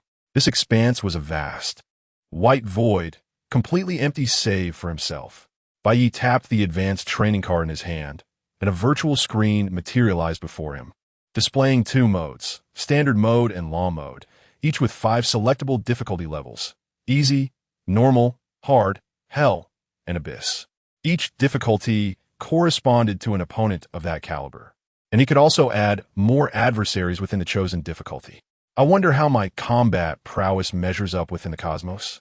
Bai Ye musit internali. Although he possessed considerable comprehension of the law, a person's combat effectiveness does not solely rely on their understanding of the law. Factors such as combat experience, techniques, and secret arts also play a critical role. Unfortunately, he was markedly deficient in these areas, having not engaged in many battles. In his previous encounters, aside from relying on his law comprehension and formidable physical attributes, his greatest asset had been the enhancement from his genetic life level. However, upon entering the cosmos, he began to grasp the extraordinary and implausible nature of the changes in his genetic life level, realizing its almost otherworldly implications. Thus, he resolved to keep this as his trump card, revealing it only when absolutely necessary. I'll select standard mode at hard difficulty for an initial trial, Bai Ye resolved, pressing his choice on the virtual screen. As soon as Bai Ye confirmed his selection, a virtual figure gradually materialized before him. This apparition was a precise simulation of Bai Ye's own realm and physical prowess, albeit embedded with different combat techniques and secret arts. A fire ignited within Bai Ye as he dashed forward without summoning a weapon, opting for a bare-handed assault. Boom! Bai Ye's speed was astonishing, allowing him to close the distance to the virtual figure in an instant, his right fist crashing towards it. Yet the virtual figure was equally swift, effortlessly evading Bai Ye's punch with a sudden, uncanny twist of its form. What? Bai Ye gasped in disbelief. This virtual being had dodged his attack with such ease. He recalled the elite examination on the Holy Fallen Star, where the assessment puppets had been utterly incapable of avoiding his strikes, falling before him in mere seconds. Though he had enhanced himself with a multiplicative factor of his genetic life level back then, he also recognized that his current strength had improved. Not only his comprehension of the law, but also his power and speed had seen considerable advancement. Particularly regarding his force application techniques, he had surpassed the previous 9-fold enhancement, now reaching a 20-fold capability. And yet, this level of strength was effortlessly sidestepped by the virtual figure, leaving him unharmed. Bai Ye remained undeterred, charging forward once more, employing both fists and feet in a relentless onslaught against the virtual opponent. Bai Ye was not one to succumb to arrogance. The fact that this virtual figure could thwart him signified its exceptional nature and offered valuable lessons. As the battle progressed, a sudden strike from the virtual figure exploited a momentary lapse in Bai Ye's defense, delivering a blow that shattered his head into fragments. In an instant, Bai Ye's form dissipated, only to rematerialize a short distance away. What? This is astonishing, Bai Ye exclaimed upon revival. Without resorting to laws or his genetic life level, he had not only failed to vanquish the virtual adversary, but had also been defeated in mere minutes. This was merely the hard mode. Hell and abyss modes loomed above, suggesting his practical skills and techniques were likely subpar. Despite this, Bai Ye felt a slight sting of discouragement. Once more he resolved, refusing to concede defeat and opting to engage in battle anew. However, in the subsequent 5 encounters, Bai Ye was consistently overwhelmed by the virtual opponent. Yet, rather than displaying disappointment or despondency, his eyes sparkled with a flicker of excitement. With each match, his endurance lengthened, culminating in a final bout where he endured for 8 minutes. Furthermore, he gleaned insights into his own deficiencies through these confrontations. While his strength and speed ranked among the elite at the pinnacle of the law realm, he struggled to harness that power and velocity effectively. Beyond strength and speed, he possessed no advantages in other critical areas such as combat experience or techniques. Chapter 70.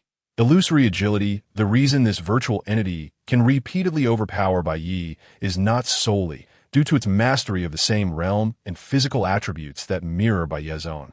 It is also because this virtual being exhibits an extraordinary stability in power output, consistently unleashing its maximum potential, whereas Bai Ye struggles to do the same.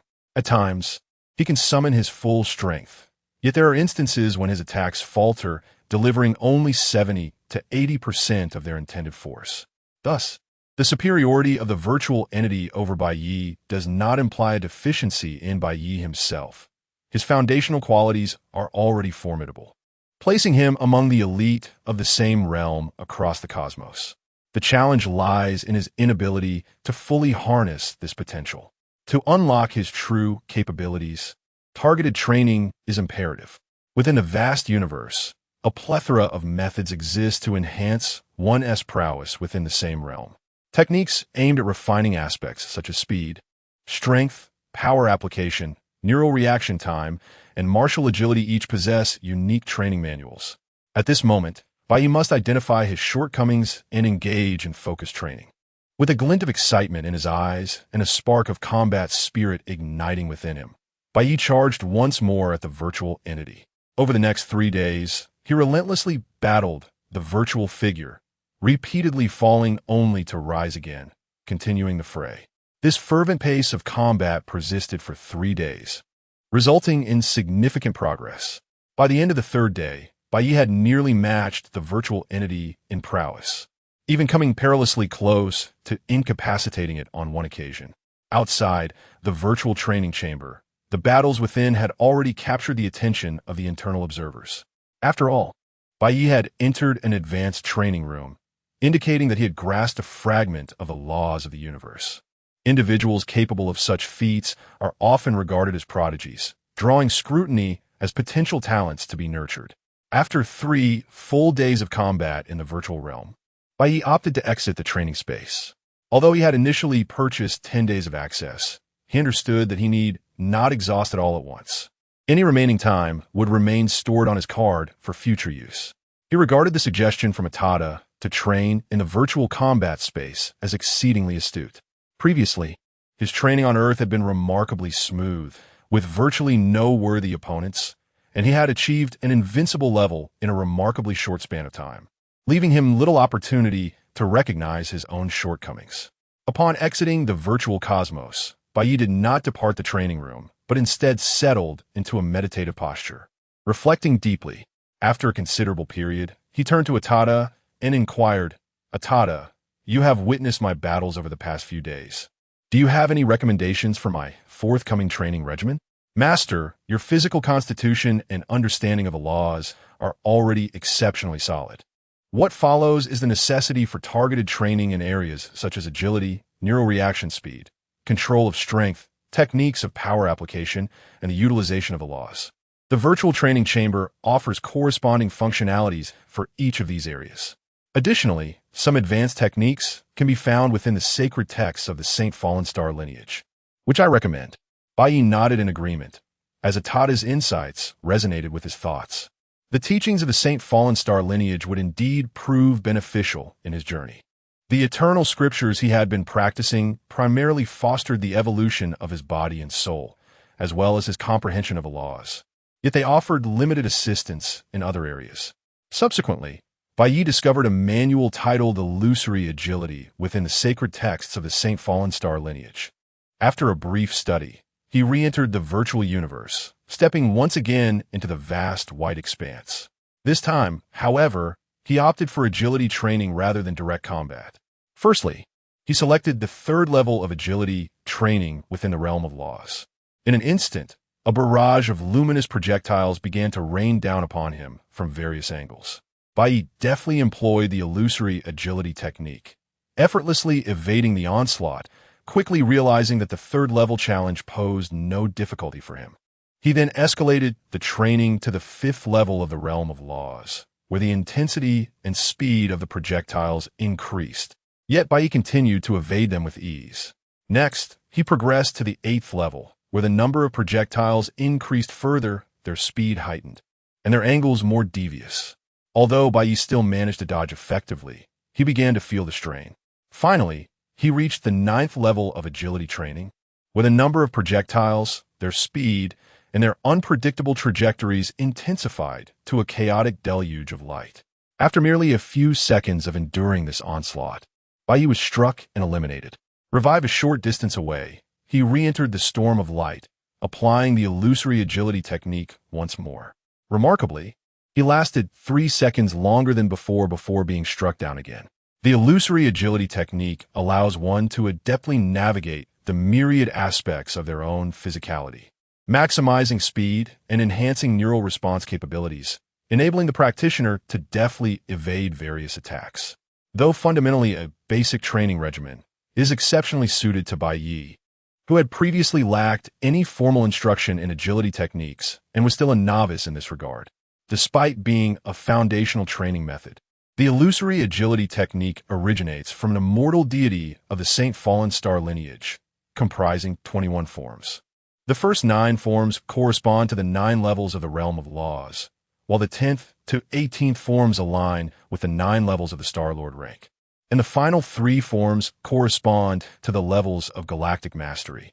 Should Bai Ye fully comprehend all 21 forms of the illusory agility technique within the realm of laws, his agility would undoubtedly elevate him to the pinnacle of that domain. Chapter 71. Passing the trials in the ensuing days, Bai Ye devoted himself to mastering the phantom agile movement technique within the confines of his training chamber. Time swiftly passed, and after a span of over 10 days, Bai Ye renewed his reservation for another year of use. Within this vast expanse, a torrential downpour of luminous rain descended from every conceivable angle, assailing the silhouette of a young man. Yet, like a mirage, he gracefully evaded each beam of light, which barely brushed past him. After 10 minutes, the radiant rain ceased, and Bai Ye remained motionless, a smile gracing his features. 15 days have elapsed, and I have finally grasped the 9th layer of the phantom agile movement technique. A wave of elation surged within him, for his original power level was at the pinnacle of the 9th stage of the law realm. Consequently, mastering the first 8 forms of the technique came effortlessly, taking merely 3 days. However, the 9th form proved more challenging, requiring a full 12 days to fully comprehend. Achieving mastery of the 9th form signifies that his skill in movement now aligns with the average level within the cosmic law realm. The rapidity of his progress can be attributed to his significantly enhanced soul and extraordinary comprehension, both of which greatly expedite his understanding of techniques. Otherwise, even a prodigious talent would struggle for years to master the 9th form of the phantom agile movement technique. In the forthcoming days, Bai Ye contemplated continuing his training in the phantom agile movement, yet mastering the 10th form would demand considerable time, as it belonged to the realm of star masters. Therefore, he resolved to focus on other manuals to address his deficiencies before proceeding further. The next area he aimed to refine was his neural reaction speed, which bore a profound connection to movement techniques. An enhancement in this speed would undoubtedly facilitate his mastery of movement. Thus, he dedicated the next 10 days to honing his neural responsibility, preparing himself to evade various unpredictable and elusive attacks with timely reflexes. Only by achieving this level could he adeptly merge his neural reactions with his movement, allowing for instantaneous dodges against adversarial strikes. Previously, Bai Ye had been repeatedly overwhelmed by virtual opponents, often succumbing to their assaults due to his inability to promptly devise a counter-strategy. Over the course of these 10 days, he significantly elevated his neural reaction capabilities. Subsequently, he invested another 10 days to refine his control over his own strength, as his previous displays of power had been inconsistent. At times, he could unleash his full might, while on other occasions, he could only muster 70 or 80% of his strength, particularly when caught off guard. This training in strength control enabled Bai Ye to master the coordination of his body, every structure, and even each cell, allowing him to command his entire physique to unleash a cataclysmic surge of energy. After 10 days of dedicated training, Bai Ye achieved a proficient command over his own strength, enabling him to unleash his full power in most scenarios, with only rare instances of faltering, even then managing to exceed 90% of his potential. Following this rigorous month of training, a fierce battle spirit reignited within Bai Ye. He opted for the combat simulation mode and selected the difficult difficulty level. Before him, a virtual opponent materialized anew. After more than a month, the sight of this adversary intensified his fervor. For it was his first extended period of seclusion, and he needed to evaluate the fruits of his labor. With renewed vigor, Bai Ye charged at the virtual opponent, engaging in battle once more. However, this confrontation lasted a mere 3 minutes, as Bai Ye quickly identified a flaw in the virtual opponent's defense. Seizing the opportunity, he delivered a decisive blow, obliterating the virtual figure. Through this encounter, Bai Ye discerned that his current speed of movement, reaction time, and explosive power were now on par with that of the virtual opponent. This revelation indicated that his foundational abilities had ascended above the average standard within the cosmic law realm. The effects of his training were evident. His speed of movement, reaction time, and explosive strength now surpassed the average level for his realm. To further enhance his combat prowess, he resolved to continue targeted training and study additional manuals to elevate these aspects to the Star Master level, achieving the standard of a cosmic combat genius. Yet, Bai Ye recognized that such aspirations required a shift in focus. His immediate priority would be to test his practical abilities regarding the laws and their manipulation. Following this, he would engage in targeted training of relevant law techniques to bolster his practical combat capabilities, fully realizing his understanding of the laws. Atata, has anyone ever cleared the abyss mode in the combat space? Bai Ye inquired, unable to suppress his curiosity after solidifying his goals.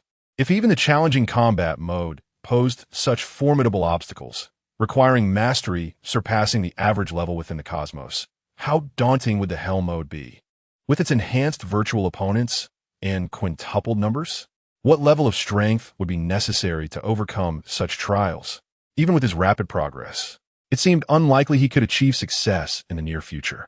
Moreover, the even more terrifying abyss mode would likely present insurmountable challenges for most. Atata responded, naturally. There are those who have succeeded, and their numbers are countless.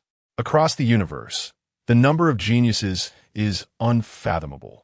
Among these prodigies, some possess extraordinary comprehension of the laws, coupled with terrifying combat skills. Such talents may arise only once in numerous star systems, yet throughout the vastness of the universe and over the expanse of time, such geniuses have emerged in abundance, making it entirely possible for them to conquer the abyss level. Oh, I see. Bai Ye scratched his head, realizing he had underestimated the talents that existed within the cosmos. Chapter 72. The Fiery Blade Technique and the Explosive Fire Dragon Avatar Master. There is no need for despondency. After all, how long have you been cultivating? Even the most gifted individuals require extensive time to hone their skills before they can achieve extraordinary feats.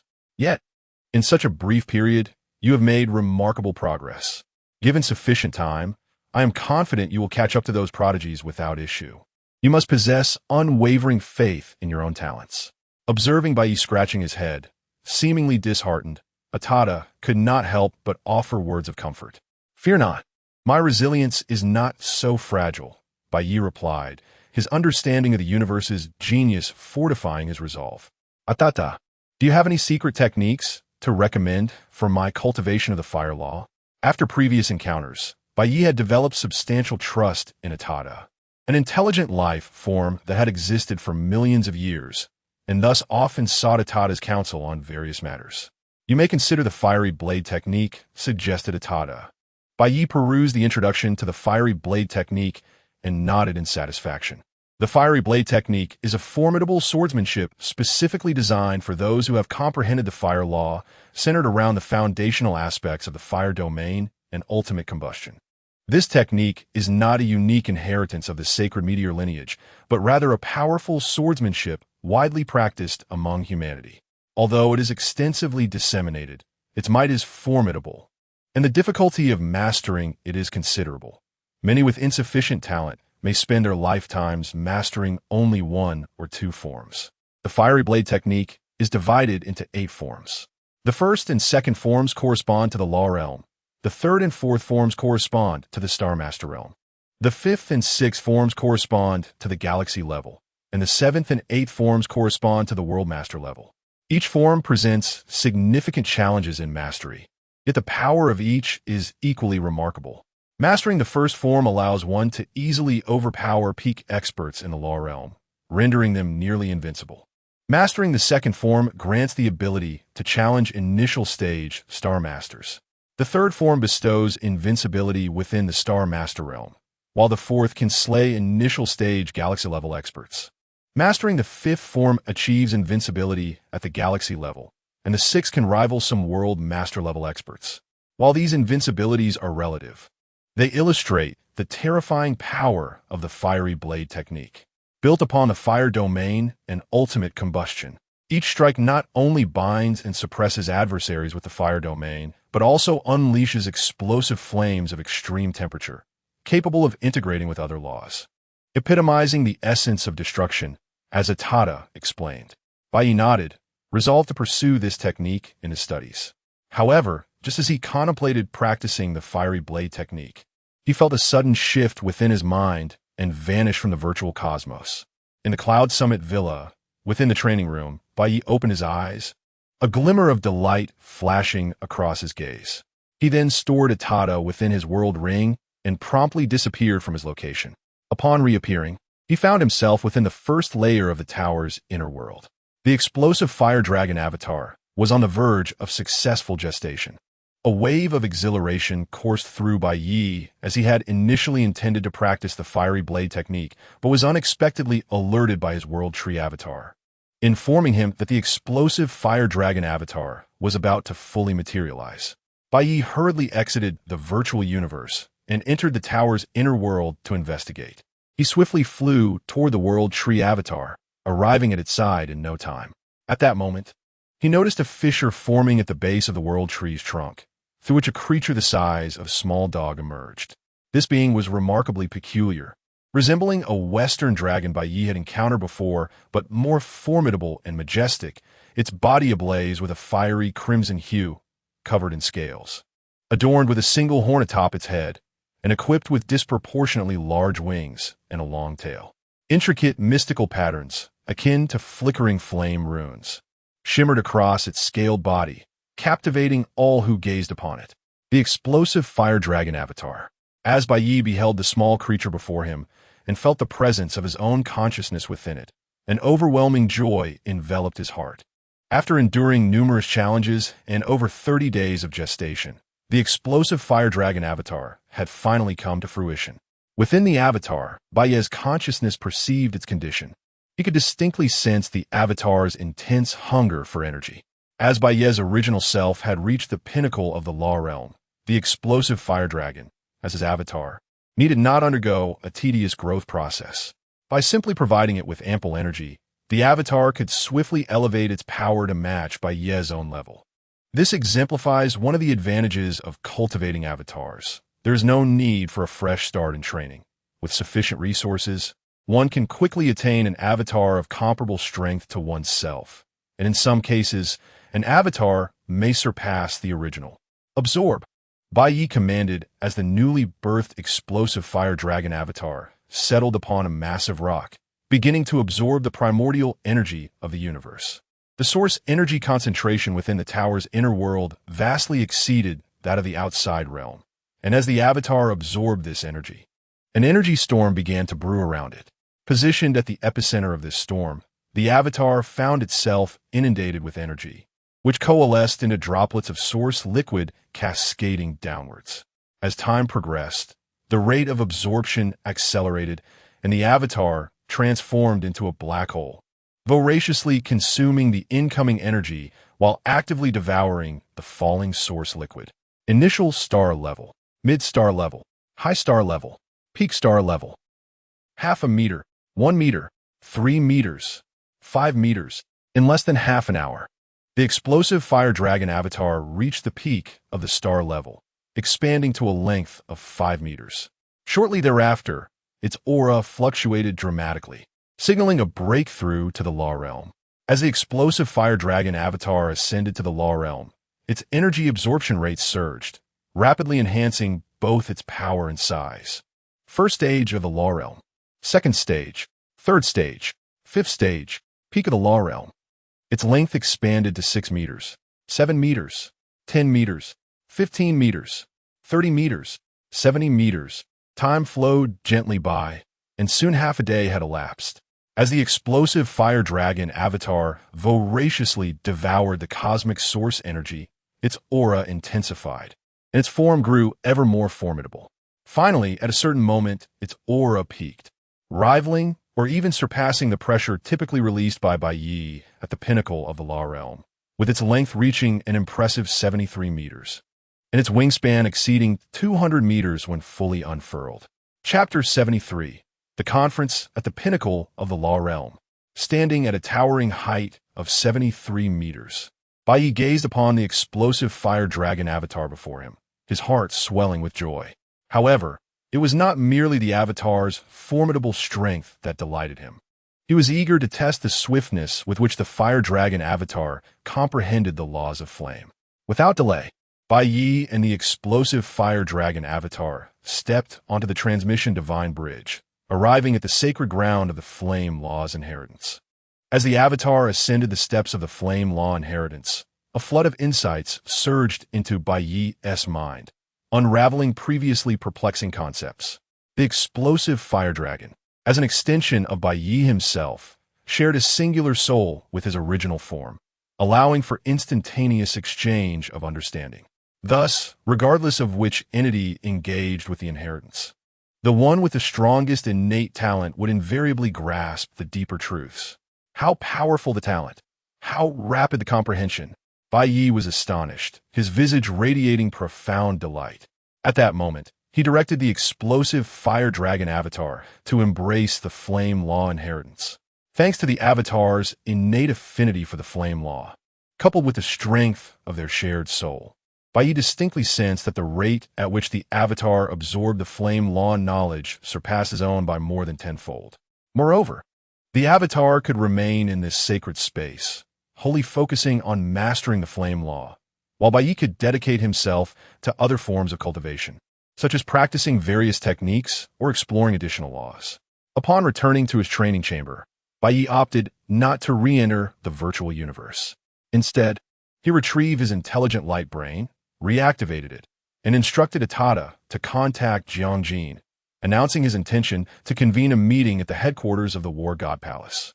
Subsequently, Bai Ye not only informed the high-ranking officials at the War God Palace to prepare for the meeting, but he also dispatched a formidable member of the Mantai clan, an unparalleled sovereign of the Law Realm, to soar across the globe. Their mission was to summon the principal leaders of various nations on Earth to the War God Palace headquarters, as Bai Ye's impending plans for global transformation necessitated their cooperation. As for the concern of not securing attendance, Bai Ye felt no apprehension. His Law Realm peak subordinates would instruct them on what to do. Furthermore, the forthcoming reforms on Earth, whether these nations or their leaders were willing or not, were destined to unfold. The decisions made by Bai Ye, given his current prowess, reflected the inexorable tide of history. Anyone or anything attempting to obstruct this flow would inevitably be crushed. An hour later, Bai Ye arrived at the War God Palace headquarters. Inside the vast conference room, a diverse assembly of individuals filled the space. Anyone attuned to international affairs would recognize that these were the foremost leaders of powerful nations and entities across the globe, including the president of the Eagle Nation, leaders from various EU countries, the Arctic Bear sovereign, the prime minister of the Little Sun Nation, and the president of the Kimchi Nation, among others. Not to mention the founders of the Titan Group, the Rockefeller dynasty, the CEO of the Colossus Group, and the president of the Life Foundation, all wielding considerable influence. Were it not for their relative safety at present and the backing of the War God Palace, the world might have already plunged into chaos. Why have we been summoned here so suddenly? What is Jiangjin scheming? Is he attempting to mediate a global conflict? Who are these formidable figures that have appeared? Since when did the War God Palace possess such might? Observing the scene, a leader from the EU pointed out the visibly troubled president of the Eagle Nation, now among the attendees. The murmurs of speculation filled the conference room, creating a cacophony of chatter. The only figure maintaining composure was the leader of Hua Nation, who was invited by the powerful figures of the War God Palace, and thus possessed some insight into the underlying circumstances. Silence. A resonant voice echoed throughout the assembly hall. overpowering the din and bringing an involuntary hush to the crowd, accompanied by a subtle yet compelling pressure that compelled all to cease their conversations. At that moment, a young figure materialized upon the podium, his voice resounding with authority. Esteemed guests, I am Bai Ye, a practitioner of the arts.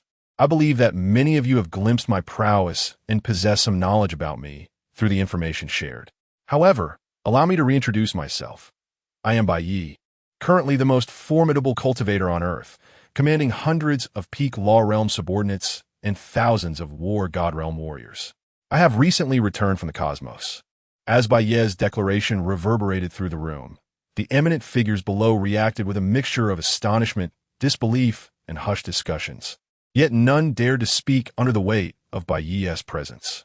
You, gathered here, are either national leaders or heads of substantial conglomerates.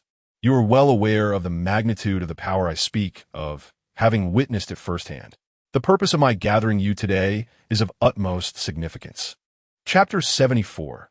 Comprehensive Cultivation. It was only after my encounter with the cosmos that I truly grasped the vastness of the universe and the insignificance of Earth.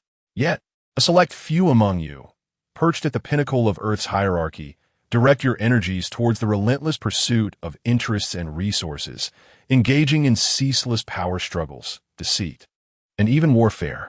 Your gaze remains confined to this minuscule planet, where for the sake of trivial resources, you are willing to fight to the death, oblivious to the boundless universe that awaits your exploration. Perhaps this is a consequence of your limited exposure to cosmic civilizations, which constrains your vision. Or perhaps it is due to technological limitations in your exploration of outer space. However, I wish to convey to you today that while cosmic civilizations are magnificent and brilliant, they're also exceedingly brutal. Despite their advanced state, slavery remains prevalent among these civilizations. It is not merely the enslavement of individuals. Cosmic marauders, upon discovering weaker planets, may very well capture entire worlds as their slaves, subjecting them to generations of servitude. Moreover, the dominant civilization in the universe is that of cultivators. All forms of technology exist to serve the powerful practitioners. Some of these formidable cultivators possess the ability to pluck stars and moons from the sky, obliterate galaxies, and annihilate star systems. These titans are the sovereigns of countless galaxies, regions, and cosmic nations. Regrettably, our Earth is but an exceedingly weak, civilized planet. Only I and Jiang Jin stand as representatives of the Rule Realm, akin to cosmic new stars, with no more than 20 individuals on this planet achieving such a status.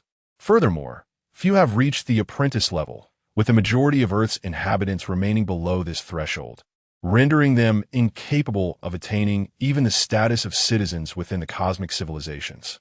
It is evident how feeble our Earth is in the face of a crisis. We would be unable to withstand even the barbaric races that exist as slaves. I shudder to contemplate what fate awaits our planet under such circumstances.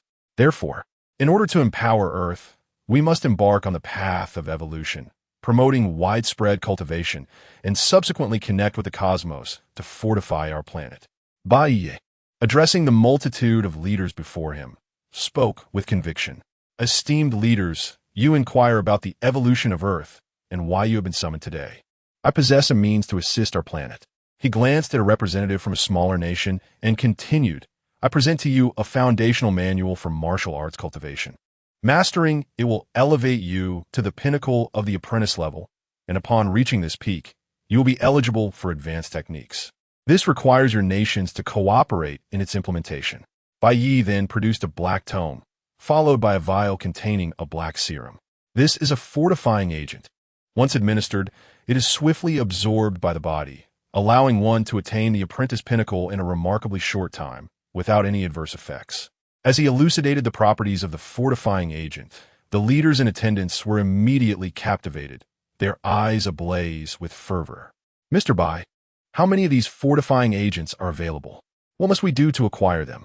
The president of the Eagle Nation was the first to inquire, his eyes gleaming with desire.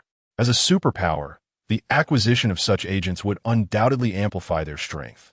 Bai Ye's unveiling of this product hinted at significant quantities. for otherwise it would serve little purpose. According to Bai Ye, we are entering the era of practitioners, where the nation with the most formidable cultivators will command the most influence, superseding the traditional measures of technological and economic prowess. As the custodian of resource channels and distribution, Bai Ye, a citizen of the Huagua, did not aspire to rival his homeland, but recognized the necessity for other nations to strive for advancement. I convened you here to allocate a portion of resources to stimulate Earth's development, which includes not only the cultivation manual, but also the fortifying agents, Bai Ye declared. Upon hearing his words, the leaders' excitement surged. They had not anticipated that Bai Ye would indeed provide them with the fortifying agents. Any residual dissatisfaction regarding their compelled attendance dissipated, replaced by a profound sense of gratitude and joy. However, the allocation of resources was not without conditions. The fortifying agents were finite. Bai Ye disclosed, I have procured 2 billion doses in total, of which 10 million will be distributed today. The leaders' anticipation intensified as the number of attendees far exceeded the available doses, implying an inevitable disparity in allocation among nations. Given Huagua's status as the most populous nation and its significant contributions globally, I shall allocate 500 million doses to Huagua, Bai Ye announced, instantly consuming half of the available quantity. This declaration only heightened the tension among the leaders, yet they refrained from immediate protest, recognizing Bai Ye's likely bias towards his homeland. The distribution continued. 100 million doses to the Eagle Nation, 50 million to the remaining nations in North and South America, 100 million to the Polar Bear Nation, 120 million to the European Union, 10 million to the Middle Eastern regions, and 100,000 to the Kimchi Nation. As for the remaining countries and regions, a few million doses were left, to be negotiated between you and Huagua. Upon concluding his statement, the leaders erupted in excitement, acutely aware of the vast disparities in allocation. The president of the Kimchi Nation was the first to protest. Mr. Bai, as the foremost power of the universe, why are we allotted a mere 100,000 doses? This is insufficient to meet the needs of our great empire. Why have no African nations been mentioned or allocated a share? Must our continent of over 1 billion people contend for a scant few million doses? The president of ancient Egypt lamented, representing one of the few African countries present. You Africans are so underdeveloped that even administering the fortifying serum would be a waste. Your people would merely laze about. In contrast, the European Union requires every bit of the 120 million doses allocated to us. A representative from the Gallic Rooster spoke out, seeking to secure more for their nations while disparaging the African representatives to safeguard their own interests. As the leaders voiced their grievances, the atmosphere grew increasingly charged, revealing the complexities of power and resource allocation in the unfolding narrative of cosmic civilization. The president of the Eagle Nation also expressed his views, stating that although their allocated quota was merely less than that of the Huagua, placing them in the second tier with a substantial 100 million doses, they remained unsatisfied. No nation would ever consider such provisions sufficient, always yearning for more. Mr. Bai, why has our small nation not been proactively allocated a quota? Mr. Bai. Subsequently, numerous representatives from various countries and powerful factions rose to voice their concerns, lamenting the inadequacy of the enhancement agents they could procure. Bai Ye silently observed their performance and, at a certain moment, exerted a formidable pressure that silenced the room once again. First and foremost, the purpose of inviting you here today is neither to negotiate the distribution of quotas nor to solicit your opinions. I am here to announce my determined allocation plan, which you are required to implement rather than engage in bargaining. Furthermore, my distribution plan is based on sound reasoning sufficient to meet the needs of most of your nations. The standards for utilizing the enhancement agents cannot contravene the principles I have established. As for the countries that have not received allocations, this has been duly considered, and there will be future opportunities to obtain enhancement agents. Firstly, individuals deemed criminals or scoundrels in your nations are ineligible for enhancement injections. Secondly, uncivilized chimpanzees are also barred from receiving enhancement injections, which is a reason for the lack of allocations in certain regions. Unless you can prove that a particular chimpanzee possesses civility, contributes to humanity, and meets high standards, it may apply for an injection. As for the small nation, erroneous ideologies must be corrected. Without proactive allocation, only those who hold proper thoughts, free from any detrimental influences, may apply for injection quotas after examination. I understand that some may claim my distribution lacks fairness, and others might attempt to argue with me using human rights. But I must assert that this is my decision. After Bai Ye announced a series of decisions, he produced a unique vial, displaying it to the audience. This was a new star-level evolution agent, requiring only a single dose to elevate an individual to the peak of star level, equating to the pinnacle of warrior level on Earth. Upon hearing this, the audience suppressed their previous emotions, their eyes ablaze with fervor.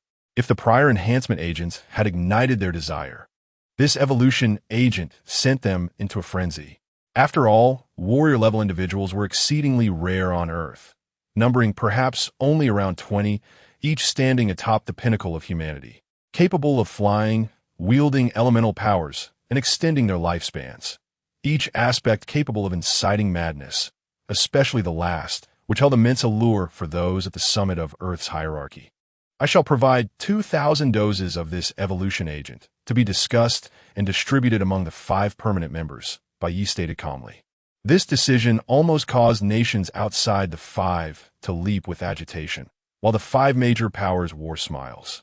Bai Ye paid little heed to their reactions, for, as he declared, power resides in the hands of strong, and he was indeed that strong individual, possessing the capability to alter the fate of the entire planet.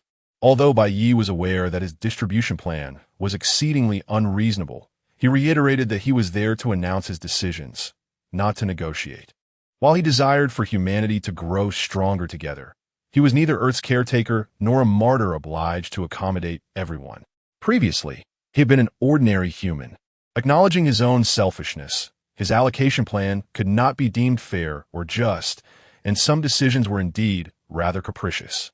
However, he had admitted his self-interest and acknowledged the injustice of his distribution.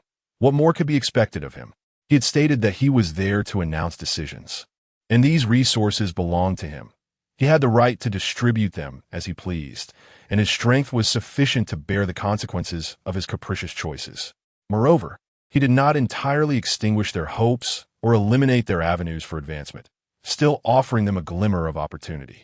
Those who received less would naturally see others receive more, particularly among nations endowed with greater strength, who would stand to defend Bai Ye's decisions, as it safeguarded their national interests and even their personal stakes. After Bai Ye concluded his announcements, he paid no mind to the ensuing disputes, negotiations, or discussions regarding the distribution of benefits, and he simply exited the conference room. However, upon leaving, he instructed Zhang Wei to summon the leaders of Huagua, Eagle Nation, and the Polar Bear Nation to a small, secret meeting room.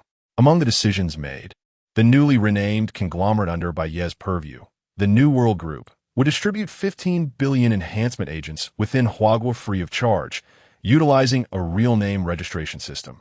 Anyone of Huaxia descent, holding Huaxia citizenship, and possessing no significant criminal record could claim 1 dose with their citizen ID. For the other nations, after negotiating various interests with Huagua, Bai Ye allocated a total of 1 billion doses available for purchase, contingent upon approval. Although Bai Ye's current stock stood at 10 billion. His commitment of 25 billion posed no issue, as he could utilize wormhole transport to acquire another 15 billion. As for the remaining 8,000 doses of the star-level evolution agent, 6,000 had been privately allocated to Huagua, while the remaining 2,000 were retained by the New Century Group. Additionally, regarding the anonymous accounts in the virtual network, Bai Ye allotted a portion to each nation following his directive to maintain the confidentiality of Earth in the short term. Chapter 75. The Purple Palace. Bai Ye made a simple arrangement, and after distributing the tasks, he entrusted all matters concerning various nations to Jiangjin, the Lord of the War God Palace. Although the global promotion of cultivation practices sparked intense reactions worldwide, these matters were of no concern to Bai Ye. Following this, he spent several days training in the virtual martial arts arena within the virtual universe, before returning to the island where he had first explored the ruins. Upon arriving at the entrance to the secret realm on the island, Bai Ye discovered that the treasures within had nearly been fully plundered. Even if there were remnants, they held little value for him now. However, within this realm lay a particularly intriguing palace. During his previous visit, Bai Ye was far too weak to approach it. Now, having significantly enhanced his powers, he aimed to explore the secrets of this palace. With his formidable strength, Bai Ye forcefully opened the previously sealed entrance to the secret realm and made his way directly to the mysterious palace. Upon reaching the central location of the palace, he found that, as he had anticipated, his newfound strength allowed him to approach without the previous hindrance. Before him stood a magnificent purple palace, its structure appearing exceptionally unique and entirely sealed, with access seemingly restricted to the grand entrance. Bai Ye stood before the steps leading to the palace doors. Although a faint oppressive aura lingered, it could not deter Bai Ye from advancing.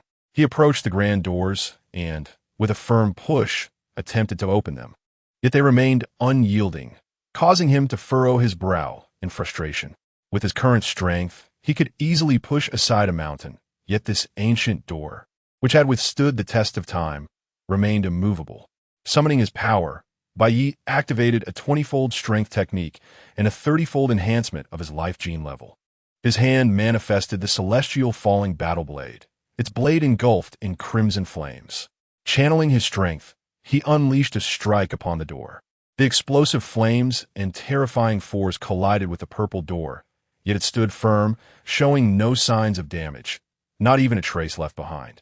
The flames, despite their scorching heat, dissipated upon contact with the door, leaving it entirely unscathed. What is this? Bai Ye's eyes widened in astonishment. What material is this purple palace made of? Despite the passage of countless years, it remains so resilient. That strike could cleave a small asteroid in two. Yet this door endures without a scratch. Bai Ye attempted various attacks, even increasing his life gene enhancement to 1,000-fold, pushing the celestial falling battle blade to its limits. Yet the door remained impervious. Just as he pondered what further methods he might employ to breach the entrance, a peculiar wave emanated from the palace, followed by a voice echoing in his mind. "Leave, little one. Your power is still insufficient for the trials ahead. Depart. And when you have ascended to become a top-tier powerhouse of the universe, perhaps then you may return to seize the opportunities that await you here." With another wave, Bai Ye found himself whisked away, leaving only the vast emptiness of the grand palace behind. One extraordinary creature, Bai Ye mused, his eyes reflecting amazement. A palace, long abandoned within the depths of a secret realm, had responded to his relentless assaults with a mysterious voice. Could there still be living beings within? Intelligent life? Or perhaps some form of sentient essence? Yet, what constituted a top-tier powerhouse of the universe? And what level of achievement was required to be deemed as such? These questions remained beyond his grasp, yet they fueled his ambition. As time swiftly passed, 2 months elapsed in the blink of an eye. In the virtual universe, within the simulated martial arts arena, Bai Ye's figure darted through a space designed to resemble a vast plain, engaging in combat with 5 virtual opponents. His movements were exceptionally agile and unpredictable, evading their attacks with remarkable finesse. Despite the simultaneous onslaught from all 5 adversaries, none could land a hit on him, while Bai Ye struck back with precision. As time progressed, the energy emanating from the 5 virtual beings began to wane. In a decisive moment, Bai Ye unleashed a single strike, simultaneously slicing through all 5 opponents, obliterating their forms in an instant. The battlefield fell silent, and Bai Ye, blade in hand, wore a faint smile. He had triumphed. The 5 virtual beings represented the pinnacle of difficulty within the practical application of laws, each possessing formidable combat skills and an acute understanding of the laws at their zenith. Remarkably, even against such formidable opponents, Bai Ye had succeeded in conquering this hellish challenge. His progress over the past 2 months, independent of life gene enhancements, was largely attributed to his mastery of the fire law and the practice of the solar blade technique. His understanding of the fire law had accelerated rapidly, bolstered by the aid of the law inheritance realm. The difference in his comprehension was monumental, akin to night and day. Throughout these 2 months, Bai Ye's fiery dragon clone had diligently absorbed the inheritance of the fire law, while Bai Ye himself honed his skills in the virtual arena, refining his combat techniques and the solar blade. As a result of this rigorous training, Bai Ye's command over the fire law and his combat experience had vastly improved, bringing him to the brink of mastering the first form of the solar blade technique. His combat prowess had surged from barely defeating a challenging virtual opponent to effortlessly vanquishing 5 hell-level adversaries in the realm of practical law application. It was evident that Bai Ye's comprehension of the fire law had surpassed that of many prodigies within the law realm. Chapter 76. Mastering the first form of the fiery sun blade technique, Atada. What level do you think my current strength is within the realm of cosmic laws? Bai Ye inquired of the intelligent being, Atada. Each genius capable of navigating the hellish trials within the realm of laws belongs to the pinnacle of this level. Yet they still fall short when compared to the most exceptional among them.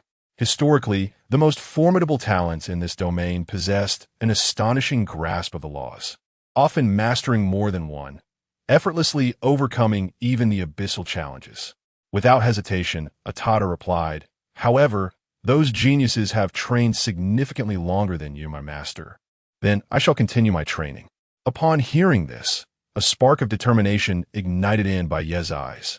Although Atada was unaware of the depths of his life's genetic potential, it still comprehended the extent of his understanding of the laws.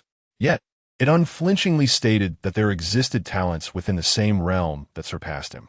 With the assistance of the explosive fire dragon avatar, I have made remarkable strides in comprehending the fire law over the past 2 months. The domain of fire, a profound essence of this law, has reached an astonishing distance of 1,000 meters, showcasing an extraordinary pace of progress that is likely to continue until I encounter a genuine bottleneck. Therefore, my next goal is to master the first form of the fiery sun blade technique completely. However, the difficulty of this technique is indeed formidable, despite my talents. After 2 months of relentless practice, I still find myself slightly short of fully mastering the first form. As time swiftly passed, another week flew by. Boom, boom, boom. In the virtual combat arena, Bai Ye was engaged in a fierce battle. The number of virtual opponents before him had escalated to 15, all of whom had reached the pinnacle of the law realm. These 15 virtual beings, when working together, posed a significant challenge, making it a tightly contested struggle. Bai Ye wielded his battle blade with fervor, engaging in a tumultuous clash, flames swirling around the blade as if it contained the most terrifying fire imaginable, ready to scorch the heavens. Faced with these 15 peak law realm adversaries, Bai Ye found that relying solely on the fiery sun blade technique no longer provided the ease he had previously exhibited in overcoming hellish trials. At times, he even found himself on the defensive and sustaining injuries. Yet, the intensity of the battle only served to heighten his excitement, the light in his eyes growing ever brighter. Just a little more, just a fraction more. Bai Ye silently urged himself as he continued to parry the assaults of these virtual opponents while seizing the right moments to counterattack. Suddenly, at a pivotal moment, the slight dissonance in his blade technique vanished, revealing an exquisite perfection, and the law fluctuations emanating from the blade surged dramatically. Bang, bang, bang, bang. A series of 15 resounding impacts echoed as the peak law realm figures were sent sprawling back, their momentum swiftly dissipating. Following this, Bai Ye pressed the advantage, unleashing a strike that surpassed the previous one in magnitude. The 15 opponents, despite their utmost efforts to resist, were obliterated in an instant by this formidable blow. Ha ha ha! I have finally succeeded in mastering the first form of the fiery sun blade technique. In the simulated desert-like training space, Bai Ye laughed heartily, his face aglow with joy and exhilaration. Mastery of this technique signifies an almost invincible status within the law realm, and indeed, the power of this strike lived up to such a claim, as the 15 peak law realm warriors could not withstand even a moment against it, being utterly annihilated. Moreover, Bai Ye sensed that as long as his opponents did not surpass the law realm and ascend to the Star Master level, even in numbers, they would stand no chance against this strike, all succumbing to its might. It had been over 2 months since Bai Ye began his training in the fiery sun blade technique, and today he had finally mastered its first form. This was largely due to the continuous and rapid comprehension of the fire law by his explosive fire dragon avatar, while his main body practiced the form without pause. Culminating in this achievement, what would my strength yield against abyssal-level challenges? Bai Ye pondered, recalling his earlier attempts at abyssal trials, where the adversaries had reached the Star Master level. At that time, his understanding of the laws was insufficient to contend with them. However, having successfully mastered the Fiery Sun Blade technique and achieved breakthroughs in both application and comprehension of the laws, his strength had surged dramatically. Perhaps it was time to test his limits. Yet, Bai Ye decided against immediately attempting the abyssal trials, opting instead to further validate his current capabilities. He summoned 30 peak Law Realm virtual entities. Swish! With a decisive swing of his battle blade, Bai Ye unleashed a strike that enveloped all 30 of these adversaries. Despite their collective efforts to defend, they were utterly powerless, annihilated in mere moments. This was a true execution. Not even a second had they been able to withstand the onslaught before being obliterated. Truly, this technique is reputed to render one invincible within the Law Realm. A radiant smile graced Bai Ye's face. To master such techniques, one must possess profound insights into the laws, as these techniques merely translate one's understanding into action, undergoing intricate transformations that amplify their potency, elevating their offensive capability by several degrees. Master, you can now be regarded as invincible within the Law Realm. Unless faced with a Star Master level adversary, even another invincible law practitioner would struggle to maintain their standing against you. Atada marveled internally, astonished by the rapidity with which Bai Ye had mastered the first form of the Fiery Sun Blade technique. In just over 2 months, he had attained this level of prowess. It is noteworthy that previously his comprehension of the laws was considerably distant from mastering this technique, yet within such a short span, he had achieved complete mastery. Such aptitude is truly remarkable. Even with the explosive Fire Dragon avatar, this rate of understanding is exceedingly abnormal, far surpassing the innate talents of the explosive Fire Dragon itself. Chapter 77. Martian Civilization in the Vast Expanse of Outer Space, high above Earth's orbit. A colossal spacecraft measuring several hundred meters in length floated silently. It appeared to employ some form of cloaking technology, remaining undetected even as a reconnaissance satellite passed by, as if the space ahead was utterly void. Within the command room of this vessel sat a young man, who gently waved his hand. Atada, set course for Mars. The young man was none other than Bai Ye, and the ship was designated F3. In an instant, the spacecraft accelerated, effortlessly breaking free from Earth's gravitational pull and swiftly heading towards Mars. Bai Ye had completely mastered the first form of the Solar Blade technique, achieving an unparalleled invincibility within the realm of laws. His next training objective was to master the second form of the Solar Blade technique, thereby acquiring the capability to slay initial stage Star-Lords or to directly advance to the Star-Lord level. Atada advised him to refrain from hastily striving for the Star-Lord level, suggesting instead that he first hone the second form of the Solar Blade technique before attempting to break through. Bai Ye found himself inclined toward this notion. However, mastering the second form of the Solar Blade technique would not be an endeavor accomplished in a short span of time. The first form had taken Bai Ye over 2 months to perfect, and the second would likely require even longer. Thus, he temporarily concluded his training, dedicating 2 days to spend time with his family and girlfriend. And now he intended to journey to Mars to investigate the anomalies he had previously discovered. The spacecraft traveled at remarkable speed, reaching the outer space of Mars in no time. Speculations about extraterrestrial life had long circulated, with some even theorizing that Martians had once visited Earth or that Earth's ancestors had traveled to Mars. Various memes about Martians had proliferated online, yet these were merely conjectures. It was not until Bai Ye's last trip to Doka's star, during which he inadvertently caught sight of a scene while passing by Mars, that his perspective shifted. He had discovered a vast canyon on Mars that contained numerous dilapidated structures, clear evidence of intelligent life. The sight had profoundly impacted him.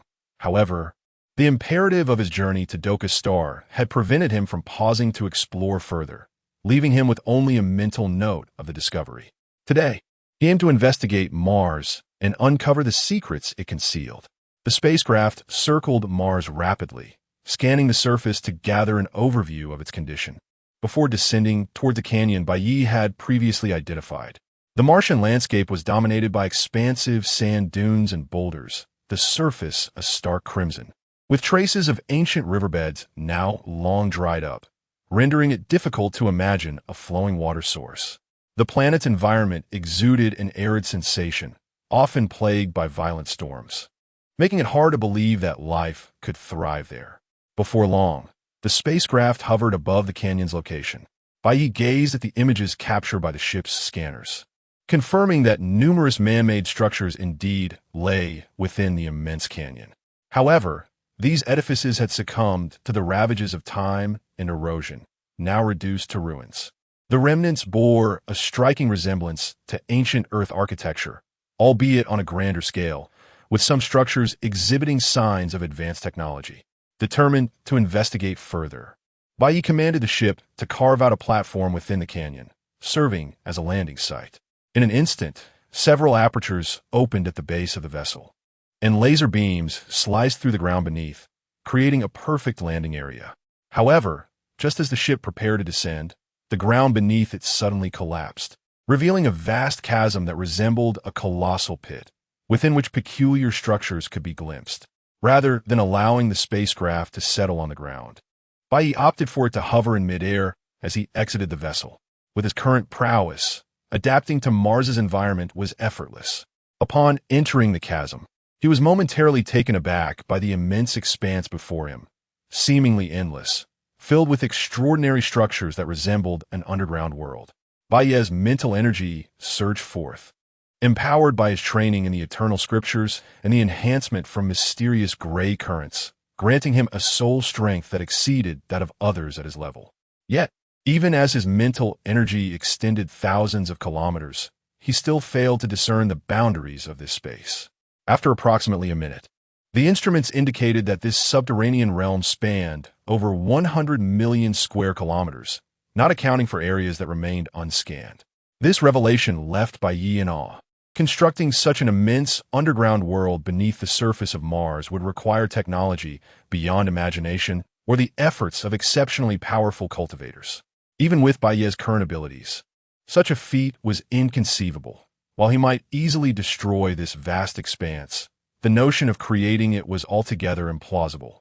As he explored this grand space, Bai Ye encountered numerous strange structures and discovered many partially eroded skeletons, including humanoid forms. Though more prominently, there were remains of colossal beasts, with the humanoid figures seemingly in servitude to these giants. Could this be the fabled Martians? Was this their domain? The cause of this civilization's demise remained a mystery. Bai Ye speculated that it might have been a war or a fierce battle against a formidable enemy that led to the annihilation of this civilization. His inclination leaned towards the latter, as there were no clear signs of warfare. Instead, the damage appeared to be the result of a confrontation between powerful beings. Furthermore, the Martian skeletal remains were remarkably intact, as if all had perished in an instant, some perhaps unaware of their fate until it was too late. He also observed that the architectural styles underground closely resembled those above, adorned with totem-like structures and numerous altars, seemingly dedicated to some entity. Many buildings bore the likeness of colossal beasts. Atada scanned these beastly images to determine what creatures they depict. Yes, master. The intelligent holographic interface illuminated, swiftly rendering the most likely forms of the images and providing answers. Master, this appears to be the Sky Rift Beast. How astonishing. What could possibly connect this place to the Sky Rift Beast? Atada exclaimed, excitement evident on its virtual visage. What is the Sky Rift Beast? Bai Ye inwitted, puzzled by Atada's enthusiasm regarding this creature. Chapter 78.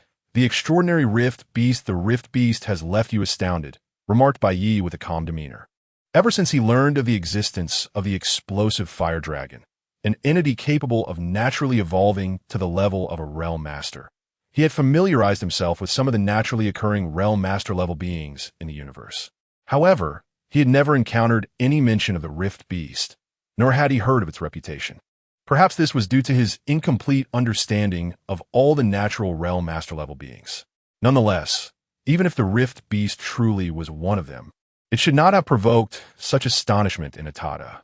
After all, he had already witnessed the birth of a doppelganger from the explosive fire dragon, which should have broadened his horizons considerably. Astonishment was certainly warranted. Earth occupied a remarkably remote position in the cosmos, devoid of even a single low-tier civilized planet within thousands of light years.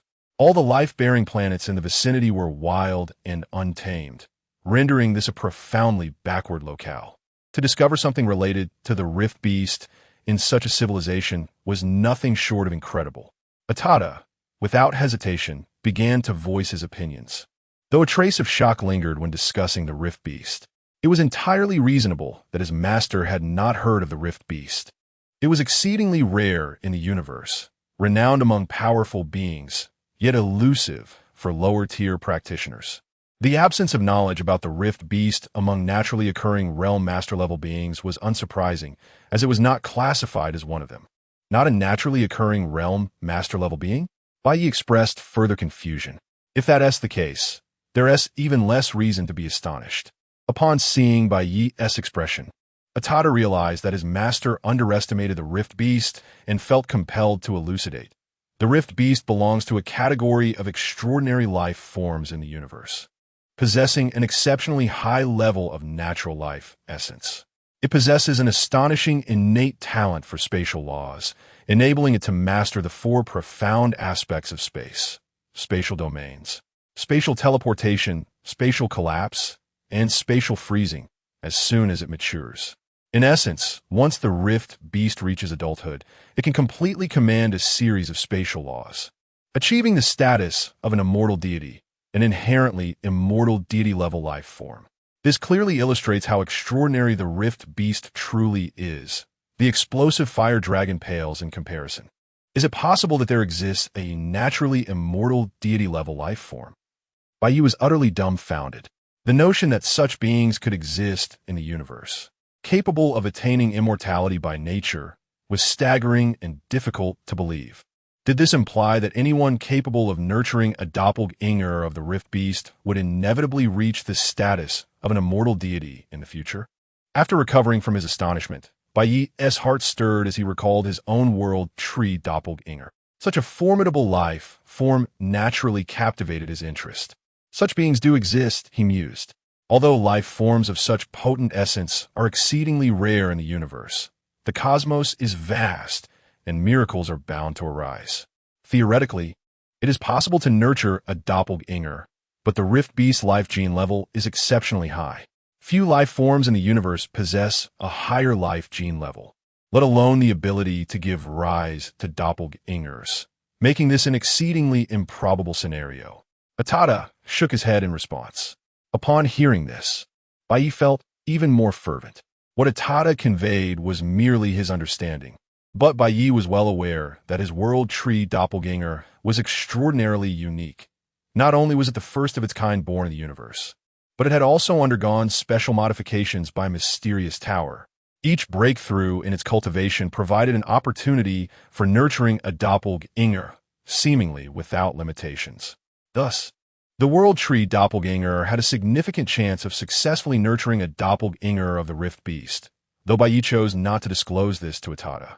Moreover, Bai Ye currently resided in the realm of laws, possessing two opportunities to nurture doppelgangers. Having already utilized one opportunity to nurture the doppelganger of the explosive fire dragon, he had one left, which he could use for the Rift Beast. Should he succeed in nurturing a doppelganger of the Rift Beast, he would have the chance to swiftly master a new law, specifically the law of space. More importantly, he would eventually be able to fully comprehend the four profound aspects of spatial laws and attain the status of an immortal deity. Yet, for now, these were merely beautiful aspirations. Even with an opportunity to nurture a doppelganger without obtaining the Rift Beast's biological material, its life gene, he would be powerless to act. With this thought igniting his fervor, Bai Ye accelerated his flight speed, searching eagerly for any remnants of the Rift Beast's biological material. As he soared through the skies, he scanned every inch of land with his mental prowess, leaving no corner overlooked. He particularly focused on areas marked by signs of battle, where he discovered many remnants left by unidentified creatures, including uncorrupted hair, bones, scales, and desiccated blood. However, after Atada's analysis, it was determined that these remains did not belong to the Rift Beast. Additionally, through on-site calculations and analysis, they concluded that the battle traces were not caused by the Rift Beast. As time passed, Bai Ye's search area expanded while the unsearched regions dwindled, yet he still found no results. Looking toward the remaining unsearched area, a hint of disappointment flickered in his eyes. Although over 100 million square kilometers sounded vast, given his current speed and mental capacity, searching it thoroughly did not consume much time. Now, only a small fraction remained unexamined, yet he still had not made any discoveries. Could it be that the Rift Beast had never existed here? However, based on the information gathered by Atada, such a possibility seemed unlikely. Atada's analysis indicated that a remarkably powerful Rift Beast had once dominated this area, with all life forms of Martian civilization paying homage to it. Thus, it was nearly certain that a Rift Beast had once inhabited this place. Had the Rift Beast departed of its own accord? Suppressing his doubts and disappointment, Bai Ye continued forward, holding on to hope as long as the search was not yet complete. Approximately 10 minutes later, Bai Ye's mental energy suddenly detected what seemed to be a massive altar not far ahead, emanating a faint yet imposing pressure. However, this pressure appeared to be suppressed by some force, rendering it nearly imperceptible unless scanned closely. Bai Ye instantly surged toward the location of the altar, arriving before it in the blink of an eye. The altar was immense, spanning several tens of thousands of meters and towering over 100 meters high. It was adorned with countless steps leading up to its summit. Flanking the altar were towering stone pillars, intricately engraved with countless carvings and inlaid with large cosmic source crystals. However, all the crystals had dimmed and lost their energy.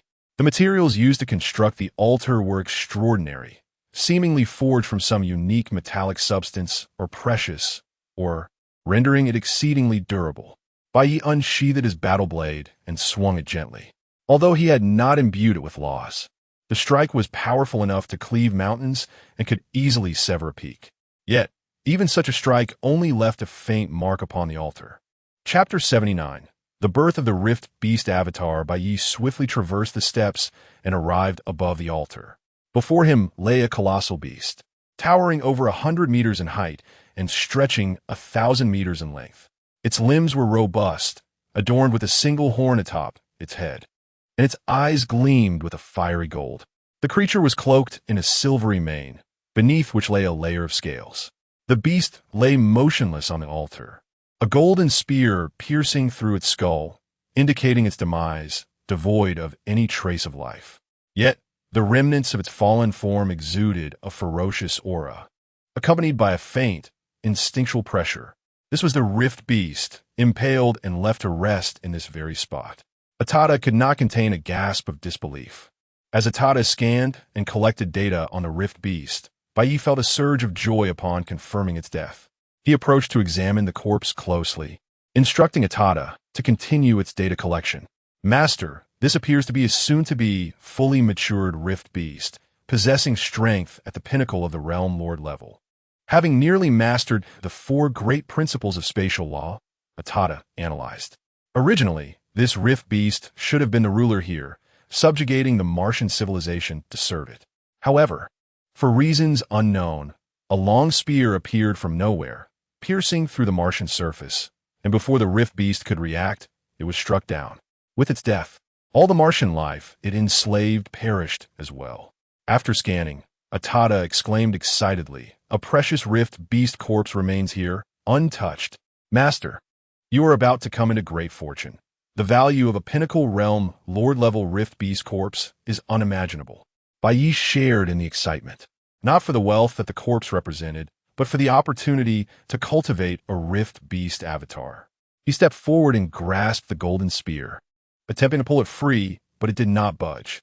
Surprised, he gradually increased his strength, ultimately exerting all his might to extract it. He even lifted the spear upward to amplify his force, and at last, it began to yield, finally coming free. The spear was a pale gold, measuring approximately 1.2 meters in length and exceedingly heavy. Bai Ye could barely lift it. Its surface was inscribed with numerous intricate and mysterious runes, exuding a restrained aura, appearing quite ordinary. Neither Bai Ye nor Atada could discern its true quality. Yet, this spear, akin to a mere toothpick to the rift beast, had effortlessly slain the creature. Bai Ye contemplated the spear, realizing that, for others, its value far surpassed that of the rift beast's corpse. Bai Ye carefully sensed the spear, noting its unclaimed status. He felt no spiritual imprint upon it. Thus, he stored it within his world ring. To him, regardless of the spear's worth, it paled in significance compared to the prospect of cultivating a rift beast avatar, especially since it was a weapon he could not wield at present. He then stored the rift beast's corpse in the world ring and took to the skies once more, flying toward unsearched locations. After an hour, Bai Ye halted, having thoroughly explored the Martian ruins. Beyond the gains from the altar, he found nothing else of value. The remnants within these ruins were not precious treasures. Time and the unique Martian environment had rendered them decayed, leaving only fragments of worth that Bai Ye deemed inconsequential. Atata, a pinnacle realm, lord-level rift beast, should possess considerable wealth. Might it have left behind a spatial ring? Bai Ye mused, recalling that he had not noticed any such items earlier. Atada responded, "That is indeed a possibility. However, rift beasts, being powerful spatial entities, naturally harbor an inner world. Most prefer to store treasures within this inner realm, and only a few utilize spatial rings. If they have not matured, and have not attained the status of an immortal deity, their inner world shatters upon death, taking their treasures into the chaotic flow of space." Bai Ye felt a twinge of disappointment. He had previously probed the rift beast body with his mental energy and confirmed that there were no spatial rings or similar storage artifacts. Being a pinnacle realm lord, its inner world was certainly shattered. Nevertheless, he did not dwell on it. He had already secured the greatest treasure, the rift beast's corpse. Any additional wealth was secondary. The riches of a realm lord were not essential to him. Activating his spacecraft, he set course for Earth.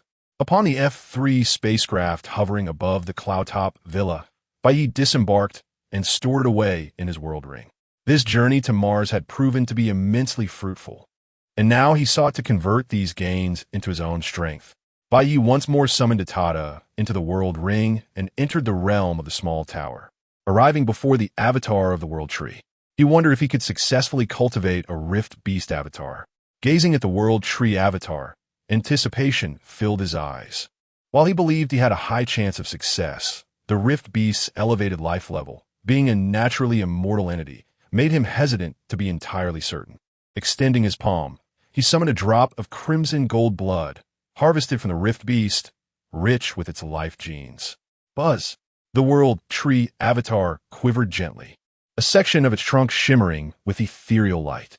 An array of pulsations emanated, enveloping the drop of blood and drawing it into the tree's core. Much like the previous cultivation of the explosive fire dragon avatar, Bai Ye felt the drop of rift beast blood gently floating within a mysterious space of the world tree avatar as a unique process began to envelop and decompose it. This was the world tree avatar continuously analyzing the life genes of the rift beast. Time flowed slowly. 1 minute, 3 minutes, 5 minutes. Boom! After what felt like several minutes, with a soft sound, the drop of rift beast blood completely dissipated, its life genes fully analyzed. Subsequently, a life force began to emerge from the mysterious space within the life tree avatar. Success! Bai Ye's heart soared with joy as he felt the tension ease. He awaited the complete maturation of the rift beast avatar, knowing that he would soon possess 2 avatars, the new one being far more powerful and extraordinary, an innate immortal level being. Chapter 80. The emergence of innately immortal beings. The successful gestation of the rift beast avatar requires no less than 6 months. Bai Ye quietly sensed that the life level of the rift beast was considerably higher than that of the explosive fire dragon, necessitating a longer period for its successful nurturing. However, Bai Ye was not in a hurry. He had ample time to await its emergence, and 6 months was but a fleeting moment. Meanwhile, Overseas disturbances caused by numerous small black creatures had been quelled by various nations, preventing any significant chaos. Some terrorists attempted to exploit the situation to incite turmoil, yet they were swiftly eliminated by powerful forces dispatched by those nations. Upon learning that domestic order remained intact, Bai Ye felt a sense of relief and returned to his rigorous training. Time swiftly passed, and soon over 6 months had elapsed. In the virtual universe, within a simulated training chamber designed to resemble a vast plain, Bai Ye engaged in a mesmerizing display of swordsmanship, unleashing attacks imbued with terrifying power.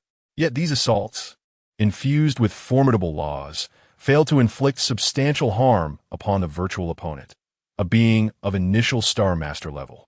The clash between Bai Ye and the virtual entity continued for half an hour, both parties showing signs of fatigue, yet remaining evenly matched. Bai Ye could inflict damage upon the virtual being, but could not vanquish it. Conversely, the virtual entity found itself equally incapable of overcoming Bai Ye. After pushing the virtual opponent back, Bai Ye chose to deactivate it and stood still, taking a deep breath. His progress with the fire law had been remarkable. The range of his fiery domain had expanded to 900 meters. With continued effort, he anticipated soon surpassing the 5,000 meter mark, which corresponded to the initial comprehension of Star Master level laws. At that point, he might catalyze a breakthrough in the second form of the Fiery Sun Blade technique. A smile graced Bai Ye's face at this thought. After nurturing the Rift Beast's avatar and attending to various matters, he had immersed himself in intensive training. Aside from occasional relaxation, the majority of his time was devoted to practicing the second form of the Fiery Sun Blade technique within the virtual training chamber. Thanks to the explosive insights gained through the Fire Dragon avatar's rapid understanding of the fire law, Bai Ye's progress with the second form of the Fiery Sun Blade technique accelerated immensely. From barely sustaining 2 minutes at first, he progressed to 3, 5, 10 minutes, until he reached a level of parity with the virtual opponent. This rate of advancement was nothing short of extraordinary. Yet, Bai Ye remained unsatisfied. He sought not merely to contend with initial Star Master levels, but to master the second form of the Fiery Sun Blade technique entirely, achieving the capability to slay initial Star Masters. This was his current objective. Reflecting on the passage of time, he realized that the avatar of the Rift Beast was nearing its successful gestation. With this thought, Bai Ye halted his combat training and exited the virtual realm, entering the Tower World and approaching the World Tree avatar. The Rift Beast avatar was finally on the verge of emergence.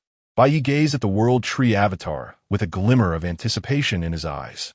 It had been over 6 months since he acquired the Rift Beast's remains.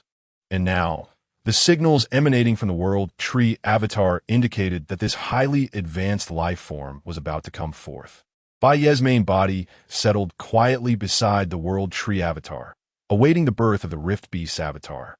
After 3 hours, a section of the main trunk of the World Tree avatar suddenly shimmered, and out stepped a creature the size of an adult male lion, resembling the Rift Beast Bai Ye had encountered on Mars, albeit minuscule in comparison.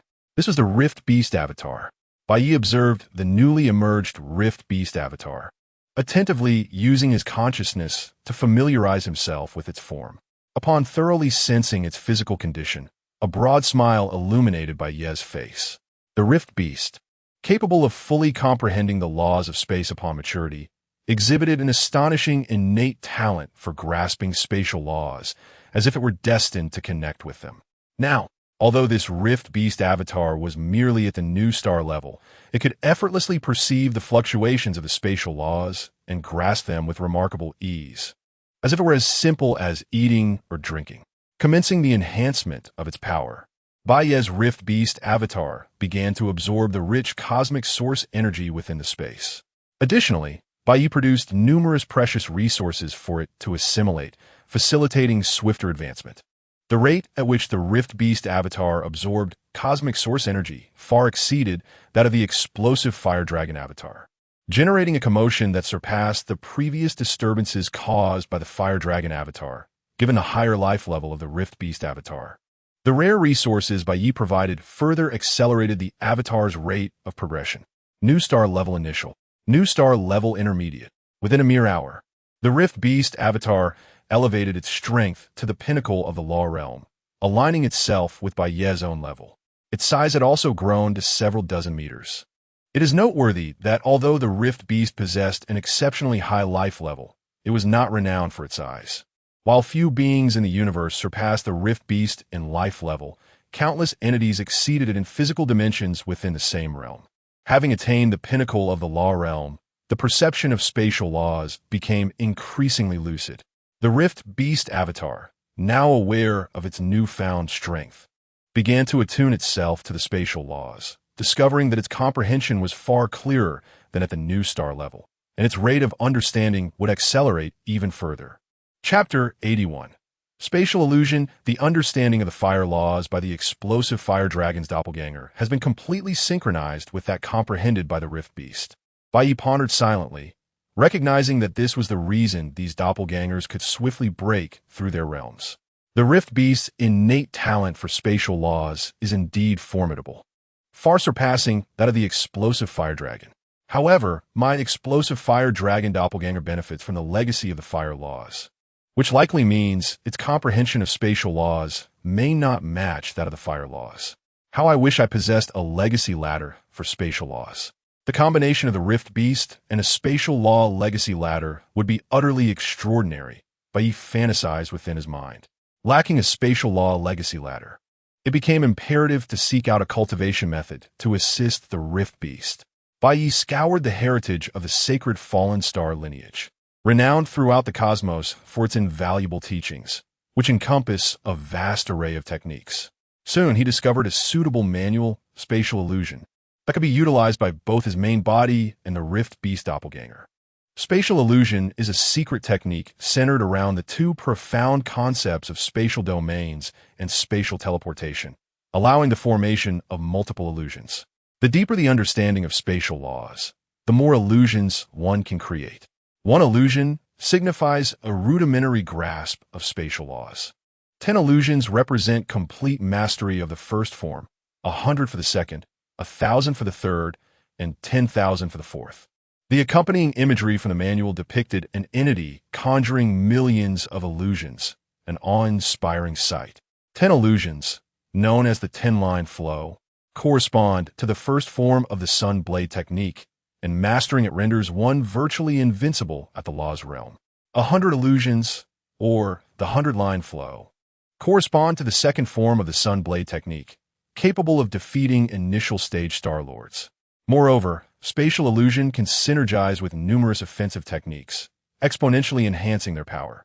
Thus, Bai Ye resolved to have the Rift Beast doppelganger cultivate spatial illusion. With a wave of his hand, a manual materialized in his palm. The Rift Beast doppelganger, filled with anticipation, accepted the manual and delved into its contents. Boom! Upon comprehending the technique, the Rift Beast began its cultivation and quickly realized a significant acceleration in its understanding of the laws. Sensing this transformation, Bai Ye felt elated. Although the effects were not as pronounced as those from a legacy location, the acceleration was still a cause for celebration. Next, Bai Ye contemplated whether to leave the Rift Beast doppelganger within the tower's realm to comprehend spatial laws or take it outside. After much deliberation, he decided to bring the Rift Beast doppelganger out. Unlike the explosive fire dragon doppelganger, which possessed a legacy ladder, the Rift Beast doppelganger would only be able to grasp spatial laws on its own within the tower, as it could not access the virtual cosmos from there. Conversely, outside, despite being a Rift Beast, it would still be recognized as a human by the virtual cosmos, allowing it to log in. The virtual cosmos martial arena could generate numerous opponents to assist the Rift Beast doppelganger in comprehending spatial laws more swiftly. Once Bai Ye exited the tower, he arrived at a deserted oceanic region on Earth, releasing the Rift Beast doppelganger and providing it with a virtual cosmos login device. He instructed it to hide in the deep sea, not wishing for this doppelganger to be easily exposed, lest unforeseen consequences arise. With the capabilities of the Rift Beast doppelganger at the pinnacle of the law's realm, survival in the deep sea posed no challenge.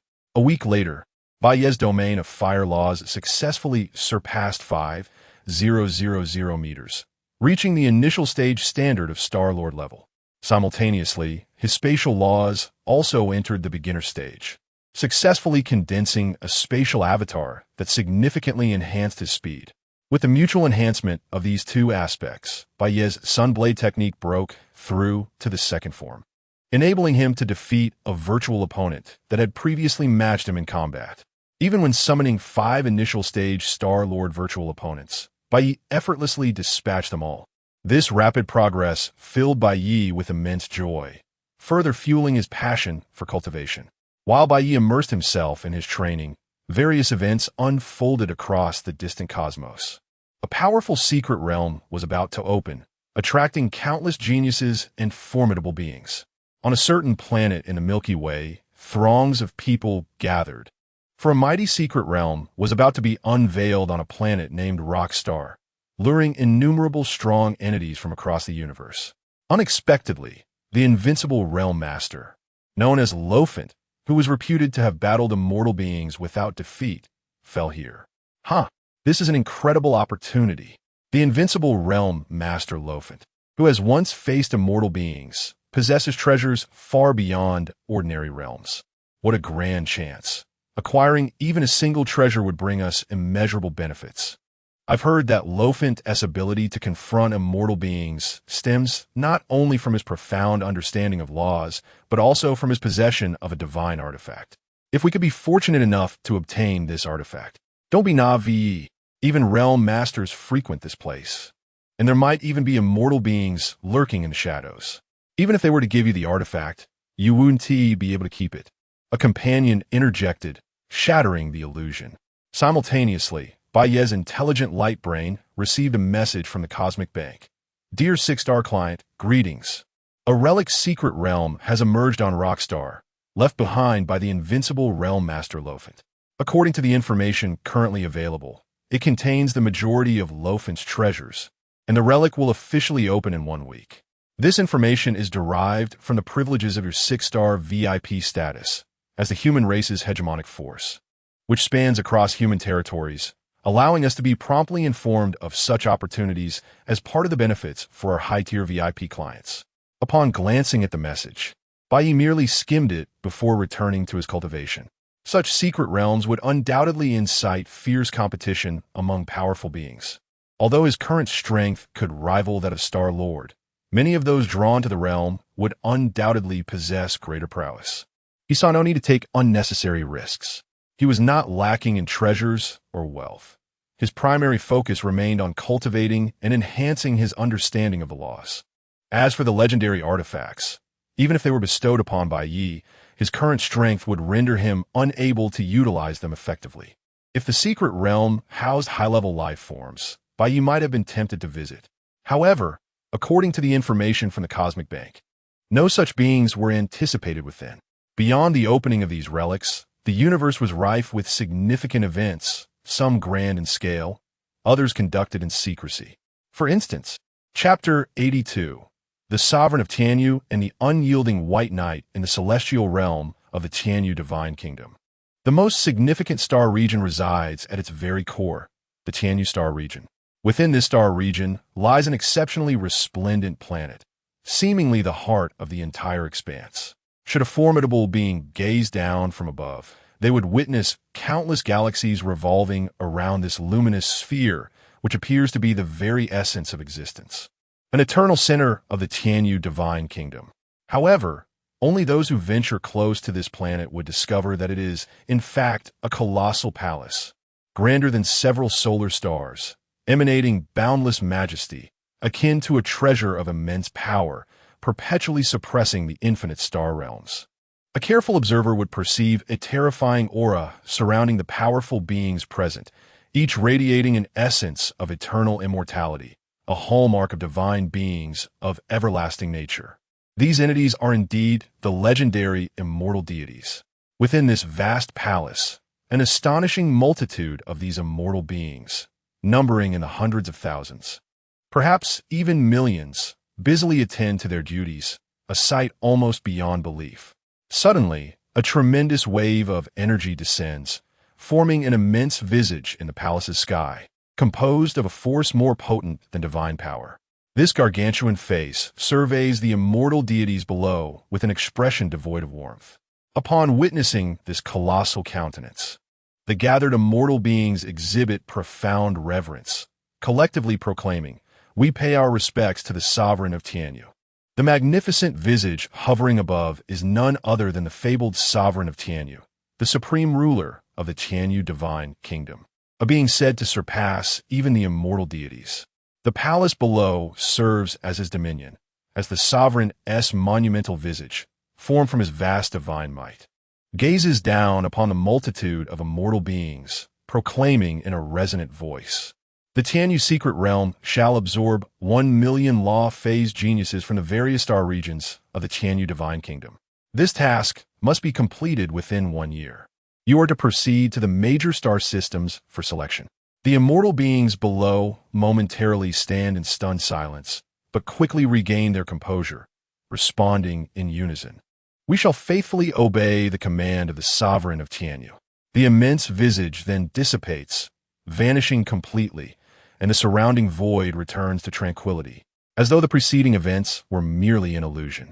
Yet, the reactions of the immortal beings below reveal the authenticity of what has transpired. At this moment, the immortal deities begin to engage in animated discussions. The Tianyu secret realm is set to welcome new talents once more. Established by the sovereign himself, this realm provides resources specifically for nurturing prodigies, currently housing around 10,000 such individuals.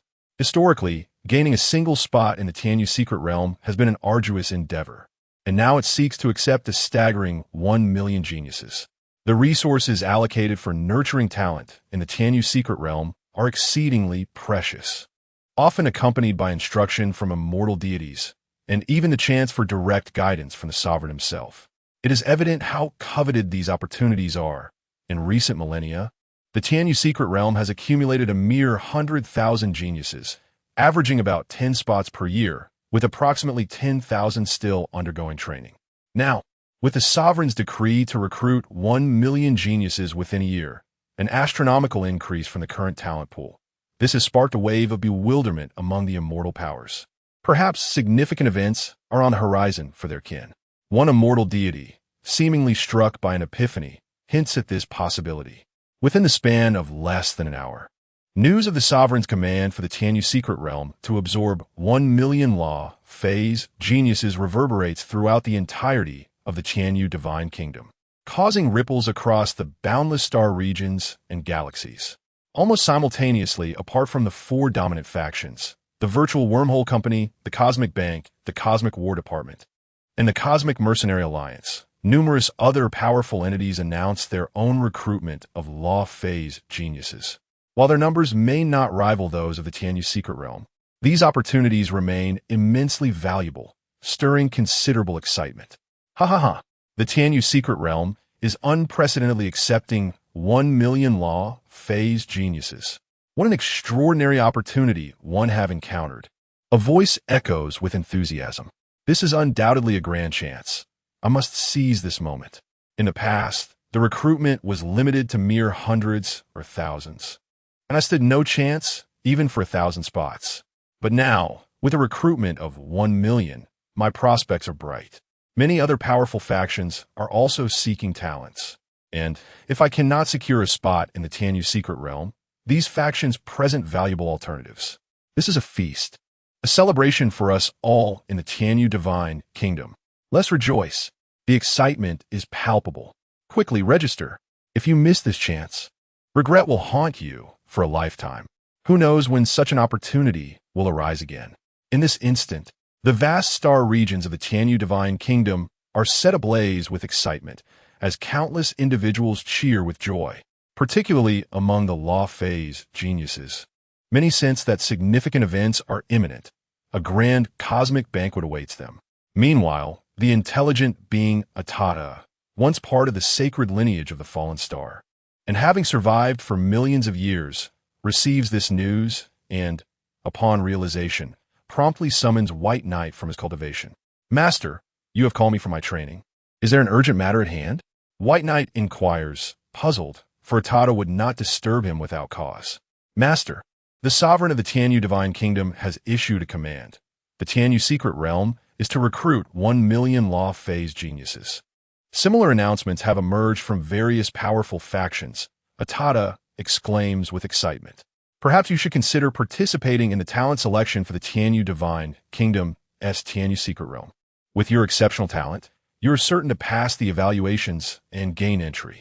What is the Tianyu Secret Realm? White Knight asks, intrigued. While he is familiar with the sovereign of Tianyu, he knows little of the Tianyu Secret Realm, though he surmises that a place named after a cosmic ruler must be extraordinary. The Tianyu Secret Realm, established by the sovereign of Tianyu, is dedicated to nurturing prodigious talents. It is staffed by numerous immortal deities for instruction, and it is even said that the sovereign himself occasionally offers guidance, Atada explains, sharing all he knows about the Tianyu Secret Realm. Chapter 83. Registration? Atada, what do you think is the purpose behind the sudden influx of genius talents that the sovereign of Tianyu and these major powers are seeking? After listening to Atada's narrative, Bai Ye pondered thoughtfully. Perhaps a grand cosmic feast is about to commence? Atada speculated. A cosmic feast? Bai Ye's confusion deepened. The battle of peak talents. A grand banquet for the prodigies of the universe. The human realm within the cosmos is vast and boundless, with a staggering 86 cosmic kingdoms, each teeming with formidable forces. However, the influence of these powerful factions is often confined to their respective cosmic kingdoms. Even the mightiest cosmic sovereigns find it challenging to exert influence over other cosmic kingdoms. Thus, regardless of their strength, the resources they command remain limited. In contrast, the four dominant powers, such as the virtual wormhole company, operate throughout the entire human realm. They steer the development of humanity, encompassing all 86 cosmic kingdoms under their jurisdiction. Hence, the influence and resources of these four dominant factions are virtually limitless. They're the true rulers of the human race. The Battle of Peak Talents serves as a method for these four powers to select prodigies. Any talent successfully chosen can join these dominant factions and receive their resources for cultivation, making each selection a grand feast for cosmic geniuses. However, the hosting parties and the timing of the Battle of Peak Talents are unpredictable, determined by the higher-ups of the four dominant powers. Generally, the four powers take turns hosting, with intervals of 12,000 to 20,000 years, and the criteria for selecting talents vary. The current commotion among the various forces, feverishly recruiting geniuses, likely indicates that news of the upcoming Battle of Peak Talents has emerged, particularly targeting those at the realm of laws. Atada elaborated in detail. Upon hearing this, Bai Ye's eyes sparkled with fervor. Among the four dominant powers of humanity, he had the most contact with the virtual wormhole company and the cosmic bank, both of which permeate every facet of cosmic civilization. Bai Ye understood their formidable nature. Joining such a dominant faction would undoubtedly accelerate his growth. Bai Ye couldn't help but inquire, Atada, how do you assess my current strength? If I were to participate in the Battle of Peak Talents, would I have a chance at selection? The human realm is vast, birthing countless prodigies. The master, possessing the realm of laws, can easily annihilate 5 initial stage Star Lords, a strength comparable to mid-tier Star Lords. Within the entire Tianyu Cosmic Kingdom, the Master qualifies as an extraordinary genius, capable of effortlessly passing the selection for the Tianyu Secret Realm. Yet, such strength, while commendable, pales in comparison to the numerous prodigies that inhabit the vast human realm. In this immense territory, immensely powerful beings inevitably arise. Some Law Realm geniuses possess the strength to obliterate late-stage Star Lords or even peak Star Lords, with some prodigious talents capable of contending against galaxy-level geniuses. Strength akin to mid-tier Star Lords may not even secure a position in the top 10 within a cosmic kingdom. Historically, the average quota for selected talents during the Battle of Peak Talents has been less than 1 per cosmic kingdom. To contend against galaxy-level beings, a cosmic kingdom may not even secure a single quota. Bai Ye was astonished. However, he did not feel disheartened. Perhaps his current strength was insufficient to rival the most exceptional prodigies, rendering him unfit for selection in the Battle of Peak Talents. Nevertheless, he possessed 2 avatars, allowing for rapid daily progress, particularly his explosive Fire Dragon avatar, which, aided by the heritage of the Fire Law, experienced astonishing daily advancements. even surpassing the comprehension speed of his space law avatar. If the master wishes to participate in the battle of peak talents, perhaps he could first register for the Tianyu Secret Realm selection. By joining the Tianyu Secret Realm and utilizing its resources for cultivation, the master's innate talent would undoubtedly expedite his progress, Atada suggested.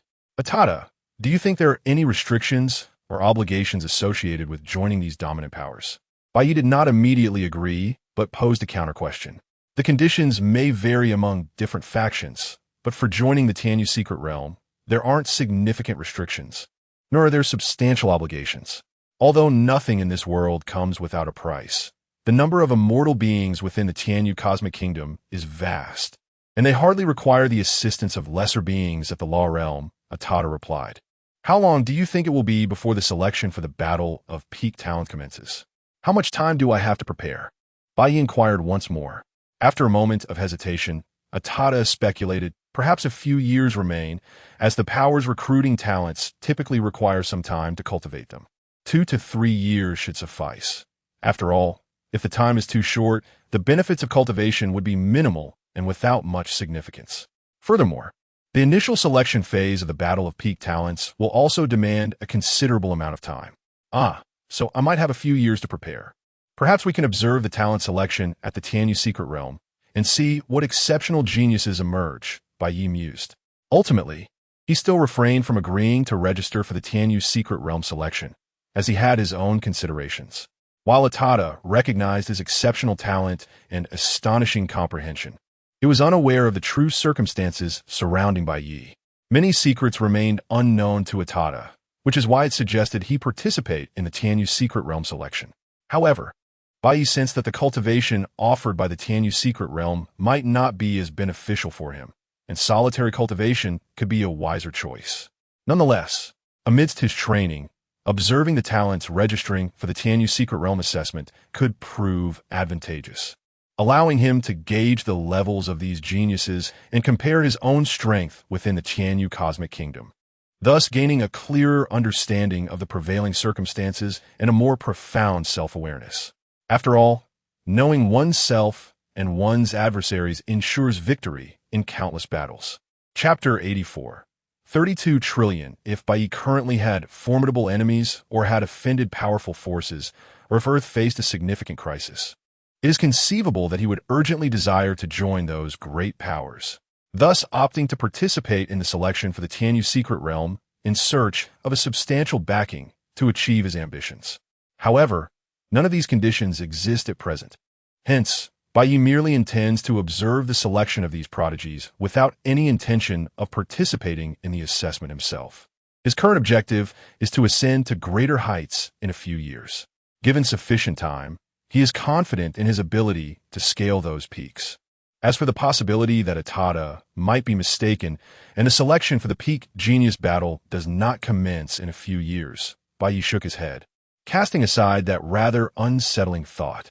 Even if that speculation were to prove true, he firmly believes that with his current talents and foundation, he would not fade into obscurity. Returning to the virtual universe's castle, he found his family gathered there. Since their immersion in the virtual universe, they often spent their time within it, leaving less time for actual cultivation. Brother, you've become increasingly busy with your training lately. We hardly see you anymore, Xiaoyao pouted upon seeing Bai Ye.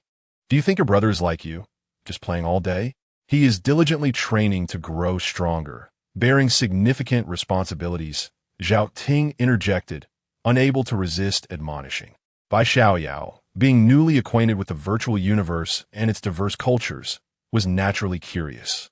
Coupled with her vivacious age, her playful nature was quite normal. Bai Ye, however, defended his sister to spare her from their mother's reprimands.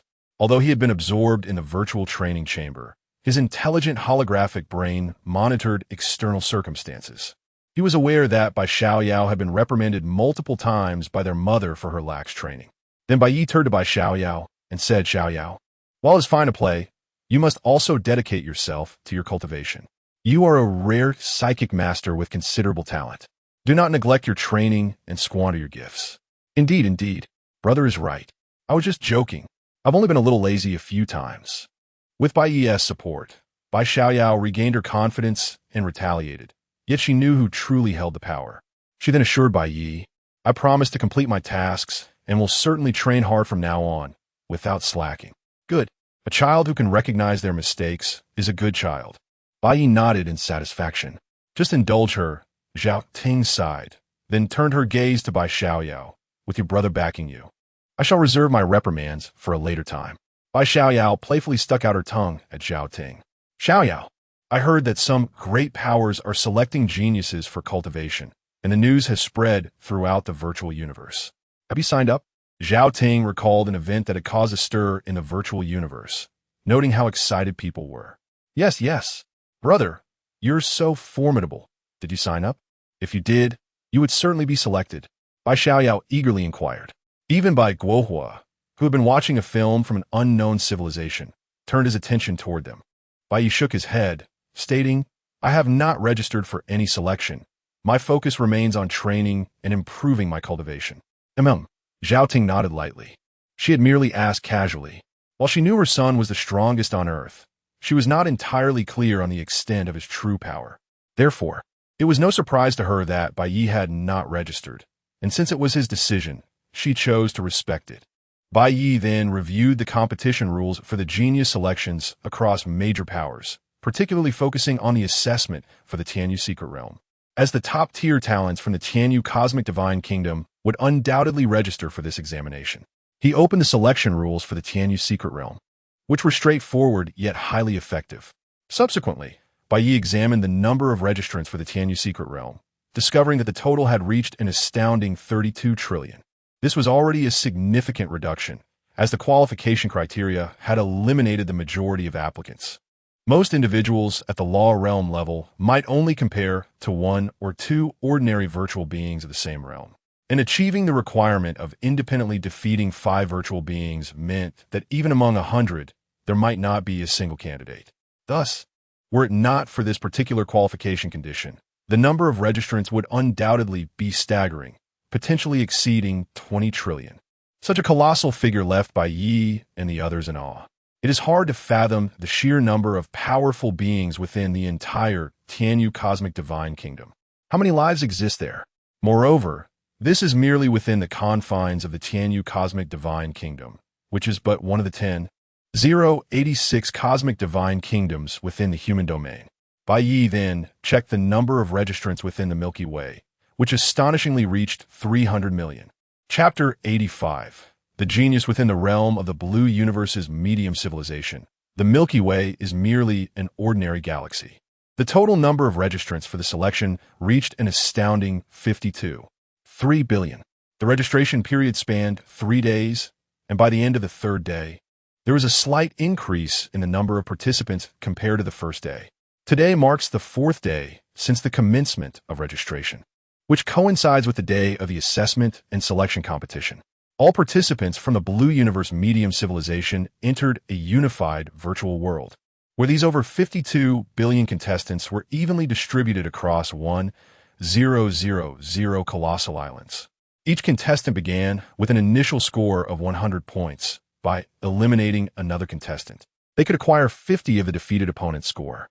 The eliminated participants would randomly respawn on the islands, with a total of 3 respawn opportunities. If a contestant is eliminated more than 3 times, they are disqualified, their final score reflecting the points they had remaining upon elimination. These 1,000 gigantic islands would exist independently for 7 days, during which contestants were prohibited from entering other islands. Within this brief period, the millions of participants were compelled to engage in fierce combat, striving to accumulate as many points as possible. After 7 days, any contestant failing to reach a minimum score of 100,000 would face immediate disqualification. Following this period, the islands would converge into a massive continent, allowing contestants from different islands to battle. This continent would remain for 10 days, concluding the competition and determining the top 10,000 contestants based on their scores. In no time, the 7 days elapsed, during which countless prodigies were eliminated, while many stronger talents emerged, gaining renown throughout the universe. Among them, a young man named Ottos from the Leia Galaxy, residing on Island 92, caught Bai Ye's attention. Otto's was already a renowned genius, dubbed the undefeated champion of the virtual martial arts arena, with a record of 36, 921 battles, all of which he emerged victorious. His remarkable achievements attracted a multitude of strong challengers upon his arrival on Island 92. However, he dispatched them with astonishing prowess, instilling terror in the other contestants who fled at the mere sight of him. Bai Ye deduced that this young man from the Leia galaxy, Otto's, possessed strength at least equivalent to mid-level Star Masters, and he was likely to secure the first place in the Blue Universe Medium Civilization competition. Conversely, the other islands showcased participants whose strongest abilities barely reached the initial stages of Star Master, with only a handful qualifying. Among the participants from the Milky Way, only one girl captured Bai Ye's attention. This girl exhibited strength, at least at the level of invincibility within the realm of laws, making her the strongest among the 300 million competitors in the Milky Way and likely ranking in the top 10 throughout the Blue Universe Medium Civilization assessment. Notably, she bore a pair of pristine white wings, and upon investigating her background, Bai Ye discovered she belonged to the Bai Ye clan. After 7 days, the 1,000 colossal islands officially merged into a single massive continent, where millions of contestants remained. The ensuing battles became increasingly brutal, leaving no room for concealment. Contestants could neither hide to accumulate points nor remain outside the ever-shrinking safe zone, which would deduct points for prolonged exposure or lead to immediate disqualification. This 10-day period of conflict was exceedingly harsh, as each selected genius will be considered a top-tier talent within any galaxy. Moreover, those who did not successfully qualify but showcased exceptional performance might still be recruited by influential factions. Ultimately, the 10 days passed swiftly, and the final results aligned with Bai Ye's expectations. The young Ottos claimed the title of champion of the Blue Universe, joining the remaining 999 contestants to advance to Battle Zone 752.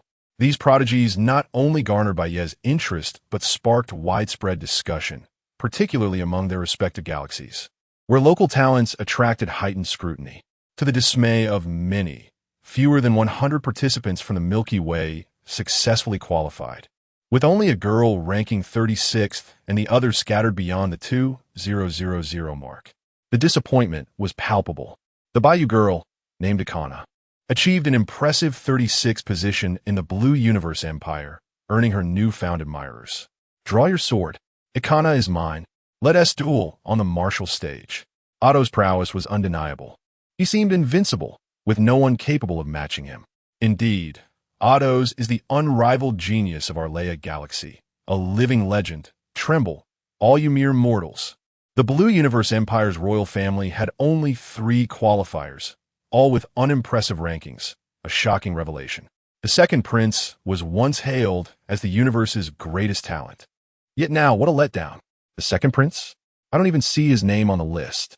The royal family of the Blue Universe Empire left much to be desired, which explained their low standing among medium civilizations. Young man, are you dissatisfied? The royal family boasts an immortal ancestor. No matter their shortcomings, they remain unassailable. The competition among these 1,000 battle zones lasted a month. During this period, Bai Ye focused primarily on his training, occasionally observing the competition, especially the prominent and outstanding talents. He reviewed notable battle scenarios of those ranking high to better understand their capabilities. From the competitions across the 1,000 battle zones, Bai Ye discerned which Law Realm talents were worthy of his attention and assessed his own standing among them. The universe indeed teemed with prodigious talents. The Tianyi Secret Realm selection revealed many whose strength could rival his own. Though many possessed lengthier training histories, their innate abilities may not surpass his. Furthermore, Bai Ye noted some individuals whose strength surpassed his current level, while he could not fully grasp their prowess. Their demonstrated abilities appear to be on par with late-stage Star Masters, if not peak Star Masters. Chapter 86. Kote in the present day. What is most crucial for him is to enhance his own abilities. Having encountered so many prodigies, he has come to realize the inadequacy of his own strength. The Tianyi universe, for instance, boasts an abundance of formidable beings whose powers rival or even surpass his own. Should the peak selection tournament commence, as Atada suggested, he might indeed find himself unable to qualify among the top talents. In the face of his current inability to break through his power level, Bai Ye's most vital path to improvement lies in deepening his comprehension of the laws and honing his secret techniques, all of which hinge upon a more profound understanding of these principles. Presently, the law he grasps most swiftly is that of flames. Thus, his primary objective is to focus on cultivating the flame law, with the spatial law as a secondary pursuit. Boom! Within the combat space of the virtual arena, Bai Ye summoned 20 virtual beings, each possessing the initial strength of a Star Master. Over a month ago, his flame law had already attained the initial Star Master level, and he had successfully mastered the second form of the Sun Blade technique. His understanding of the spatial law had also reached an introductory level, enabling him to effortlessly defeat 5 virtual beings of initial Star Master strength. In the subsequent month, he increased the number of virtual beings to 15. Now, with the count raised to 20, the outcome remained unchanged. They were all swiftly dispatched by Bai Ye. Subsequently, he chose not to summon more initial Star Master virtual beings, but instead called forth one of mid-level Star Master strength. The initial Star Master virtual beings had become redundant. Increasing their numbers held little significance for Bai Ye's growth at this stage. Boom! When the mid-level Star Master virtual being materialized, Bai Ye immediately charged into battle. Once he masters half of the third form of the Sun Blade technique, his power will be comparable to that of a mid-level Star Master. Achieving full mastery of the third form would render him invincible at the Star Master level, capable of easily defeating even the pinnacle of Star Master power.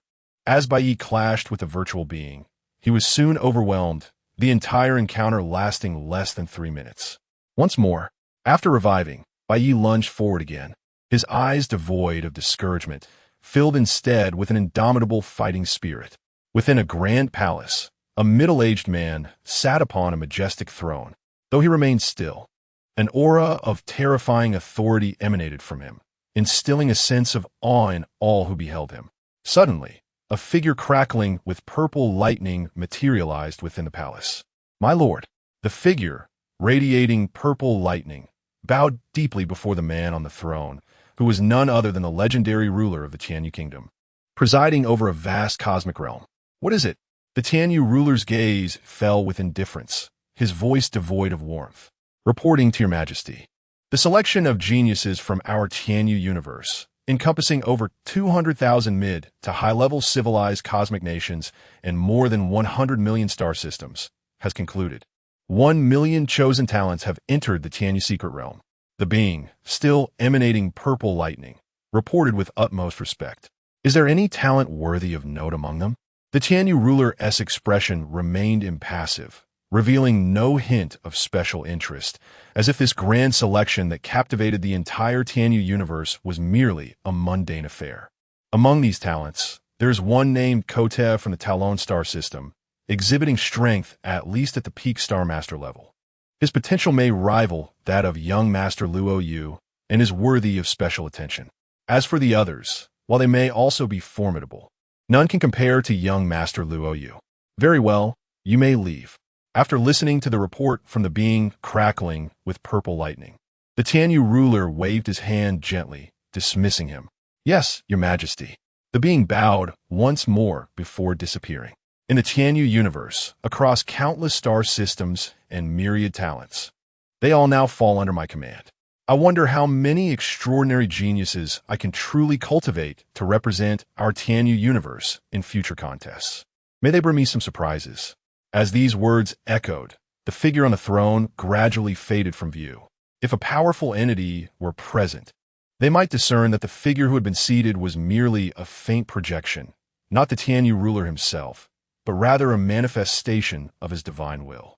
Time flew swiftly. Since the conclusion of the Tianyu Secret Realm's talent selection battle, Bai Ye had remained in the combat space of the virtual arena, continuously engaging in battles with virtual beings and diligently absorbing his comprehension of the flame law. Chapter 87. The immortal ancestor. Time swiftly elapses. Since the conclusion of the genius election battle in the Tianyu secret realm, Bai Ye has been engrossed in the combat space of the virtual training arena, undisturbed by external affairs. Now, 3 years have passed. During this time, his true self has remained within the virtual training ground, diligently honing the solar blade technique, while his explosive fire dragon avatar has been immersed in the flame law staircase, deeply comprehending the principles of fire. Meanwhile, the void beast avatar has secluded itself in a remote corner of the ocean's depths, quietly contemplating the laws of space. In the Lanyu Star, the capital of the Lanyu Empire, a place of prosperity and strength, nearly all humans residing here possess royal blood of the Lanyu Empire. Within a lavish palace, the crown prince of the Lanyu Empire, Orleans, had just exited the virtual universe when a supportive minister approached him. "How is my second brother faring lately?" Orleans inquired, glancing at the minister named Jean La. As the crown prince, Orleans focused primarily on his cultivation, leaving external matters to his subordinates. Indeed, Orleans nodded with satisfaction, but soon revealed a hint of cold amusement. "Previously, my second brother was so eager to vie for the throne, unaware that my gaze has never lingered on that position. Yet, even if it is something I do not desire, it does not grant him the right to act without my consent. This incident will serve as a lesson for him." Jean La lowered his head, not daring to interject or involve himself in such affairs. "How is the first-place contestant from the selection, Kote, doing?" Orleans inquired, restoring his calm demeanor. Kote managed to engage in combat with Luoyu. Orleans expressed surprise. Luoyu is rumored to have been taken as a disciple by the ruler of Tianyu at a young age and cultivated with great focus. Said to possess the most extraordinary talent in the Tianyu cosmic divine kingdom over countless millennia. A flicker of fervor and jealousy crossed Orleans' eyes. Had he possessed a talent as formidable as Kote or Luoyu, perhaps it would be he stirring the cosmic winds and capturing the attention of the entire Tianyu divine kingdom. After inquiring about a few more matters, Orleans waved Jean La away. Shortly thereafter, he received a message on his intelligent communication wristwatch. "The ancestor summons me." A glimmer of astonishment flickered in Orleans' eyes. The ancestor he referred to was the true, stabilizing force of the Lanyu family, the sovereign behind the scenes, the sole immortal deity. It was this ancestor's existence that allowed the Lanyu family to maintain its position as a royal lineage within a mid-level civilized cosmic nation. On the surface, the emperor held the highest status in the Lanyu Empire, but the true ruler of this vast empire was the immortal deity ancestor. Most of the time, this immortal being did not make an appearance. Apart from the current emperor, it was exceedingly difficult for other royal family members to meet the ancestor. Those like Orleans, who held a prestigious position in the Lanyu Empire, lacked even the qualification to request an audience with the ancestor. Now, Orleans found himself summoned by the ancestor, which naturally astonished him. He did not dare to delay and promptly made his way to meet the ancestor. Along the way, he sent out various messages, inquiring about the potential reasons for the ancestor's summons. Soon, Orleans arrived before a grand palace, guarded by several imposing figures exuding powerful auras. Each of these guards was at least on par with a realm master, possessing mastery over complete laws such as the explosive combustion of fire, the instantaneous movement of space, the halting of time, and the embodiment of thunder. Their strength was formidable, capable of annihilating small star systems with ease, and their lifespans extended into the millions of years. It was said that these guards had once followed the ancestor into cosmic battles and remained loyal, willingly serving as protectors. Orleans regarded these realm masters with respect, but not fear, for he understood that even the mightiest realm master, no matter how formidable, could not sustain a truly powerful family. Ultimately, they remained realm masters, and their lifespans would not significantly alter alongside their strength. Unless one ascended to the status of an immortal deity, they would inevitably face the end of their days. Only immortal deities could stand resilient in the cosmos, impervious to the ravages of time, leaving no trace upon their existence. Thus, the pursuit of immortality is the aspiration of nearly all practitioners within the universe, and Orleans felt a fervent desire in his heart, yearning for the day he too could become an immortal deity. Upon entering the palace, Orleans beheld a youthful man standing within, the very figure who summoned him, the ancestor. Despite his appearance, this man was the true pillar of the Lan Yu family, sustaining the vast Lan Yu empire. It was his presence that allowed the Lan Yu family and the empire to remain unyielding, and none within the family dared to show him disrespect. Ah, the ancestor acknowledged, turning to face Orleans with a calm demeanor. Do you know why I summoned you here? Indeed, Orleans replied, nodding in affirmation, feeling a sense of satisfaction. Among the younger generation of the Lan Yu family, he was one of the ancestor's favored, not only for his intelligence and boldness, but also for his solid temperament and considerable talent. Over the past 3 years, the ancestor had intensified resource allocation and guidance for Orleans, and now his combat prowess had reached the pinnacle of the Star Master level, placing him among the elite within the realm of laws in the entire Tianyu Cosmic Divine Kingdom. The peak genius battle is about to commence again, the ancestor declared. A grand event for cosmic geniuses, soon to be hosted by the Virtual Wormhole Company, targeting all those with extraordinary talents in the realm of laws. As he mentioned the Virtual Wormhole Company, an unmistakable aura of reverence enveloped his voice and gaze. Chapter 88. Guidance. The Virtual Wormhole Company stands as one of the 4 paramount forces of our human race, established since the dawn of our ascendance and evolving into the present day. It serves as both our sovereign and protector. As formidable as the sovereign of the Tianyu nation, it exists as a transcendent entity above immortal deities, governing countless star systems, with a plethora of adept warriors at its command. Yet, despite its immense power, it remains unable to defy any command issued by the 4 dominant forces. Our human race boasts 86 cosmic divine nations, representing at least 86 cosmic sovereigns alongside innumerable star systems, all of which fall under the jurisdiction of the 4 paramount companies. These 4 dominant forces truly gather the pinnacle of human expertise, instilling awe across the universe and decisively quelling countless alien factions. It is under the auspices of these 4 paramount companies that humanity has secured its place as one of the top 10 peak races in the cosmos. Upon hearing the words of his ancestor, Orleans' eyes sparkled with fervor and yearning, mingled with a sense of reverence. Anyone with knowledge of the Virtual Wormhole Company's prowess would feel such awe, accompanied by an intense desire to join its ranks. Currently, Orleans' strength resides in the late stage of the Star Lord level. While commendable within the Tianyu Cosmic Divine Nation, it pales in comparison to the universe's true geniuses, rendering his chances of succeeding in the peak genius battle nearly non-existent. Lan Yu regarded Orleans, recognizing him as the most exceptional talent of his generation within the Lan Yu family. If nurtured to his full potential, he might still possess a slender chance of entering the Virtual Wormhole Company.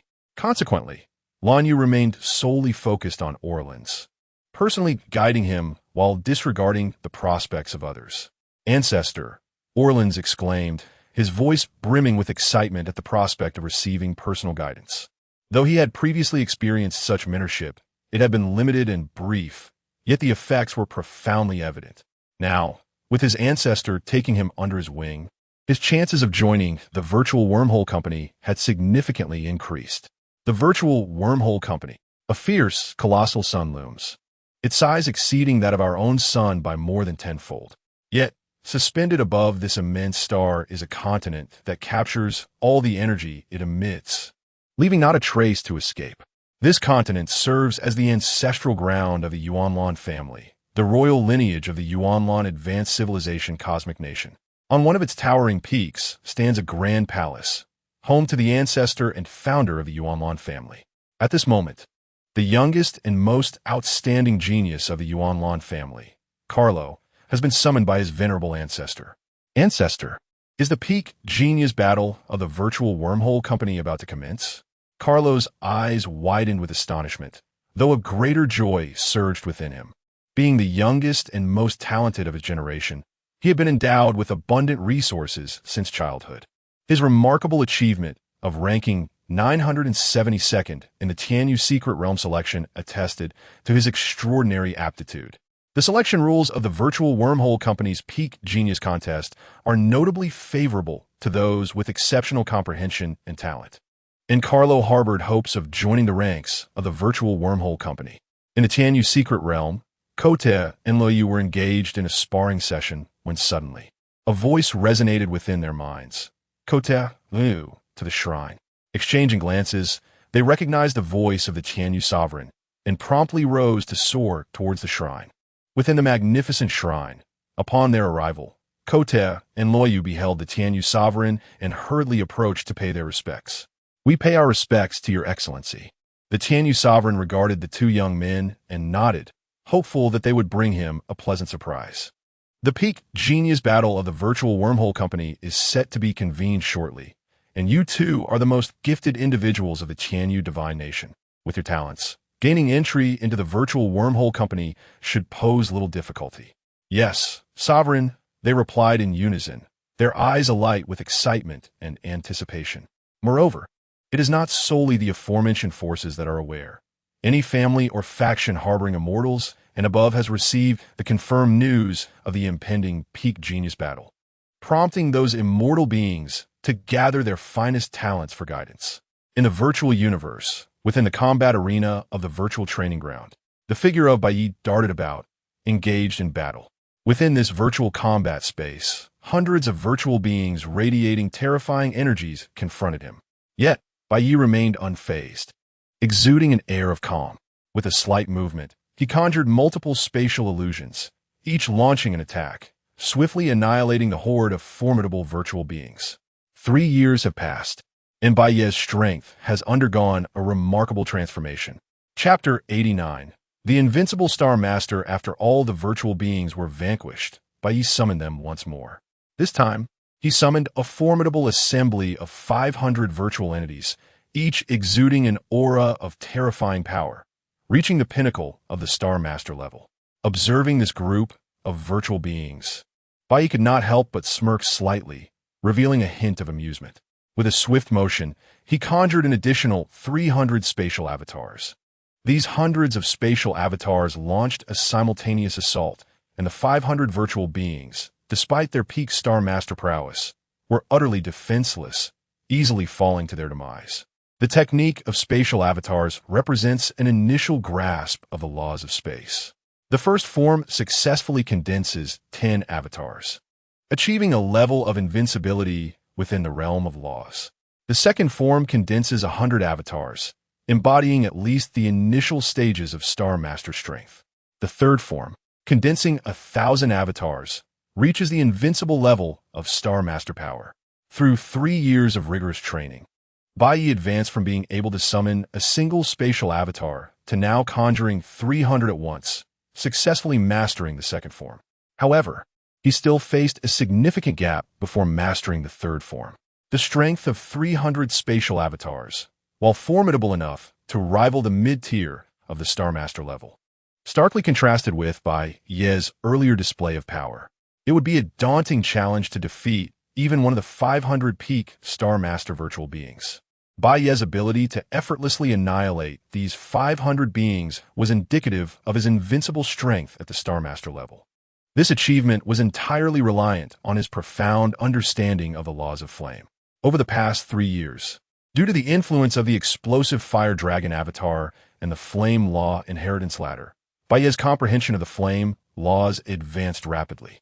Not only did his flame domain break through to an impressive 100,000 meters, but he also mastered the third form of the Raging Sun Blade technique, which corresponded perfectly to the invincible level of the Star Master. When Bai Ye's spatial avatars executed the third form of the Raging Sun Blade technique, the virtual beings were left with no semblance of resistance, resulting in their swift demise. It is evident that Bai Ye's relentless battles and training in the virtual arena over these 3 years yielded remarkable results.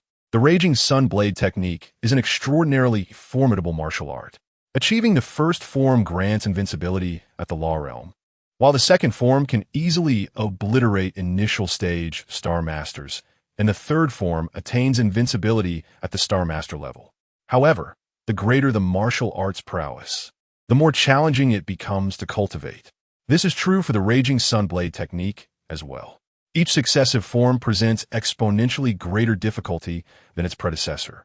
For instance, While some may grasp the first form in just a year, mastering the second may take decades or even centuries. And the challenges of the third and fourth forms become increasingly outrageous. Yet, Bai Ye mastered both the first and second forms of the Raging Sun Blade technique in less than a year, and he fully grasped the third form in merely 3 years. This is a testament to the importance of innate talent, comprehension, and resources.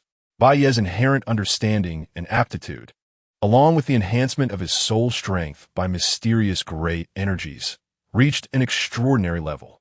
Moreover, Bai Ye possessed the explosive fire dragon, an avatar capable of naturally comprehending the essence of the flame laws, along with an unparalleled flame law inheritance ladder that continuously bestowed him with knowledge of the flame laws.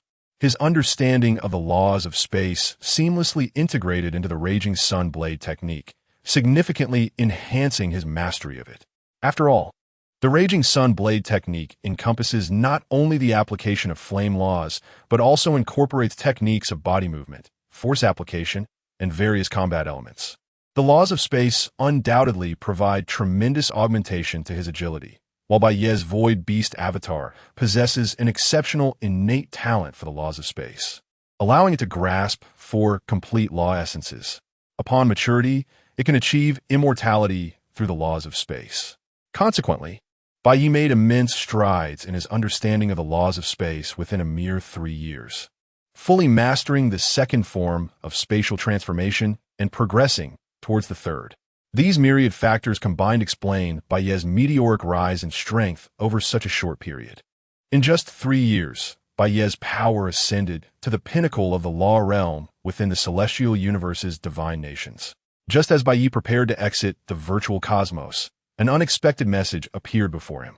A competition for peak talents at the law realm, organized by the Virtual Wormhole Company in conjunction with all human divine nations, will commence in 1 month, with the path to immortality officially opening. The top 10,000 ranked participants will gain entry into the Virtual Wormhole Company as elite members. For further details, please visit our official website to register. Upon the announcement of this message throughout the virtual universe, an immediate sensation swept across the cosmos. Heavens! The Virtual Wormhole Company is hosting a peak talent competition. No wonder the major powers have been fervently recruiting talents. This competition is an exceptional opportunity to engage with countless talents from across the universe.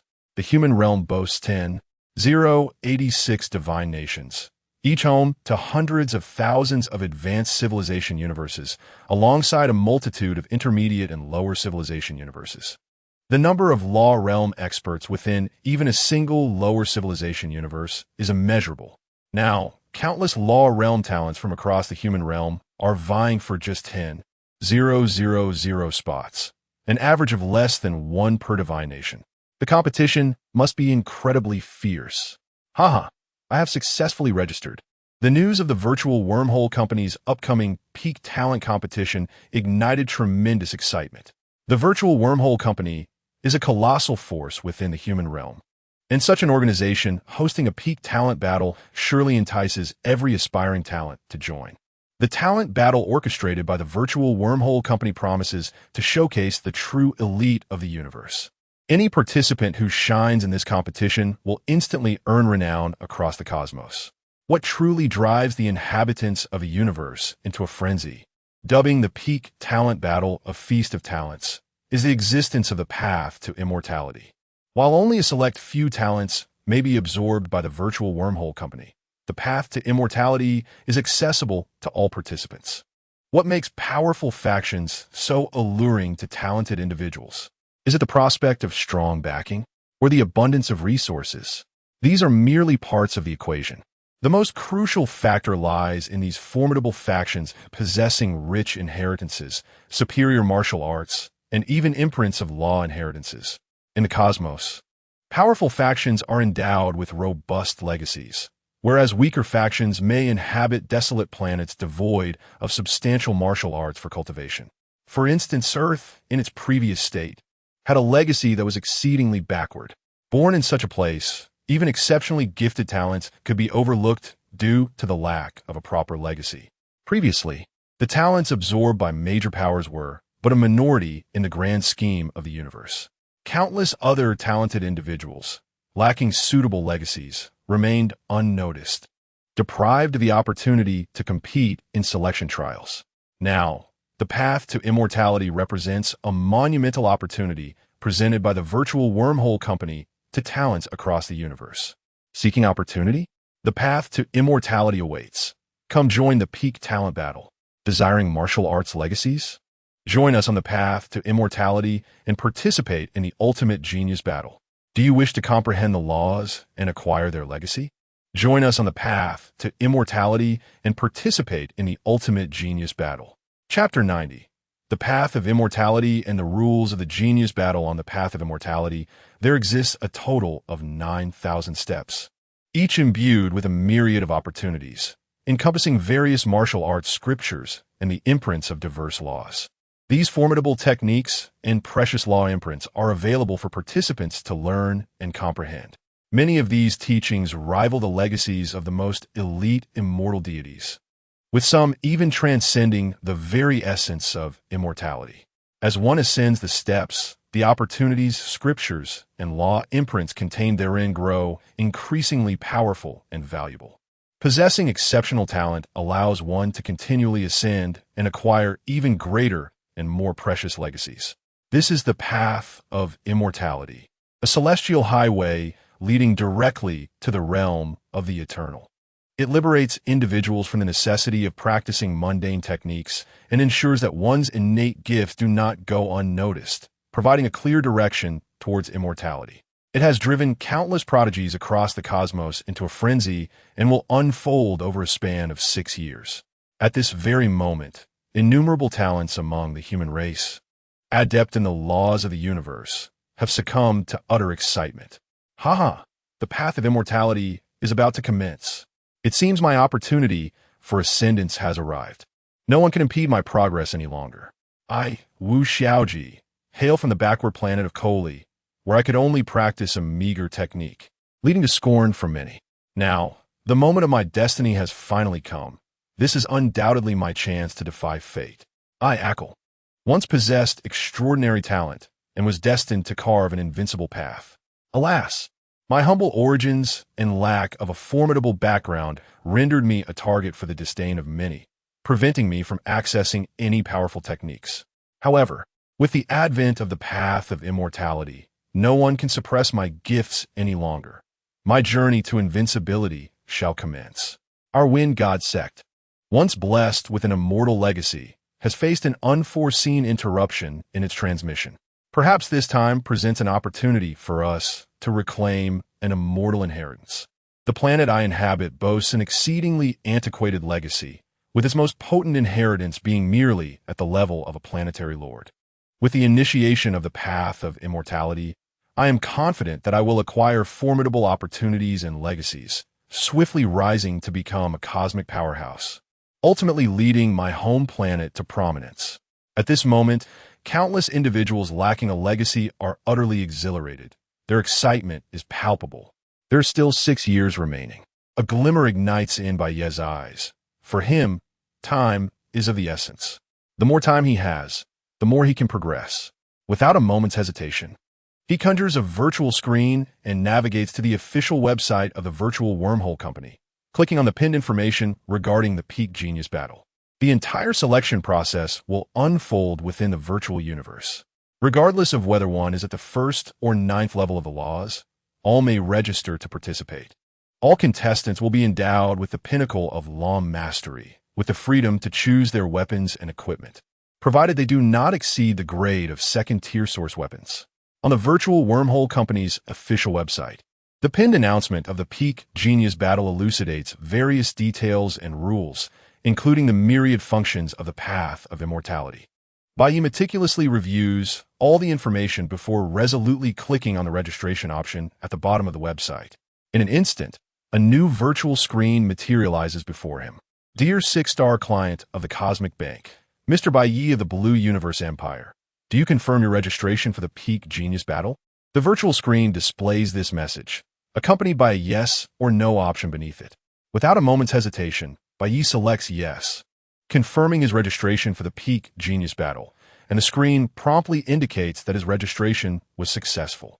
You are the 245,525,872,365th contestant registered for the Peak Genius Battle organized by the Virtual Wormhole Company. We wish you outstanding achievements in the competition. Upon seeing this figure, Bai Ye couldn't help but be astonished. How little time had elapsed since the announcement of the Peak Genius Battle. The number of registrants had already exceeded 200 billion. And this figure only reflects the registrations from the Blue Universe's medium civilization. It does not encompass the entire cosmos. In a mere short span, the registration numbers from this medium civilization have soared to over 200 billion, with the count still rapidly climbing. The scale of participation across the entirety of the human domain is simply unfathomable. This far surpasses the previous selections held by major powers. Affirming the Peak Genius Battle as an event of unparalleled magnitude organized by an immense force of the human race, incomparable to selection contests held by individual cosmic kingdoms. Chapter 91. Excitement and anticipation. The number of applicants is truly overwhelming. Bai Ye could not help but exclaim. Yet, upon reflection, it is understandable. The Milky Way alone is home to over 500,000 life-bearing planets. Excluding the primitive and backward worlds like Earth, the other life planets host a significant number of laws, averaging at least 100 law realms per planet. Thus, the Milky Way must possess at least 50 million law realms. When considering the entirety of the Blue Universe Empire and the Celestial Realm, the figures become astonishing.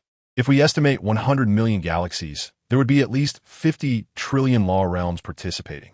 However, both the actual number of galaxies and the number of participants from each galaxy will far exceed these estimates. High above the magnificent celestial secret realm, a colossal visage gazes down upon a million law realm prodigies and numerous immortal deities. Your Majesty, countless geniuses and immortal beings below pay their utmost respect. The Pinnacle Genius Battle hosted by the Virtual Wormhole Company is about to commence, and the years of training you have undergone were for this very moment. The first assessment consists of 1,500 immortal steps. I hope you can all succeed. A resounding voice echoed through the sky, imbued with immense authority, accompanied by a terrifying aura that commanded respect. Merely a fragment of thought materialized into an avatar, capable of instilling such pressure that the multitude of law realm prodigies and immortal beings below dared not breathe. Yes, Your Majesty, came the unified, respectful reply from all the immortal beings and law realm prodigies below. Initially, these immortal beings had speculated about the recruitment of law realm prodigies by the celestial sovereign, and some had surmised that their initial conjectures were indeed accurate. These prodigies were indeed preparing for the Pinnacle Genius Battle. Very well. You may all withdraw and prepare for the Pinnacle Genius Battle. As the words fell, the enormous visage disappeared from view, and only then did the multitude of immortal beings and law realms truly exhale. The oppressive atmosphere lifted in an instant. The registration for the Pinnacle Genius Battle hosted by the Virtual Wormhole Company lasted 10 days, followed by a 20-day interval before the official competition commenced. In the blink of an eye, a month had passed. Upon a vast and grand mountain range stood an extraordinarily magnificent palace, within which sat a mature and alluring woman adorned in royal attire. At that moment, she addressed a young girl with pristine white wings before her. Ikana, you are one of the few exceptionally gifted individuals of the White Feather Clan. Your progress in the past 3 years has been remarkable with your current strength. You rank among the top 500 law realms in the Celestial Realm. However, with your present capabilities, it is far from sufficient to alter the fate of the White Feather Clan. Your best option now is to join the Virtual Wormhole Company, for that will grant you the resources needed to realize your aspirations. Despite her commendable talents within the Celestial Realm, Ikana understood that in the grand scheme of the entire human race comprising 10,000 realms, she was but an inconspicuous presence. Yes, Master. I will seize this opportunity to change the fate of my homeland and the White Feather Clan by entering the Virtual Wormhole Company, Ikana declared with unwavering determination. Indeed, her mentor nodded in satisfaction. In the Source Blue Empire, within the palace on the continent beneath the terrifying Great Sun, The immortal ancestor Source Blue gazed at the individual before him, Carlo, and spoke. The pinnacle genius battle is about to begin. My guidance ends here. Prepare yourself. Thank you for your guidance, ancestor, Carlo responded respectfully. Yet, within him stirred a sense of dissatisfaction. In the celestial realm, he was regarded as a peerless genius, even ranking among the top 1,000 in the last selection for the celestial secret realm. However, in comparison to the entirety of the human universe, his talents and abilities paled in significance.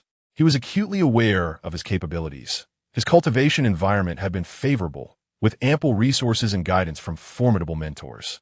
Despite having previously received counsel from the immortal ancestor, he had exerted the utmost effort to achieve his current status.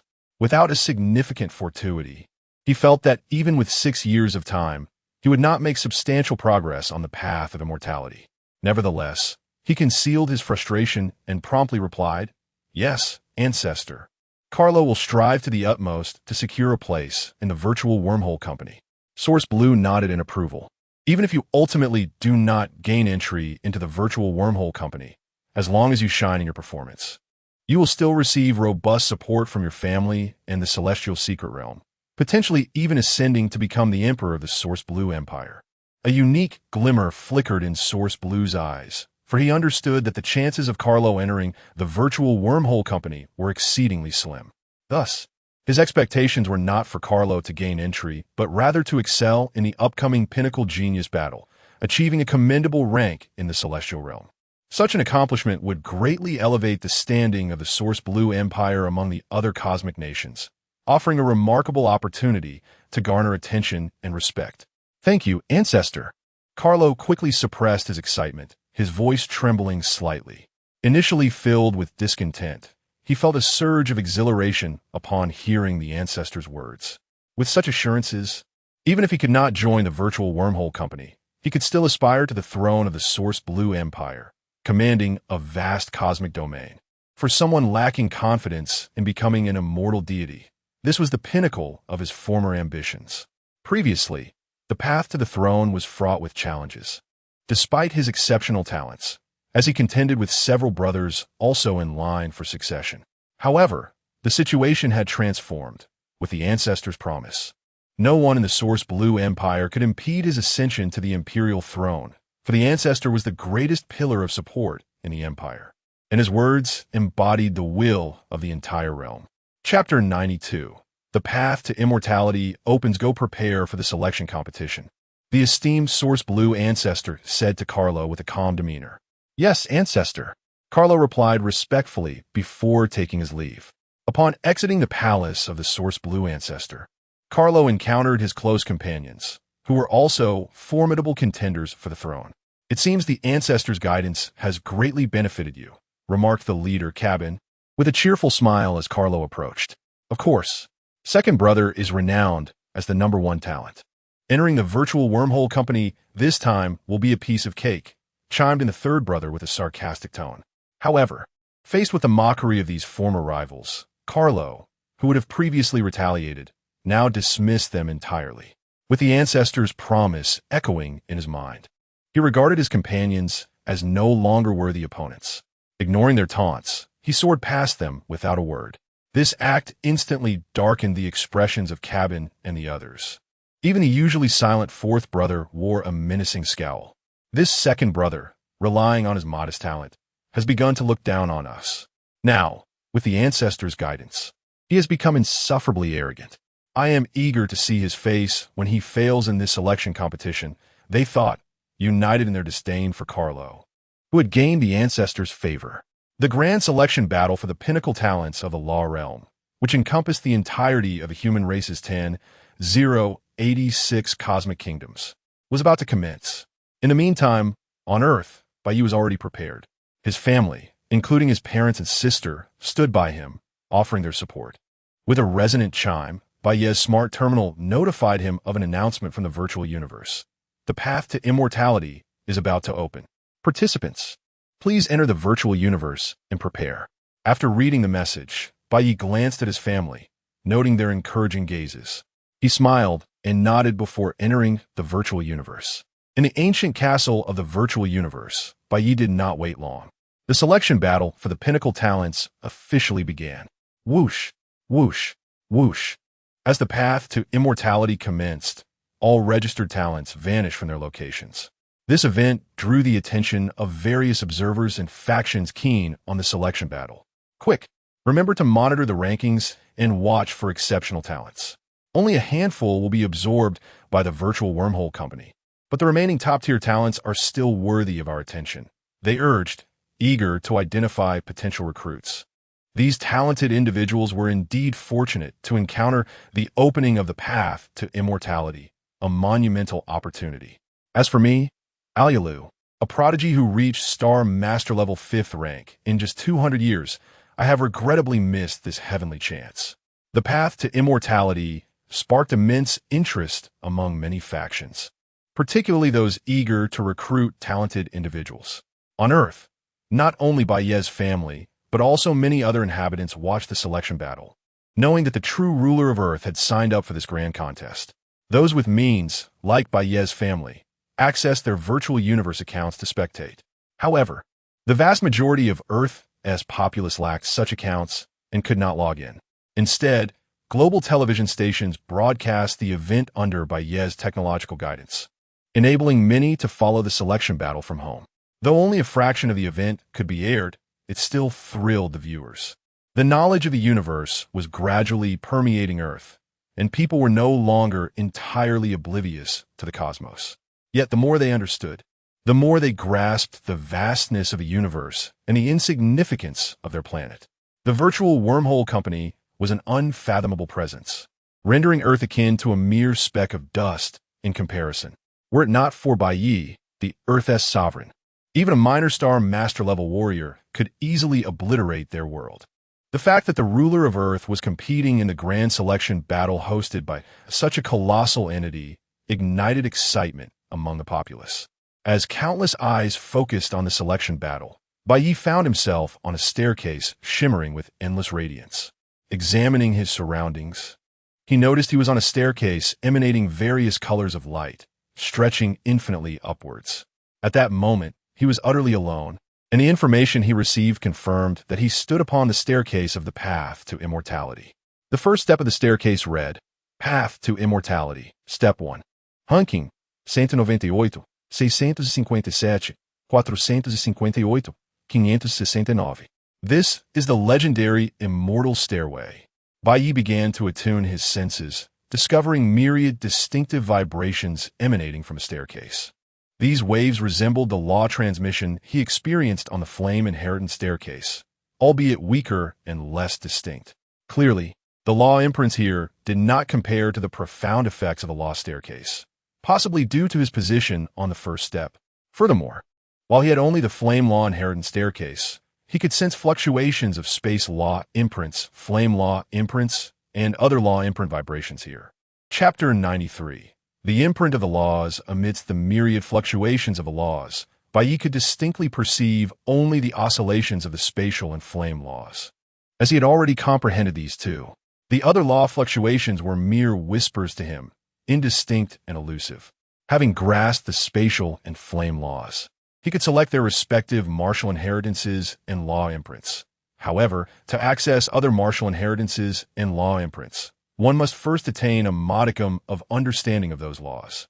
Suddenly, a surge of information flooded into Bai Ye's mind. In a swift cascade, the surrounding law fluctuations began to dissipate, leaving only the vibrations of the spatial and flame laws. Subsequently, a dozen luminous orbs appeared out of thin air, accompanied by numerous imprints radiating law fluctuations, such as blade imprints, sword scars, void palm imprints, and flame imprints, among others. Bai Ye focused on one of the luminous orbs, probing with a thread of mental energy to inspect it closely, only to discover it contained an exceptionally profound flame martial art. Could this be the opportunity contained within the Eternal Ladder? Bai Ye was slightly astonished. The Eternal Ladder could directly assess the laws comprehended by the participants and subsequently bestow corresponding law imprints and martial arts. The Flame Cage. This was the flame martial art encapsulated within the orb. According to its description, It was a confinement-type flame art centered around the mysteries of the flame domain, comprising 9 techniques in total. Mastering the first 3 techniques would render one invincible within the realm of laws. Mastering the middle 3 would allow one to slay initial stage Star Lords, while mastering the final 3 would enable one to eliminate mid-stage Star Lords. It could be described as an exceedingly profound martial art. Even Bai Ye, upon reading this introduction, could not help but feel astonished, although this art paled in comparison to his practiced Sunfire Blade technique. It was still an exceedingly precious martial art capable of being cultivated to the level of a Realm Lord, and even among the elite of Realm Lords. Under normal circumstances, acquiring such a technique would only be possible at an auction, requiring at least tens of billions of cosmic coins. Moreover, for those without formidable backing, even a mere 10 million cosmic coins would be an unattainable sum. Yet here, a wealth of over a dozen such invaluable martial arts lay before him, available for his selection. Upon inspecting another luminous orb, Bai Ye found it contained a martial art related to the spatial laws, equally as precious as the previous flame martial art. The Eternal Ladder truly deserved its reputation as a banquet for cosmic geniuses, a place rich with extraordinary opportunities. With over a dozen precious law martial arts capable of being cultivated to the level of a Realm Lord displayed before him, it was a privilege that even many geniuses hailing from eternal-level factions could scarcely hope to attain.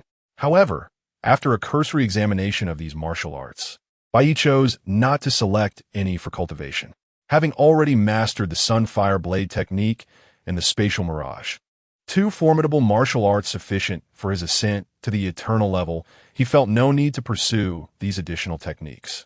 His priority was to enhance his comprehension of the laws, particularly that of the spatial laws. Therefore, his next objective and focus would be on the imprints resonating with the essence of spatial laws. Bai Ye refrained from selecting any martial arts for cultivation, recognizing that his existing mastery of the Sunfire Blade technique and Spatial Mirage surpassed the value of the newly presented techniques. Although the challenges of cultivation were significantly greater, the resultant enhancement to his strength would far exceed what these new techniques could offer. Thus, Bai Ye directed his attention to the law imprints imbued with spatial law fluctuations, intending to limit his engagement with those related to flame laws.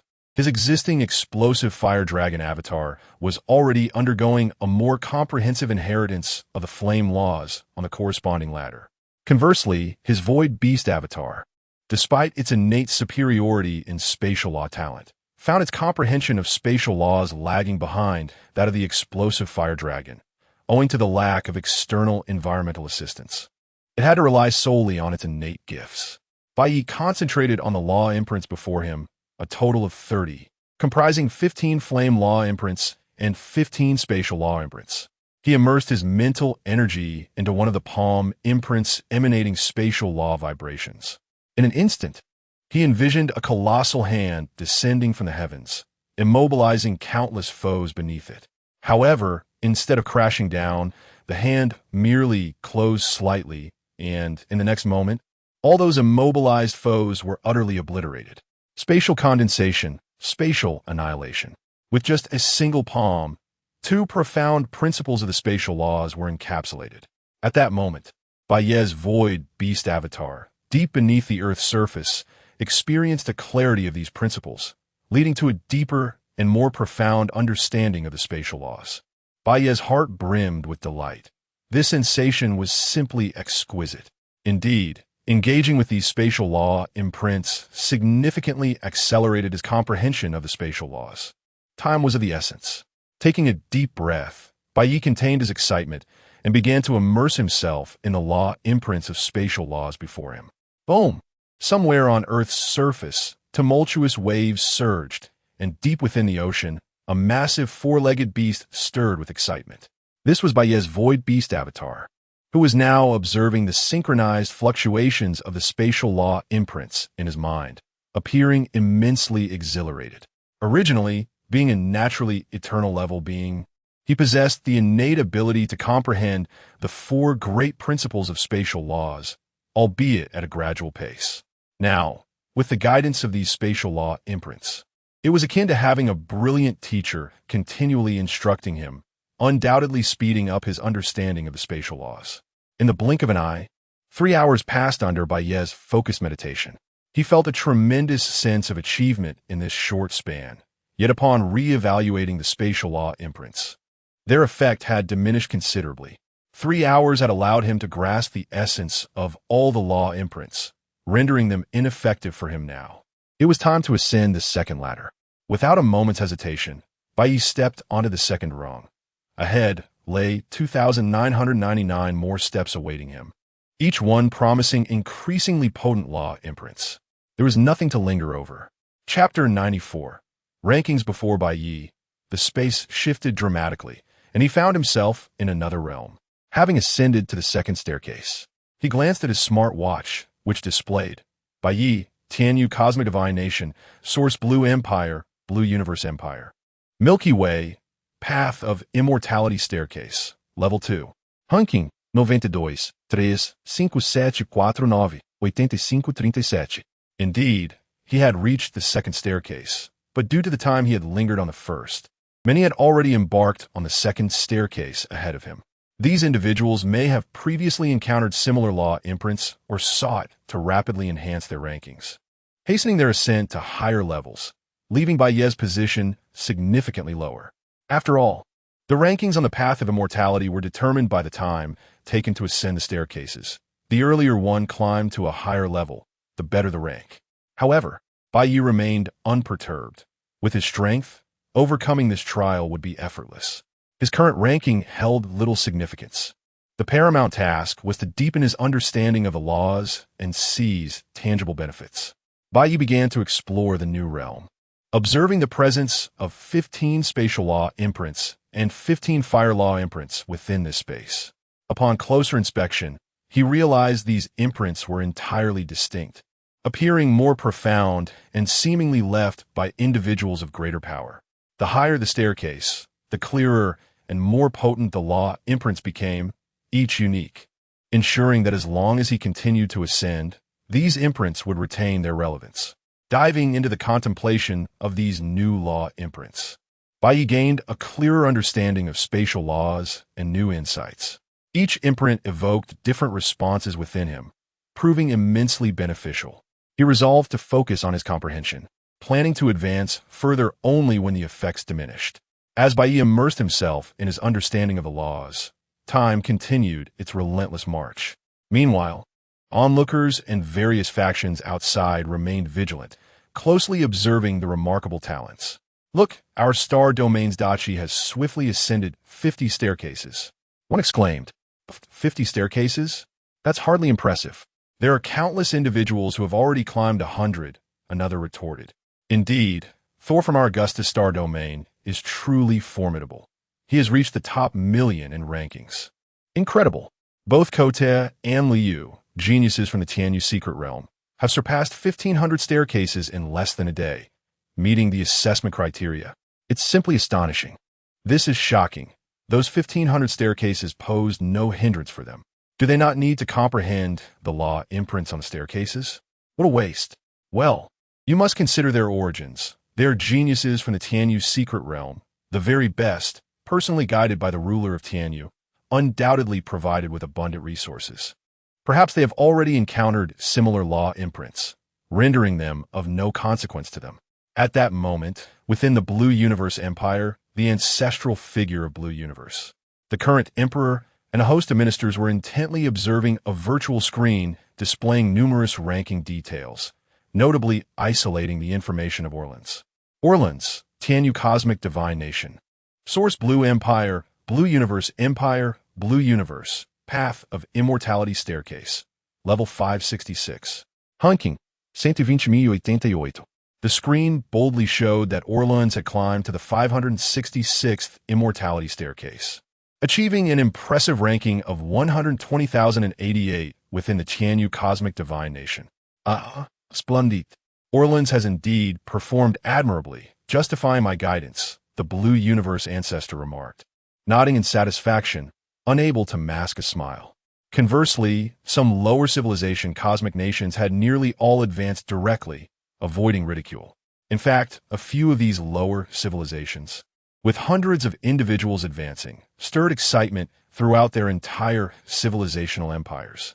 Ancestor, such performance is commendable, and with 6 years remaining, the other participants can continue to progress. The number of eventual qualifiers should increase, potentially surpassing the 10,000 mark. Moreover, Orleans holds a respectable rank, if he can maintain or improve his performance. He will undoubtedly elevate our Blue Universe Empire's average level, the Blue Universe Emperor reassured. Upon hearing this, the Blue Universe Ancestor nodded in approval, saying, "Indeed, if we truly surpass the 10,000 threshold, all these individuals will be rewarded, especially Orleans. He must receive a significant reward." Chapter 95, A Sensation. Renowned throughout the universe in the Source Blue Empire, the esteemed ancestor of the Source Blue observed with a hint of satisfaction as Carlo ascended the 139th step, achieving a rank of 623 in the Celestial Universe Divine Realm. This event was part of the Peak Genius Selection Tournament organized by the Virtual Wormhole Company, capturing the attention of nearly the entire human race across the cosmos. Excelling in such a contest naturally attracted the focus of numerous powers, and the Source Blue Empire would be celebrated in countless corners of the universe, an undeniable source of immense pride. Meanwhile, the people of Earth were equally invested in Bai Ye's ranking, the sole representative of their planet and its current ruler.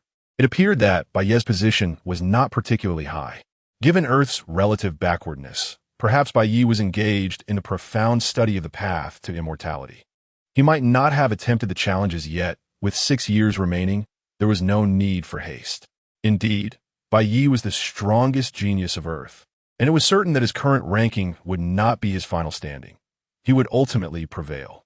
Countless Earth inhabitants closely monitored Bai Ye, hoping he would ascend higher on the path to immortality, strengthening his abilities and improving his rank, even aspiring for him to join the Virtual Wormhole Company.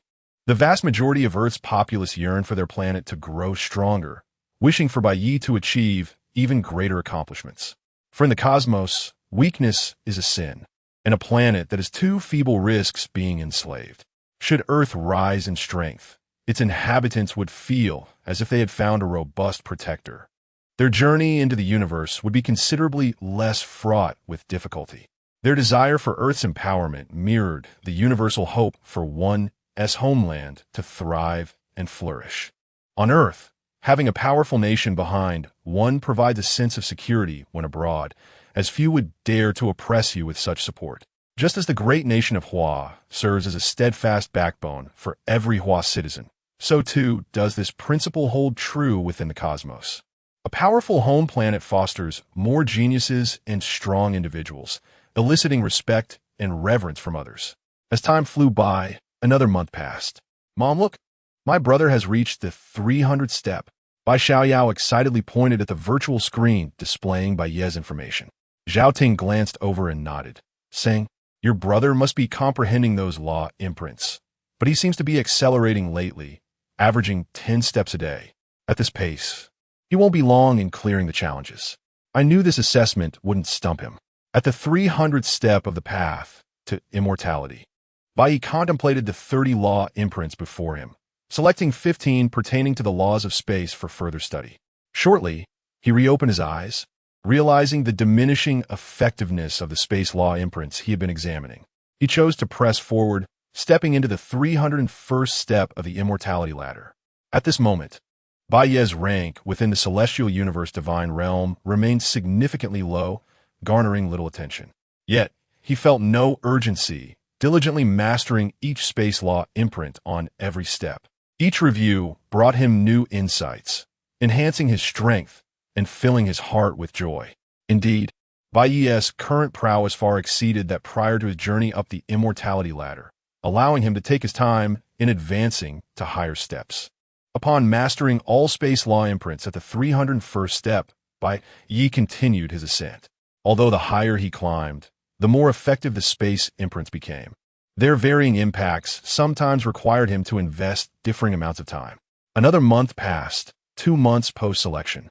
Bai Ye reached the 600th step. In the 3rd month, he ascended to the 800th step, though his pace began to slow. 6 months later, he had climbed to the 1,000th step.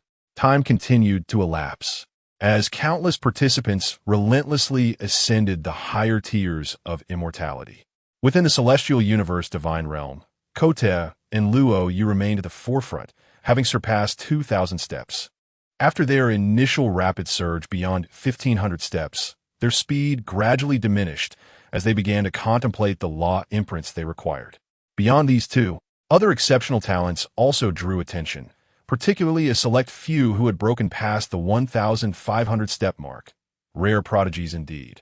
Historically, those who surpassed 1,500 steps were deemed powerful within their respective star systems, and those still ascending beyond that threshold were likely to achieve at least the rank of a realm lord. 1 year after the path to immortality commenced, Bai Ye had surpassed the vast majority, with many of lesser talents stagnating. He now stood at the 1,499th step, and with a decisive stride, he ascended to the 1,500th step. At that moment, his name captured the attention of countless powers. In the Blue Universe Empire, news swiftly reached the esteemed ancestor and emperor.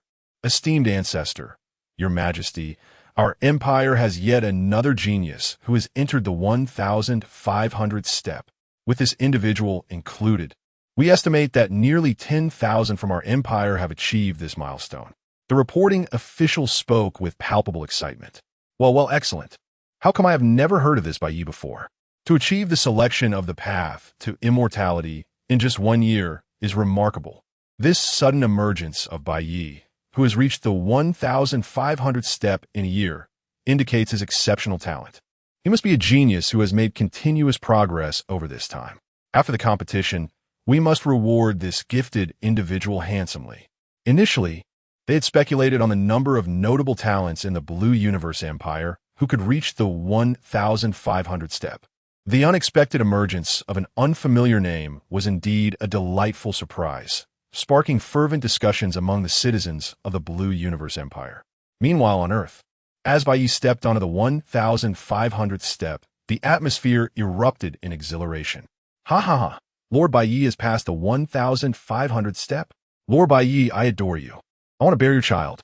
Ha! Bai Ye is incredible, the first to pass the assessment in the entire galaxy. The excitement was palpable across the planet, with Bai Ye's family sharing in the joy. Wow, my brother is truly amazing, achieving the assessment in just 1 year and ranking first in the galaxy. Bai Xiaoyao exclaimed, jumping with excitement, while Zhao Ting wore a radiant smile, her face aglow with happiness. Excellent. Even Bai Guohua, who feigned composure, could not suppress his excitement and repeatedly uttered words of commendation.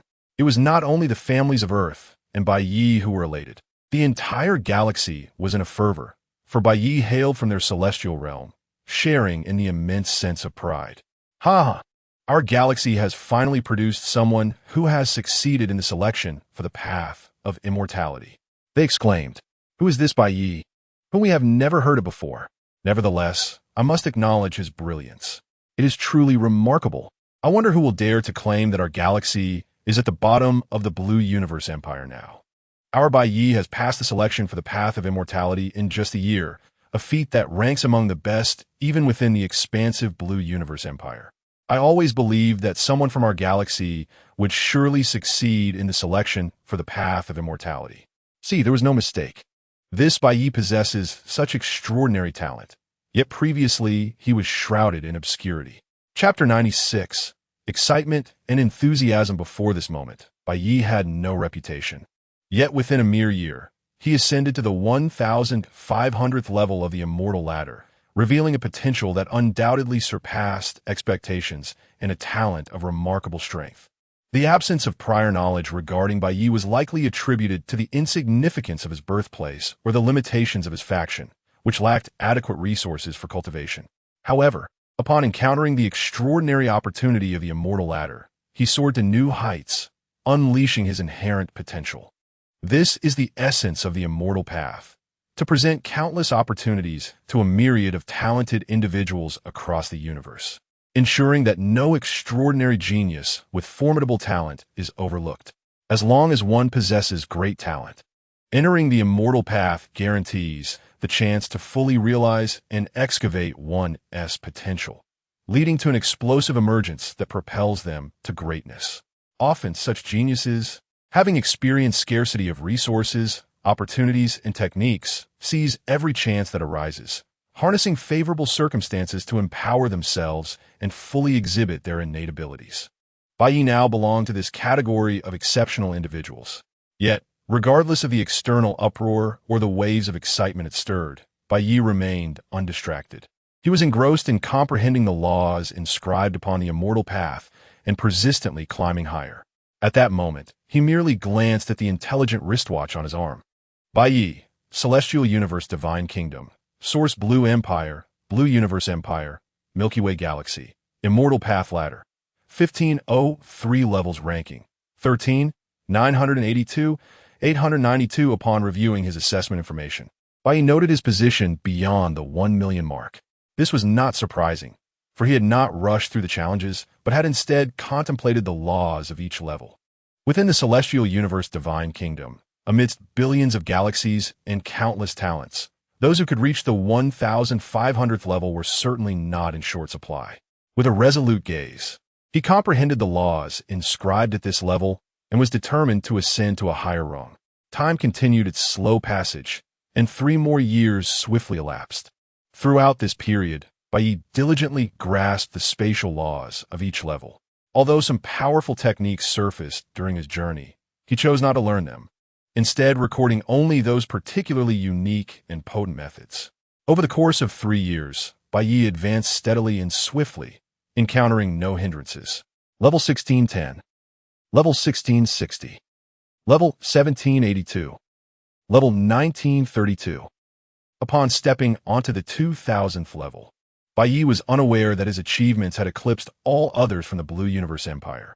The once promising Orleans had long been surpassed by him, and he had become a source of immense pride for countless citizens of the Blue Universe Empire, igniting their fervor.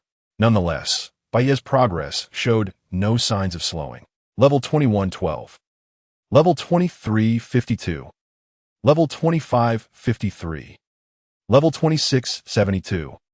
Bai Ye's pace remained steadfast, although he adjusted his speed. There were no indications of stagnation. As he ascended more levels, his ranking naturally improved, garnering intense attention from numerous factions, particularly those already invested in his journey. The regions he represented, such as Earth and the Milky Way Galaxy, were in a state of frenzy. "Oh, this is incredible! Lord Bai Ye has already ascended over 3,000 levels. Ha ha ha! Our Earth will undoubtedly make a name for itself in the universe. Lord Bai Ye is truly magnificent." Bai Ye has reached the 3,000th level, 3,100 levels, 3,330 levels. It was madness, an extraordinary frenzy as he entered the top 20,000, then 10,000, and eventually the top 5,000. Ha ha! At 4,000 levels, Bai Ye is now among the top 3,000. This is the total ranking across billions of star systems in the Celestial Universe Divine Kingdom. Bai Ye is phenomenal. Our Milky Way Galaxy is equally remarkable. Bai Ye is exceptionally strong. Today marks the rise of our Milky Way Galaxy, the embodiment of our unparalleled genius. Bai Ye is also the extraordinary genius of our Blue Universe Empire, ranking in the top 3,000 of the Celestial Universe Divine Kingdom. An unprecedented pride for us. The Blue Universe Empire is managed by us, the Source Blue Empire. Thus Bai Ye is also our genius. His strength is beyond compare. Ranking in the top 3,000 of the Celestial Universe Divine Kingdom is a glory never before witnessed. As Bai Ye ascended to the 4,000th level, entering the top 3,000 overall, not only did Earth and the Milky Way Galaxy erupt in excitement, but the entire Blue Empire was similarly stirred, as even the Source Blue Advanced Civilization Universe Kingdom joined in the fervor. All regions connected to Bai Ye were engulfed in a wave of exhilaration. The originally hoped-for Carlo, expected to break into the top 1,000, found himself outside the top 10,000, overshadowed by numerous talents, while the previously obscure Bai Ye soared into the top 3,000. Although Bai Ye's direct empire was the Blue Universe Empire, it fell under the jurisdiction of the Source Blue Advanced Cosmic Civilization, igniting a frenzy among countless citizens of the Source Blue Empire. The entire empire of billions of life-bearing planets rejoiced in jubilation. At that moment, Bai Ye's family was equally exhilarated, especially by Xiaoyao, who was practically bouncing with excitement. Bai Ye's women shared in this joy, their faces radiating uncontainable smiles, some even bursting into wild laughter. Chapter 97. The conclusion of the Immortal Path assessment when one's focus is deeply immersed in a particular endeavor. Time tends to slip away with remarkable swiftness. In the blink of an eye, 2 years had elapsed. At this moment, Bai Ye sat serenely in meditation atop the 6,010th step of the Immortal Path, contemplating the imprint of spatial laws before him. The presence of others had nearly vanished, with only one individual each remaining on the 6,126th and 6,128 steps. Kote and Luo Yu from the Tianyu Cosmic Divine Kingdom's Tianyu Secret Realm. These two had swiftly ascended nearly 2,000 steps on the very first day of the Immortal Path, and subsequently climbed over 4,000 more steps within the span of 6 years. In contrast, Bai Ye had taken his time, thoroughly comprehending the spatial laws imprinted upon each step. Now, he had far surpassed all others and reached a position behind the two. Bai Ye's astonishing performance had left the outside world in utter astonishment, igniting fervent cheers and discussions. Glancing at the information displayed on his smart wristwatch, Bai Ye noted, Bai Ye, Tianyu Cosmic Divine Kingdom, Source Blue Empire, Blue Universe Empire. Milky Way Galaxy. Immortal Path Step, 60-10 ranking. 3rd place with only 1 day remaining until the conclusion. Observing the countdown, Bai Ye murmured softly to himself before stepping forward onto a higher step, determined to make the most of the remaining time. He still had the opportunity to comprehend the spatial laws of several more steps.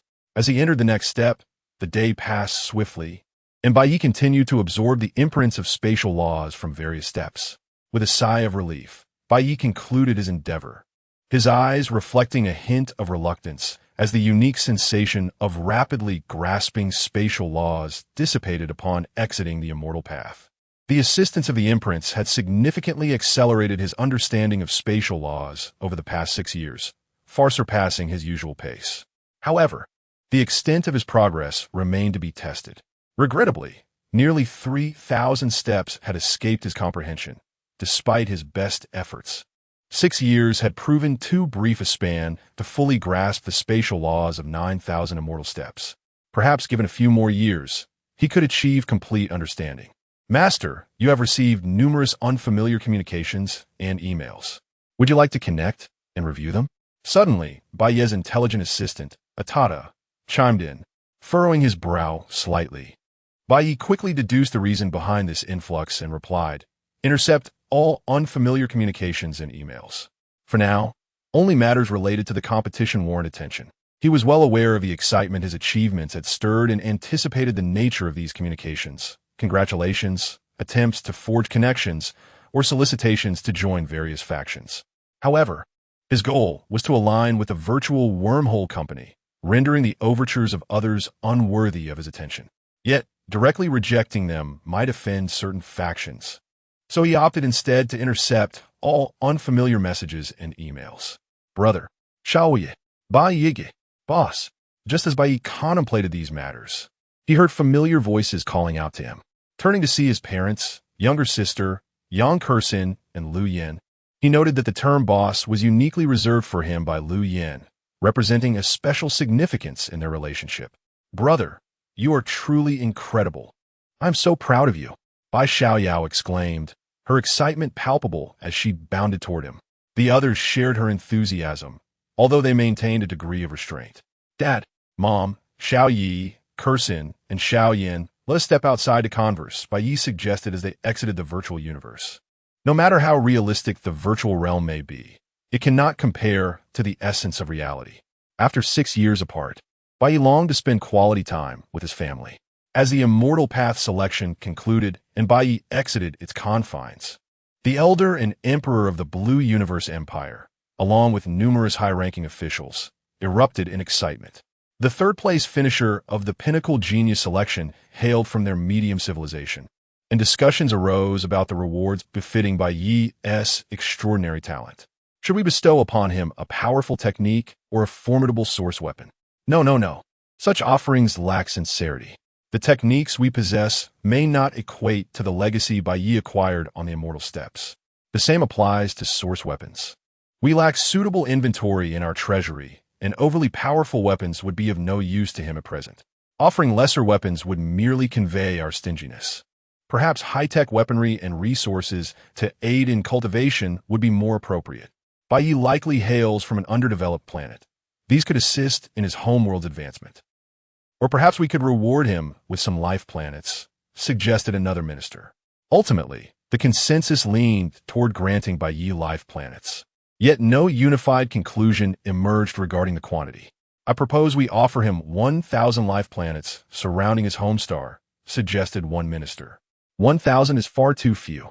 At least 10,000 life planets are necessary. Otherwise, given Bai Ye's talent, 1,000 would be utterly inconsequential. I feel offering him 100,000 life planets would be more fitting, based on his demonstrated abilities compared to past Pinnacle Genius competitions. I believe he possesses a significant chance of joining the virtual wormhole company. Now is the opportune moment to build rapport. We must invest a bit if we are to succeed. Eventually, under the Elder S directive, the decision was made to reward Bai Ye with at least 100,000 life planets. However, just as the Emperor of the Blue Universe Empire was about to announce this decision, he received an unexpected message, prompting him to alter his prior resolution. Chapter 98. The enormous reward. The information received by the Emperor of Lanyu was from the Source Blue Advanced Civilization Cosmic Kingdom, which filled him with joy upon reading it. The Source Blue Empire requested that he, in the name of both the Source Blue Advanced Civilization Cosmic Kingdom and the Lanyu Intermediate Civilization Cosmic Kingdom, bestow the entire Milky Way galaxy along with 6 surrounding star systems, totaling 7 star systems, into a compact star domain as a reward for Bai Ye. In return, the Source Blue Empire would provide certain compensations to the Lanyu Empire in other areas. Subsequently, the Lanyu Emperor announced to all that the originally promised reward of 100,000 life planets had been transformed into the entire Milky Way galaxy and the 6 surrounding star systems. Many ministers were momentarily taken aback, astonished by the Emperor's grand gesture.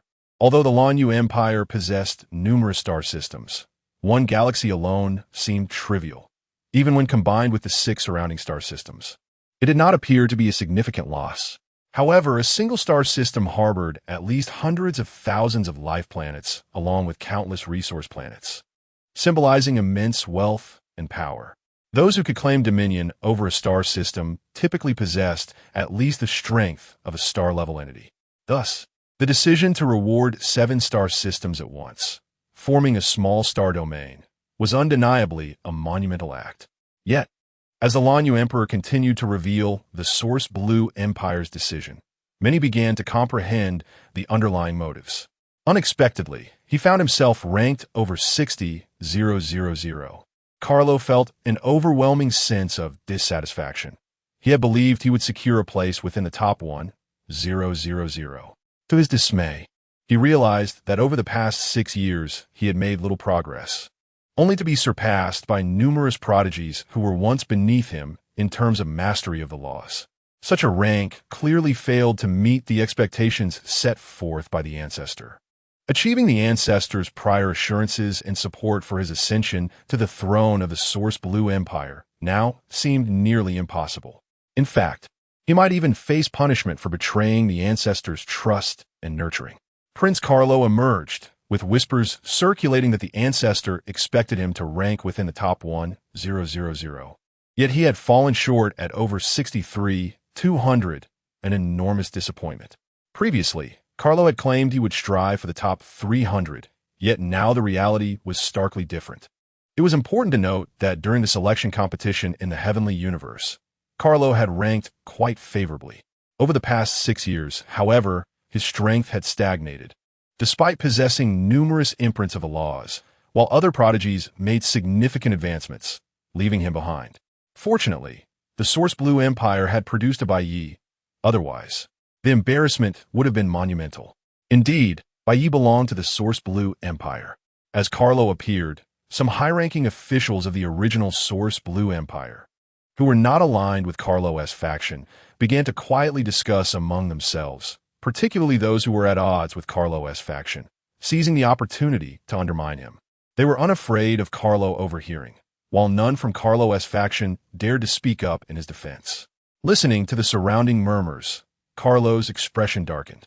He felt as though he was about to lose everything. Never had he wanted to silence these old men as desperately as he did at this moment. Unfortunately, he lacked the courage and strength to do so. Then, his elder brother's words further soured his mood. Congratulations, dear brother. Although you ranked over 60,000, you still secured an opportunity to participate in the second round of the Peak Prodigy battle. This is indeed a cause for celebration. The first Prince Cabin approached with a tone of cold mockery. Other accompanying princes wore expressions of derision as they gazed at Carlo. This scene only deepened Carlo's dismay and worsened his mood. When he then noticed the name and identity of Bai Ye prominently displayed on the virtual screen, along with the reward of small star domain, an intense jealousy surged within him. For a fleeting moment, he harbored thoughts of eliminating Bai Ye, but quickly extinguished such notions. Regardless of whether he could find Bai Ye or if he had subordinates capable of locating him, he lacked the audacity to act. A talent like Bai Ye had already showcased his potential.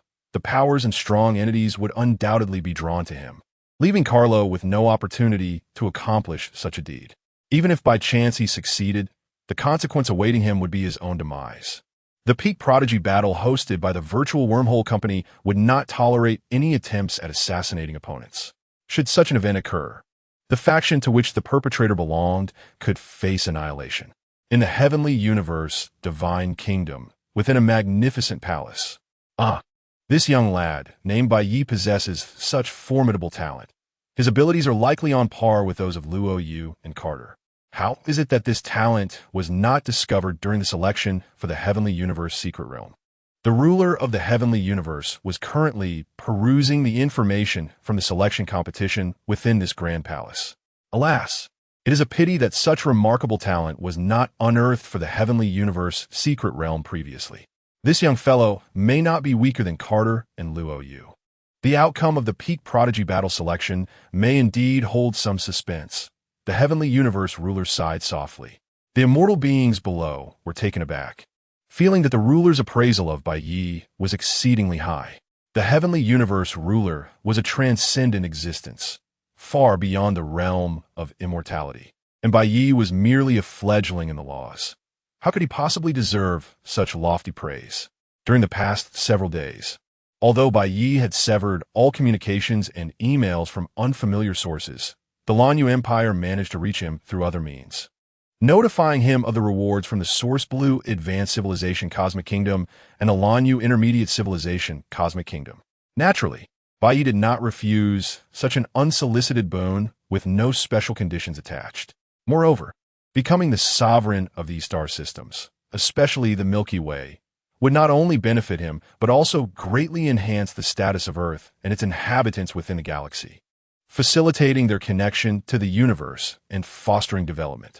Bai Ye completed the handover ceremony for the Milky Way and the 6 surrounding star systems within 2 days, officially becoming the ruler of these 7 star systems, thereby receiving protection under the laws of the human cosmic star river. Furthermore, professionals would manage these star systems on his behalf. Bai Ye would merely need to issue commands, and designated personnel would carry them out.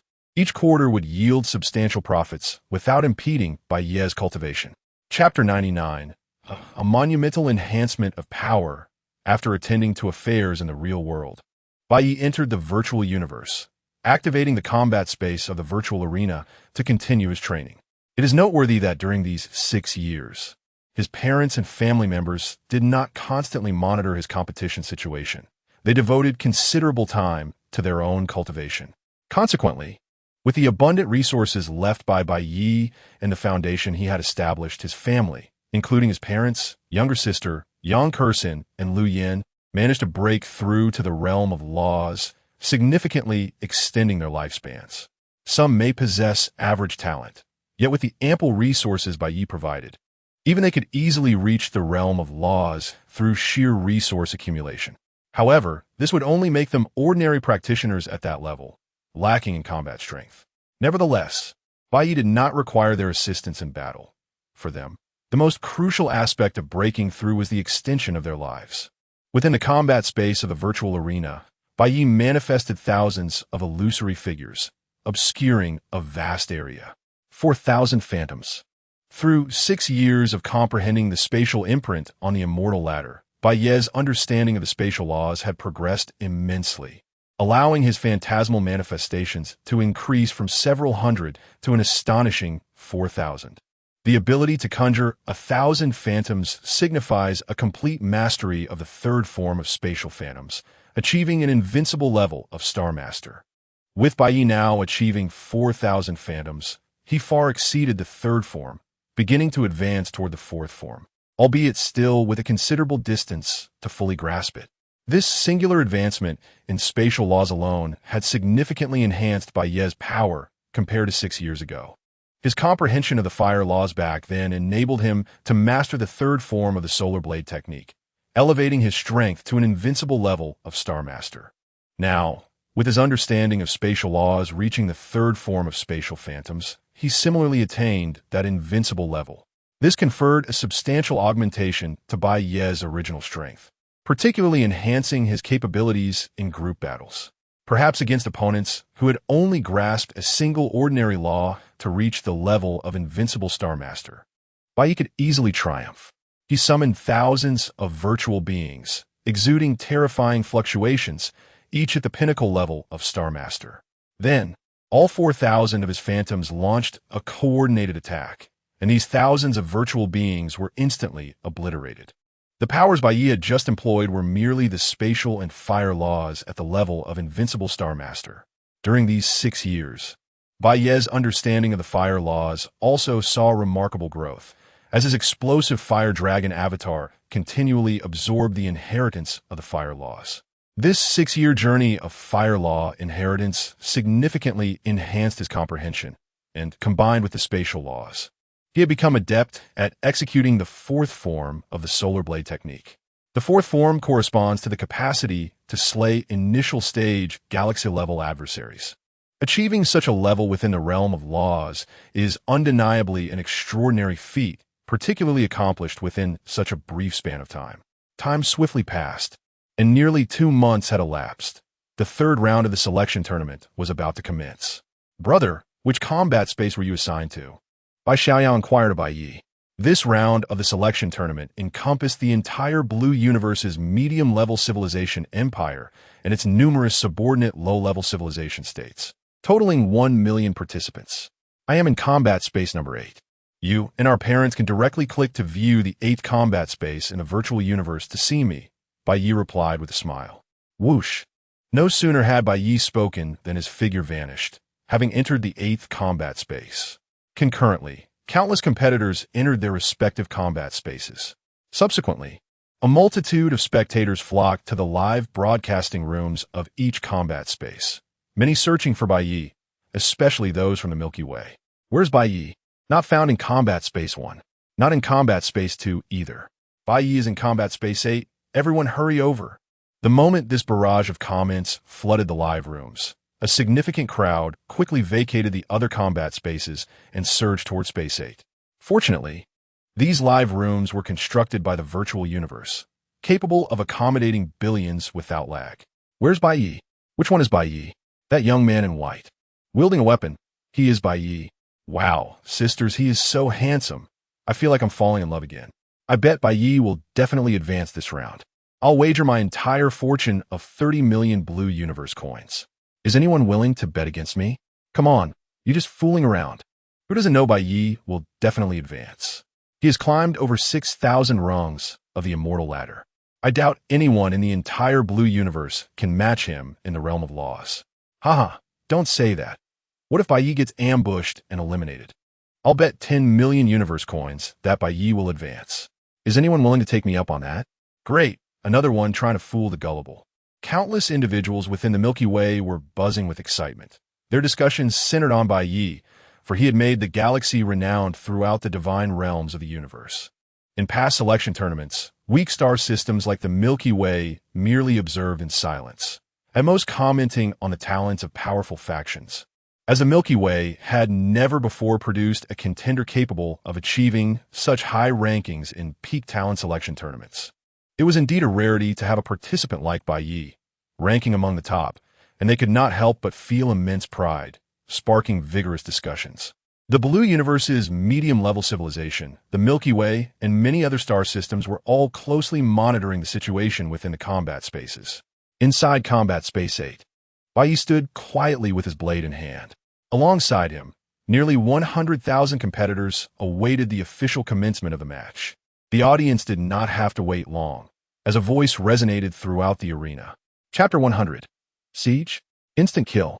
Before the battle officially commenced, Bai Ye's identity was recognized by the multitude present, drawing countless gazes towards him. How unfortunate to be assigned to the same combat space as Bai Ye. I must keep my distance from him. With my abilities, I stand no chance against Bai Ye. Once the fight begins, I will swiftly retreat from the center of the conflict. With my strength, surviving until the end will surely secure me a spot. No one has witnessed Bai Ye in action, and his true power remains a mystery. Perhaps he is not as formidable as rumored. It might be possible to collaborate with others to eliminate him early on, thereby ensuring my own notoriety throughout the cosmos. The myriad of talented individuals present harbored diverse thoughts, each mind swirling with unique strategies. None among them were foolish. They had all cultivated themselves to this level, possessing their own motivations and aspirations. Undoubtedly, however, among these numerous prodigies, Bai Ye was the one most feared by others. Although none had seen him truly unleash his power, the fact that he had ascended over 6,000 steps on the path of immortality spoke volumes about his formidable strength. Many powerful factions estimated Bai Ye's capabilities to be at the pinnacle of the Star Master level, if not beyond. For most of them, who possessed merely the Star Master level or mid-tier strength, even a peak Star Master could easily obliterate them. Yet, Bai Ye exhibited no signs of anxiety. Annihilating these ordinary rule realm geniuses would be a mere trifle for him. As the crowd pondered their strategies, a voice rang out, signaling the official start of the assessment.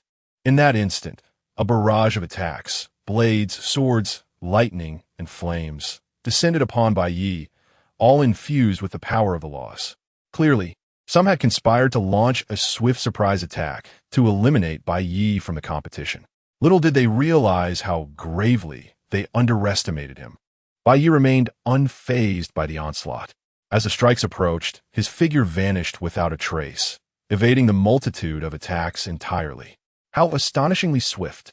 Whereas Bai Ye gone, his sudden disappearance rendered their anticipated assault utterly ineffective, leaving them in shock at his terrifying speed. How dare you initiate an attack against me? Above the heads of the assailants, Bai Ye's figure reappeared, casting a cold glance at those who had just assaulted him. In the brief moments that followed, only Bai Ye and his attackers remained. Everyone else had already distanced themselves, recognizing that the crowded space was unsuitable for combat. Bai Ye, though you rank third on the immortality ladder, your strength has never been demonstrated. I fear your combat prowess may not be as formidable as imagined.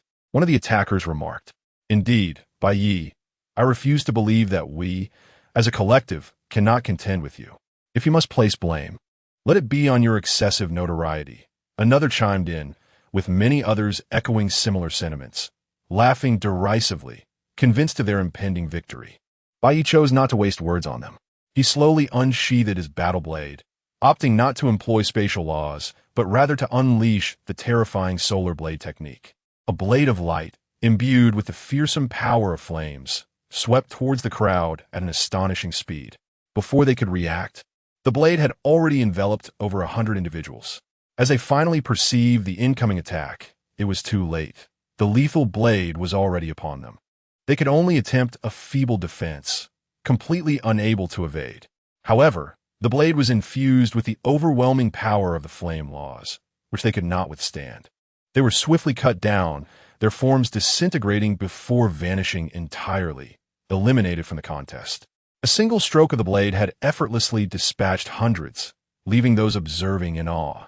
After executing this devastating strike, Bai Ye made no pause, moving swiftly towards the remaining assailants. He unleashed the solar blade technique once more, employing its third form, a level of power that these individuals could not hope to counter. The third form represented an invincible strength at the Star Master level, far beyond the capabilities of those merely at the initial or mid-tier stages.